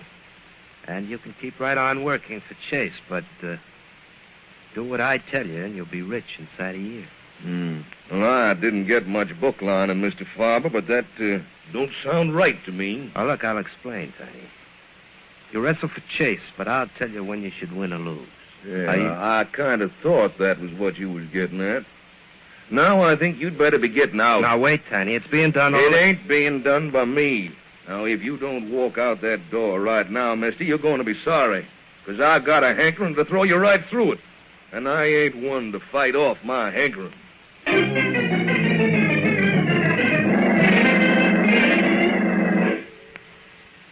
Blackie, you want me to answer the door for you? Yes, if you don't mind, Mary. It's probably Tiny Mountain. Faraday phoned and said he released him a little while ago. Is this Boston Blackie's place? Mm-hmm. Yes, it is.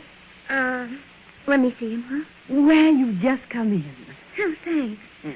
Only I want to be with him when he sees you. Uh-huh. Blackie! Yes? There's a lady here to see you. Oh? Well, I don't know who it... Well, hello. Oh, Blackie, my name's Tess. Stretcher Lewis was my sweetheart. We were going to get married next week. And I want you to find out who killed him. The police think it was an accident. Oh, it wasn't an accident. Really? The stretcher was too strong, Blackie. No fall would have broken his neck. Oh, he was awfully strong, Blackie. Well, just like you. Something in your eye, Mary? Heartburn. Oh. Uh-huh. Who do you think killed Stretcher, Tess? Well, Farber hated Stretcher. Stretch knew something about him. Oh, but I don't know that Farber killed him. Neither do I, but you've given me an extra reason for thinking he did. The towel on the dressing room floor, the Indian club upside down. Let's suppose that Stretcher was alive when he was carried into the dressing room after the match. Mm-hmm. Go on, Blackie. Well, it's simple. Farber was alone with him. Could have hit him on the back of the neck with the Indian club using the towel so there wouldn't be an obvious bruise. Say, Mary, that's it. Yeah, it sounds like it. Gee, Blackie, can I do anything to help prove it was Farber? See what information you can get to help me. Although proving Farber killed your grappler is one problem, I think I'm going to have to wrestle with myself.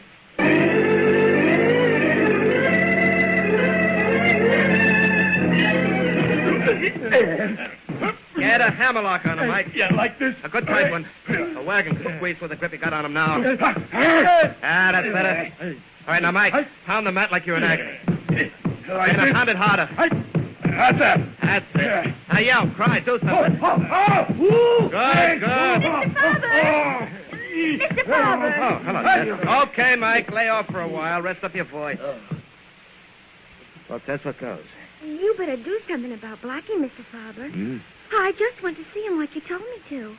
And if you don't do something about him, what goes is you. To jail.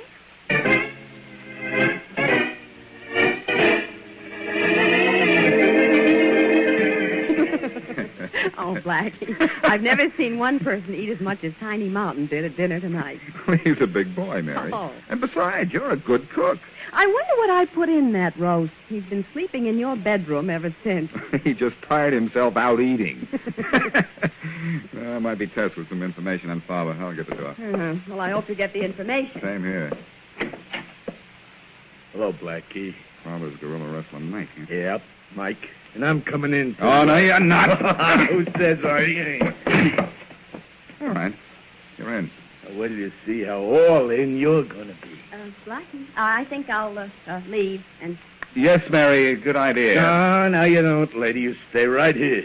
You ain't going for the police, and nobody's calling the police, because I'm pulling the phone right out of the wall. Hey.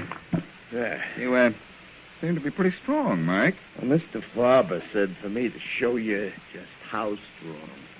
Oh, I get it. You don't yet, but you will. You sent Tess to find out stuff from Mr. Farber, but she's working for us. I didn't tell Tess anything. You told her enough. You know who killed Stretcher Lewis. You know how. You know why. You probably know Farber's real name ain't Farber. It's Hitchcock. He's wanted in Frisco for grand larceny. Look, Mike, if you wouldn't talk so much, Mr. Farber says for me to see that you don't live to tell what you know to anybody else. And that I take care of right now. This will stop you. Oh, are you kidding? That clip wouldn't hurt a flea. I think I'm going to have a little trouble. Blackie, Huh? look who woke up. Look who's standing in the bedroom door. Howdy, Blackie. I see you got company. Honey, the Marines have landed. You got the kid on your Just side. get out of the way, Blackie. Yeah, and I'll move drop back. this fella right on his You face. drop no Come on, Tiny. Get him, Tiny. Get him. Use a scissors on, Tiny. Tiny, do something, anything. I can't. He ripped up. Oh, Blackie, Tiny's been knocked out. I know it, Mary. I guess this is up to me. Well, I'll do worse to you than I did to him. Well, we'll see about that. What's the idea, Mary? Maybe this is the part. Oh, you're awful funny, Blackie. Why aren't you laughing then? Oh, boy, oh, Blackie, you knocked him out. Yeah, I did. I did? Uh-huh. Well, what do you know? Well, that isn't important. What do you know? Well, I know why Farber killed the Stretcher, You do? thanks to Mike here and his big mouth. And I think it's time I picked him up off the floor and picked Farber up for murder.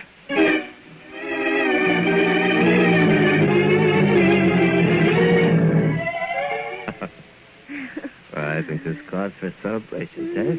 Mike's probably murdered Blackie by now. Oh, gee, if he has, then you'll need another wrestler. Hmm? Mike will go to jail, Mr. Farber. Oh, and he was so strong. Mm-hmm. Well, I've seen enough of this dressing room for a while. Come in. Hello, Farber. Blackie. I thought... You thought I'd be in the hospital by now, or in a morgue, didn't you, Ted? Thanks for the double cross. I'll do the same for you sometime. What do you want, Blackie? You, Father, for murder. You killed Stretcher Lewis. As soon as you had him alone in there, you got him to turn over for his rub-down, put a towel on the back of his neck, and hit him with one of those Indian clubs on the wall there. Oh, I did I? Well, since you know so much, Blackie, can you tell me which club I used? Sure. The one that was hanging upside down. You put it back in too much of a hurry. Oh, I have time to get it again and put it down on your skull now. Mr. Farber, don't! He won't. Oh. Farber, my friend, that Indian club in your hand is what put the Indian sign on you.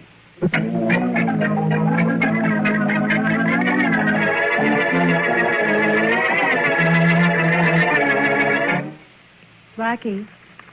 It says in the paper here that Tiny Mountain won his match last night. Yes, I read it. He's going to win all his matches and become champion, Mary. That boy can wrestle. He couldn't when he tried to throw Mike in your apartment. I handled him pretty well, didn't I? Well, he went down. You had to hit him 6 or 7 times, but he went down finally. He sure did. A couple of right-hand punches can take care of the wrong guy every time. Mm-hmm, if they're backed up by a poker. What does that mean? Where was I when you were trying to make an impression with your fist on Mike's jaw?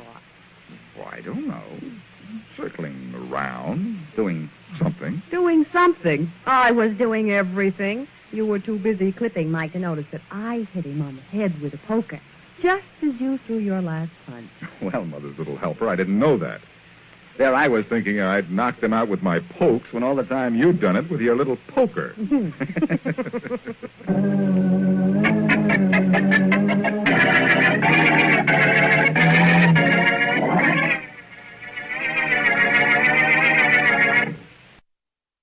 Time.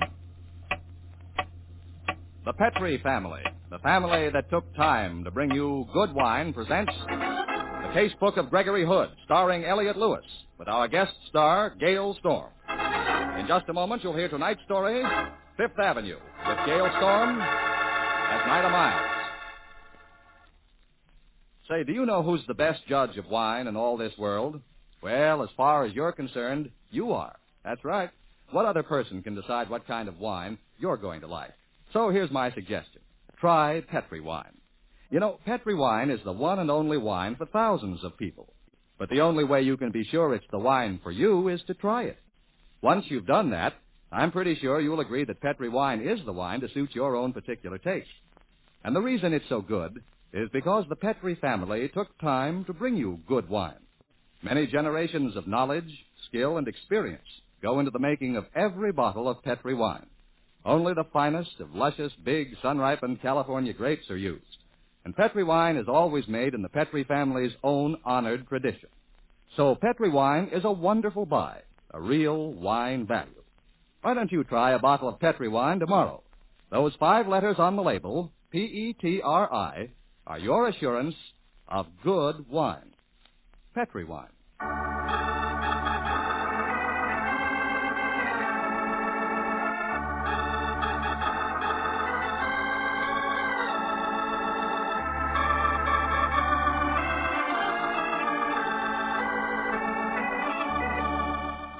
Well, it's that time again. Time to join Gregory Hood and his friend and attorney Sanderson Taylor for another story from Greg's casebook. Greg and Sandy are in New York City on business for Greg's world-famous importing house. It's a bracingly cold night, but in spite of the cold, Greg has insisted that he and Sandy climb aboard a Fifth Avenue bus and settle down for a tourist's eye view of the famous thoroughfare. The bus is deserted except for a very beautiful young lady sitting across the aisle from them. Sandy is complaining bitterly about the draft. This is the craziest thing we've done in the last 5 years, Greg.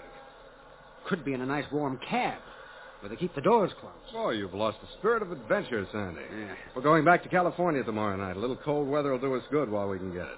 Improves the circulation, puts a sparkle in your eye. Hey, what's the matter? Look, there. That mansion. You recognize it? Huh. That one? Yeah. Well, it does look familiar, Greg. Familiar? We spent 2 of the happiest hours in our lives or thereabouts in that house, Sandy. Night before last. Are you losing your mind? I've never been in that house. Night before last, Roy Del Ruth invited us to that screening, his latest picture. Well, that's what I mean. That's the mansion that Aloysius T. McKeever spends his winters in. Remember? Oh. Well, of course. In that picture, it happened on Fifth Avenue. That's right. Oh, yeah, sure, that's that. Well, I'll be done. Yeah, I wouldn't be surprised to see Victor Moore at his hobo get-up going through that hole in the fence. Oh, what a wonderful character. I don't know when I ever enjoyed a picture as much, Sandy. I'd like to see it again. You'd like to? Boy, I'm going to. I'm going to take Mary to see it as soon as it opens in Berkeley. You know, Charlie Ruggles has always been a favorite of hers. Oh, wait till she sees him in this part. He was wonderful. Oh, the whole cast. I fell in love with Gail Storm. I've always been mad about Ann Harding. Everyone gave swell performances, especially the leading man, Don DeFore. Yeah, he sure did. You know, it must be a lot of satisfaction to make a picture like that. Yeah. Roy Del Ruth's made a lot of fine pictures, but this tops them all. Excuse me, allow me to pick your bag up for you. Oh, nothing much spilled out. Oh, Thank you. Oh, you're quite welcome. I don't want to seem inquisitive, but why are you carrying that gun? Please, give me my bag. Look, I'm not just being nosy, but if you're scared to death and carrying a gun, that's a bad combination for a little girl like you. Give me my bag. My name is Gregory Hood. If you're in trouble, I want to help you. I'm not in any trouble. Give it here and please go away. I don't want to talk with you. Okay, Miss Miles. You know my name? Yes, on this envelope in your bag. I'm very observant. You might be sorry you noticed that. Now, please go away. I'm getting off the bus at the next stop. You want me to get off with you? Bodyguard? No. Now, go away, please. I don't want to talk with you. Okay. Well, you didn't make much of an impression on that young lady, did you, Greg? Yeah, I'm afraid not. Something the matter with that girl, Sandy. Ah, because she didn't throw her arms about you? No, cynic. Because it's a little unusual for a girl as lovely as that, draped in that many $1,000 worth of mink, to be carrying a .32 automatic pistol in that full-grown alligator bag. An automatic? Yeah. And she's scared silly. She's getting off, Greg. I'm going to follow her, Sandy.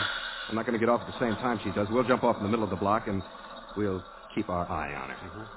Let's go. Okay. Greg, that girl, she left a package on the seat there. Oh, yeah.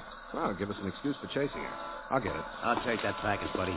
Oh, I'm sorry. I'm going to return it to the young lady who left it here just a minute ago. Give it here. Don't be a hero. Look out, Greg. Just hang on to that gun arm, Sandy. Give me that gun. I have to have that package. It belongs to me. Grab him, Sandy. Yeah. Oh, stop him, Sandy. Hey, wait until the bus stops.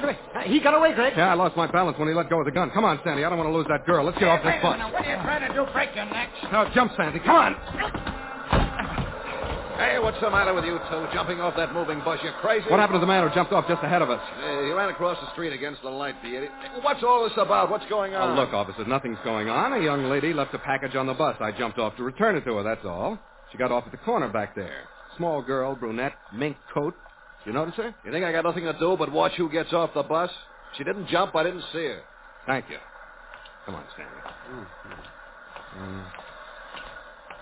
You see her? No, I don't.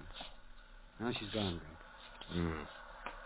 Well, I know her name. Come on, let's go back to the Waldorf, try to locate her. This package she left behind must be pretty important.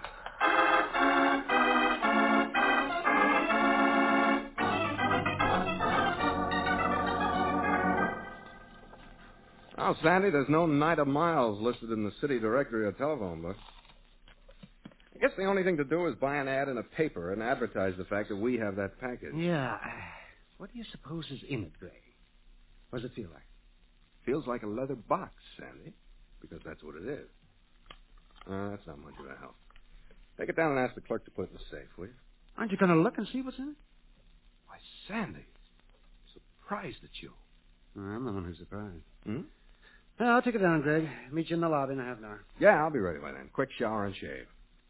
Wish I could locate that Miles girl. I want to get this package back to her. She was a very pretty girl, Greg. No, it's that, too. Be within a half hour, sir. Okay, in the men's bar. Right.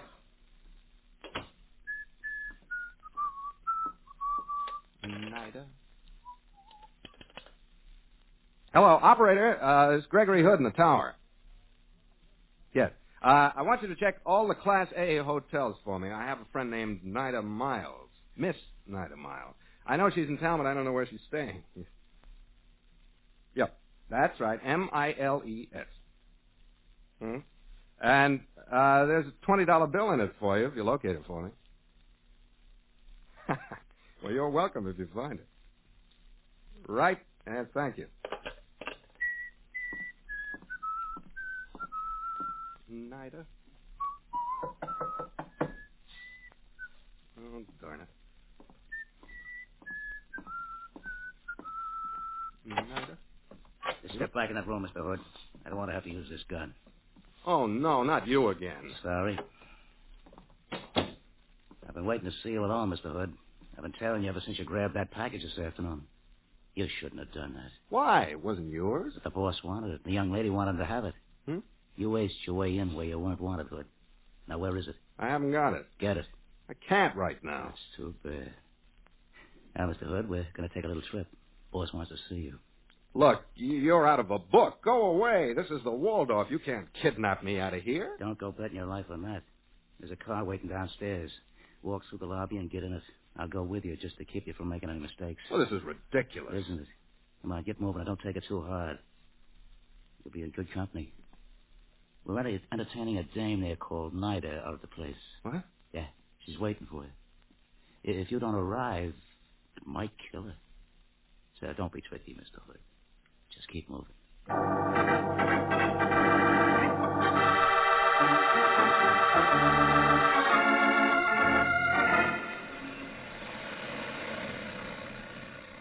As soon as we get past this light here, Joe, twist it over to Lexington. Right. I want to put the blinders on Mr. Hood here.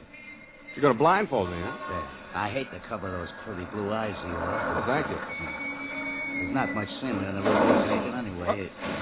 For the love of... I didn't do anything. The half-witted cab jockey behind me ran me. Come on, the light's changing. Take out of here.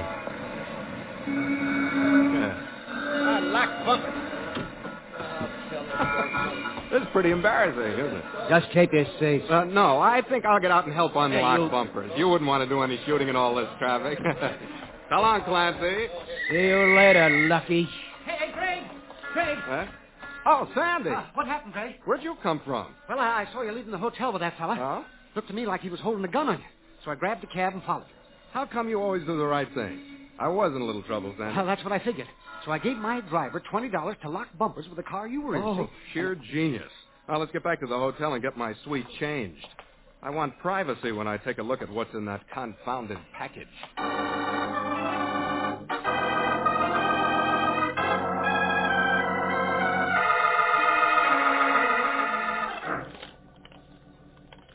Now, that girl that left this package in the bus, Nida Miles. Did the operator manage to find her registered one of the hotels? No, and please stop taking words out of my mouth. Alligator jewel case with a sterling silver coat of arms. Black pearl. Beautiful, Sandy. A fortune's worth of black pearls. It's the most beautiful strand I've ever seen. Now, what in the devil was that Miles babe carrying them around with her for on a bus? Well, even I can answer that. Hmm? She was making a rendezvous with somebody on the bus to pick them up after she left them on the seat. Sandy, well, you're getting to be a great deducer. This strand of pearls must be well known. The manager of our branch here will probably be able to tell me who they belong to. That's the next move. You think the pearls were stolen? I don't know what to think, but we're in it. We might as well find out what it's all about. Tell you what, get on the phone. Mm-hmm. Who is it? Mr. Hood? No? Yes, who is it? It's Miss Miles, Nida Miles. Huh. Speak of the angels. Hello, Hey! Get back into the room, Mr. Hood. Please don't make me use this gun. Well, okay, but... Back up. Yes, ma'am. Now, give me those pearls. And get into that closet, both of you. And don't try to get help for 5 minutes. Well, you're welcome to the pearls. They're yours, I suppose. Get in the closet. Forget about me and the necklace. If you don't, you're going to be killed.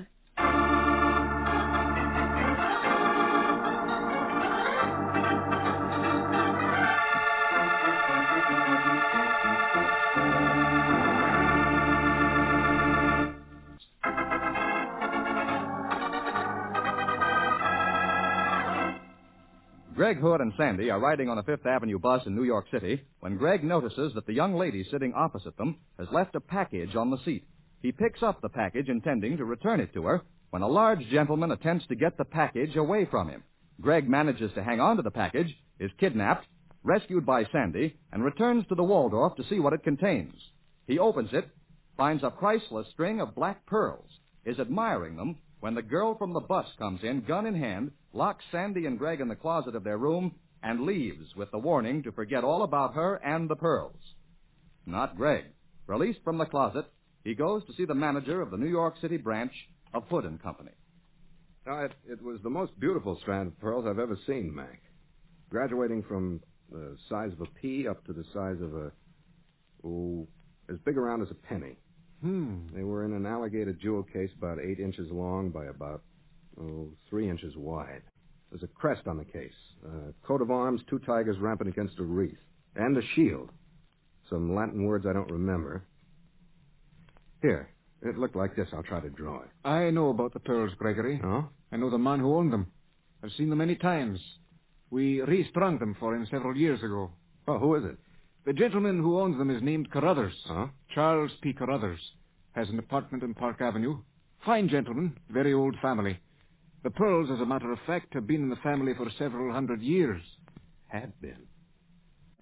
Look, Mac, could you call him and make a date for me to drop over to see him? Tell him I want to buy the pearls. Or if he won't sell them to me, at least I want to see him. I'm sure I can arrange that, Mr. Hood. Just a moment. Oh, fine. Get me Charles P. Carruthers on the phone, please.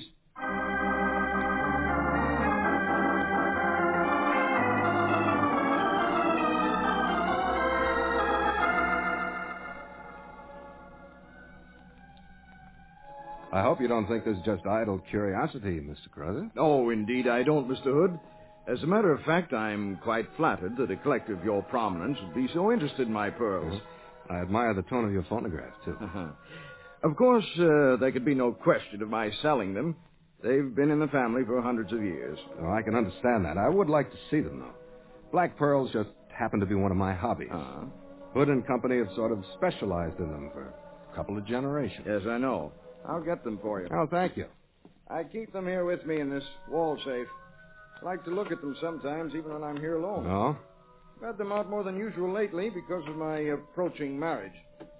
Oh, I didn't know about that. You getting married soon? Yes, in 2 weeks. To a very lovely girl. One who will wear these pearls as they should be worn. Proudly. That's her picture there on the radio. Beautiful. You're a lucky man, Mr. Carruthers. Indeed I am, Mr. Hood. Here they are. The Carruthers pearls. Yes. I see. They are everything I expected, Mr. Carruthers.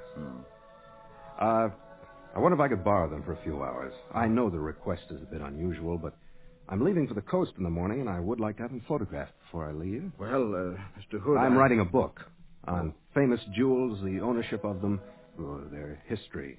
Wouldn't be complete without a mention and an illustration of your pearls. Tomorrow morning, Mr. Hood. Well, look, you know me. If you don't, you can establish that I am not an imposter by checking with the New York police and Mr. McIntosh, my local manager. Well, I have to have these pearls for just a few hours.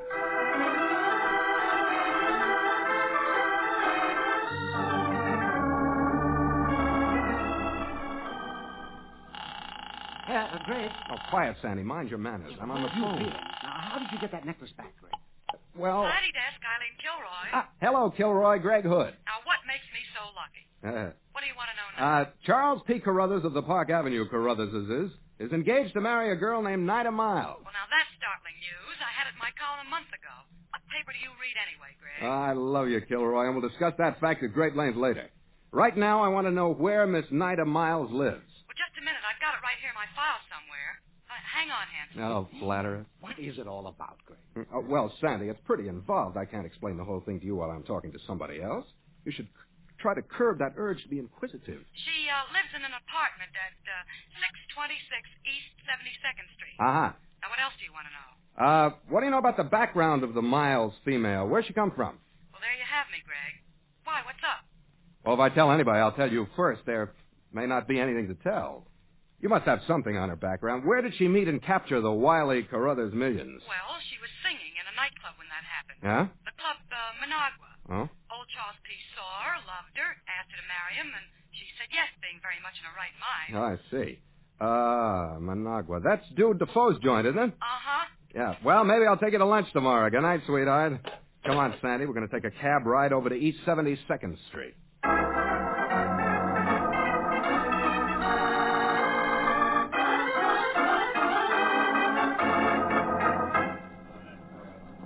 Clerk? Yes? What apartment is occupied by Miss Nida Miles? Miss Miles just went out a minute ago. I'm surprised that she didn't pass you in the entrance. Oh, thanks. Well, where are we going now, Greg? I don't know, but I expect to find out. Come on.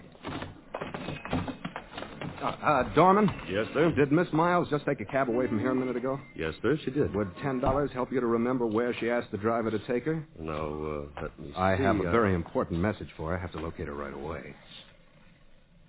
All right, Pirate, 20? Oh, yes, sir. She asked to be driven to the Club Managua. Oh, thank you very much, sir. That's okay. Is there any additional charge for whistling me up a cab? No, sir. I just hope we get there in time to do some good, Sandy. Yes. Of course, I haven't the slightest idea what you're talking about. Club Managua on 52nd. Can you make it in 5 minutes for $1 a minute? I can make it in 4 minutes for $2 a minute. It's a deal. Get us there fast.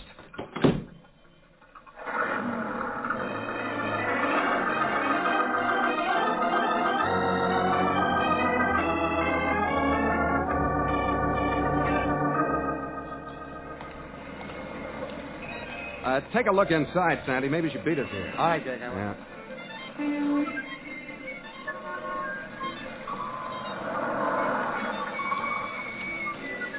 There you are, driver.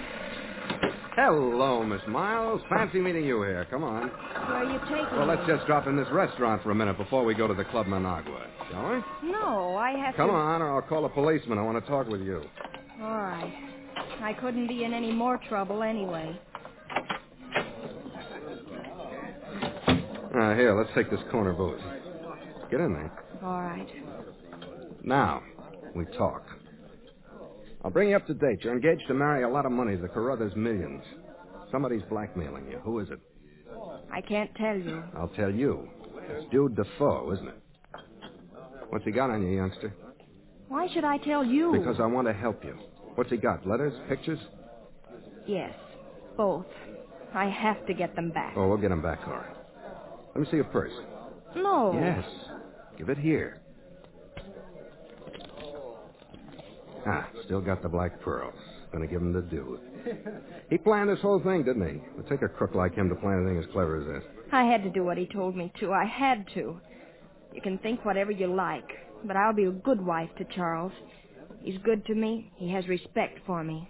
I'll make him happy. Look me right in the eye and tell me that, baby. All right. I'll be a good wife. I'll make him happy. I love him. He's good to me. Okay. Come on, let's see Dude and give him those pearls, shall we?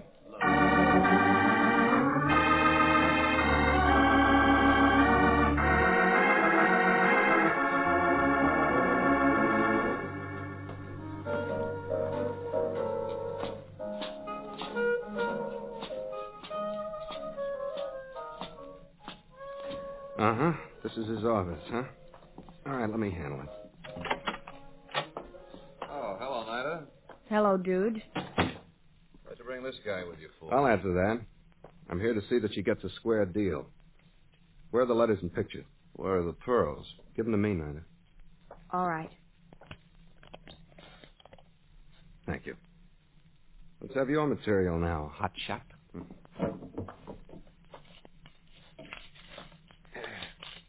There you are. Look them over, Nida. See that they're all there. All right. You look familiar. Huh? The name's Hood. Gregory Hood. I got news for you, dude. After we finish our little deal here tonight, if Miss Miles ever is bothered by you again, she gets in touch with me and you talk it over with the police. I stand pretty good with them, you know. Yeah, I know. I've heard about you, Hood. How come you're mixing into this caper? Dull evening. Oh. Just remember, next time you'll be dealing with me and not a scared little singer. They're all here, Mr. Hood. Okay. Here are your pearls, dude. Okay? All buttoned up. That finishes it, Hood. Thanks, Nida. You're not welcome. But you can have them this time. Tear those letters and stuff up, Nida. We're going to use them as a burnt offering to the god of matrimony. Right here in Dude's ashtray. Okay?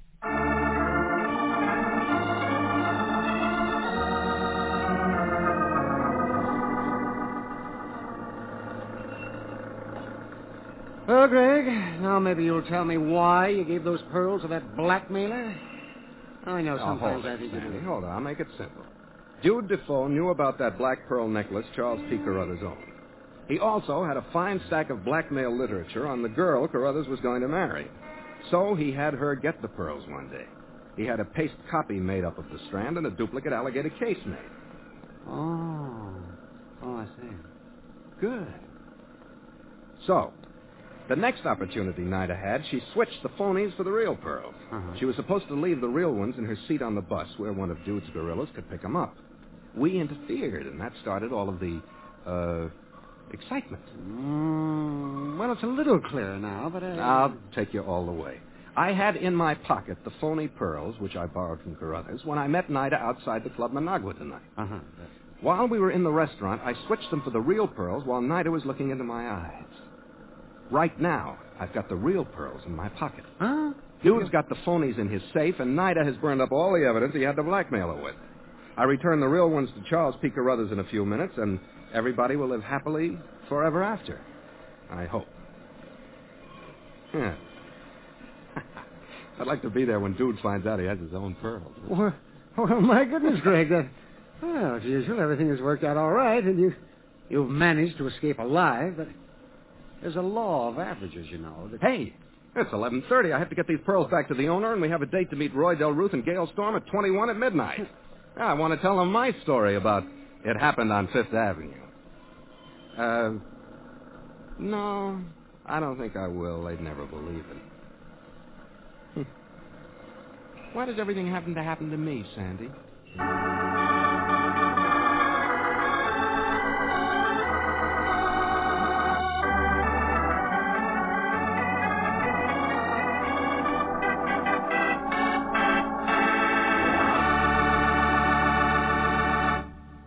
Very interesting story, Greg. You do let beautiful women lead you into the most amazing adventures. Oh, I'm easily led, Herb. I should think you'd have been scared. After all, she was carrying a gun. Oh, but that's it. I like my women with arms. Ooh, I'll let that one go. And what's our story going to be about next week, Greg? Well, Herb, next week I'm going to tell about an adventure Sandy and me and Ray Driscoll, the designer, had in San Francisco a few months ago. It concerns a good-for-nothing son-in-law, an irascible father-in-law, and $50,000 in a suitcase. We call it Ransomed. See you next week, Herb.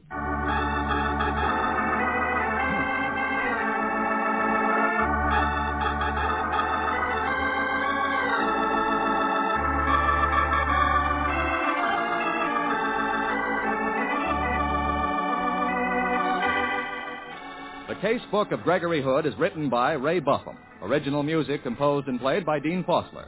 Elliot Lewis plays the part of Gregory Hood, and Sanderson Taylor is played by Howard McNear. Gail Storm was heard as Nida Miles. The Petri Wine Company of San Francisco, California, invites you to tune in again next week, same time, same station. The Case Book of Gregory Hood comes to you from our Hollywood studios.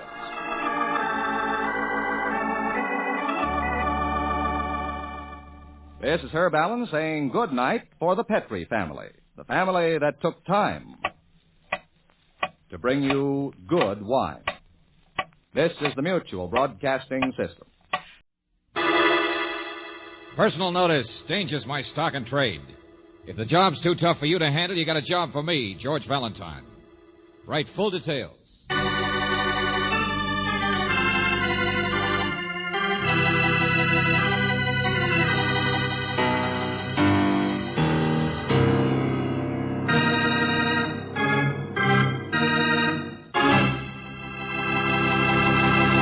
Well, greetings as usual, friend.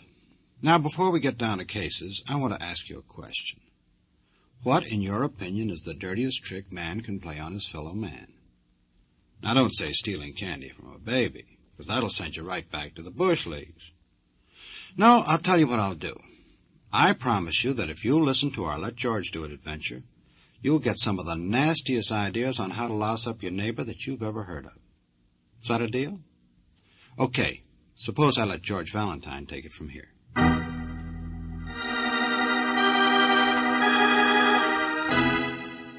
Dear Mr. Valentine, first letter I ever written 17 years, since the last time I filed a gold claim in Nogales. Name's Tioga Tom, only honest man left in the West. If you ever heard of the castle I live in out by the desert, then you know what these railroad tickets are for. To come see me, but you don't know anything else, understand? Trouble, you fellas, you jump on conclusions. Think nobody else is smart but you. If you think I need help, then you're crazier than the people in Cactus Junction. And I ain't spit in their direction since WPA.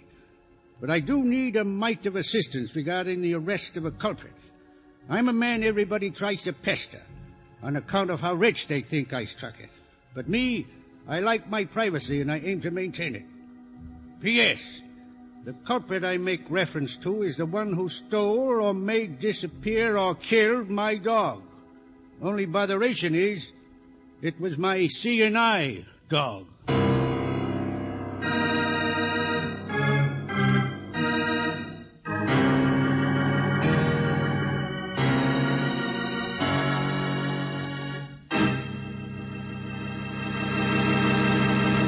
You are listening to Let George Do It. Our adventure will continue in just a moment.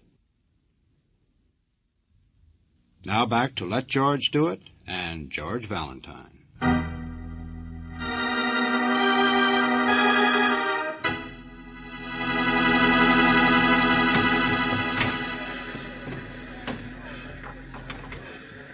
Like a chicken leg, dearie, I brought a whole fryer along with some hard-boiled eggs. You know how trains are. Oops!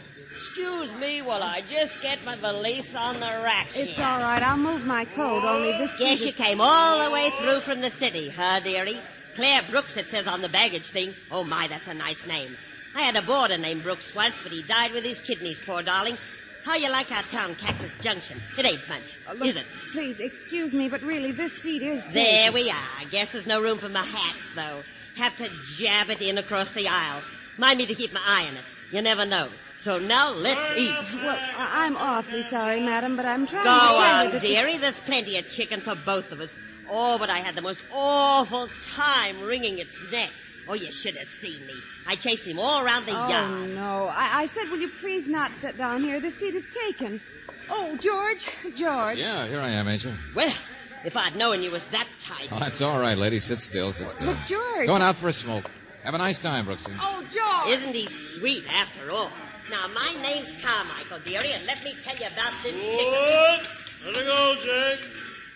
Well, here we go, Mr. Valentine. Last stop before Emery Switch. Emery Switch. That's where we get off, huh, conductor, for Tom's? Yep. 2-3 mile walk, I guess, up the hill. But there's a moon tonight. Road around the back way, but of course it's its father. Uh-huh. Kind of a lonely spot for a blind man, isn't it? Yeah, desert rat with money. Probably never let a doctor touch him in his life.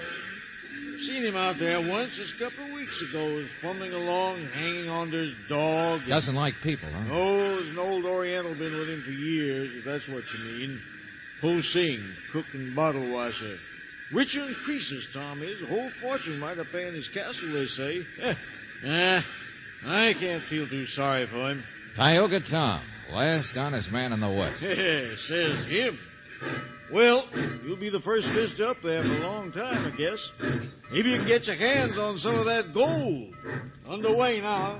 Hey, save me a nugget. Hey, wait for me! Hey, stop it! Oh, conductor, there seems to be a guy out here who wants to Never get make it, will he? Always somebody too late for a train. Huh? Ridiculous. Shows a man's got no efficiency.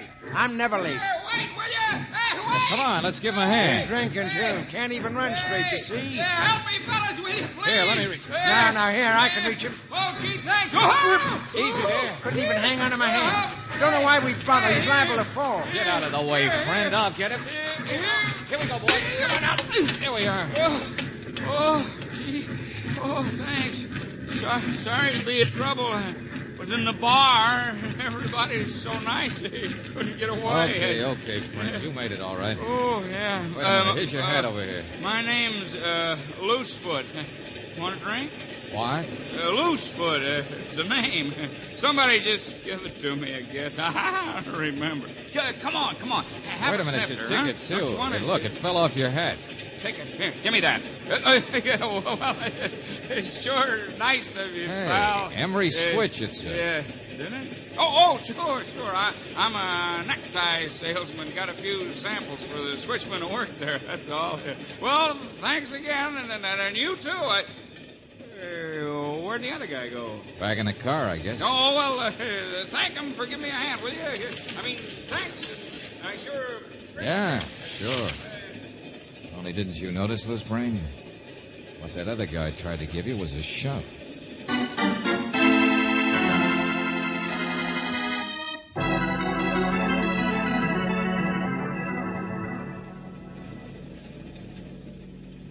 I didn't shove him, Mr. Valentine. I just didn't help him much. I didn't want him on the train. What of it? Well, Mr. Flannery, I don't know. I'm just curious. Perfect right. Perfect. His name's Loosefoot. You know him? Who doesn't? I've done business in Cactus Junction. Lawyer. Coming this time from the city, though. As far as Emery Switch, huh? You too, maybe, huh? And why not? Now, Loosefoot's the kind of a person who's always in the way. Son of an old partner of Tioga Tom's, or claims to be. Always claiming to have a claim on him. Oh? And why are you going? What's your claim, Mr. Flannery? Never ask a lawyer a direct question, young man. Spoken like an ambulance, Jason. Or presume on a man's guilt before it happens. Now, I haven't really seen Tom since before he lost his eyesight. Many's the time I've handled his legal affairs. Wait a minute. What do you mean, guilt before it happens? What happens? What's going on tonight? You and Loosefoot. That makes three of us headed for the same place to visit a guy nobody ever visits. And all on the same night. Why? Oh, you too, eh? Well. What's your angle? You need counsel, say so. You don't, leave me alone. Why should I say why? I tell you this, though. There's 4, not 3. Huh? His common-law wife for 6 months back in 1917. Or she says she was, but that's her claim. Not a bad one. You mean Tioga Tom's... That big, overdeveloped appetite out there in the coach. Notice her eating fried chicken.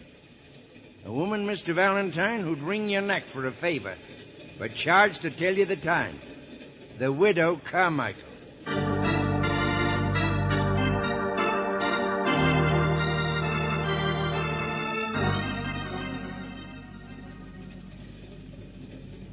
My lands, yes. That's where I live in Cactus Junction. Just to be near the poor dear. 33 years I've waited. The one true love of my life. All right, so you're going to see him too, but would you... 4 of us? 4 of us? My, I think it's just friendly. That's what I think. Only even with my shoes on, it counts to 5 to me. Ain't that so, Cousin Henry? Ah, who's cousin? Well, I guess it does, widow. Oh, George, he's some sort of a cousin of Tioga Tom's. Mother's side 'twas. Never very close, but blood's always thicker than water. That's the way I was raised. If you count Miss Brooks. Here it's 6 of us, ain't it? Tioga, he never liked crowds. Family trait. I told them we were going up to do a magazine story on him. Oh, yeah, that's right. But the rest of you, Mrs. Carmichael, will you please... I don't hold no secrets. I'm sure you don't. I ain't afraid to speak up. Remember, blood's thicker than strangers, too, widow. And to whom is bereavement a secret? What? Oh, but he'll be well again. I know he will. I brought along my nursing things. It's my opportunity as well as my duty. It's the telegrams, Mr. Valentine. We all got 'em. Even that Loosefoot up in the bar car. We're Tom's nearest. Bless his adorable old soul. Now, widow. Telegrams, but I don't know Got why... 'em this evening, miss. From Po Sing, that heathen up the castle. Yeah, read for yourself. Oh, thanks. Boss, very bad. Fall down, very bad. Come quick, please. Signed, Po Sing. Boss, very bad. A blind man, and he's already had some kind of a fall. Emery Switch. 10 minutes stop, Emery Switch. Come on, Brooksy, I gotta get to a phone.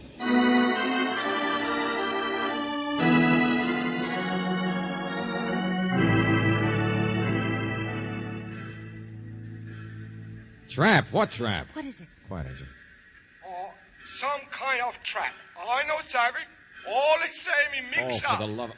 Look, Posing, I told you this is Mr. Valentine. I'm on my way up, but I want to find out what happened since Tom wrote me. Now, if you need a doctor or something... No. Boss, he say doctor just for horses and the sending he bills. Boss dying, that's all. What? Come quick, that's all. Boss is dying. Dying? Come on, Brooksy, let's get our stuff off the train and get up there. I don't know what's going on. But, George, day before yesterday, a blind man's dog was stolen or killed, and then he has an accident. I know. A rugged character who probably kept moving around, dog or no dog. Sure, somebody's up to something. This bunch of people. Haven't you realized what they are? Yeah, they all got telegrams. You know what I mean. They're the only people in the world, apparently, who have any sort of claim against Tioga Tom. They're nothing but vultures. Well, I'll go you one better, Angel. Say ghouls. Because you want to bet a guy like Tom has never made out a will? So if he did die, they'd all want to be handy to stake out those claims, start grabbing for his gold. There they go, George. All walking out together. Yeah. About 3 miles up the hill, somebody said. Only suppose you and I just walk fast and beat him, huh? Let's get to Tom first. All right. Loosefoot and the widow. Look, they're certainly a pair. Cousin Henry, he's as slow as they are. Characters, I tell you. But there's one who's not so slow. Hey, he's not with him. Who, Mr. Flannery? Yeah, still in the compartment. Let's drag him along with us. I want to ask him about what he did with that seeing-eye dog. Ask him. George, what makes you think that just he's... guessing. I'll tell you later, Angel. Hey, Flannery, let's go. George. Mr. Flannery's dead. Yeah. Murdered.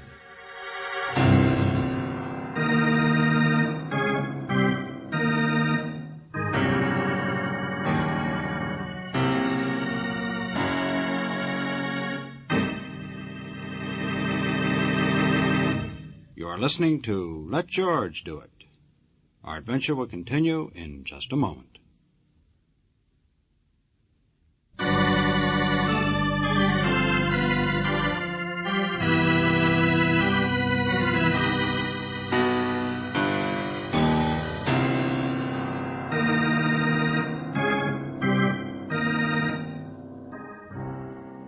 And now back to George Valentine. Tioga Tom, the legendary man in the castle overlooking the desert. He thought he didn't need help, but that was yesterday, when all that worried him was the disappearance of his seeing-eye dog. Once his protection was gone, something happened to Tom, an accident. And his only friend, Po Sing, says that he is dying, says, "Come quick." The vultures, the only relatives or ones with claims against Tom, they're gathering too.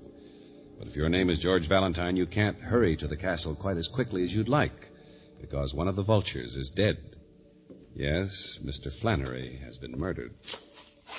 Holy brother of McIntosh, what are we going to do? All right, take it easy, conductor. Take it easy. Some sort of a sharp weapon, George. Yeah, a little tiny wound in his throat. Yeah, but I got a train to worry about, and them people all scattered now.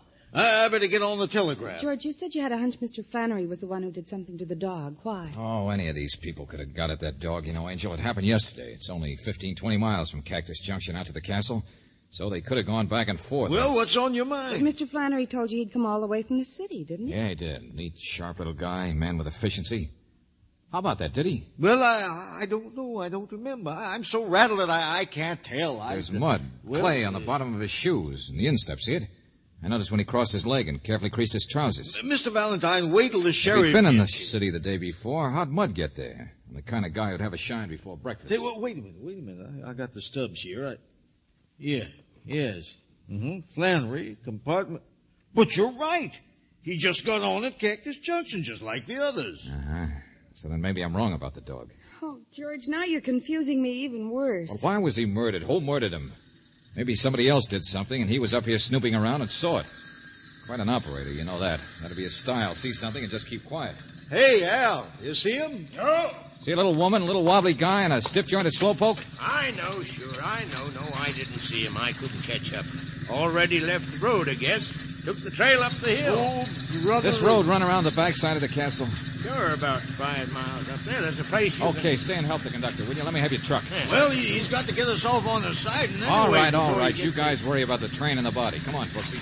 The ghouls are on foot. We can beat them. Yeah, sure, Only get that sheriff here fast. One murder's enough for tonight. Particularly if the second one should be me.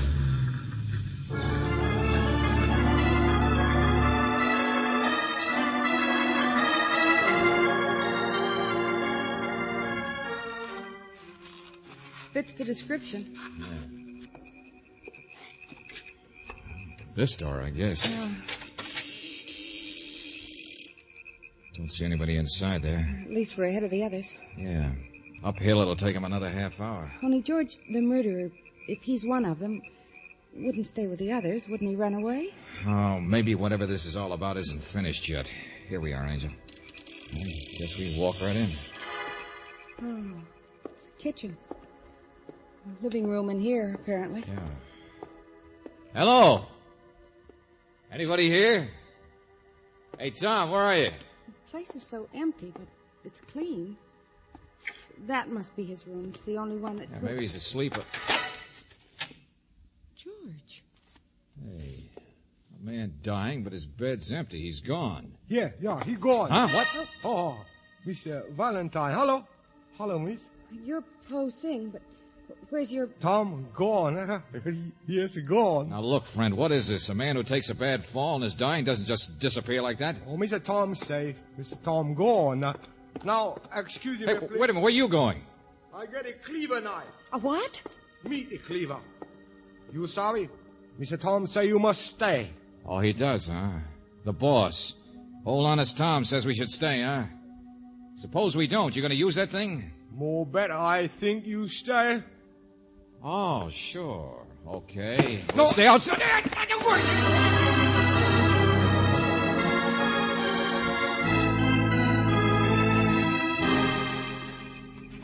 Oh, brother. Valentine the sucker. Valentine George, the there's a smart. fence down here the front way, too. Supposed to be a gate half a mile from the house. Yeah, and this was a path when we started out on it. Where the deuce did we lose it? Valentine the Pathfinder, the Boy Scout. George, you don't know yet. Hey, look out now. Easy there. Ooh. We seem to be down in a gully. What? Yeah. The trail must be up there, George. Little bridge right up over us. Come on. Oh, wait a minute. Wasn't what I was looking at. Sawdust. Hmm? Yeah, sawdust. Scattered. All around here, too. Farther under the bridge. Seems to be just a little footbridge. Pretty far up there, though, isn't it? Yeah, sawdust has been here for a day or two. Wet. Fell here, and there's some on top of the crosspiece, too. Yeah, I see it. Somebody said trap. Something up there has been freshly sawed, Angel. And anybody coming up the trail from the front gate would have to go across that bridge, wouldn't they? And it's so dark they couldn't see. Yeah, come on. Get up there before somebody tries to walk across it. Hey! Look out where you're going. What? Bump into a man just sitting peaceful like that. Hey there. Woman's voice, wasn't it? Well, yes, couldn't you see it? Tom, Tioga Tom, wouldn't you know? You wouldn't know anything. Who is it, Valentine? Yeah, I'm standing right here in front of you. You're sitting on a rock waiting for something to happen? Detectives always thinking. Trouble with you, fella. But sitting nice and healthy, huh? The poor guy who had the bad tumble. Only honest man left in the West. And he gets his hired boy to send out telegrams saying he's dying. Huh. Had a tumble. Broke 10 ribs back in 1922. Never told a lie in my life. So that's the way you stretch it. Poor dying Tom. Been dying since the day I was born. So have you. So now you're sitting here waiting to hear wood break, huh? Po Sing brings you out where you can, waiting to hear people tumble through that little trap you set up there. Pester me, every one of them. I told you that... I'm afraid we don't believe anything you told us. Told you I like my privacy. I aim to maintain it. Bunch of vultures all pester me looking for my gold. So you hire me Seeing I dog disappeared. Don't you think somebody's up to something?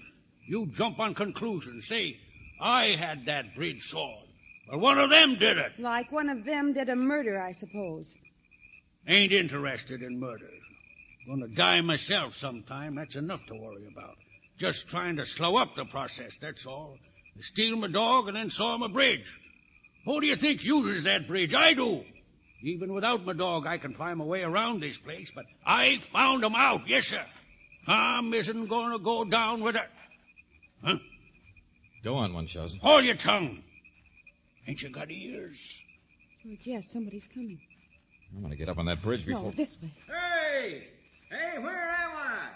Who is that over there? Where's the trail? I can't see.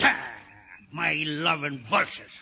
Tell everybody they're friends of mine can't even find their way around. Hello, Henry. Your voice, ain't it? Tom.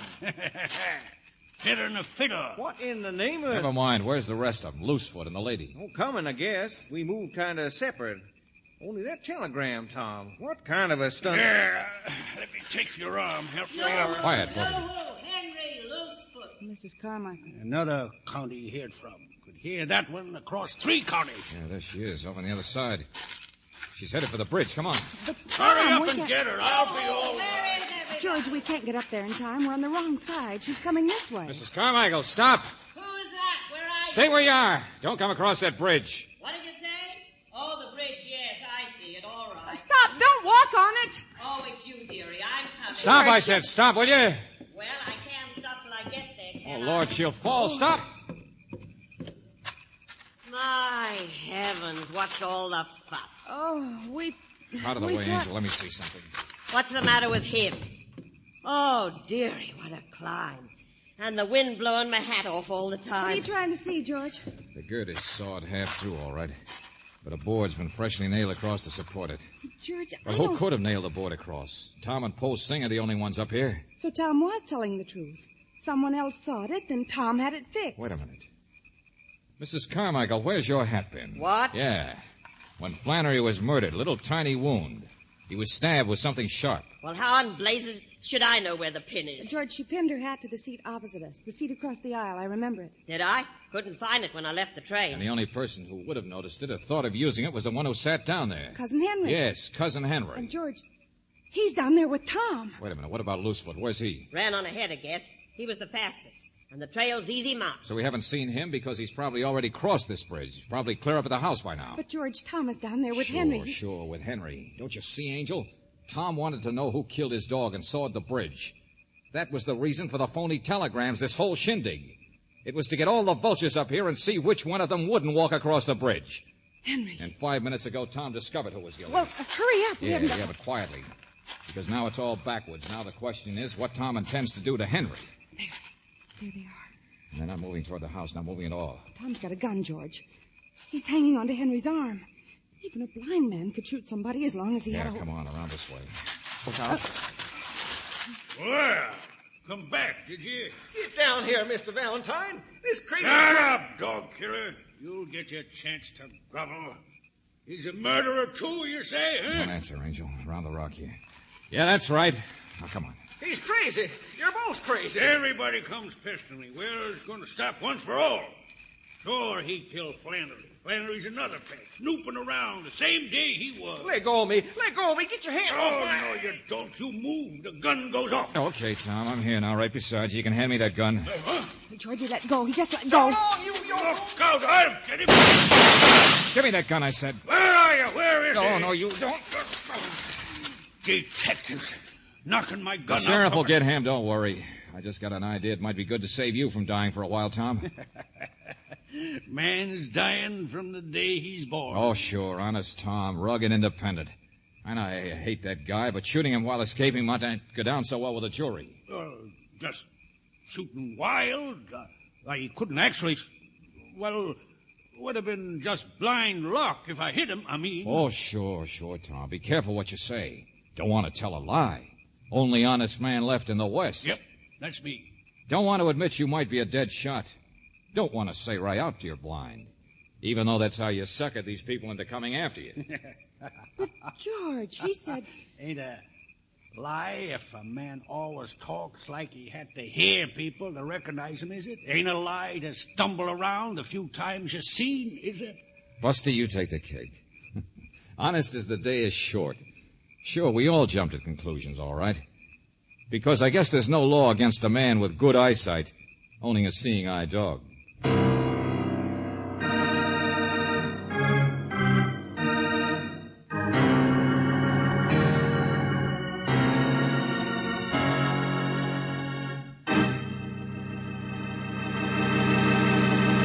Back to the conclusion of our Let George Do It adventure in just a moment.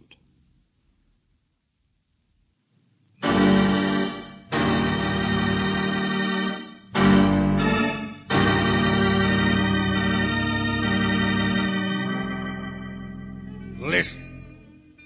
Music. Don't like it. People. Don't like them. Well, you can leave for the castle pretty soon, Tom. Taking down your cousin Henry's confession now. Worthless bunch of vultures. Won't be pestered anymore. Sure, Tom. You've got your privacy. You know, we did stop you from doing the one thing that really would have been wrong. Do I appreciate it? Obligations ain't for me, young lady.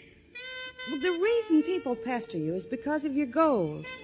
And I thought maybe you'd tell us what... Tell you a secret. Sure, I got barbed wire and fences, but I never actually said I have gold, did I? What? Oh, for the luck... Oh, George, come on, let's get out of here. Jump on conclusions like everybody else. Oh, that awful man. George, I want to go out someplace and go dancing and forget about him. Okay, spend my gold. Well, at least I know you haven't got any. I'll tell you something that'll worry you for years. You notice? Tom didn't say he didn't have any either.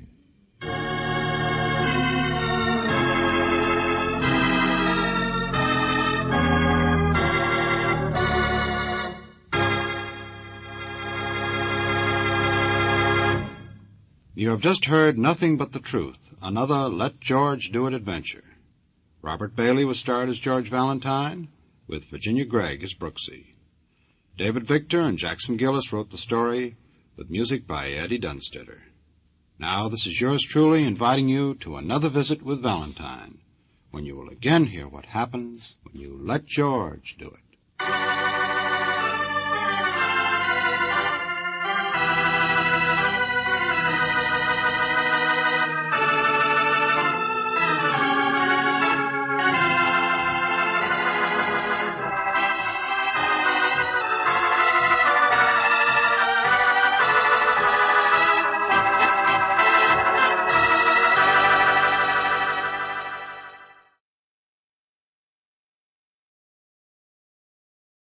Mr. District Attorney, champion of the people, defender of truth, guardian of our fundamental rights to life, liberty, and the pursuit of happiness.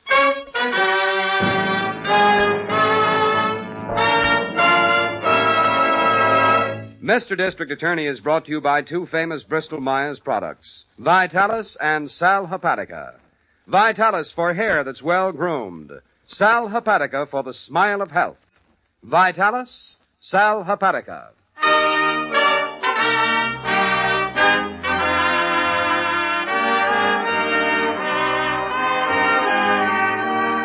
And it shall be my duty as District Attorney not only to prosecute to the limit of the law all persons accused of crimes perpetrated within this county, but to defend with equal vigor the rights and privileges of all its citizens.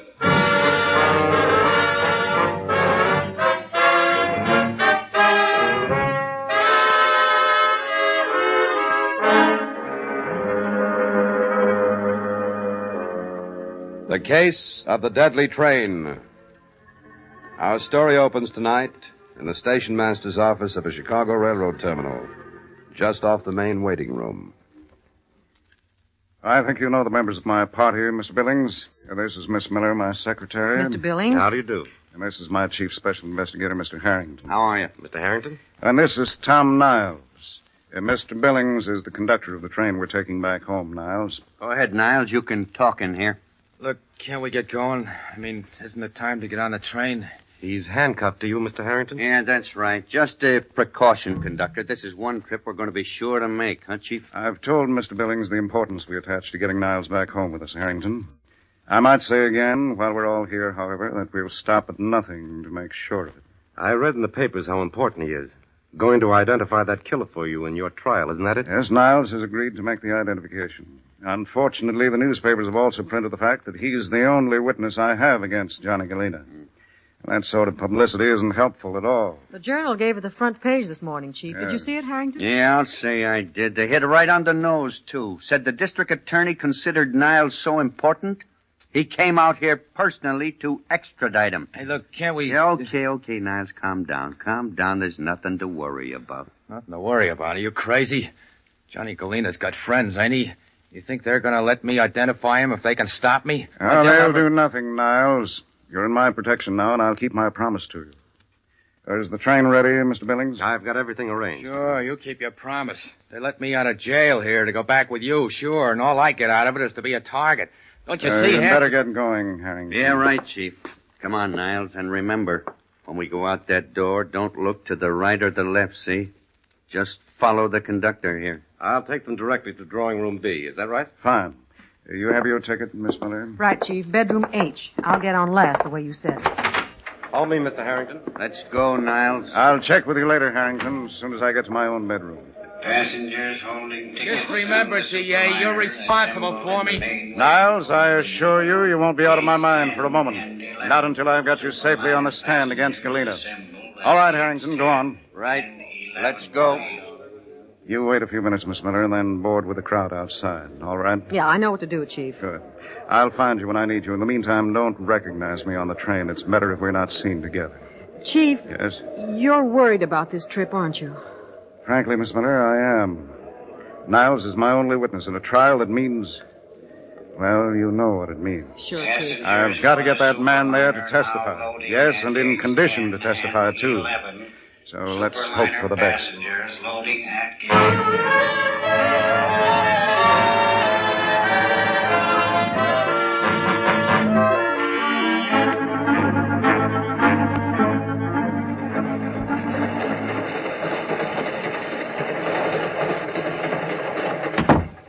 Well? They're on the train, all right. The DA's assistant has Niles in drawing room B. Harrington? Is that the name on the orders? Yeah. His picture's in the folder. Never mind, Elsie. It's him, all right. Niles was handcuffed to him. They're in B, right in this car. The DA's with him? He's in bedroom alone. This car, too. The boy sure worked that all right. We're right between them. Oh. Johnny's got money, you know. Why shouldn't he get things worked right? He will. Getting me to pull this job for him was the smartest thing he ever did. Getting us, Ben. I come in on that fee. Don't forget. Well, don't you always come in on what I do, baby? Oh, sure. Like that washed-out blonde in the lobby last night. Huh? Oh, I was just a kid, Elsie. Forget it. Forget it? Sure. You leave me sitting in that lousy hotel room for 2 solid hours, and when I come down... Okay. Forget it, will you? We got work to do. One of these days, so help me... Will you shut up? You've been harping about that dame all day. Well, why not? If I hadn't come down for that movie magazine when I did, you'd probably be with her yet. Just a kid. Will you pipe down? We got plans to make. Sure. If you want the ticket stubs... Huh? The guy collected while you were out. No, keep them. I got plans to make, I said. Let's have it. Now, look. The way I figure it, Well? You stop glaring at me. How can I work with you shooting off your face all the time? All right, go on. What's the plan? All right. Well, they're all three on this car, see? Harrington, Niles, and the DA himself. Yeah. The best thing is to get over with it fast, Elsie. That way we can get off at Toledo, be back in Chicago before they know what hit them. Back to the blonde, I suppose. Will you listen, Elsie, and get this straight? I got a job to do now, a big job. For Johnny Galena, too, the biggest guy in the racket. I know that, Ben. So I don't fool around, get it? Now you shut up and listen to your orders, baby. Because this is one show I'm going to run right.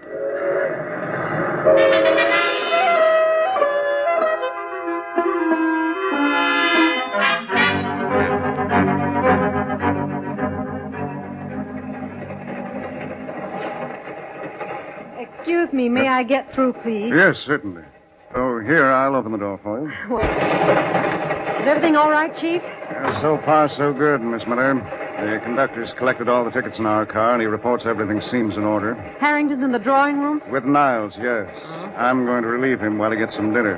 In the meantime, I think you might circulate a little. See if anyone strikes you as out of the ordinary. I will, Chief. I was just going into the ladies' dressing room when I saw you in the aisle. Yes, I see. You might try the club car later on, too. You know what to do. Right. I'll wait here a moment until you're out of sight. If you need me, I'll be in the drawing room with Harrington. All right, Chief. If I can't get back to you without being seen, I'll send a note by the porter. All right, that's fine. And be careful, Miss Miller. Be just as careful as you can. Oh, pardon me. Are you using this dressing table? Oh, go right ahead. Thank you. I was just going to see if I can do anything with my makeup. Honestly, the way your face can get dirty. Yeah, isn't it something? You going all the way through, are you? That's right, dearie. Say, you don't happen to have an extra cleansing tissue, do you? Why, yes. Yes, I do. It's right here in my bag. Oh, thanks. There you are. Thanks a lot. Oh, I'm terribly sorry. The train swerved and I must have knocked your purse on the floor. Well, don't worry. I'll get it. Let me. I'll get it, I said. Let my purse alone. But I was only... Never mind. You can have the makeup table if you want it. I'm finished. I'm sorry about your purse. Surely you don't think I would... it. So long, dearie. Thanks for the tissue. Yes, you're quite welcome. Oh, Porter. Oh. Down here, please, and hurry.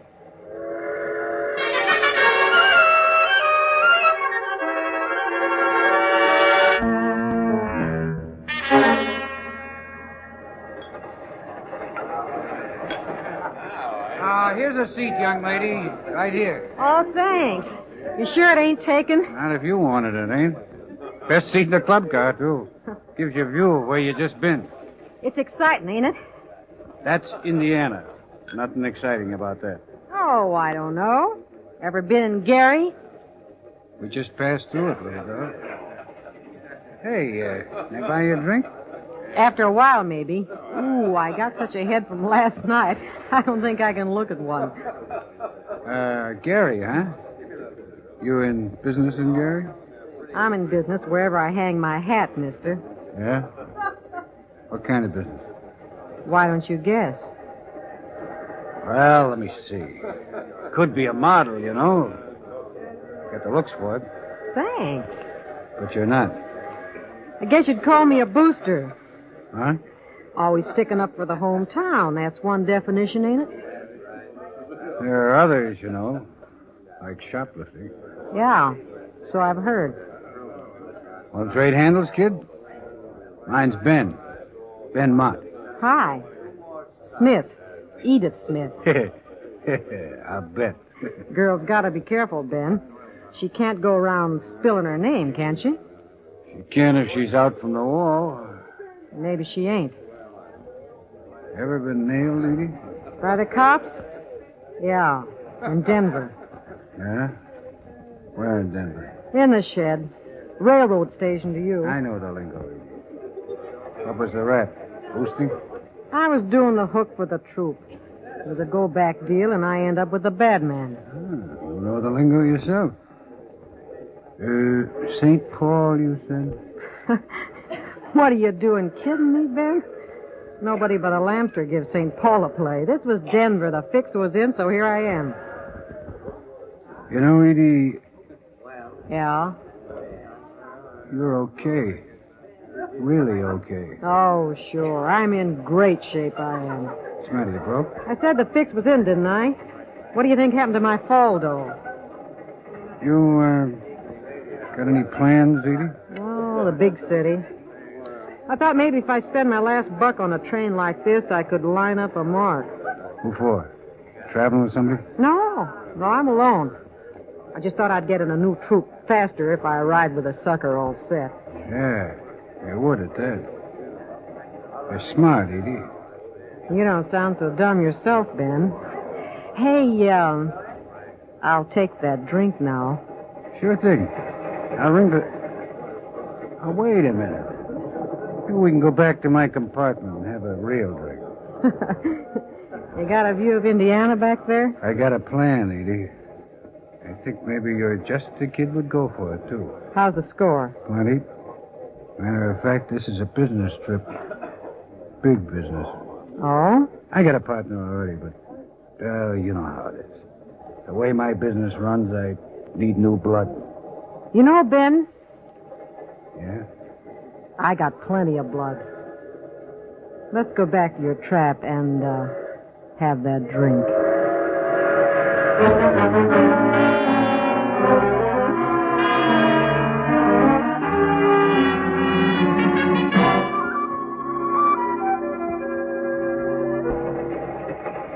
Anyhow, I won't be long, Chief. It's early. The diner shouldn't be crowded. It's all right. Take your time, Harrington. I'll stay here with Niles until you get back. What about me? When do I get to eat? I don't think it would be wise to take you into the diner, Niles.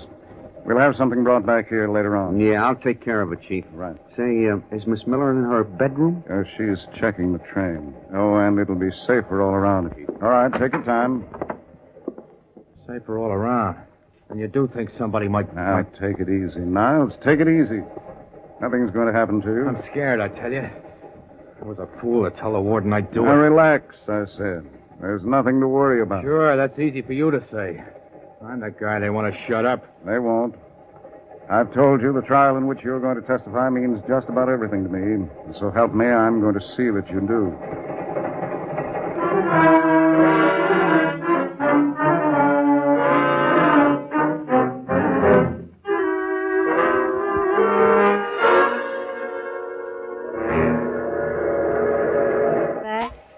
I sent her in to get some food. She? Oh, I see. Do you? What's the matter, Ben? She cramp your style? You wouldn't. Would you, Edie? What do you think? What's the job, Ben? Not so fast, lady. Let's see who you know first. Well, let's see. Did you ever hear of Swede Larson out of Cincinnati? Point out man, yeah. Kugler? Runs a cannon mob in Shy. Well? How about a big boy, Edie? Say like Johnny Galena. He's standing a rap, ain't he? Won't be a rap if Tom Miles doesn't identify him at the trial, you know. Yeah, that's what I heard. What would you say if I told you Niles is on this train? And that's the job, Tom Niles? Maybe. You must be big yourself, Ben, doing a job for Johnny Galena. I'm big enough to take care of you, Edie. The two of us for a long, long time. Ben, Why, you louse. You. Elsie, I thought you were in the diner. Yeah, I bet you did. Well, that ties it. It's her. Look, Why, Elsie, you poor fool. That's the dame I was telling you about. Huh? She's the one gave my purse the once-over in the ladies' room. What? Why, that's true, but I told you you'd make a false move, Ben. Now you've blown it for good. Sit down, Elsie. Let's straighten this out. Yeah? You think I'm nuts? She's probably got the train swarming with cops. I'm getting out of here. Sit down, I said. And stay for the rap? What kind of a fool do you think I am? Now, wait a minute. There's been a mistake. I'll say there's been a mistake, dearie. Him. I should have pulled out long ago. I warn you, Elsie. Sit down. You let go of me, you two-timing bum. I'm going to see to it that you get yours once and for all. Elsie, put that gun down. I knew she had a gun in that bag. That's right, dearie.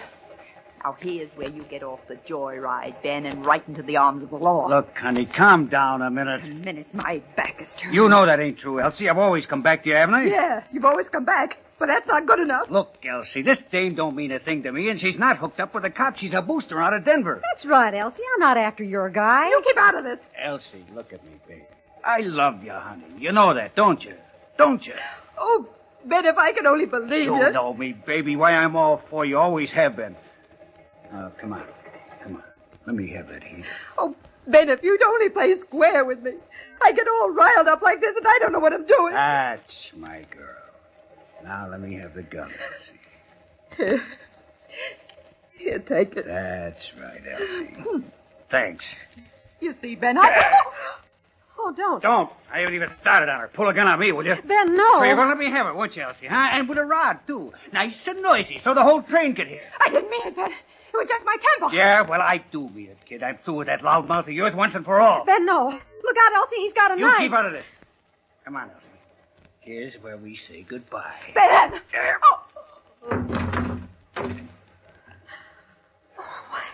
You killed her. Yeah. You... It's like we said, Edie. You blood for old. Now, come on. Let you and me straighten this out. Yes, but... You got questions to answer, little girl. And while you're talking, just keep your eyes on this knife.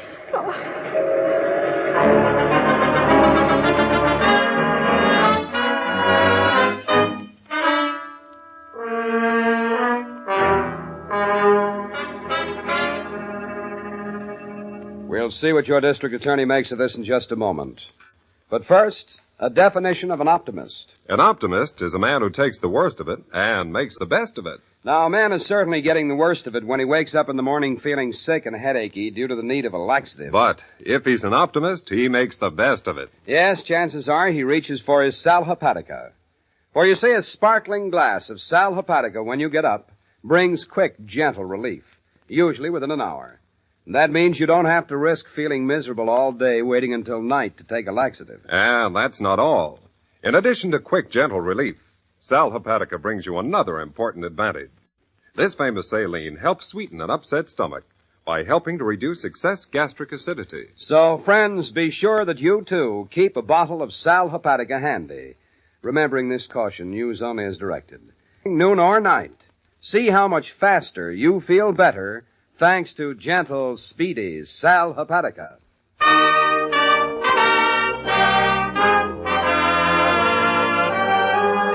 Now back to Mr. District Attorney.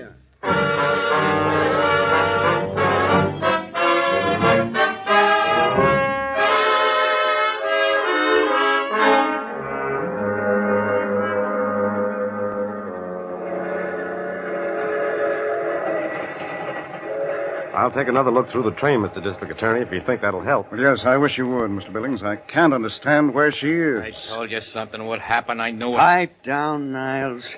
Hey, Chief, you sure Miss Miller ain't in her bedroom? I'm positive.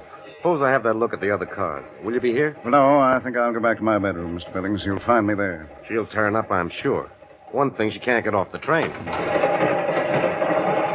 Yeah, Chief, I don't like this at all.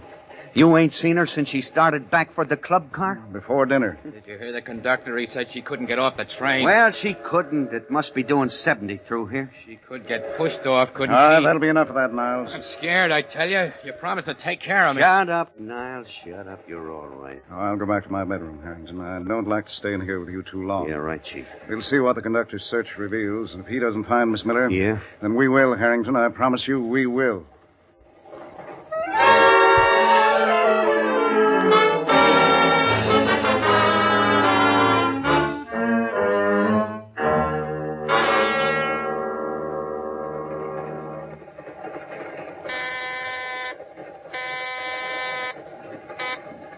Yes, come in. Oh, come in, Mr. Billings. She's not in sight, Mr. District Attorney. I cover the whole train. I see. But this turned up. Yes? Seems a young lady gave the porter a note for you before dinner. Miss Miller? I think so, sir. Yes? Here, it's written on the back of a ticket stub. Let me see it. The porter had been warned about this car, you see. I told him myself to be careful. See. You say she gave him this note before dinner? He held it, sir. He was afraid to deliver anything without checking with I've got to me. get out of here, conductor. Which way is compartment G? To your left, 4 down. Wait for me. I may need your help. Excuse me, will you please? May I get through? Take it easy, Bud. Just let me get out of your way. I'm sorry, but I'm in a hurry. You sure are. Thank you. Excuse me, please. I've got to get through.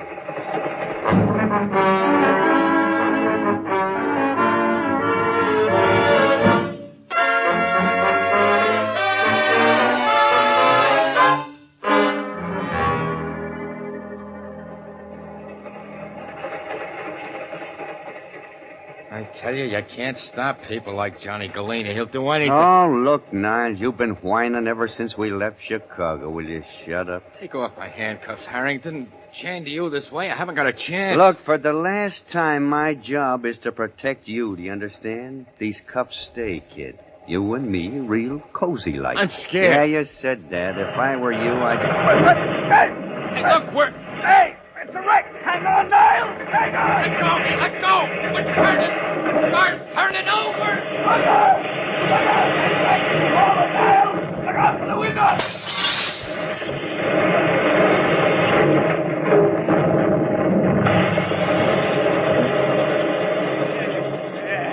Harrington. Hey, Niles.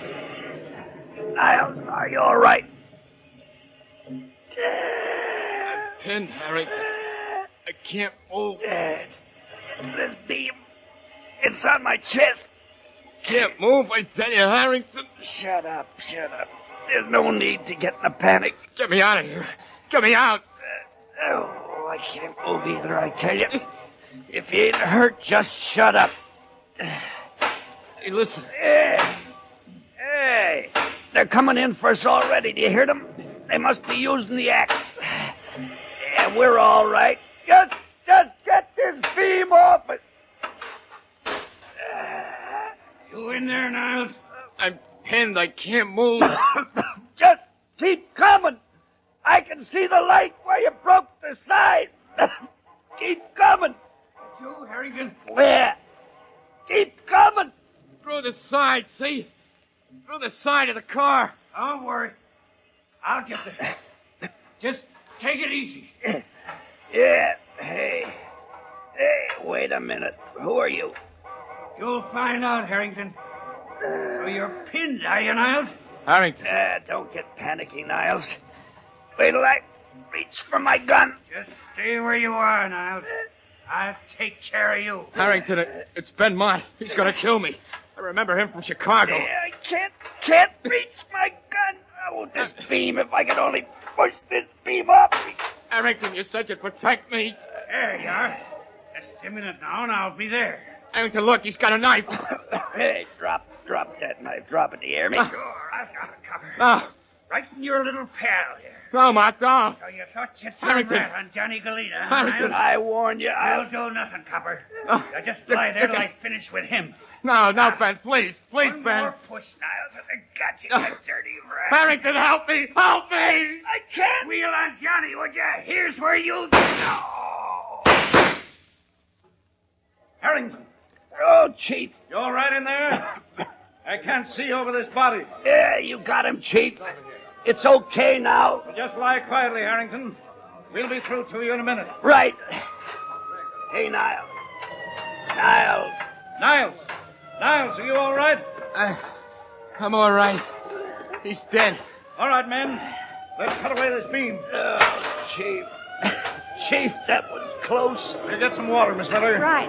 There's a doctor out on the tracks. Well, I'm okay, Chief. There's no one dead or hurt, Chief. This is the only car that went over. The train hit an empty truck on the road. Oh, good. Miss Miller, where does she... Well, it's quite a story, Harrington. But first, let's get you and Niles outside. We've got a trip to finish, you know. All right, men, let's go.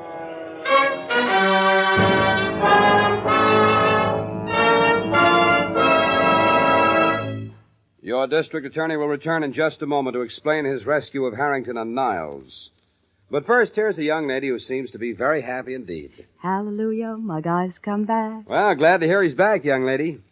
And you know, in lots of other ways, too, life is getting settled again. For instance, Vitalis is back. Yes, back on drug counters everywhere. Vitalis? What's Vitalis? Vitalis is for keeping dry, unruly hair under control. It is? Well, then I guess that guy of mine must be using Vitalis. His hair is always well-groomed. Well-groomed in a natural masculine way? Mm-hmm, that's right. Well-groomed, yet free from that patent leather shine? Yes, sir. That's Vitalis, all right. What's more, Vitalis and the 60-second workout stimulates circulation, prevents scalp dryness, routs embarrassing loose dandruff, helps retard excessive falling hair. And that's why we say to men, to look your best tomorrow, get a bottle of Vitalis tonight.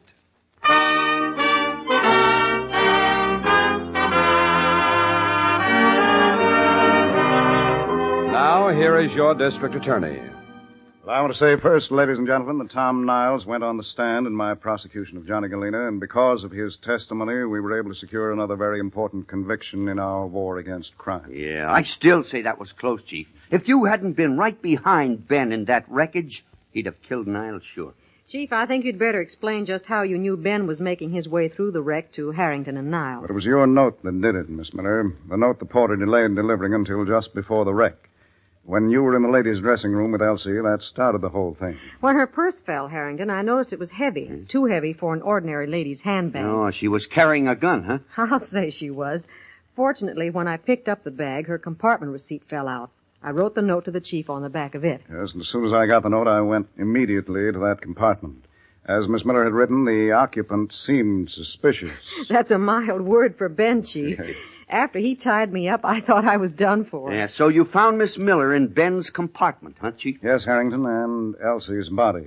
Miss Miller told me Ben had started for you, and so I followed him. Fortunately, neither of us was hurt in the wreck, and Ben managed to get out of the car first, but I wasn't far behind him. Boy, am I glad you stayed on his tail. Oh, hey, Chief, what about next week? Well, next week, ladies and gentlemen, our story concerns one of the most unusual and interesting criminals in our files. It's the case of the dangerous clown, and I invite you to join us for it.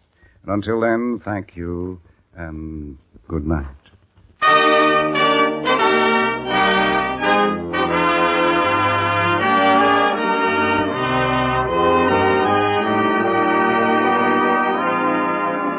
The names of all characters in tonight's dramatization are fictitious, and any resemblance to names of living persons or actual places is purely coincidental. Our stars were Jay Justin in the title role, Len Doyle as Harrington, and Vicky Vola as Miss Miller. The music was under the direction of Peter Van Steeden, and the authors were Edward Byron and Robert Shaw. And remember, Vitalis for hair that's well-groomed, Sal Hepatica for the smile of health. Vitalis and Sal Hepatica, two famous Bristol Myers products, which each week bring you Mr. District Attorney.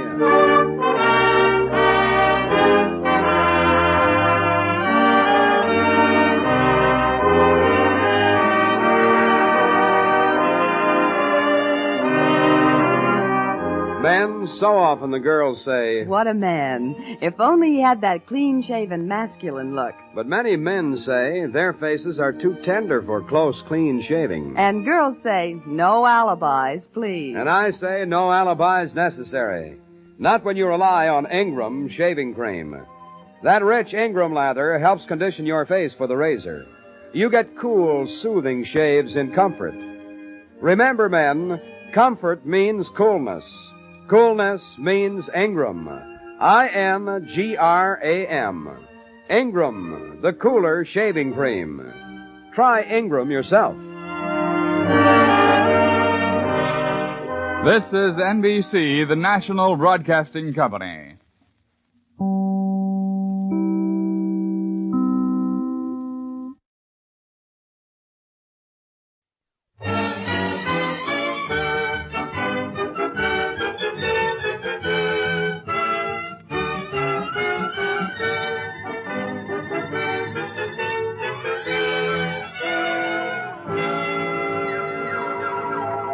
The F.W. Fitch Company, makers of Fitch's saponified coconut oil shampoo and Fitch's shaving creams, presents Dick Powell as Private Investigator Richard Rogue in Rogue's Gallery.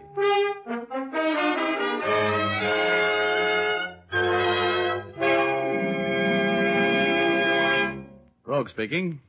You know, there's something about me that is to trouble what molasses is to flies. I never go around looking for trouble. Trouble goes around looking for me.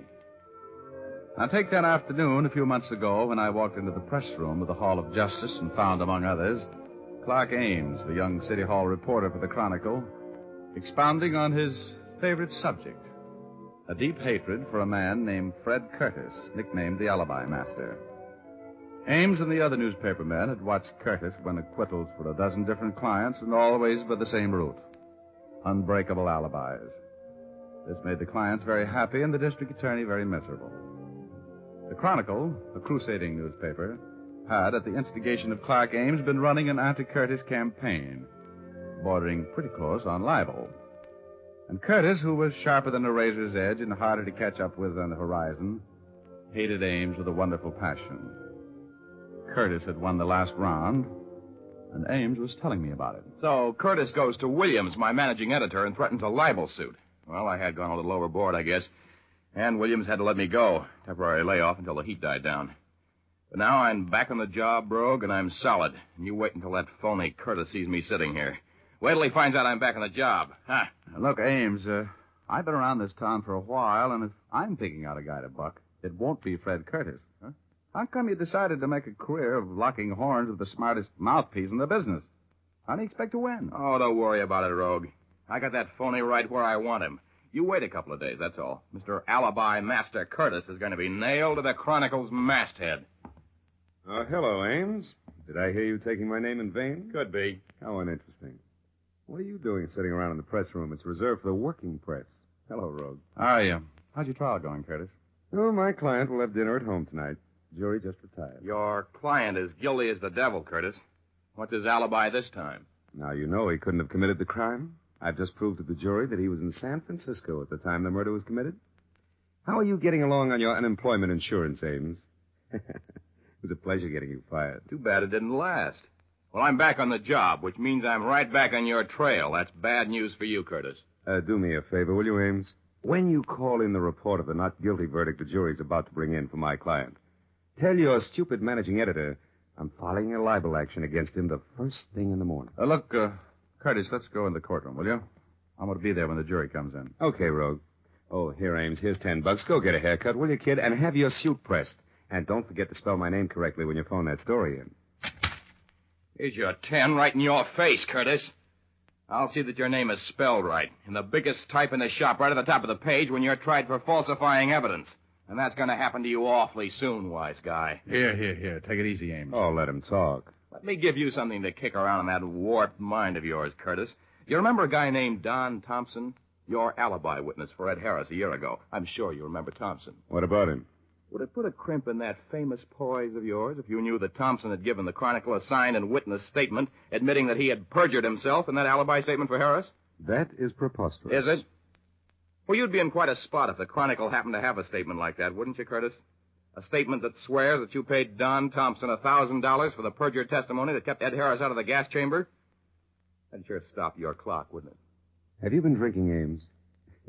You sound even a little more illogical than usual. Oh, that's right. You like logic, don't you? Mm-hmm. Well, figure this one out. I've been trying for some time to get convicting evidence on you. You got me fired for trying.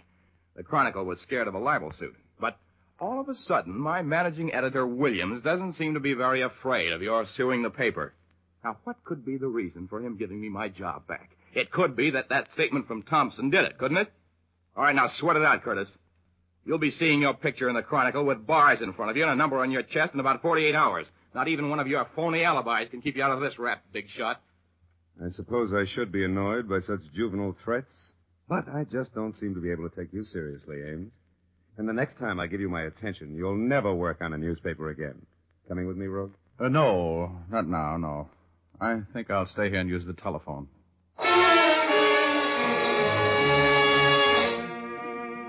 You could see and feel the hate that hung in the air in that press room like a cloud of poison gas after Fred Curtis left. Clark Ames went all to pieces as soon as we were alone, paced the floor, said he'd talk too much. He was as worried as a man with a 3-horse parlay and 2 winners. Pretty soon, though, he left, and I used the telephone to call a couple of girls I know. They weren't home. I was about to give up and go to dinner by myself when I turned around and saw Betty Callahan standing there behind me, looking like $1 million, which is a nice figure, which is what she has, if you know what I mean. Betty had a funny little quizzical smile on her face. Hello, Richard. What's the matter? Aren't you having any luck? Well, honey, I was just going to call you. You mean that if Alice isn't home and Liza doesn't answer, I'm next in line? Oh, no, you know better than that. You're always first on my list. Remember, Richard, I was standing here when you were phoning. Sure. I was just trying to get a substitute, that's all. Uh-huh. Well, what do you want? The names of some girls and a few phone numbers? Now, don't look at me like that, Betty. The only reason I was calling those other girls was because I couldn't find you. Well, I'll forgive you if you'll take me to dinner and then to the theater to see Tallulah Bankhead. Oh, my goodness, you have such expensive taste. Oh, really, my dear man. I have something infinitely better. I have 2 passes for the show. Well, good. I've got 2 passes for a drive-in. Come on, I want to see if I can walk through that door without eating the jam off of it. Oh, I'm hungry. So am I. That's the only reason you have a date with me tonight, Richard. Well, then come on. All through that hamburger, I kept dividing my thoughts between how such a little girl could eat so much food and that scene in the press room at the Hall of Justice. I knew Fred Curtis for what he really was, cold-blooded and completely ruthless. I remember that look in his eyes as he left the press room. A little puzzlement, a little fear, and a great deal of malice. Even if nobody else believed the story Ames told, I was sure that Curtis more than half believed it. And that meant trouble for somebody. Betty and I finished our dinner at last, and in spite of everything she could eat, I still had money enough to pay for it and a cab to the theater. We were just back in our seats after the second act intermission when I heard my name being paged. If Richard Rogue is in the audience, will he please report to the lobby? Mr. Richard Rogue, please report to the lobby. Isn't that a sort of obvious piece of publicity, Richard? How the devil did anybody know I was here? You better go see what's so important. But you hurry back. I'll be right back, baby.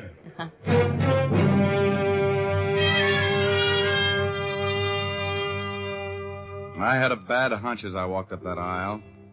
Those little chills that always race up and down my spine when I'm walking into trouble were acting up. I didn't know what to expect as I walked out into the lobby. Then I saw Clark Ames standing there. His face was as white as a dove's wing, and his eyes had the strained look that is the aftermath of seeing violent death. Rogue. Yeah, what's the matter, Ames? You look like you've seen a ghost. I've seen something worse, Rogue. You got to come down to the Chronicle with me. Now, get a hold of yourself. You're shaking like a dice cup. What's the matter? Williams, my managing editor, was just killed. Huh? Murdered in his office.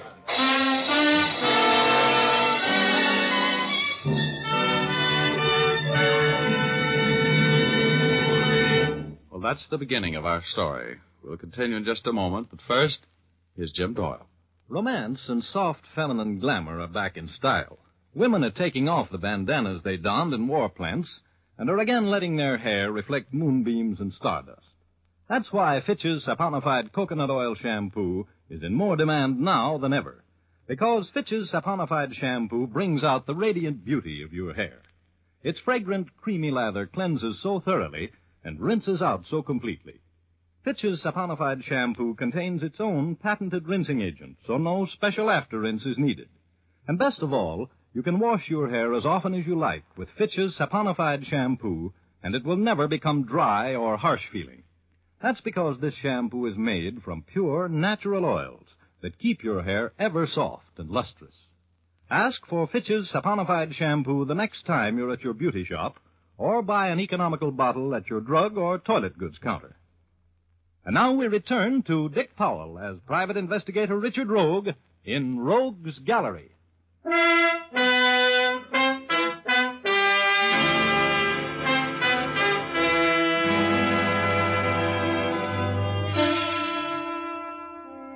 Well, I was working.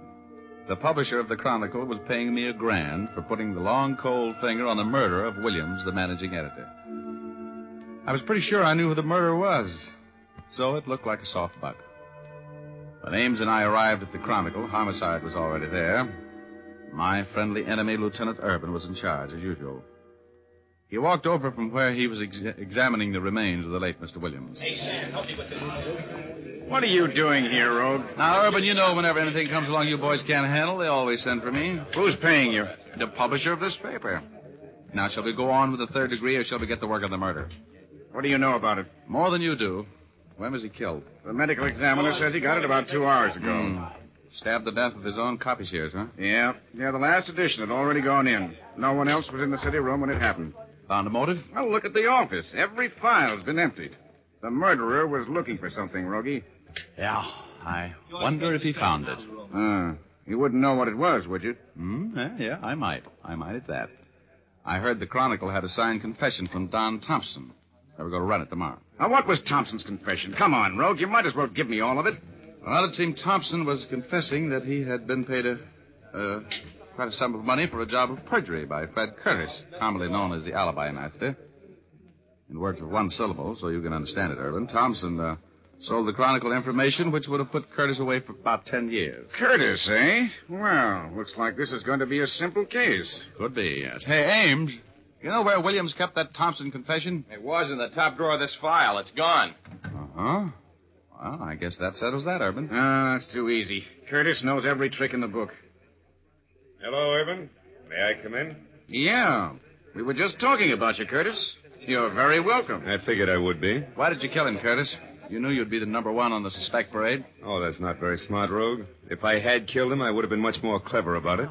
I wasn't within 100 miles of here when he was killed. Well, that sounds familiar. I know I'm wasting my time asking this, Curtis, but you can prove that alibi, can't you? Of course. I was on my ranch in Antelope Valley when I heard over the radio that Williams had been killed. I suppose my friend Rogue has told you of the fantastic story a drunken reporter named Ames was shouting in the press room at the Hall of Justice today. Yeah, I told him. He knows all about it.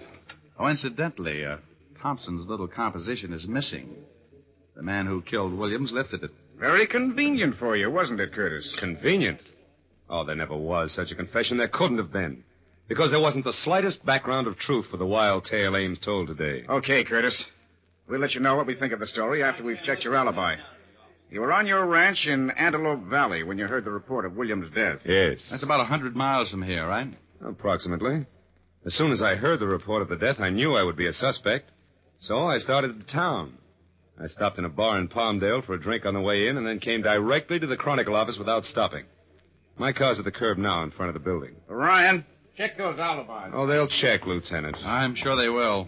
The alibi master would never slip up on his own alibi. That's right. I'm sorry to disappoint you, Rogue. And I'm sorry to be disappointed, Curtis. You sure you don't know anything about this murder? You didn't hire someone to do it for you, did you? Of course not. I had nothing against the man. Why should I want to kill him? You can go, Curtis. We'll try to break that alibi or find the boy you hired. Until we do, take it easy. Thank you, Lieutenant. Oh, you can reach me at my office if I can be of any further use to you. Oh, Curtis, are you going back toward the Biltmore Theater? Mm-hmm. I got to get back there. I left my car there. And Oh, brother, Betty. Ooh, she'll massacre me. I'll give you a lift. Come on, Rogue.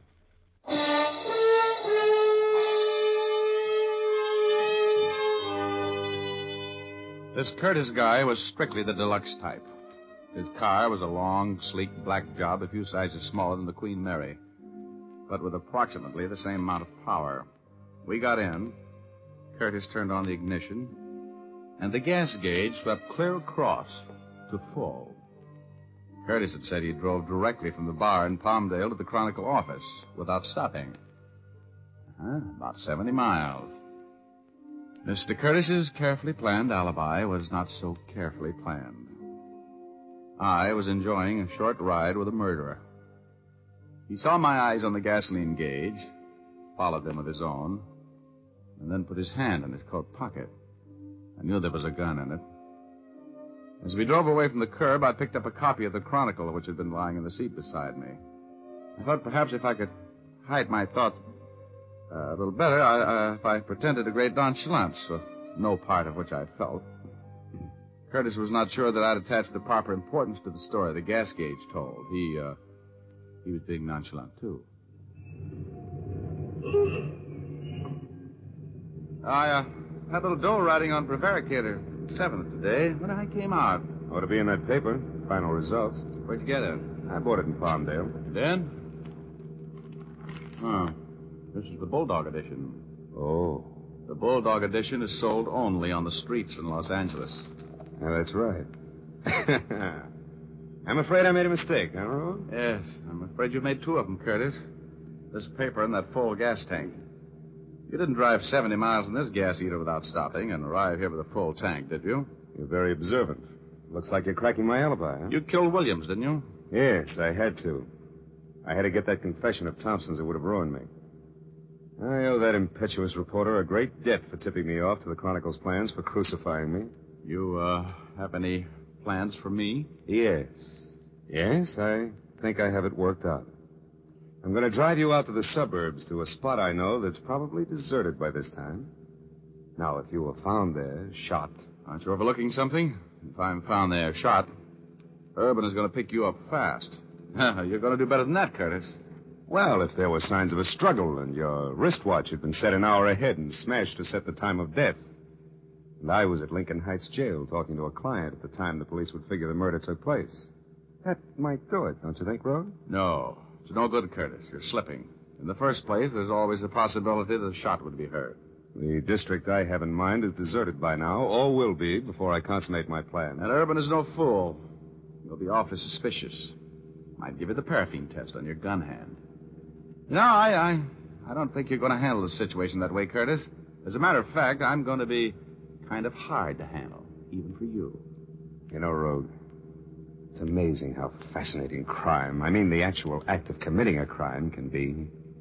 Have you ever killed anybody? No. Now, look, Curtis, I suppose you know that you're going to get caught. I know nothing of the kind. Successful crime is nothing more than planning, careful planning. Oh, I'll grant you, Rogue, that I'm going to be suspected of your murder. But I'll never be convicted for it. I won't take any chances. You're wrong, Curtis. You talk like a sick man. You can't beat the law. If you commit a crime, you're going to pay for it. Let's go down to police headquarters and talk this thing over with Urban. What do you have to win by adding another murder to your score? Mr. Rogue, I love life too much, and I love success too much to let anything stand in the way of my life as I live it. You just can't understand that, can you? You think that a man of my background and position must be horrified at the thought of taking the life of another human being. Well, you're wrong, Rogue. I have my own code, my own ethics. You know and I know hundreds of reputable businessmen in this town who spend their days and nights, their lives, grasping for money, for power over the lives of more and more people. Well, when one of them wrecks another man's life for his business, it amounts to a victory, which is celebrated by the wrecker at his club that evening. If the victim commits suicide, and he often does, they're sorry. That's all. It's just business. What are you trying to prove, Curtis? I'm explaining why I killed Williams. Why I have to make sure that you and the knowledge you have of my affairs are disposed of. It's a matter of business, Rogue. No, you're crazier than a coot. You know that, Curtis. You're not talking like a rational person. You're going to pay for this crime. Don't move. Put your hands back in your lap. I think you know that I won't hesitate to kill you here on the road if it becomes necessary. Set your watch up an hour. 1 hour, Mr. Rogue. Okay. You got a new plan? Yeah. We're on the outskirts of town. I'm going to stop the car when I come to an advantageous place. Then I'm going to knock you unconscious with a tire iron, smash your watch, throw you onto the road, and run over you. To all appearances, your murder will be the result of a hit-and-run accident. I will have an alibi which will make it impossible for me to have been in the vicinity at the time of the accident. That, I think, is a perfect plan. It's full of holes. In the first place, Urban will check the tread on your tires, and in the second, he'll never fall for that smashed watch trick. You'll never get away with it, Curtis. You've been buying up juries and alibis and evidence for so long that you forgot that they're honest people. People who can't be bought. Urban's one of them. He'll stay with you until he gets you for killing me, Curtis. Now, you'll have to come up with a much cleverer scheme than what you've thought of so far. Maybe you're right, Rogue. What are you doing? What I'm going to do now, Mr. Rogue, won't need any alibi. Look out, you fool. Curtis! Curtis, give me that wheel. Sit back there, Rogue. Get your foot off that accelerator. You're going to hit. Turn that wheel. Give me that wheel, Curtis. Goodbye, Mr. Rogue. Let go of that wheel. Let go or I'll shoot.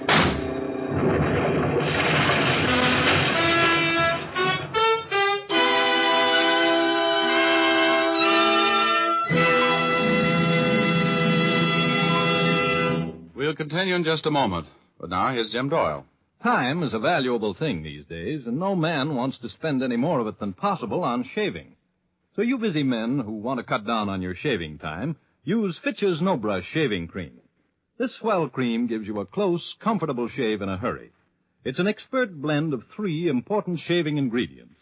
These ingredients enable your razor to fairly sail along without nicking or scraping. The creamy, non-greasy texture of Fitch's No Brush saves you time, too, for it won't clog your razor or the drain. And with all your speed in shaving, you'll find that Fitch's No Brush leaves your face feeling smooth and cool. You men who prefer a lather cream will find Fitch's Brush Cream also gives quick, comfortable shaves. It makes lots of rich lather that stays moist all during the shave, then rinses off easily. Both Fitch's Brush and Fitch's No Brush shaving creams come in generous 25 and 50-cent sizes. For shaving speed and shaving ease, switch to Fitch.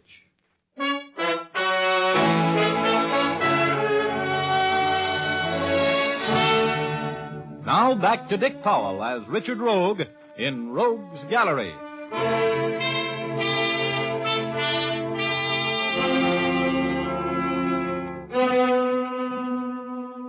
When I saw what that madman Curtis was going to do, I knew I had nothing to lose. He had that big, powerful car wide open and heading straight for a stone wall. I tried to grab the wheel and turn it. He fired at me just as we crashed into the wall. I only remembered turning the wheel enough to deflect the shock a little. And then I was on cloud number 8. Hugo was there, waiting for me. Hello, Chief. You had a close call there. Hey, Hugo, where have you been? Well, I had a little trouble with the OPA about Cloud 8, and I had to go and see them. Oh. Then I had a tough time getting a reservation back. But I'm glad to see you, Rogie, with your usual bump on the head. Oh, am I dead? Only the good die young, Rogie. Hey, you got company. An old friend of yours is up here. Look, over on Cloud 9. See him? Oh, Curtis. He isn't dead either, huh? Oh, no. But I sure thought I was out of a job when I saw you slamming into that wall, Rogie. You ought to take better care of yourself. Than me. Yeah. Look, I gotta get out of here, Hugo. How badly am I hurt? Oh, you're okay. That car was built to take it. You won't be playing any gin rummy for a while, and you can't collect on your insurance. Give me a little boost over the side. Will you, Hugo? I gotta get downstairs before Curtis does. Sure, Chief. Here you go. So long, Rogie.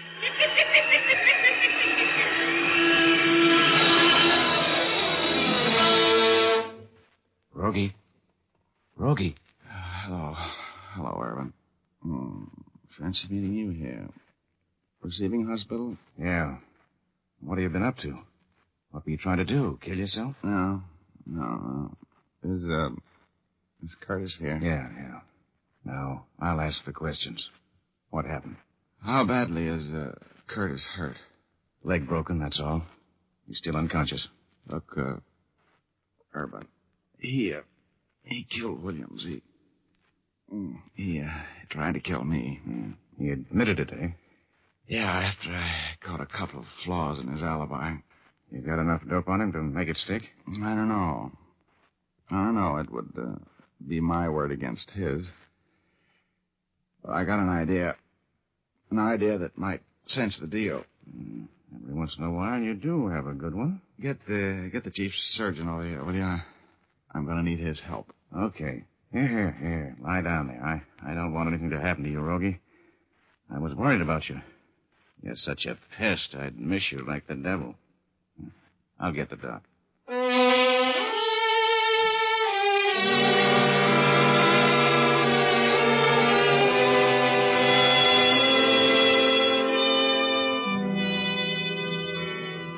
When I outlined my scheme to the chief surgeon, he looked for a minute like he might call him the head of the psychiatric ward.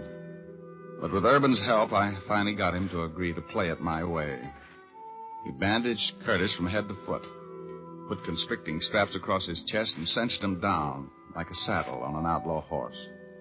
Then they put him in an oxygen tent and brought him out of shock. Urban pulled out all of the stops as he stood by the side of the hospital bed and talked to the murderer, like a father. Curtis, can you hear me? Yes. Who is it? Lieutenant Urban. Did the doctor give you the bad news yet? Yeah. Crushed chest. Nothing they can do, I guess. No. You haven't got long to live. Anything you want to tell me?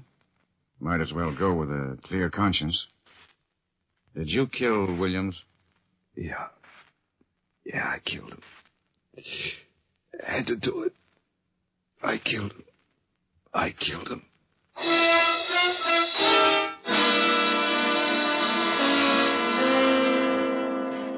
Well, that was the end of the case.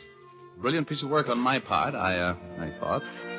Going through that little tableau of making Curtis believe he was on his deathbed and had nothing to lose by confessing the murder. And, I love that Urban. He's so proud of the fact that he confined his remarks to the truth when he was talking with Curtis. All he said was, "You haven't long to live." Remember? That was true enough. Curtis was executed a few months later, which proves that the theory about perfect crimes is as foolish as a sure way to beat roulette. And, Betty, well, I left her in a theater when I started out on this case. It cost me about, just about what I made, $1,000 to get her over her peeve. So I broke about even on the deal. Oh, well, you know the old saying, a fool and his money are some party. You know what I mean?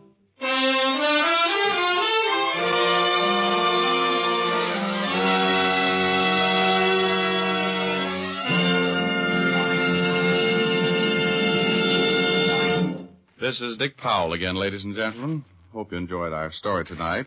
Ray Buffum wrote it. Leith Stevens composed and conducted the music, and Dee Engelbach produced and directed.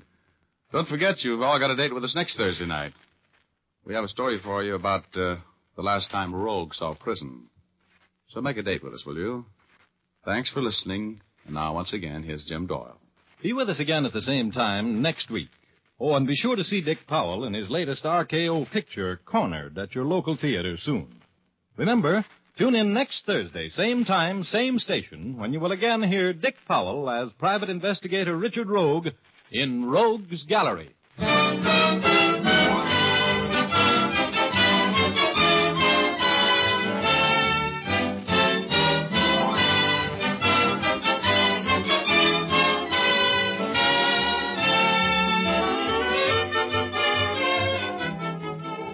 Remember, if dandruff is your problem, ask for Fitch's Dandruff Remover Shampoo. It's the only shampoo made whose guarantee to remove dandruff is backed by one of the world's largest insurance firms. No other shampoo can make this statement. Ask for Fitch's Dandruff Remover Shampoo at your drug or toilet goods counter, beauty or barber shop. Fitch is spelled F-I-T-C-H.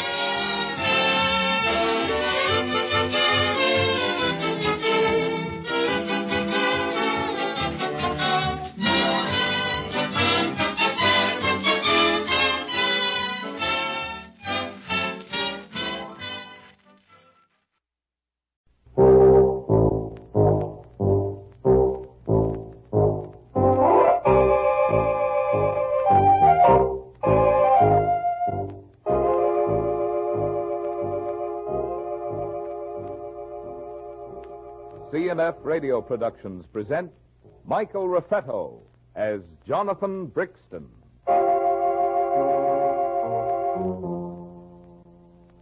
Mr. Blixton, wake up. You go office. I'm tired, Fong. I got to bed very late. Me know. Here, you drink this coffee. Yes, but I'm not well. You say that every morning. You get up.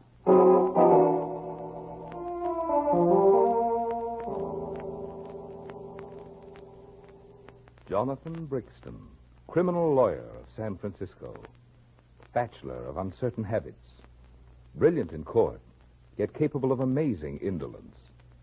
But then he has Fung to feed him and to get him out of bed, and James to do all the tedious work of looking up the law. Yes, James is the studious type, but don't let his quiet way deceive you. He's a brawny fellow with a mean wallop. Put up that gun, do you hear? Firearms make me nervous. Yeah? Well, it's too bad. You and Brixton here better say your prayers, because this is your finish, see? James, I'm afraid he means business. Do you suppose... Hey, stand still. What do you think you're... All right, James. Yes, sir. Oh, very thorough, James. Very thorough. Oh, dear. I didn't mean to hit him so hard. Yes, James, your punches aren't gentle.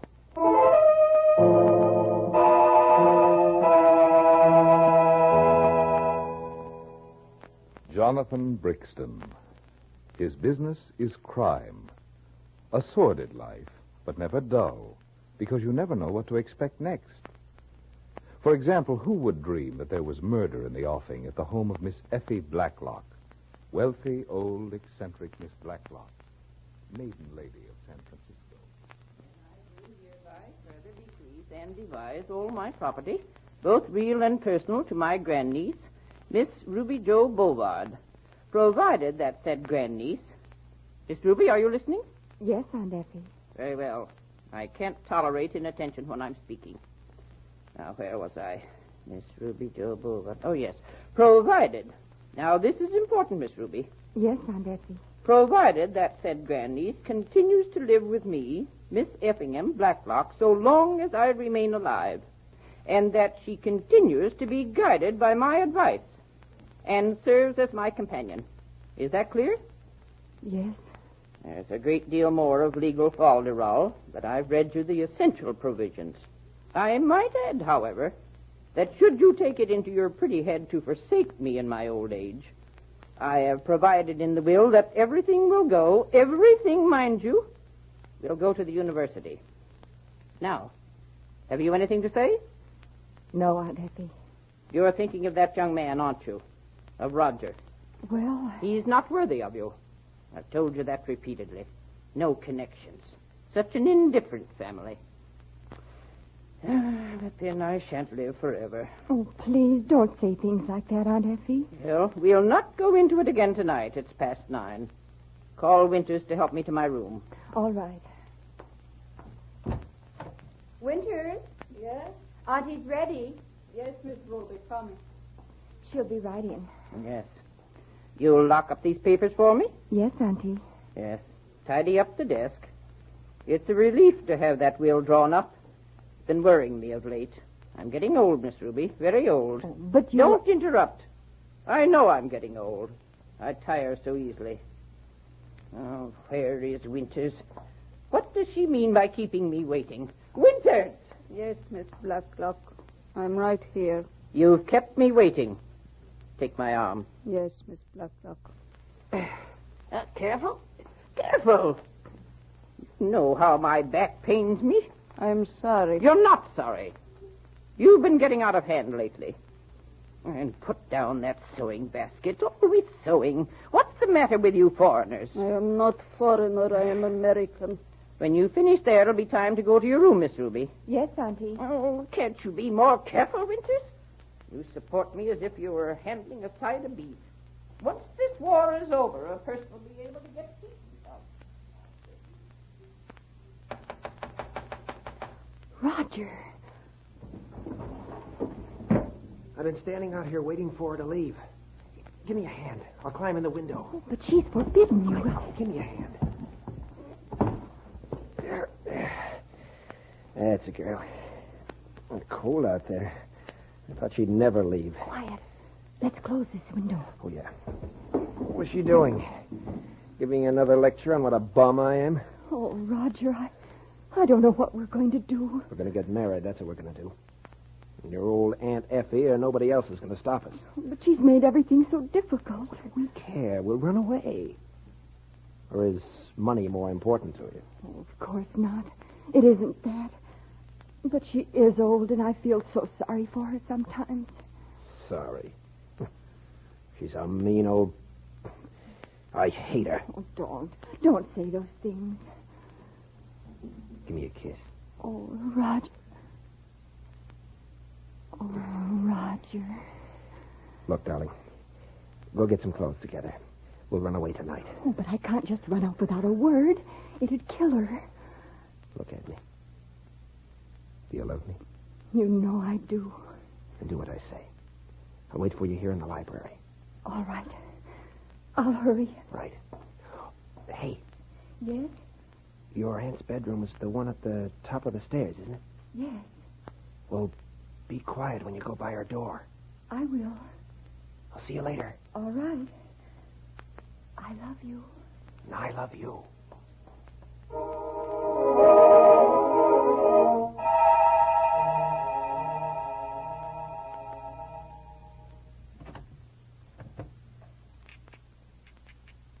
Who is it? Is that you, Winters?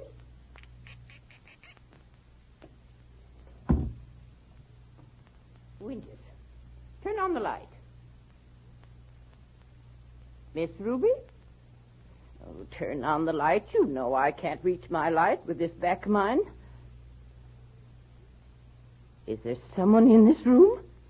I'll scream. You're choking me. Oh.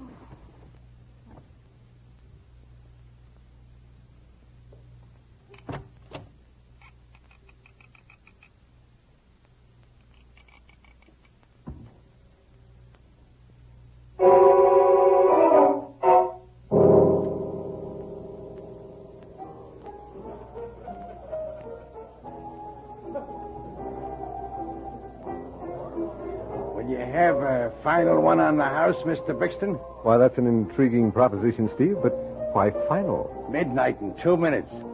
12 o'clock deadline for serving drinks. But why should I be telling you what the law is, eh? It's a good one, ain't it? A bartender telling Jonathan Brixton what the law is. I could have a worse tutor, Steve.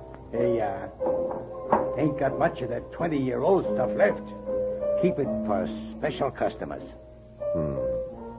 It ascends me to the brain, makes it quick, apprehensive. How's that?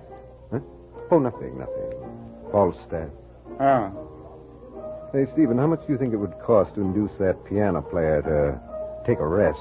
Oh, you want him to stop? Why, sure, I'll tell him. Well, we don't want to hurt his feelings. I'm sure he's doing his best. Oh, you can't hurt Charlie's feelings. Well, you must have read our thoughts. Thank you.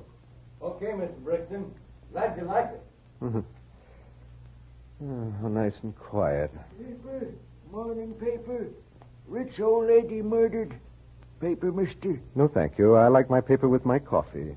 Not that I eat it. Don't misunderstand me. Rich old lady murdered. Read about the latest... Always somebody getting killed. But makes business for you lawyers, don't it? Stephen, the human race is depraved. Sure is, yeah. Sure is. Hey, Bob, you with the paper. Come here. Yeah? Who was killed? Somebody here in San Francisco? Here you are.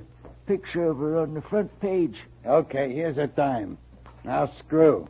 Paper. Morning paper.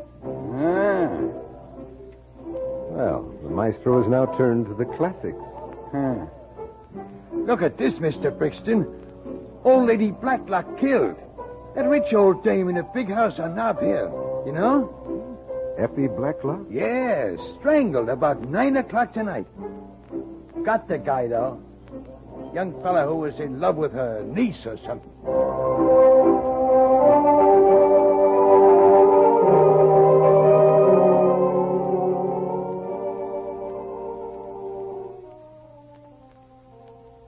not been there tonight, huh?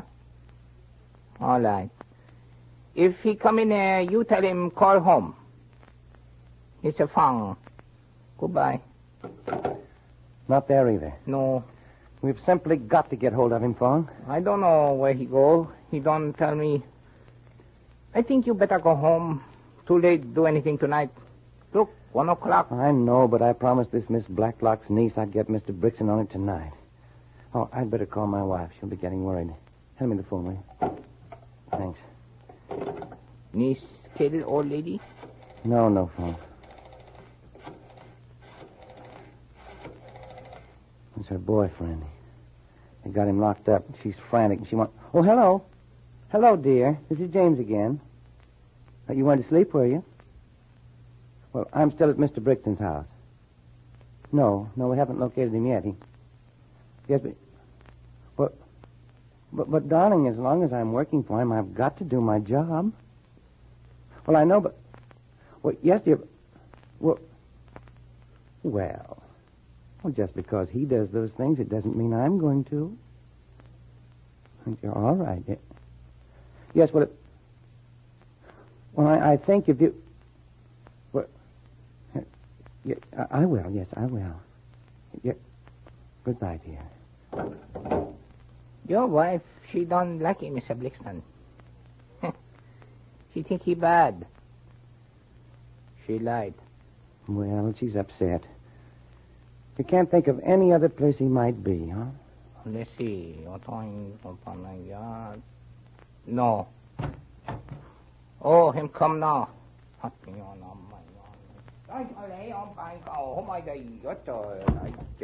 Fong, you should be in bed. Miss Alloy here. Oh, James. Mr. Brixton, I've been trying to get in touch with you for hours. Oh, I'm sorry. I've been doing a little research. Research? It's the Blacklock case. You knew she was killed early this evening. Yes, I did hear something about it. Well, the niece is frantic. See, the boy she's in love with is involved, and she tried to get hold of you right away. Seems she called here several times, and Fong finally told her to call me. You told her we'd take the case? Well, no, not exactly. I told you were kind of funny about taking cases, but I'd talk to you. Yeah. Where is she now? Home. She's waiting to hear from you. Body at the morgue? I don't know. You see, I haven't really done anything much except look for you. Yeah. I'm hardly in the mood for work. She seems quite young and very desperate. I felt sorry for her.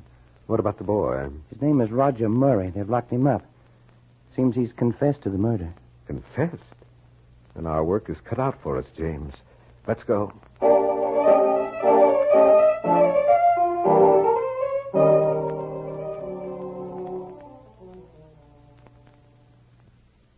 I see. Now tell us this, Miss Bovard. Who discovered the body? I did. Mm-hmm. Go on. Tell us about it. After I'd packed my bag and I was coming down to meet Roger in the library here, well, as I passed down his room, I had a feeling of, a kind of guilty feeling came over me. And What do you mean, a guilty feeling? Running off without a word. After all, she had raised me, and in a way, she'd done a lot for me.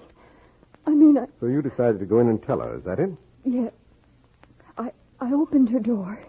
The room was dark, and I called to her. She didn't answer. I went over to her bed and spoke to her. She seemed so still, it frightened me. Oh, it was awful. Take your time. Well, I turned on the light. When I saw her face, I knew something terrible had happened. I ran to the head of the stairs and called Roger. He came up, and Winters rushed in from her room. Yes, about this Winters. She the only servant in the house? The only one that lives in the house, yes. The cook and the chauffeur have quarters over the garage. Uh-huh. And Winters is a sort of personal maid for your aunt? Yes. She acts as housekeeper and is Auntie's maid. Sort of like a nurse in a way, too. You see, Auntie hasn't been awfully well lately. Well, that's one reason why I hated running off without... Yes? Well, where is Winters now? She's in the sewing room right across the hall here. Poor thing, she's frightened to death. She said she was going to sew to try to get her mind off things. She's a foreigner, and they take death awfully hard. What nationality is she? I don't know, but she has some funny name that Auntie couldn't pronounce, so she decided to call her Winters. We ought to have a talk with her, don't you think, Mr. Brixton? Yes, James. Oh, what did Roger say when he saw your aunt? We all rushed into the room. We were all so... Well, I don't really know what happened. Somebody called the doctor. And... Your own doctor? Yes, Dr. Jackson. Oh, yes. He came right over. But, of course, it was too late to do anything. When he said she'd been strangled, well, then Roger said yes, she had been. And that he had done it. Oh, he'd gone into her room while you were in your room packing. Is that it? Yes. And then the doctor called the police. And... Yes, it's a terrible ordeal for you, I know. Now, suppose you take us in to see this Winters for a moment, and then we'll let you get to bed.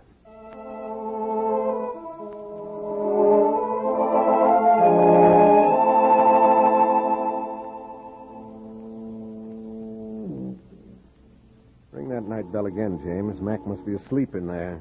Yeah.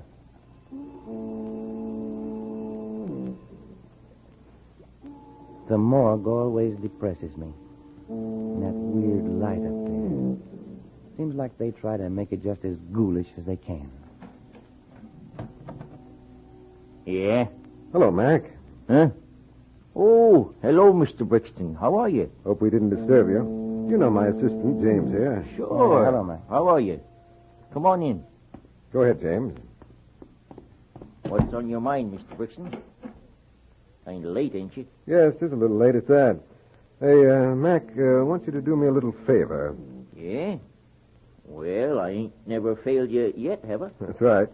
I'd like to take a gander at a body you got in here. Well, we got plenty of them. All sizes and shapes. Young, old, medium. Take your choice. Well, the one we're interested in happens to be old. Miss Blacklock. Oh, yeah, the old dame that was killed early tonight, huh? I was just working on her.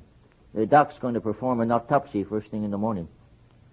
Say, you got on this case pretty fast, didn't you, Mr. Brixton? Well, sort of peculiar set of circumstances, Mac. You mind if we take a look? Yeah, come on. Of course, you know I wouldn't do this for everybody. Oh, I know. Just a little bit ago, I was saying to James here that I'm always in your debt. Oh, no, I was just kidding. I haven't forgot all the things you've done for me. Here we are. Oh. Can you imagine anybody strangling an old lady like that? Lovely white hair. It's horrible, isn't it? Get some people looking at stiffs. Did me at first. You see, Mr. Brixton? You can see she was choked all right. Strange. What, Mr. Brixton?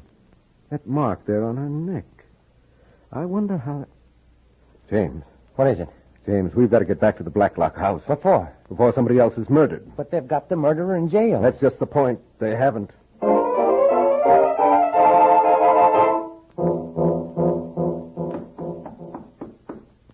Yes? It's Winters, Miss Ruby. Oh, yes, Winters, come in. What is it, Winters? I was just going to bed. I'm sorry I bother you. I'm so scared. I'm afraid in my room alone. I know how you feel. Sit down. I brought my sewing basket. Let me stay here, please. Of course. I'm glad you came in. You go to bed. I be quiet. I just turn on this one little lamp over there so to see a little bit to sew. No, I can't go to sleep. We'll talk. All right. We talk. Yes, we'll... Oh, Winters, what are we going to do? Do not cry. No, I mustn't. I know Auntie was mean to you, but you must forgive her. We can't hate her now. She's dead, yes.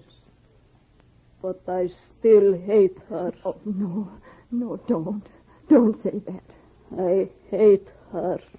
She mean to me. I know. She was mean to me, too, but she was old and sick. Always she called me foreigner. I am not foreigner. I am American. Please, she knew that. It was just her way. I'm glad. I'm glad she's dead. Winters, don't look like that. You frighten me. Always she say, do this, do that, you clumsy foreigner. I try be good to her. But no. Do this, do that. The doorbell? Who come now? So late. I don't know. Police? But what could the police want now? They've been here. You'd better answer it, Winters. Police. Hurry, Winters. It must be important, or they... Winters? What are you going to do? Oh, no. No, Winters! Stop! Oh! Oh!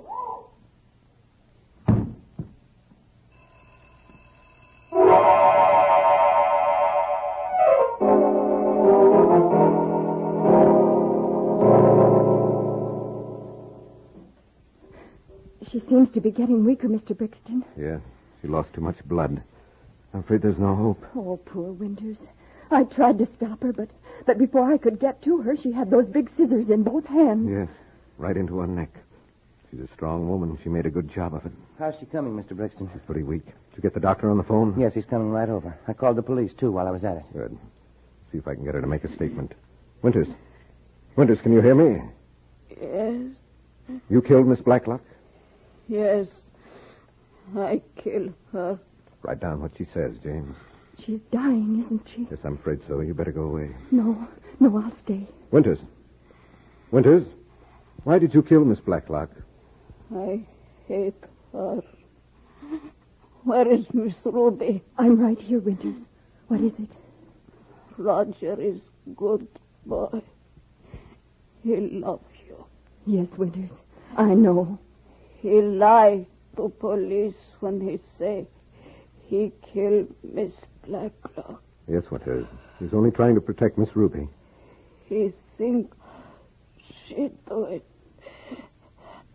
I was going to tell them I do it, but I get scared. Why did you do it, Winters? I want to tell Miss Ruby something. Yes, I'm right here. I'm happy now because I go to find my boys. My 2 boys. What does she mean by that? I don't know. I didn't know she had any children. Come close. Hurry. She hasn't much more time. What is it, Winters? Yes? Oh, you poor, poor woman. What is it? She said she wasn't a foreigner. She said, how could she be a foreigner when she'd lost 2 boys at Corregidor?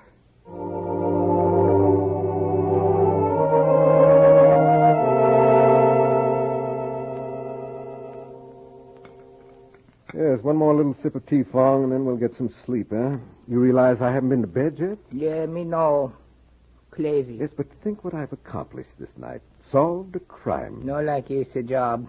Losing too much sleep. Why, Fong, you wouldn't leave me for the world. Ah, that's excellent tea. Now, where was I? Oh, yes. You know the thing that told me that Winters was the guilty person? No, I don't know. It was this. When I saw that peculiar mark on old Effie Blacklock's neck. It was a strange indented mark, sort of strawberry-like, you know? No. Well, I'm telling you. Now, what could have made a mark like that? And then, like a flash, you'll forgive the platitude, Fong, it came to me. A thimble. Well, that boy didn't wear thimbles. Who did? Winters. Huh? Uh-huh. Well, is that all you've got to say? Don't you think that was a pretty clever solution to a mystery? Me no likey mystery.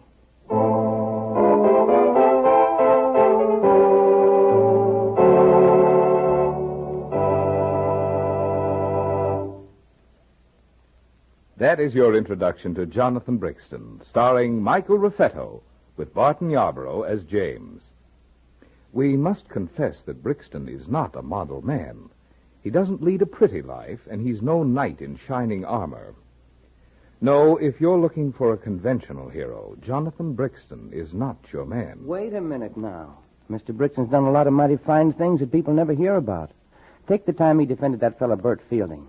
Why, even my wife said that he... James, let's not go into that, huh? The evidence is in. Let's rest our case.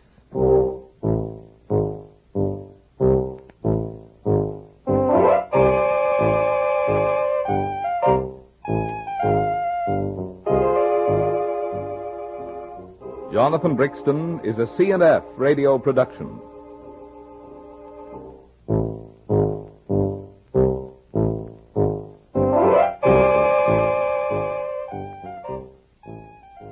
The FBI in Peace and War, ordinarily heard at this time throughout the year, is taking its usual summer vacation and will return to CBS 4 weeks from tonight on September 1st. Broadway's my beat. From Times Square to Columbus Circle. The gaudiest, the most violent, the lonesomest mile in the world.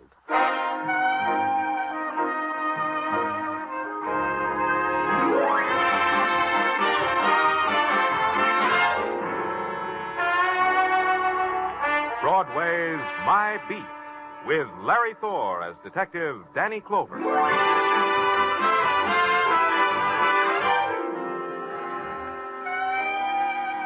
Broadway. It's a promise you make to yourself in some dismal part of your life, or it's a name you say like a curse.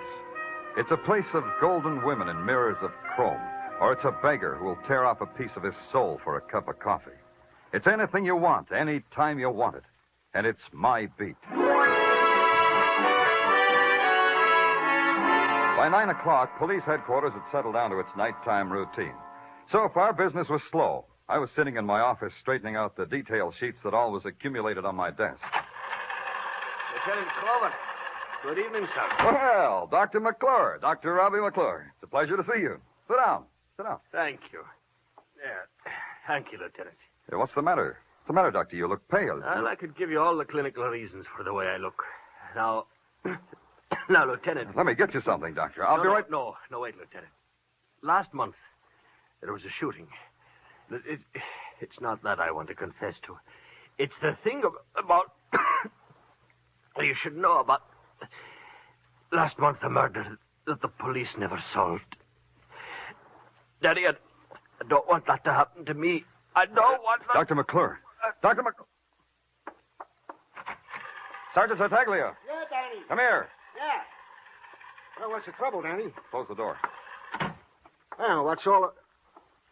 Well, Danny, what's the matter with Doc McClure? He's dead. What? Flip his coat aside. You'll see why. Oh, Danny. From the size of the wound, I'd say it was from a .22 fired from up close.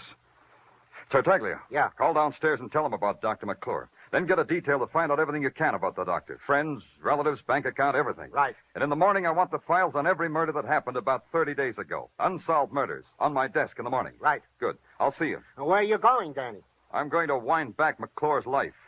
I'm going to find out why he had to die.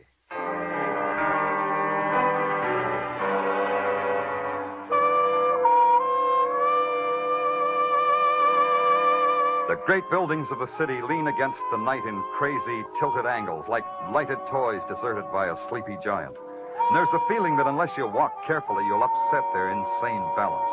But Dr. Robbie McClure's office building was different. It sat square and solid on its haunches, and when you pressed the night buzzer, it growled at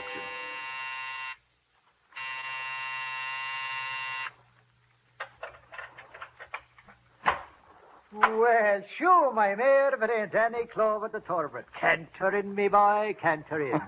Same old Pippin. No, not the same, Danny. There are bald spots in me fetlock, and I ain't so quick to break from the starting gate like I used to.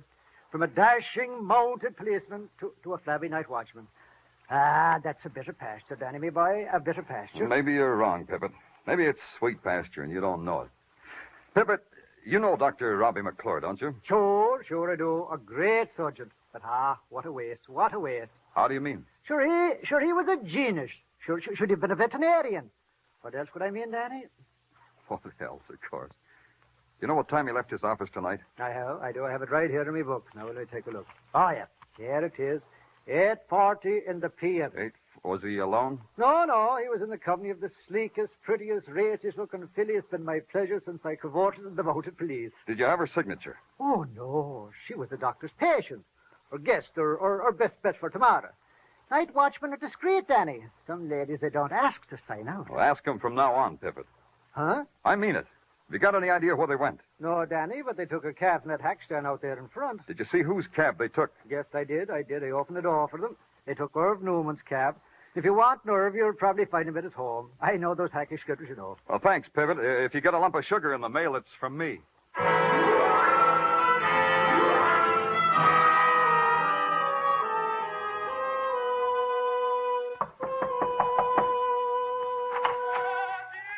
What do you want?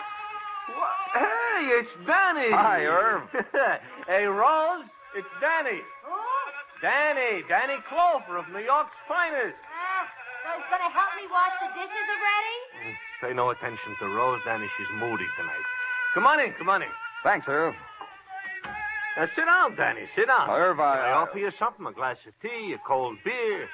I got it. How about one of Rose's blintzes, huh? Hey, Rose. Never mind, Irv. Don't bother Rose. What's the bother? Even if she's moody, she can't wrestle you up a blintz. Oh, I'm here on business, Irv. Some other time. Oh, business? Hey, Rose. Huh? Come here. Huh? Shut off Caruso. Huh? Make quiet Caruso. What's you, Caruso? Caruso. Now we'll talk, Danny. What kind of business brings you down here to Orchard Street, the land of the knish and the bagel? Pippet told me you drove Dr. McClure somewhere tonight, Irv. Where'd you drive him? Park Avenue. Yeah, here's the address, Danny. I was just making out my records. Thanks. Was he alone? At first, no. Later, yes. Translation? First, he is with a doll. Lean over, Danny. Rose shouldn't hear. A Zoftic-type doll. You know what I mean? Then he is without the doll. Around 50th, she opens the door of the hack and slips out into the traffic. McClure tells me to keep going. I think they had an argument. What about it? Danny, I'm the type to eavesdrop, especially when they shut that glass panel.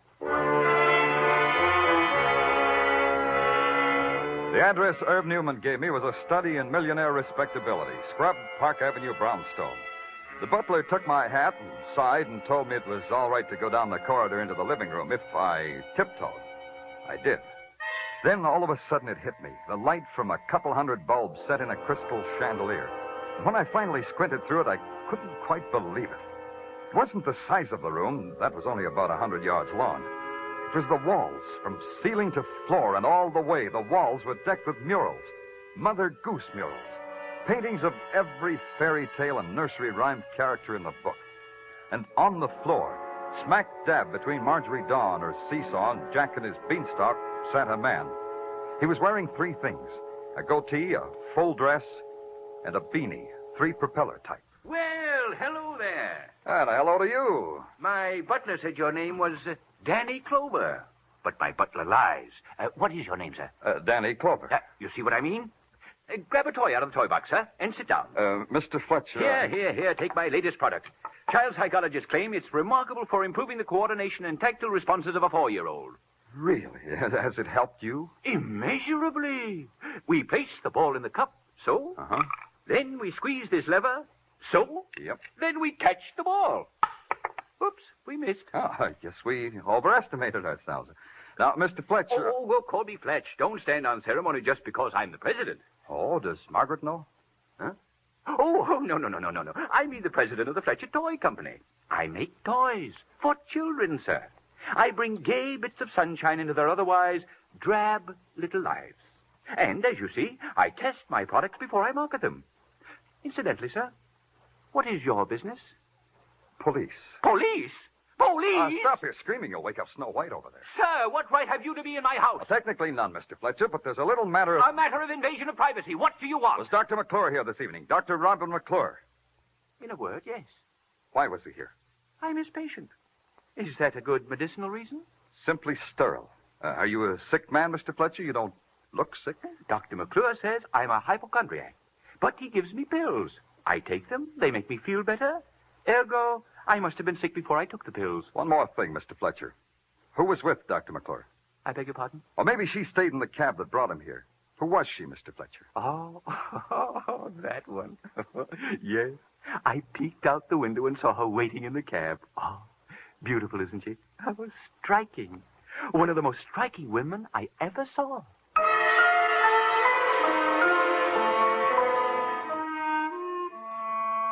I blew at the top propeller in Fletcher's beanie, and then the butler came in and ushered me out in the downdraft.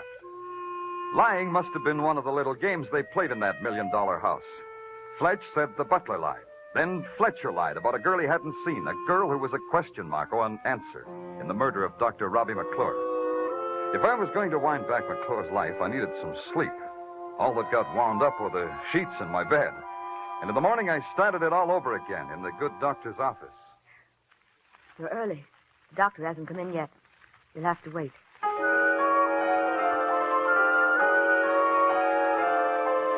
Everything about her was anonymous. The white shoes, the white stockings, the starched white uniform, the starched white face, and the mouth, scarlet and thin, that she wore like a ribbon of merit.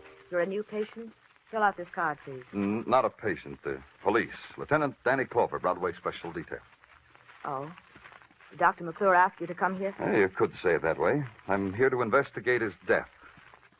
What? You mean something's happened to him? He died in my office. He was murdered. I don't believe it. I don't believe it. Oh, I'm sorry you had to be told like that, but we don't always have time to be gentle. You were his nurse, Miss... Elliot. June Elliot. I have an agglutination test to make on some Rh-negative blood, Lieutenant. May I do that while you investigate? Yeah, go right ahead. Where do I find the doctor's patient records? In that metal file box. You've been with the doctor long, Miss Elliott? 3 years. Pardon me, Lieutenant. I need that slide. It's the usual question. Did he have any enemies? You knew him. What do you think, Lieutenant? Doesn't matter what I think. He was a fine man. Generous and kind. I'll need that microscope. Oh, sorry. This is strange. In the patient's file? What's strange, Lieutenant? This card has a name and a date. All the other cards are filled with case histories. All this has is a name and a date. Dorothy Rivers, June 29th. Isn't that strange, Miss Elliott? The files were the doctor's responsibility. He had his own way of keeping. Then you don't know anything about a patient named Dorothy Rivers or this date. Nothing, Lieutenant. May I take this with me? You're the police. You do anything you like. I'll have to turn the lights out now, Lieutenant, for the test. Go ahead, Miss Elliott. Go ahead. This will do for now. And thank you, Miss Elliott. Goodbye, Lieutenant.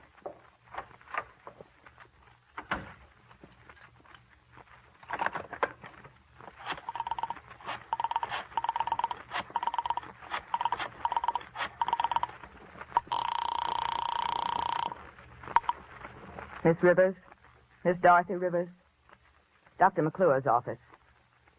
We advise a rest, a long rest in a quiet place.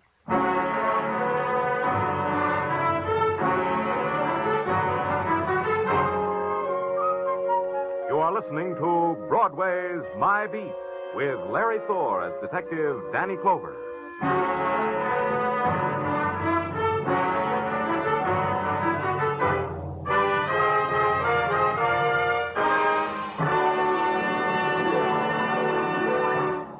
If murder should suddenly explode in your face, you'd know how Casey, crime photographer, feels tonight in the drama titled Sellout. That's exactly what happens to Casey.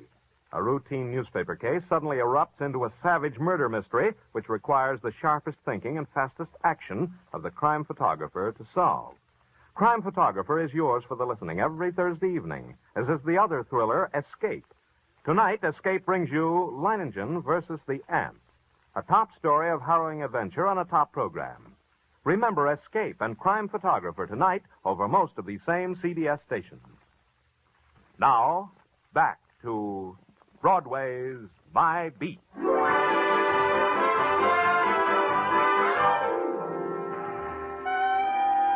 There's this thing about Broadway. It can tickle you under the chin and make clucking noises, or it can slap you hard across the mouth and laugh. Either way, you get hurt. Right now, the receiving end of the slap was the police department for various and sundry unsolved murders. And the laugh, the big laugh, the cold laugh was that a man named Dr. Robbie McClure had come to my office to die, and I didn't know who'd killed him. I sat at my desk at headquarters tearing the tabloids into a noose of paper dolls when Sergeant Tartaglia opened the door and with a fine Italian flourish lay a thick paper-bound file in front of me. For you, my lieutenant. Your memoir, Sergeant?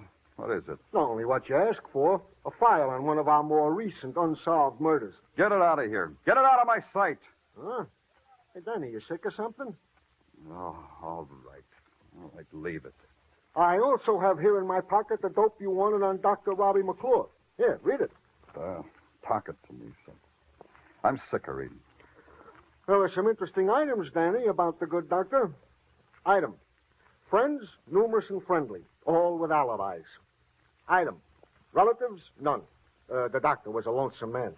Are your wife and kids, Tartaglia? Oh, great, Danny, just great. Hey, you should see the latest, little Christina. I bet she's a doll. Go on with the items. Huh? Oh, yeah. Item. And this is the one I think will interest you, Danny. On June 30th, Dr. Robbie McClure made a deposit in the Corn Exchange Bank in Bronxville. 10,000 crisp, cool, clean dollars. June 30th, huh? Now you can talk to me about the recent unsolved murder. As follows. A man named Martin James was murdered in his Sutton Place penthouse apartment at a party, night of June 29th. Yeah? He was asked to step outside, and he was murdered. Martin had a gun. He fired one shot. The bullet from Martin James' gun was never found. We figured it took off across First Avenue. Tartaglia, there's a doctor's patient card over on the table over there. Tell me what it says on it. Sure, Danny, sure. Says Dorothy Rivers, June 29th. See a name like that on the James guest list? Wait a minute, Danny. Yeah, here it is, Dorothy Rivers, in an alphabetical list with a lot of other girls. Is your address there? All the girls have the same address. What? Say that again. They all have the same address, the Tony Seville Model Agency. Tartaglia, here's a fin. Buy your doll Christina a doll or something. Oh, thanks, Danny, thanks. But there's something I think you should know. About Christina? About Dorothy Rivers. The records say she never showed up at that party. She was never there at all. Tony Seville paid rent for his model agency in the Empire State Building. For this, he received the privilege of maintaining a 10-room suite on the 40th floor and decorating it with orchids and genuine neutrils. The other decorations were too numerous to mention. Delicate shadings of blonde and brunette. When they crossed their legs, the silk whispered. I started to whisper back, but a scented haze with magenta fingertips beckoned me into an inner office. She closed the door behind her, and all I was left with was a pork barrel in a double-breasted pinstripe named Tony Seville. My secretary whispered you are a policeman. How have I trespassed? I parked my car incorrectly, perhaps. I forgot to curb my dog. Let's stop rubbing noses, huh? I beg your pardon? Let's put it this way, simple and blunt. There's some questions I want you to answer for me. You must have a dull profession, asking questions. Very well. Ask a question. Mr. Seville, your agency supplied a half-dozen models to a party at the home of Martin James. Said party a little over a month ago, June 29th. Said home a penthouse on Sutton Place, right? Possibly right. However, don't underline your details with a sneer. My agency furnishes models as decorative baubles to any social function. One of your decorations on the evening I'm interested in was named Dorothy Rivers. How do I get in touch with her? You're a detective? Detective. What's her address, Seville? May I suggest a dragnet detective, or any of the numerous machinations you police are oh so adept at? Her address, Seville. Where do I find her? You should be told. We only give the model's address to an approved client. I don't approve of you. Look, kid, sometimes I can forget I'm a cop. I can forget right now. I think you mean it. Yeah, try being cozy for one more second. I don't know where Dorothy Rivers is. I haven't seen her for a month. You can do better than that. The day after the party, she phoned. She said she was going on a vacation. You're doing fine, Seville. Keep it up. There's nothing more. I tried to get in touch with her several times since. She checked out of the hotel. She left no forwarding address. You're telling the truth, aren't you, Seville? The truth is this, as far as I know and care. Dorothy Rivers could be dead. Beginning at the 40th floor, I picked petals off a tired daisy. At the 38th, Dorothy Rivers was dead. 37th, she wasn't dead. 36, dead. 35, not dead. I don't remember how it came out, because when I got off at the ground floor and walked into the yellow heat of 34th Street, a character stopped me by tapping me lightly on the leg with the front bumper of his cab. The character was the character named Irv Newman. Don't look so scared, Danny. Break psychotic could stop this cab on a thin latke. Vodka schmatka, so long as I got my health. You're charming, Danny. Absolutely charming. Hey, told me at headquarters I'd find you around here. I got something for you. One of Rose's blintzes? Maybe better than that yet. You know that girl he was asking me about? The one I picked up with Dr. McClure, the professional man? What about her? I spotted her for you, Danny. Where? Tell me where. So let me tell you. Happens I got a friend, Danny, a truck driver. He's a peach of a fellow. His name is Clem. Every morning gives me a push with the truck so I can start this lousy hack. Where did you spot the girl there? So I'm telling you.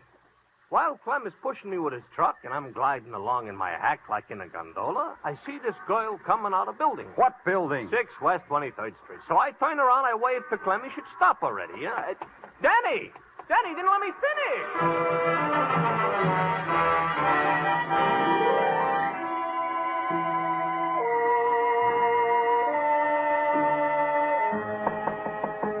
Yes, who is it? Miss Rivers? Who are you? I want to talk to you, Miss Rivers. By what right? I don't know you. Get away from here. Get away. Go inside, Miss Rivers. Who are you? What do you want? I'm Danny Clover. I'm a police detective, Miss Rivers. Been through a lot to get to you. We get along a lot better if you just settle down. Why do you want to see me? I've read somewhere that grief can make a woman even more lovely. You look like you've been grieving. Don't be clever with me. I'm sick of clever men. Maybe I can help you. You, a policeman. Me, a policeman. Well, it's all over now, isn't it, Mr. Clover? Just about. You want to know what happened at Martin James' party, isn't that it? The guest list said you were invited, but you weren't checked off. That mean you weren't there? I was there.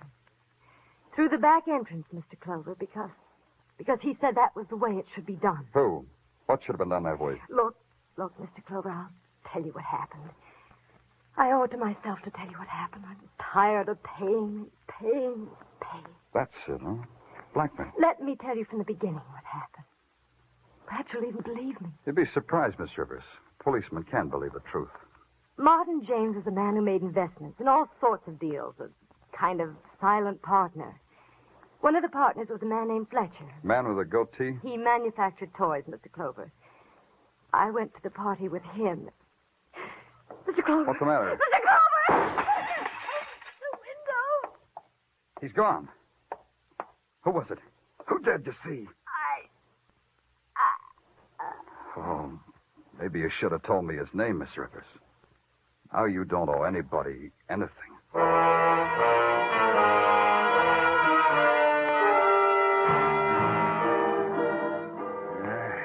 Even as a coroner, I say it's a shame, Danny. Such a beautiful girl. Shame. Yeah, it's a shame. What I've been waiting for is your report. Yeah, Dorothy Rivers.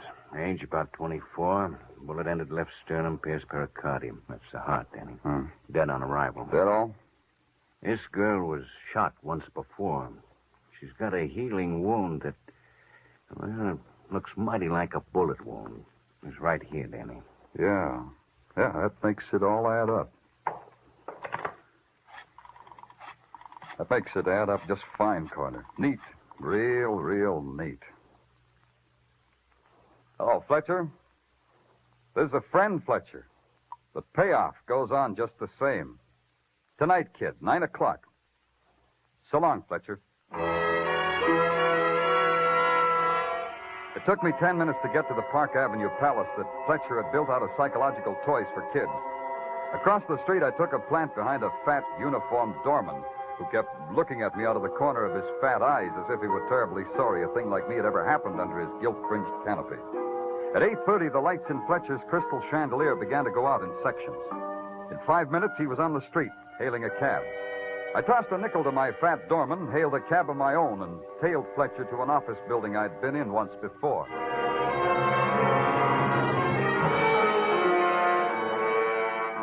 I watched him slip Tippett a bill and then walk down the corridor to a self-service elevator. I thought it would be nice if he had company on his lonesome ride.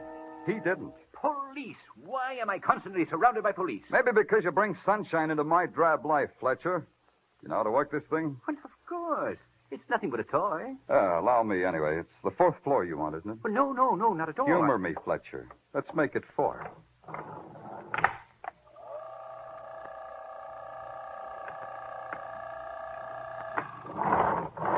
Right down this hall. 438, Dr. McClure's office. That's where you want to go, isn't it, Mr. Fletcher? There are obviously some titillating gyrations going on in that mechanical policeman's brain of yours.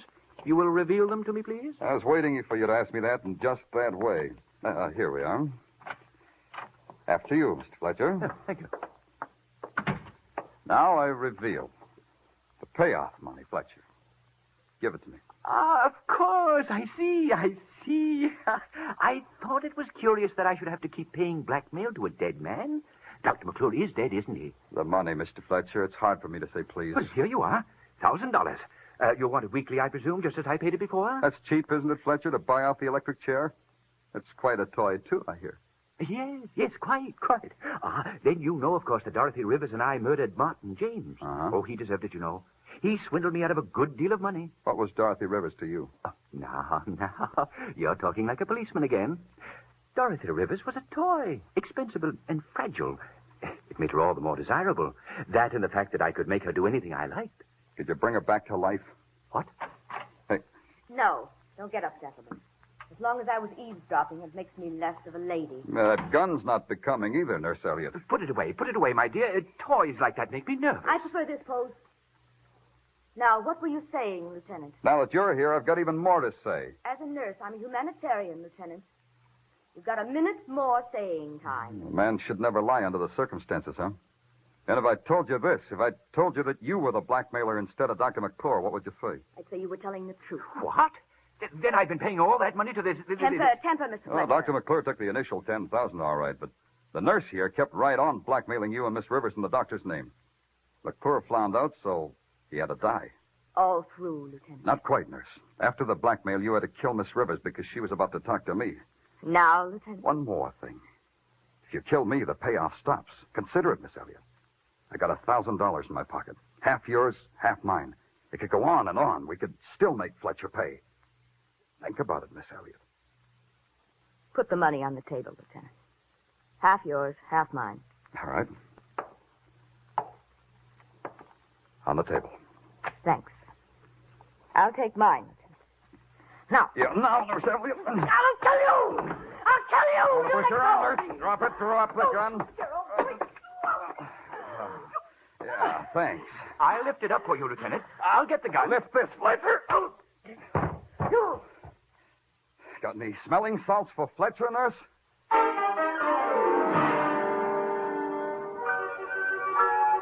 It took 3 police officers to carry Nurse Elliott away. She tore at their faces and screamed in a language she hadn't picked up in medical books. Fletcher? He was different. He settled himself in the Black Maria, pulled out a solid gold yo-yo, and played with it all the way down to headquarters.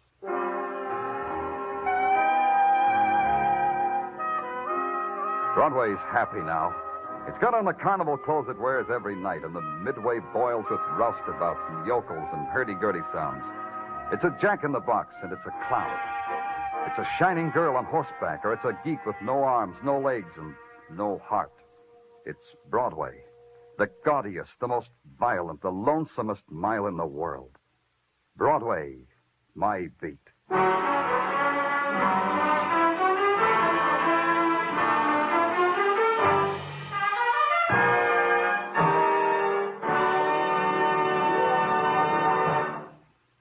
Broadway's My Beat, with Larry Thor as Detective Danny Clover, is produced and directed by Gordon T. Hughes, with script by Morton Fine and David Friedkin.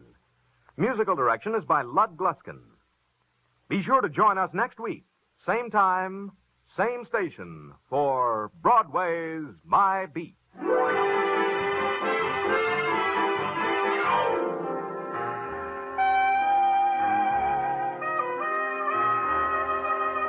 America can be proud.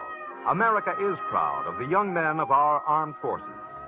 Painstakingly trained as specialists in many fields, these servicemen will be the leaders in tomorrow's civilian life. Educational advantages open to today's servicemen are unparalleled if you can qualify. Look into the volunteer enlistment program now. This is CBS, the Columbia Broadcasting System.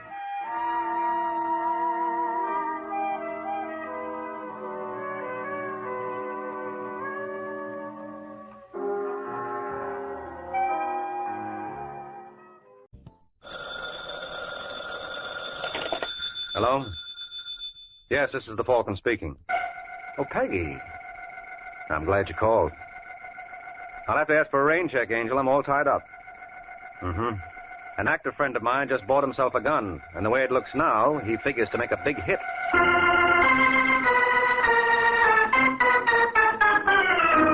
The Adventures of the Falcon, starring Les Damon. Now join him on the air when the Falcon solves the case of the disappearing doll.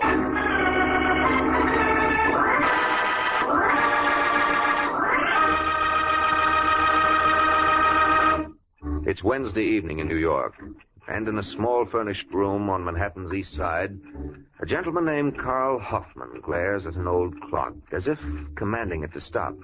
And when it continues to ignore Mr. Hoffman's wishes, he hauls off and makes known his displeasure. Hey, take it easy, Carl. Don't tell me to take it easy, Sheppy. You went and busted the clock. That's not all I'm going to bust either. Where's Janet? Give her a chance, Carl. She'll show. When? She was due here an hour ago. Well, maybe she got tied up with that jerk Harry Jensen. That's still no excuse. I told her a dozen... Get that. Yeah, I'll get it. Just a second. Hello, Sheppy. Oh, you're just in time, Janet. What's the matter? Carl, he's blowing his top. Don't worry about it. It'll do him good. That you, Janet? Yeah, Where the devil have you been? working. You were due here at 8. There were what they call extenuating circumstances. You out with Harry Jensen? Uh-huh. How'd you make out? Well, he's loosening up a little. But? He still wouldn't kick through with the information. Well, that's a nice how do you do. Well, if you think you can do better... Maybe I All right, can. take it easy, Carl. You too, Janet. Where does he get off, bawling me out? How long have I had to work on Harry? Look, we know it's only been a week, but time is getting short. Vince Dario will be here tomorrow. Who? Vince Dario. Carl's bringing him in from Toledo for this. Why? Because he's the best man in the business, that's why. And Yeah. Vince isn't the kind of a guy who'll hang around if we can't promise him action. Well, I'm doing everything I can. Yeah, sure she is, Carl. Now, why don't you two just kiss and make up? All right, I'm sorry, Janet. Forget it, honey. Come here, baby. Don't mind me, folks. Grab yourself a walk, Shep. Come on, fellas, break it up, huh? We got work to do.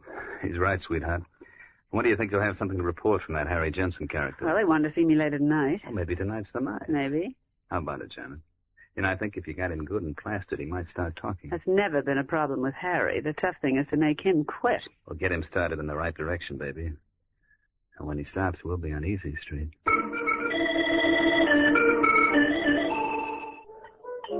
Hey, no more for me, Janet. I had enough. Oh, don't be such a sissy, Who's a Harry. sissy? You are. Yeah? Well, let me show you something. Give me that bottle. Now, Harry, do you think you should? Watch. Well. How's that? Oh, darling, you're terrific. Hey, you want to know something, Janet? What? Hey, you're pretty terrific, too. I'm crazy about you, baby. Crazy enough to marry me? Say the word and we'll do it like that. Don't tempt me, Harry. I mean it. So do I. What did we live on? What will we live on? What's the matter with me? I make good dough. $80 a week. Is that anything to sneeze at? Oh, no, that's wonderful, darling. Yeah, I'm top man with the outfit. Who do you think makes all the important deliveries? Who? Me, that's who. Go on. Don't believe me, huh? Ever hear of the McGill Company? Yeah? Well, they got a payroll of $80,000 a week, and I'm the guy who brings it to them. When? Huh? When do you bring it to them? Oh, I'm sorry, honey.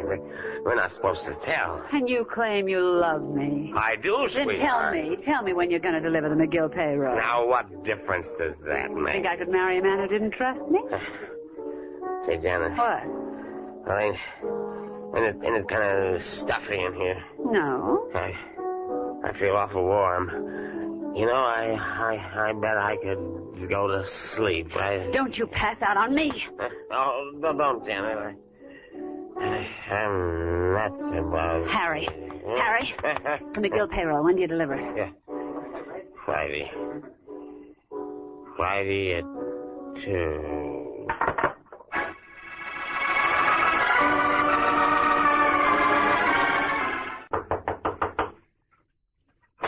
Yeah, what do you want? Looking for Carl Hoffman. Well, who are you? It's all right, Sheppy. Let him in. Hiya, Vince. Hello, Hoffman. Sheppy, Vince Dario. Glad to know you. Thanks. When'd you get in, Vince? About 20 minutes ago. You couldn't have timed it better. Got something hot? Mm-hmm. Sheppy, hear of the McGill Company? The people who make all those plumbing fixtures? That's right. Don't tell me you're figuring on knocking them off. That's what I'm figuring on. I wish you would have told me that in your letter. Why? because I wouldn't have wasted my time coming to New York. Let him go, Carl. Shut up, Sheppy. Now, before you make up your mind, Vince, maybe you ought to hear the deal. There's no deal where you have to walk into a plant like McGill's. We don't have to walk in. We grab on the outside. Come again? The messenger who delivers the payroll is a character named Harry Jensen. We know to the minute what time he'll get to the factory. Now, you interested? I'm still here. They're tearing up the street in front of the place, so he has to park his bus a block away. Now, he'll come down Remsen Street. That's where you and I take over. Sheppy will be covering the street with a Thompson from a vacant room across the way. Sounds all right. It gets better as it goes along. Now, we give the dough to Janet. Wait a second. Who's Janet? A girlfriend of mine. I don't like it, Hoffman. What's the matter now? I don't like any caper where a babe is involved. You don't know this, babe. How do you think we found out when they're going to deliver the payroll? She's a real stylish kid. What's her last name? Halsey. Wait till you meet her. I'd like to very much. It's all up to you, Vince. What do you say?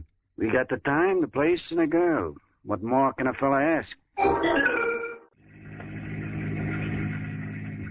How does she handle, Janet? All right, I guess. You guess. Well, I never did like driving in this kind of weather. Don't be silly, baby. It's going to make things a lot easier all around, right, Vince? Sure, the rain will keep him off the streets. Whoa, sweetheart, wait a minute. Right here will be fine. Did I shut her off? Now, keep her running. And remember, when you start off again, go right into second and don't feed her too much gas. Yeah, I got it. What time is it, Vince? Make it a couple of minutes to 2. Mm-hmm. You see Sheppy across the street? Think so. Well, that does it. Are you sure you know what to do, Janet? Yeah, as soon as I get the bag, I head straight for my apartment. That's right. Don't hang around no matter what. We'll all be over to your place by 9 to divvy up. Supposing you aren't. Don't give it a thought, sweetheart. It'll take more than... What? Is that our friend Harry? Well, on the corner. Yeah, that's him. All right, Vince. Here's where we go to work. Lots of luck, honey. Thanks, baby. Give me a cigarette. Yeah.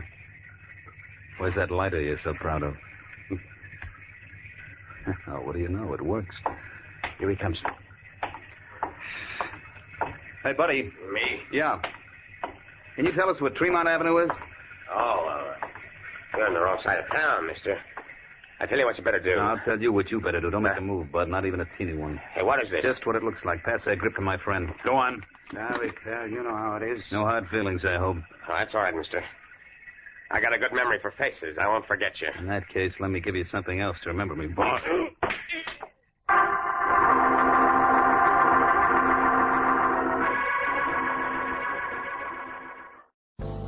Let's pause for a moment.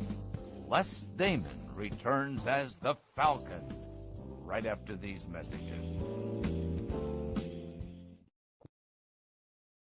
Dimension George Burns and Gracie Allen. Hopalong Cassidy. Edgar Bergen. The Shadow. John and Blanche Bickerson. The Whistler. Choose from among thousands of downloadable old-time radio shows and spoken word titles at MediaBay.com. The best voice on the net. Yeah. And now let's return to Les Damon as the Falcon in the case of the disappearing doll.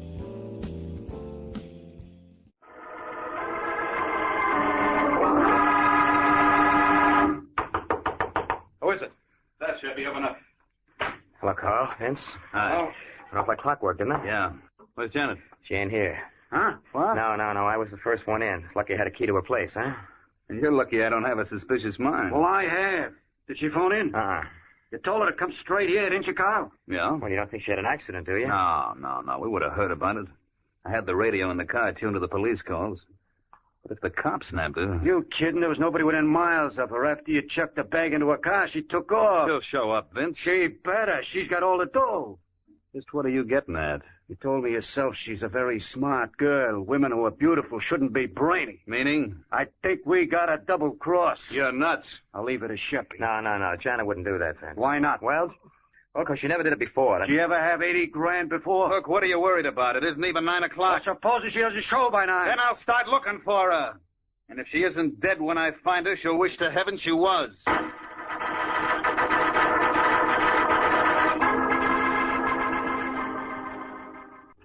Hey, you guys got a butt? I'm fresh out. There's a pack in my coat pocket, Sheppy. Thanks.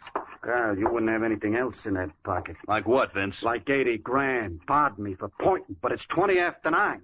Your girlfriend hasn't shown up yet. So? So I think we ought to start looking for her. Suppose she comes back in the meantime. You can always leave a note. No. I think one of us ought to hang around here. Who, for instance? Why, do you want to? Maybe I better. Okay, you wait here. Sheppy, you cover the east side. You know the places Janet likes. I got you. What are you going to do, Hoffman? I got an angle I want to try. Like what? Never mind. But if Janet's tossing us a curve, I think I know the one guy who can throw her out at home. I'll let you know how I make out.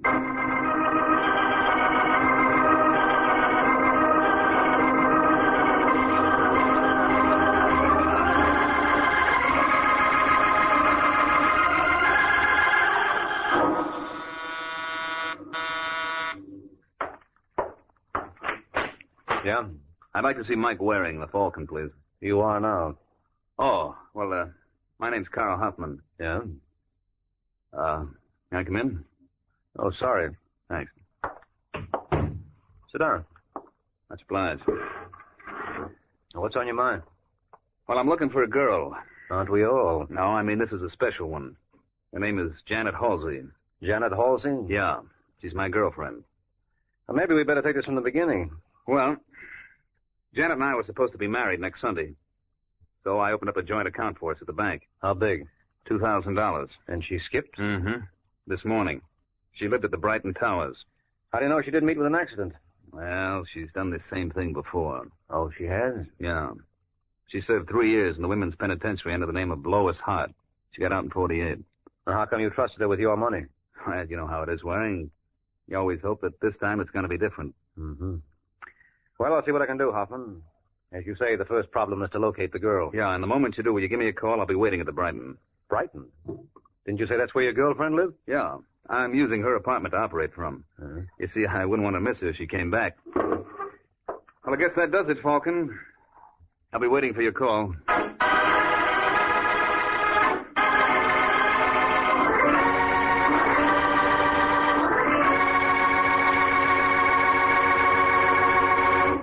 An hour has passed since Carl Hoffman recruited Mike Waring in his search for Janet Halsey. And now as we find Mike, he is making a tour of some of the shadier spots on New York's 3rd Avenue. Looking for someone, mister? As a matter of fact, I am. Falcon. Hello, Joey. A long time no see, pal. What can I do for you, Mike? Well, you're a man who knows all the wrong people. Ever hear of a girl named Janet Halsey? Huh? Oh, we seem to have an audience. Yeah, and I like your act, mister. Only I missed the last line. Would you mind repeating it? Now, cut it out, Sheppy. This is Mike Waring. I don't give a rap who he is. What do you want with Janet Halsey? I don't think that's any of your business. All right. Suppose we take a little walk outside. No, thanks. It's too hot. That's all right. I got something in my pocket to chill you off. Now, take it easy, Sheppy. Keep out of this, Joe. What do you say, Waring? I don't seem to have much choice in the matter. No. So start walking. I'm sorry, Mike. It's all right, Joey. All in a day's work. Quit gabbing. Come on, I haven't got all day. Look, if you'd like to put this off for some... Don't be a wise guy. Okay, where do we go from here? Let's try that alley. Now, look, You heard me. All right, hold it. This is fine. Now, let's pick up where we left off. What do you want with Janet? It's a long story, Sheppy. It's okay. You're not going anywhere. Oh, it might surprise you. Let go! Get that hand out of your pocket. Let go or I'll what? All right, punk, on your feet. Leave me alone. I said on your feet. Why are you so interested in Janet Halsey? Maybe I'm looking for her, too. Maybe, and then again, maybe you know where she is. No. Where can I find her? I got no idea. Well, get one. Let me go. Come on, Shep, you can keep this up all night. Have you been to the Brighton Towers? No, but someone else has, and she wasn't there. Well, you might try the Riverdale. Apartment 4E. Oh, thanks a lot, fella. You've been a great help. Let's do it again sometime.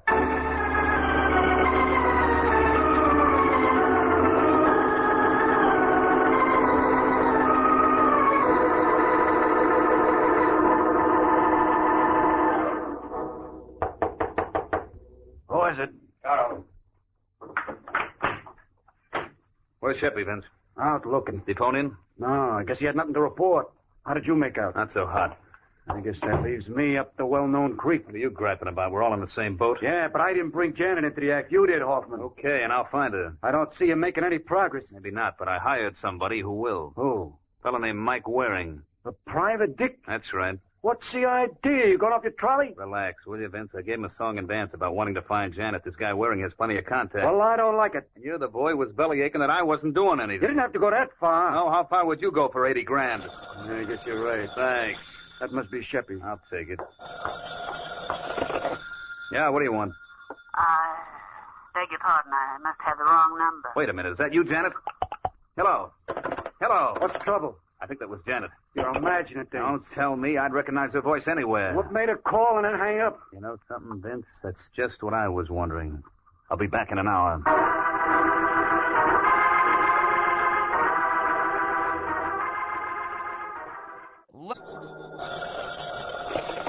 Hello? Hello, is it Janet Halsey's apartment? Yeah? It's Carl Hoffman there. Who's calling? Mike Waring. We just stepped out for a while. Want to leave a message? Who's this? It's okay. I'm a friend of his. My name is Vince Dario. Well, tell Hoffman I've got a lead on his girlfriend. She's supposed to be at Riverdale Arms. If you'll meet me at the 86 Club, we'll go over together. Thanks a lot, Mr. Waring. I know Carl'll be glad to hear that. Waring, over here. It's about time, Hoffman. Sorry I'm late, but I just got your message. Where'd you get your dope from? A punk named Sheppy Oliver. What? Yeah, he pulled a gun on me. That's the funniest thing I've heard yet. Is it? Yeah. Sheppy's a friend of mine. Oh, is that so? Sure. When he heard you asking for Janet, he must have gotten suspicious. Why? Well, he's not very bright. What was that address he gave you again? Riverdale Arms. That's what I thought. It's a bump steer. How do you know? That's where Sheppy lives himself. Why would he give me his own address? Probably rattled him so badly it was the only thing he could think of. Well, that's one possibility. Can you think of any other? Yeah, maybe Janet had a partner. You mean Sheppy? Why not? He's my best friend. Uh-huh. Janet was your best girl. Let's go see who's playing on whose team.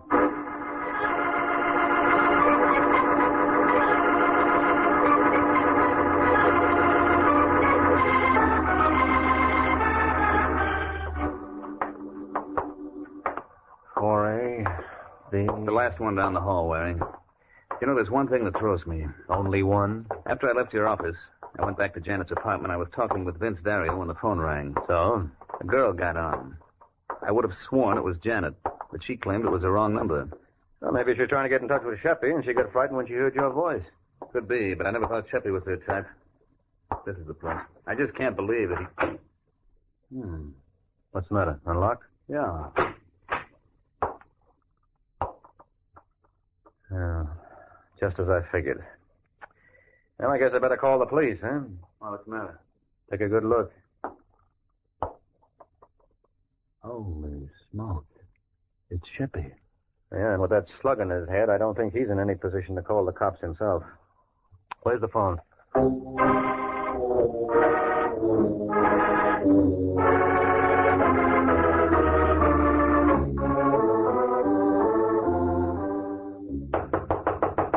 Come on, Vince, open up. What took you so long? I was busy. Who's your friend? Oh, that's right. You boys haven't met. Mike, this is Vince Dario. How do you do? Hi. How did that lead pan out? Not too bad. You find Janet there? No, we found Sheppy. I don't get it. He was murdered. Murdered? By who, Janet? That's one way to look at it. Still any other? Yeah, I suppose Janet was working with a man. You mean Sheppy? I don't see it. That's just what I said. Look, Carl, suppose we forget the whole thing. What do you mean? We gambled and lost. Oh, you surprised me, Vince. A couple hours ago, you were bawling me out for not doing anything. Now you're willing to write the whole thing off. There's no use crying over spilt milk. Sure. With 80 grand in your pocket, you can always buy yourself another quart. Oh? You say something, Waring? Just oh. Look, Carl, you've been hinting at something all along. What is it? I think you know where Janet is. You're crazy. I was a sucker not to see it before. Don't be a fool, Carl. Can't you see what Janet's doing? She murdered Sheppy. Now she's turning us against each other. Well, somebody put her up to it, and I got a feeling that... Quit it, you drunk! Cut it out, Hoffman. None of this, Mike. Where is she, Vince? Come on, Hoffman, break it up. Mike, let go. I said break it up. Okay. Dario. What was the idea, Hoffman? I don't like double crosses. Get the keys out of his pocket. What for? I got a hunch Janet is holed up in his apartment, and I'm going to play it to the hilt.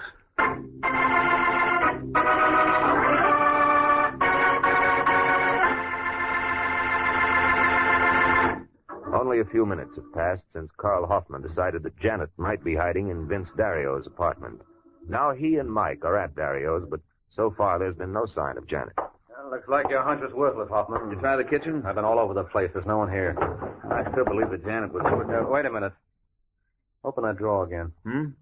I thought I saw an envelope in there. Yeah, you're right. Mr. Vince Dario, 2719 Bolton Avenue, Detroit. Look at the postmark.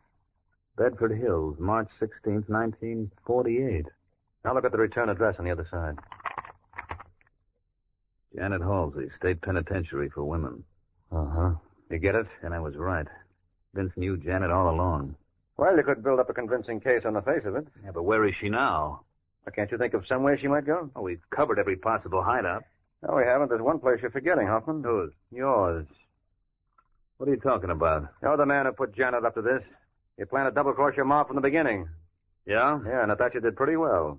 You murdered Sheppy and framed Vince Dario, and that only left Janet to be taken care of. What about you? I don't think you're man enough. That just goes to... What's the matter, Hoffman? You lose something? That's what you're looking for? Where'd you get that gun? I lifted it off you when you were shoving Dario around. Just say the word, friend, and I'll give it back to you. A slug at a time.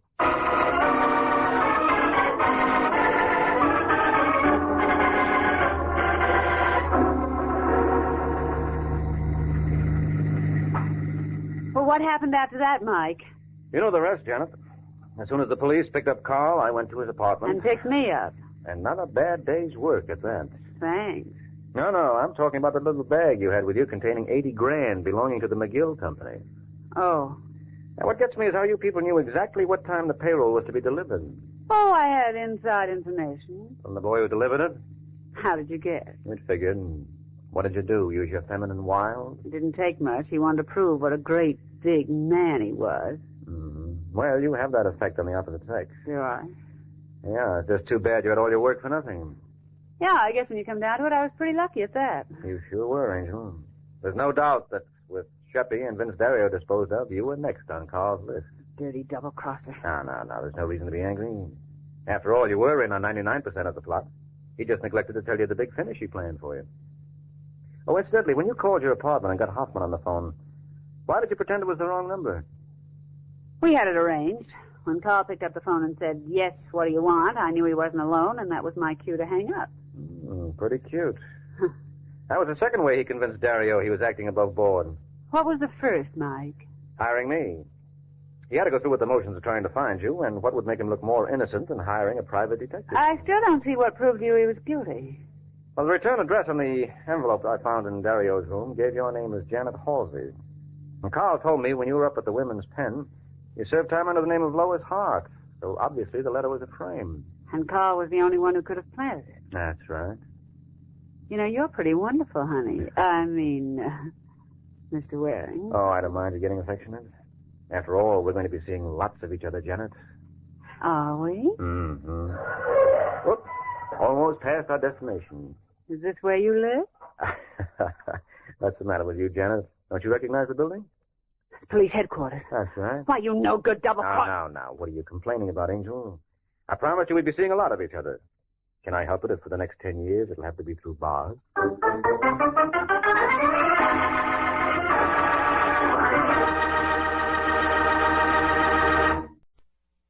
Gangbusters, presented in cooperation with police and federal law enforcement departments throughout the United States. The only national program with authentic police case histories.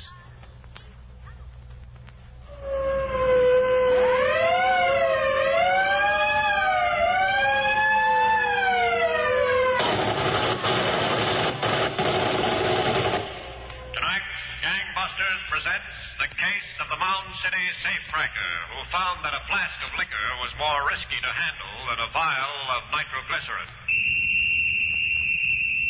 Gangbusters has asked Detective Lieutenant John Sinclair, Police Department, St. Louis, Missouri, to narrate by proxy tonight's case. Lieutenant Sinclair, you've told me tonight's case began in a cheap hotel on Market Street near the Union Station in St. Louis, Missouri, about 2 years ago. That's right, Don Gardner. Room 18 had been occupied for the last few days by one James Moore, notorious Boston safecracker. But Moore was no longer trusted by his associates in the East. The reason was quite evident from a glance at the empty bottles in his room. Moore was spread across the bed, fully clothed, sleeping it off. As the noonday sun flashed in under the flapping black shade, the door to his room opened. But Mr. Moore didn't move. Okay, there he is. Come on.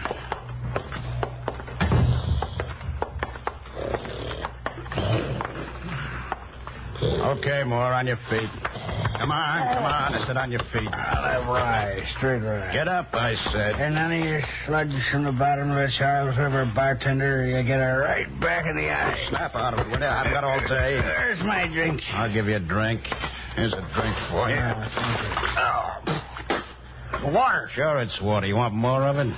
Oh, now I know you. You're a tin badge of a St. Louis copper. Keep those hands to yourself I'll now. take more than one of you prairie pups from a policeman to haul Jim Moore in today. Come on, you grab us other arm. Huh? Oh, no. Not by no fluttering female policeman will I be taken through the streets like a cow being led by a milkmaid. Not by no female policeman. Grab him, baby. Come on. Hold it a minute, Robbie. Come with us, Moore. There's a bottle outside the car with this much in it.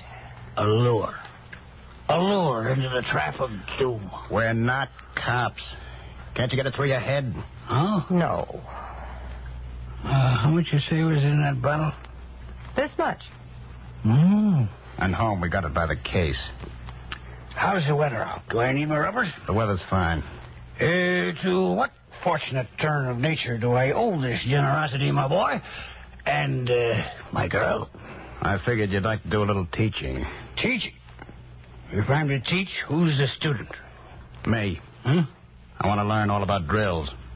And punches. And knobs and nitroglycerin. By the case, huh? But one bottle at a time. Yeah, well, one bottle at a time is enough for one man at a time. Well, what are we waiting Watch for? it. Oh, Easy there. It's my underpinning needs a little shoring. Just hold on to us. We'll get you there. That's right. Now you just slip your arm around me there, sweetheart. We'll all go out together.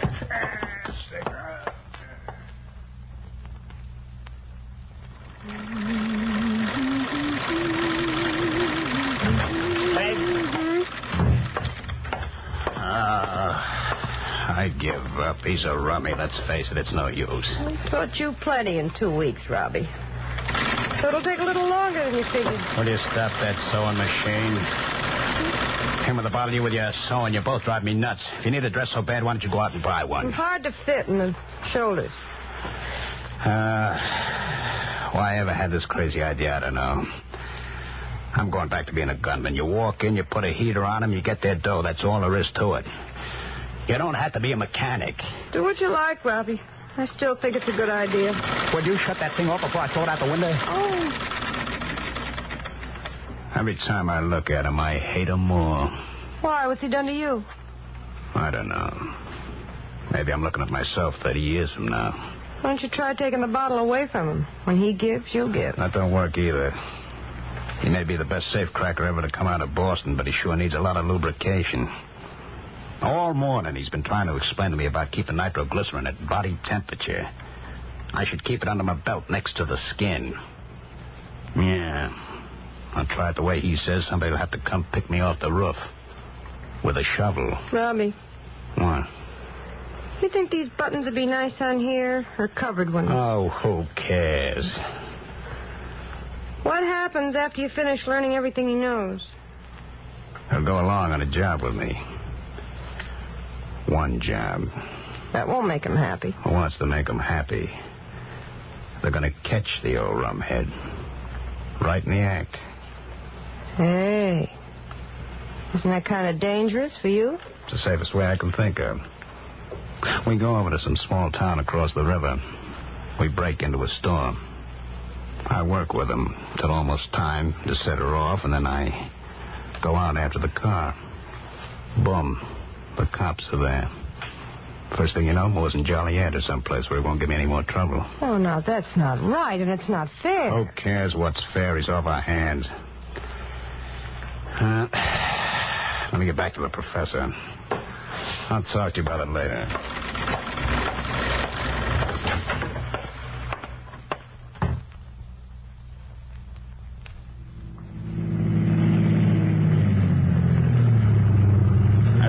Peg, right here.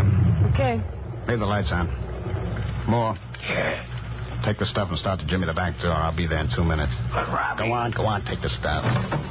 Don't forget the bottle, Robbie. Get out of here. Start on that door. Hurry along, Robbie. Just get that door, Jimmy. Do you hear?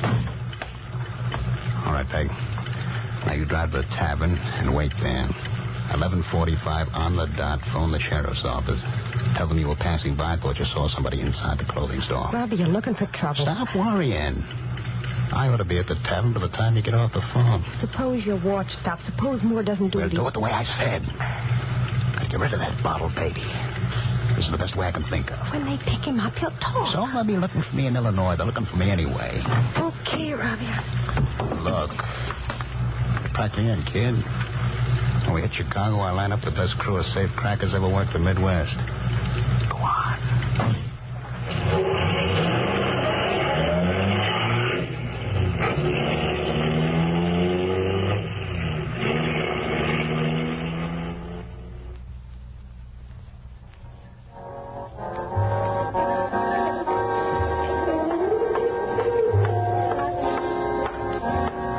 Hello, Peg. How's this for timing? Wonderful. What's the sheriff's office say? They're sending somebody to investigate. Perfect.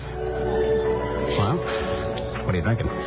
Come on, Robbie, let's get out of here. What's your hurry? I just don't like sticking around, that's all. I thought it'd be kind of fun to keep our distance and watch them haul that old lush in. This will cure him. You won't get a drink for 6 years at least. Robbie, please, come on, let's go. All right, baby. Not a bad idea, that. A good start. We ought to make Chicago before daybreak.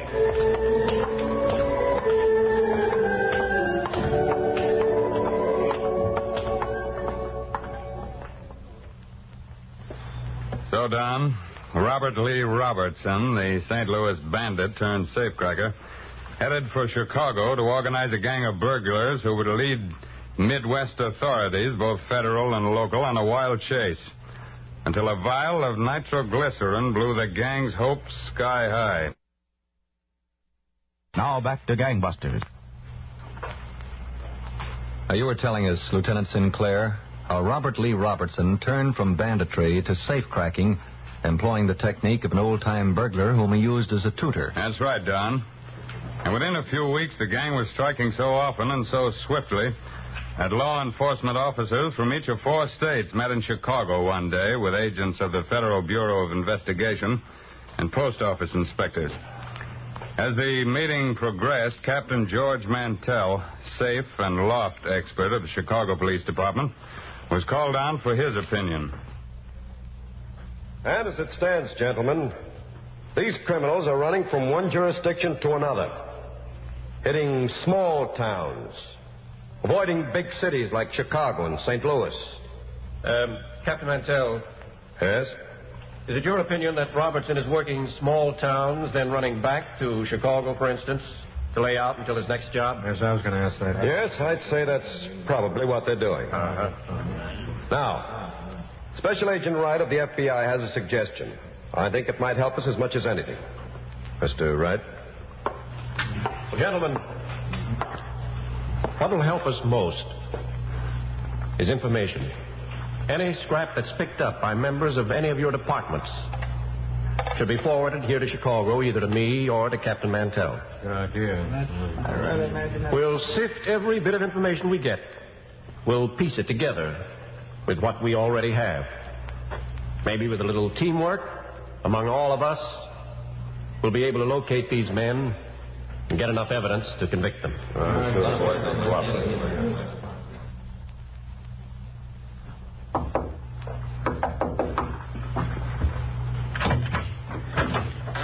Oh, Peg, come in. Everything okay? Couldn't be better. Robbie? Is it okay? Yeah, okay, come on. All right, Peg, get inside. Hey, Robbie. Hold on. Where's Cardinal? Yeah. You got the new guy? Yep. Hey, where's that sewing I left here last night? How should I know? How does he look to you, Miller? Left it right there on the table. Will you stop worrying about your pins and needles? I've been working a month on that blouse. I didn't touch it. Well, somebody Okay, did. who cares? Don't leave anything around you guys. Miller. Yeah? What do you think of this new guy? Well, Cargill says he knows his stuff. I can find that out from Cargill. What do you think of? He looks okay to me.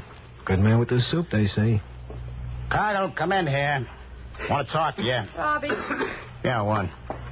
now that we're back in Chicago, can't we stay here a couple of days? No. When are you going to spend all this money? When I retire. When you retire. What the devil happened to that sewing? Hello, Robbie. Cargill? Come on, meet this guy, Robbie. He knows his business. Cargill, did you see my sewing? Will you shut up? Oh, for... Where's he from? The East. Where in the East? I don't know. Did he tell you, Miller? Or should he tell me? What kind of a deal is this? You bring me a knob knocker, you don't know where he's from. He's okay. I'm telling you, he's okay. We'll see. Miller. Yeah, Robbie? When I'm talking to this guy, take the car around back. Put those new Nebraska plates on it. Right, boys. Come on, Robbie. I'll introduce you to this guy. I can introduce myself. Okay. Hi, I'm the... Peg. Peg. What, Robbie? Come in here. What is it? I'm looking for Hello, Moore. So you're the big soup man from the East. You should have come back for me that night, Robbie, my boy. The safe was loaded with currency of every denomination and 2 quarts of Kentucky bourbon bottled in bond. Well, if you'll excuse me. Peg, come here. What is it, Robbie? You know this whiskey head was here. No, I didn't. You know he was no fish that were going to spring on me. Have a drink, Robbie. Help yourself. I'll give you a drink. Robbie! Oh. Get out of here, Peg. Go on, get out. Robbie, Go on, get out. All right. Wait for me out there. She's a sweet one, Robbie. Sweet like the morning dew before the mountain sun comes up. Okay, never mind the poetry. One thing I want to find out from you and then walk out of here and forget you ever seen the place. I don't want no rum pots under my nose. I'm afraid you're stuck with me, Robbie. Now, listen here. Hands off. Here's one bottle you won't be so quick to knock on the floor. Nitroglycerin. My nitroglycerin. Put that soup on the table, Moore, and walk out of here. You're not feeding me whiskey an ounce at a time now, Robbie. I'm doing the feeding, and I'm giving the orders. From now on, I'm a full partner in your noble aggregation. That's what you say. You'll say it, too, Robbie. You'll say it with words of welcome or the bottle smashes on the floor like you smashed that bottle of good red whiskey. Is that so? I swear it by all the oaths my father taught me. I'm in, huh, Robbie? I'm in, or I blow us both to the house to who knows where. You're not in. I've lived a long time, Robbie, and I waited a long time for right now. Say yes, or hold onto your hat. Get out of here, Moore. The orders are coming from me. Jim Moore, master of the trade. Say yes. Say you're in, Moore. Say it. You haven't got the nerve. Go on, blow us up. Well, what are you waiting for? Go on. Oh, you win, Robbie. I couldn't smash the bottle, not even for a place in heaven insured. Give me that soup, you. Give it. Yeah. No, Robbie, no. All right, sit down there. Go on, sit down. Robbie, no. Shut up. Thanks for handing me the little idea about another use for the nitro. I'll remember it if I ever get on a spot. Only you and me are different, Moore.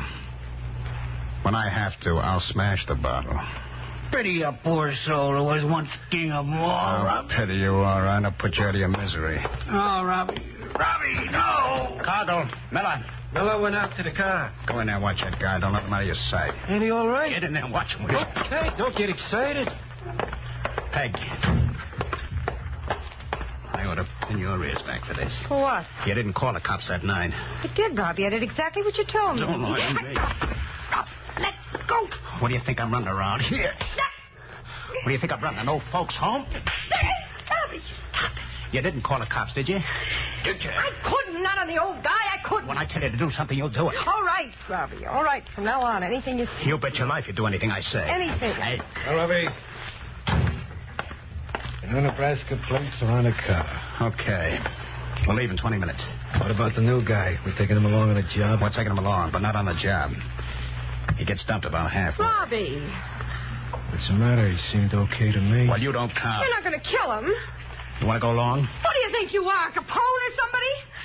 Just a small-time hoodlum that's had a little luck. That's enough. Just a little luck, that's One all. more peep out of you and you'll be the safe ditches more, you hear? Now find your someone to sit down in that chair and do it. Don't go out, don't call nobody, don't do nothing. You just sit there and sew. When I get back, we'll settle this thing between you and me once and for all.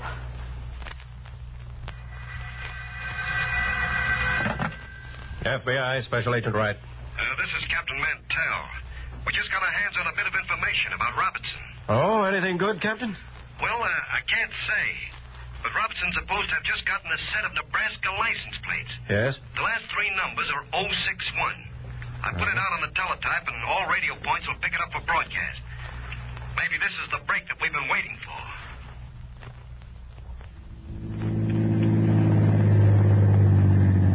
Look, Robbie, I don't want to get mixed up in no killing. I got nothing against the guy. Yeah, Robbie, just tell me why. If you tell me why, it might be okay. It's okay because I say so. Drive, Cargill, that's all. Just drive. And you, Miller, keep your mouth shut. Let me kill the bottle before you give me the push, Robbie. Shut up. If you think I'm scared, you're thinking right. Gee, I wished I had more of a load on. If I had more of a load on it, it'd be like dropping off into a feather bed. Shut up, will you? There's a spot up ahead, Cargill. Look, Robbie, Okay, that's enough. Be just like you, more to come back and haunt me. You could count on it, Robbie. All right, where'd you rather have it? In the head or in the belly? Let me go. Let me go, Robbie. I'm doing you a favor, rum-dum. Make up your mind. Where? Robbie, it's cops. Hey, get moving. Get moving, Cargill. Don't worry. It's a state highway patrol, Robbie. They must have made the license plate. Go on faster. I guess you get a reprieve, Moore. Oh, for once in my life, I wish the cops well. Go on. Down to the floor. We're pulling away from them. Cargill? Yeah? Douse the lights. Hey. There's a side road over the hill. Duck into it. We can't run on a side road. Maybe we'll lose them. If not, it's okay. There's enough of us. We'll fight it out and double back Chicago. What about him? He stays with us. For the time being. Go on. Hit it, Cargill. Hit it.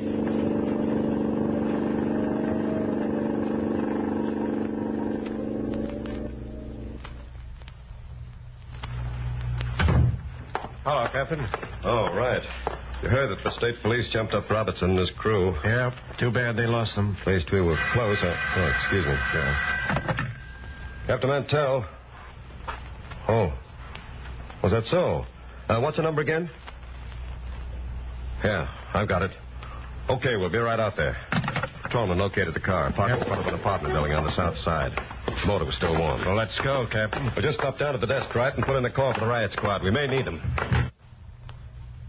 You got us in some mess, Robbie. Moore didn't do nothing to nobody. Okay, so they didn't do nothing to nobody. Now we're stuck with them here. We can't turn them out. We can't hold them. What are we going to do? I'll figure that out after you get rid of the license plates in the car. I told you to take it around back an hour ago. Miller said he'd attend. I told you.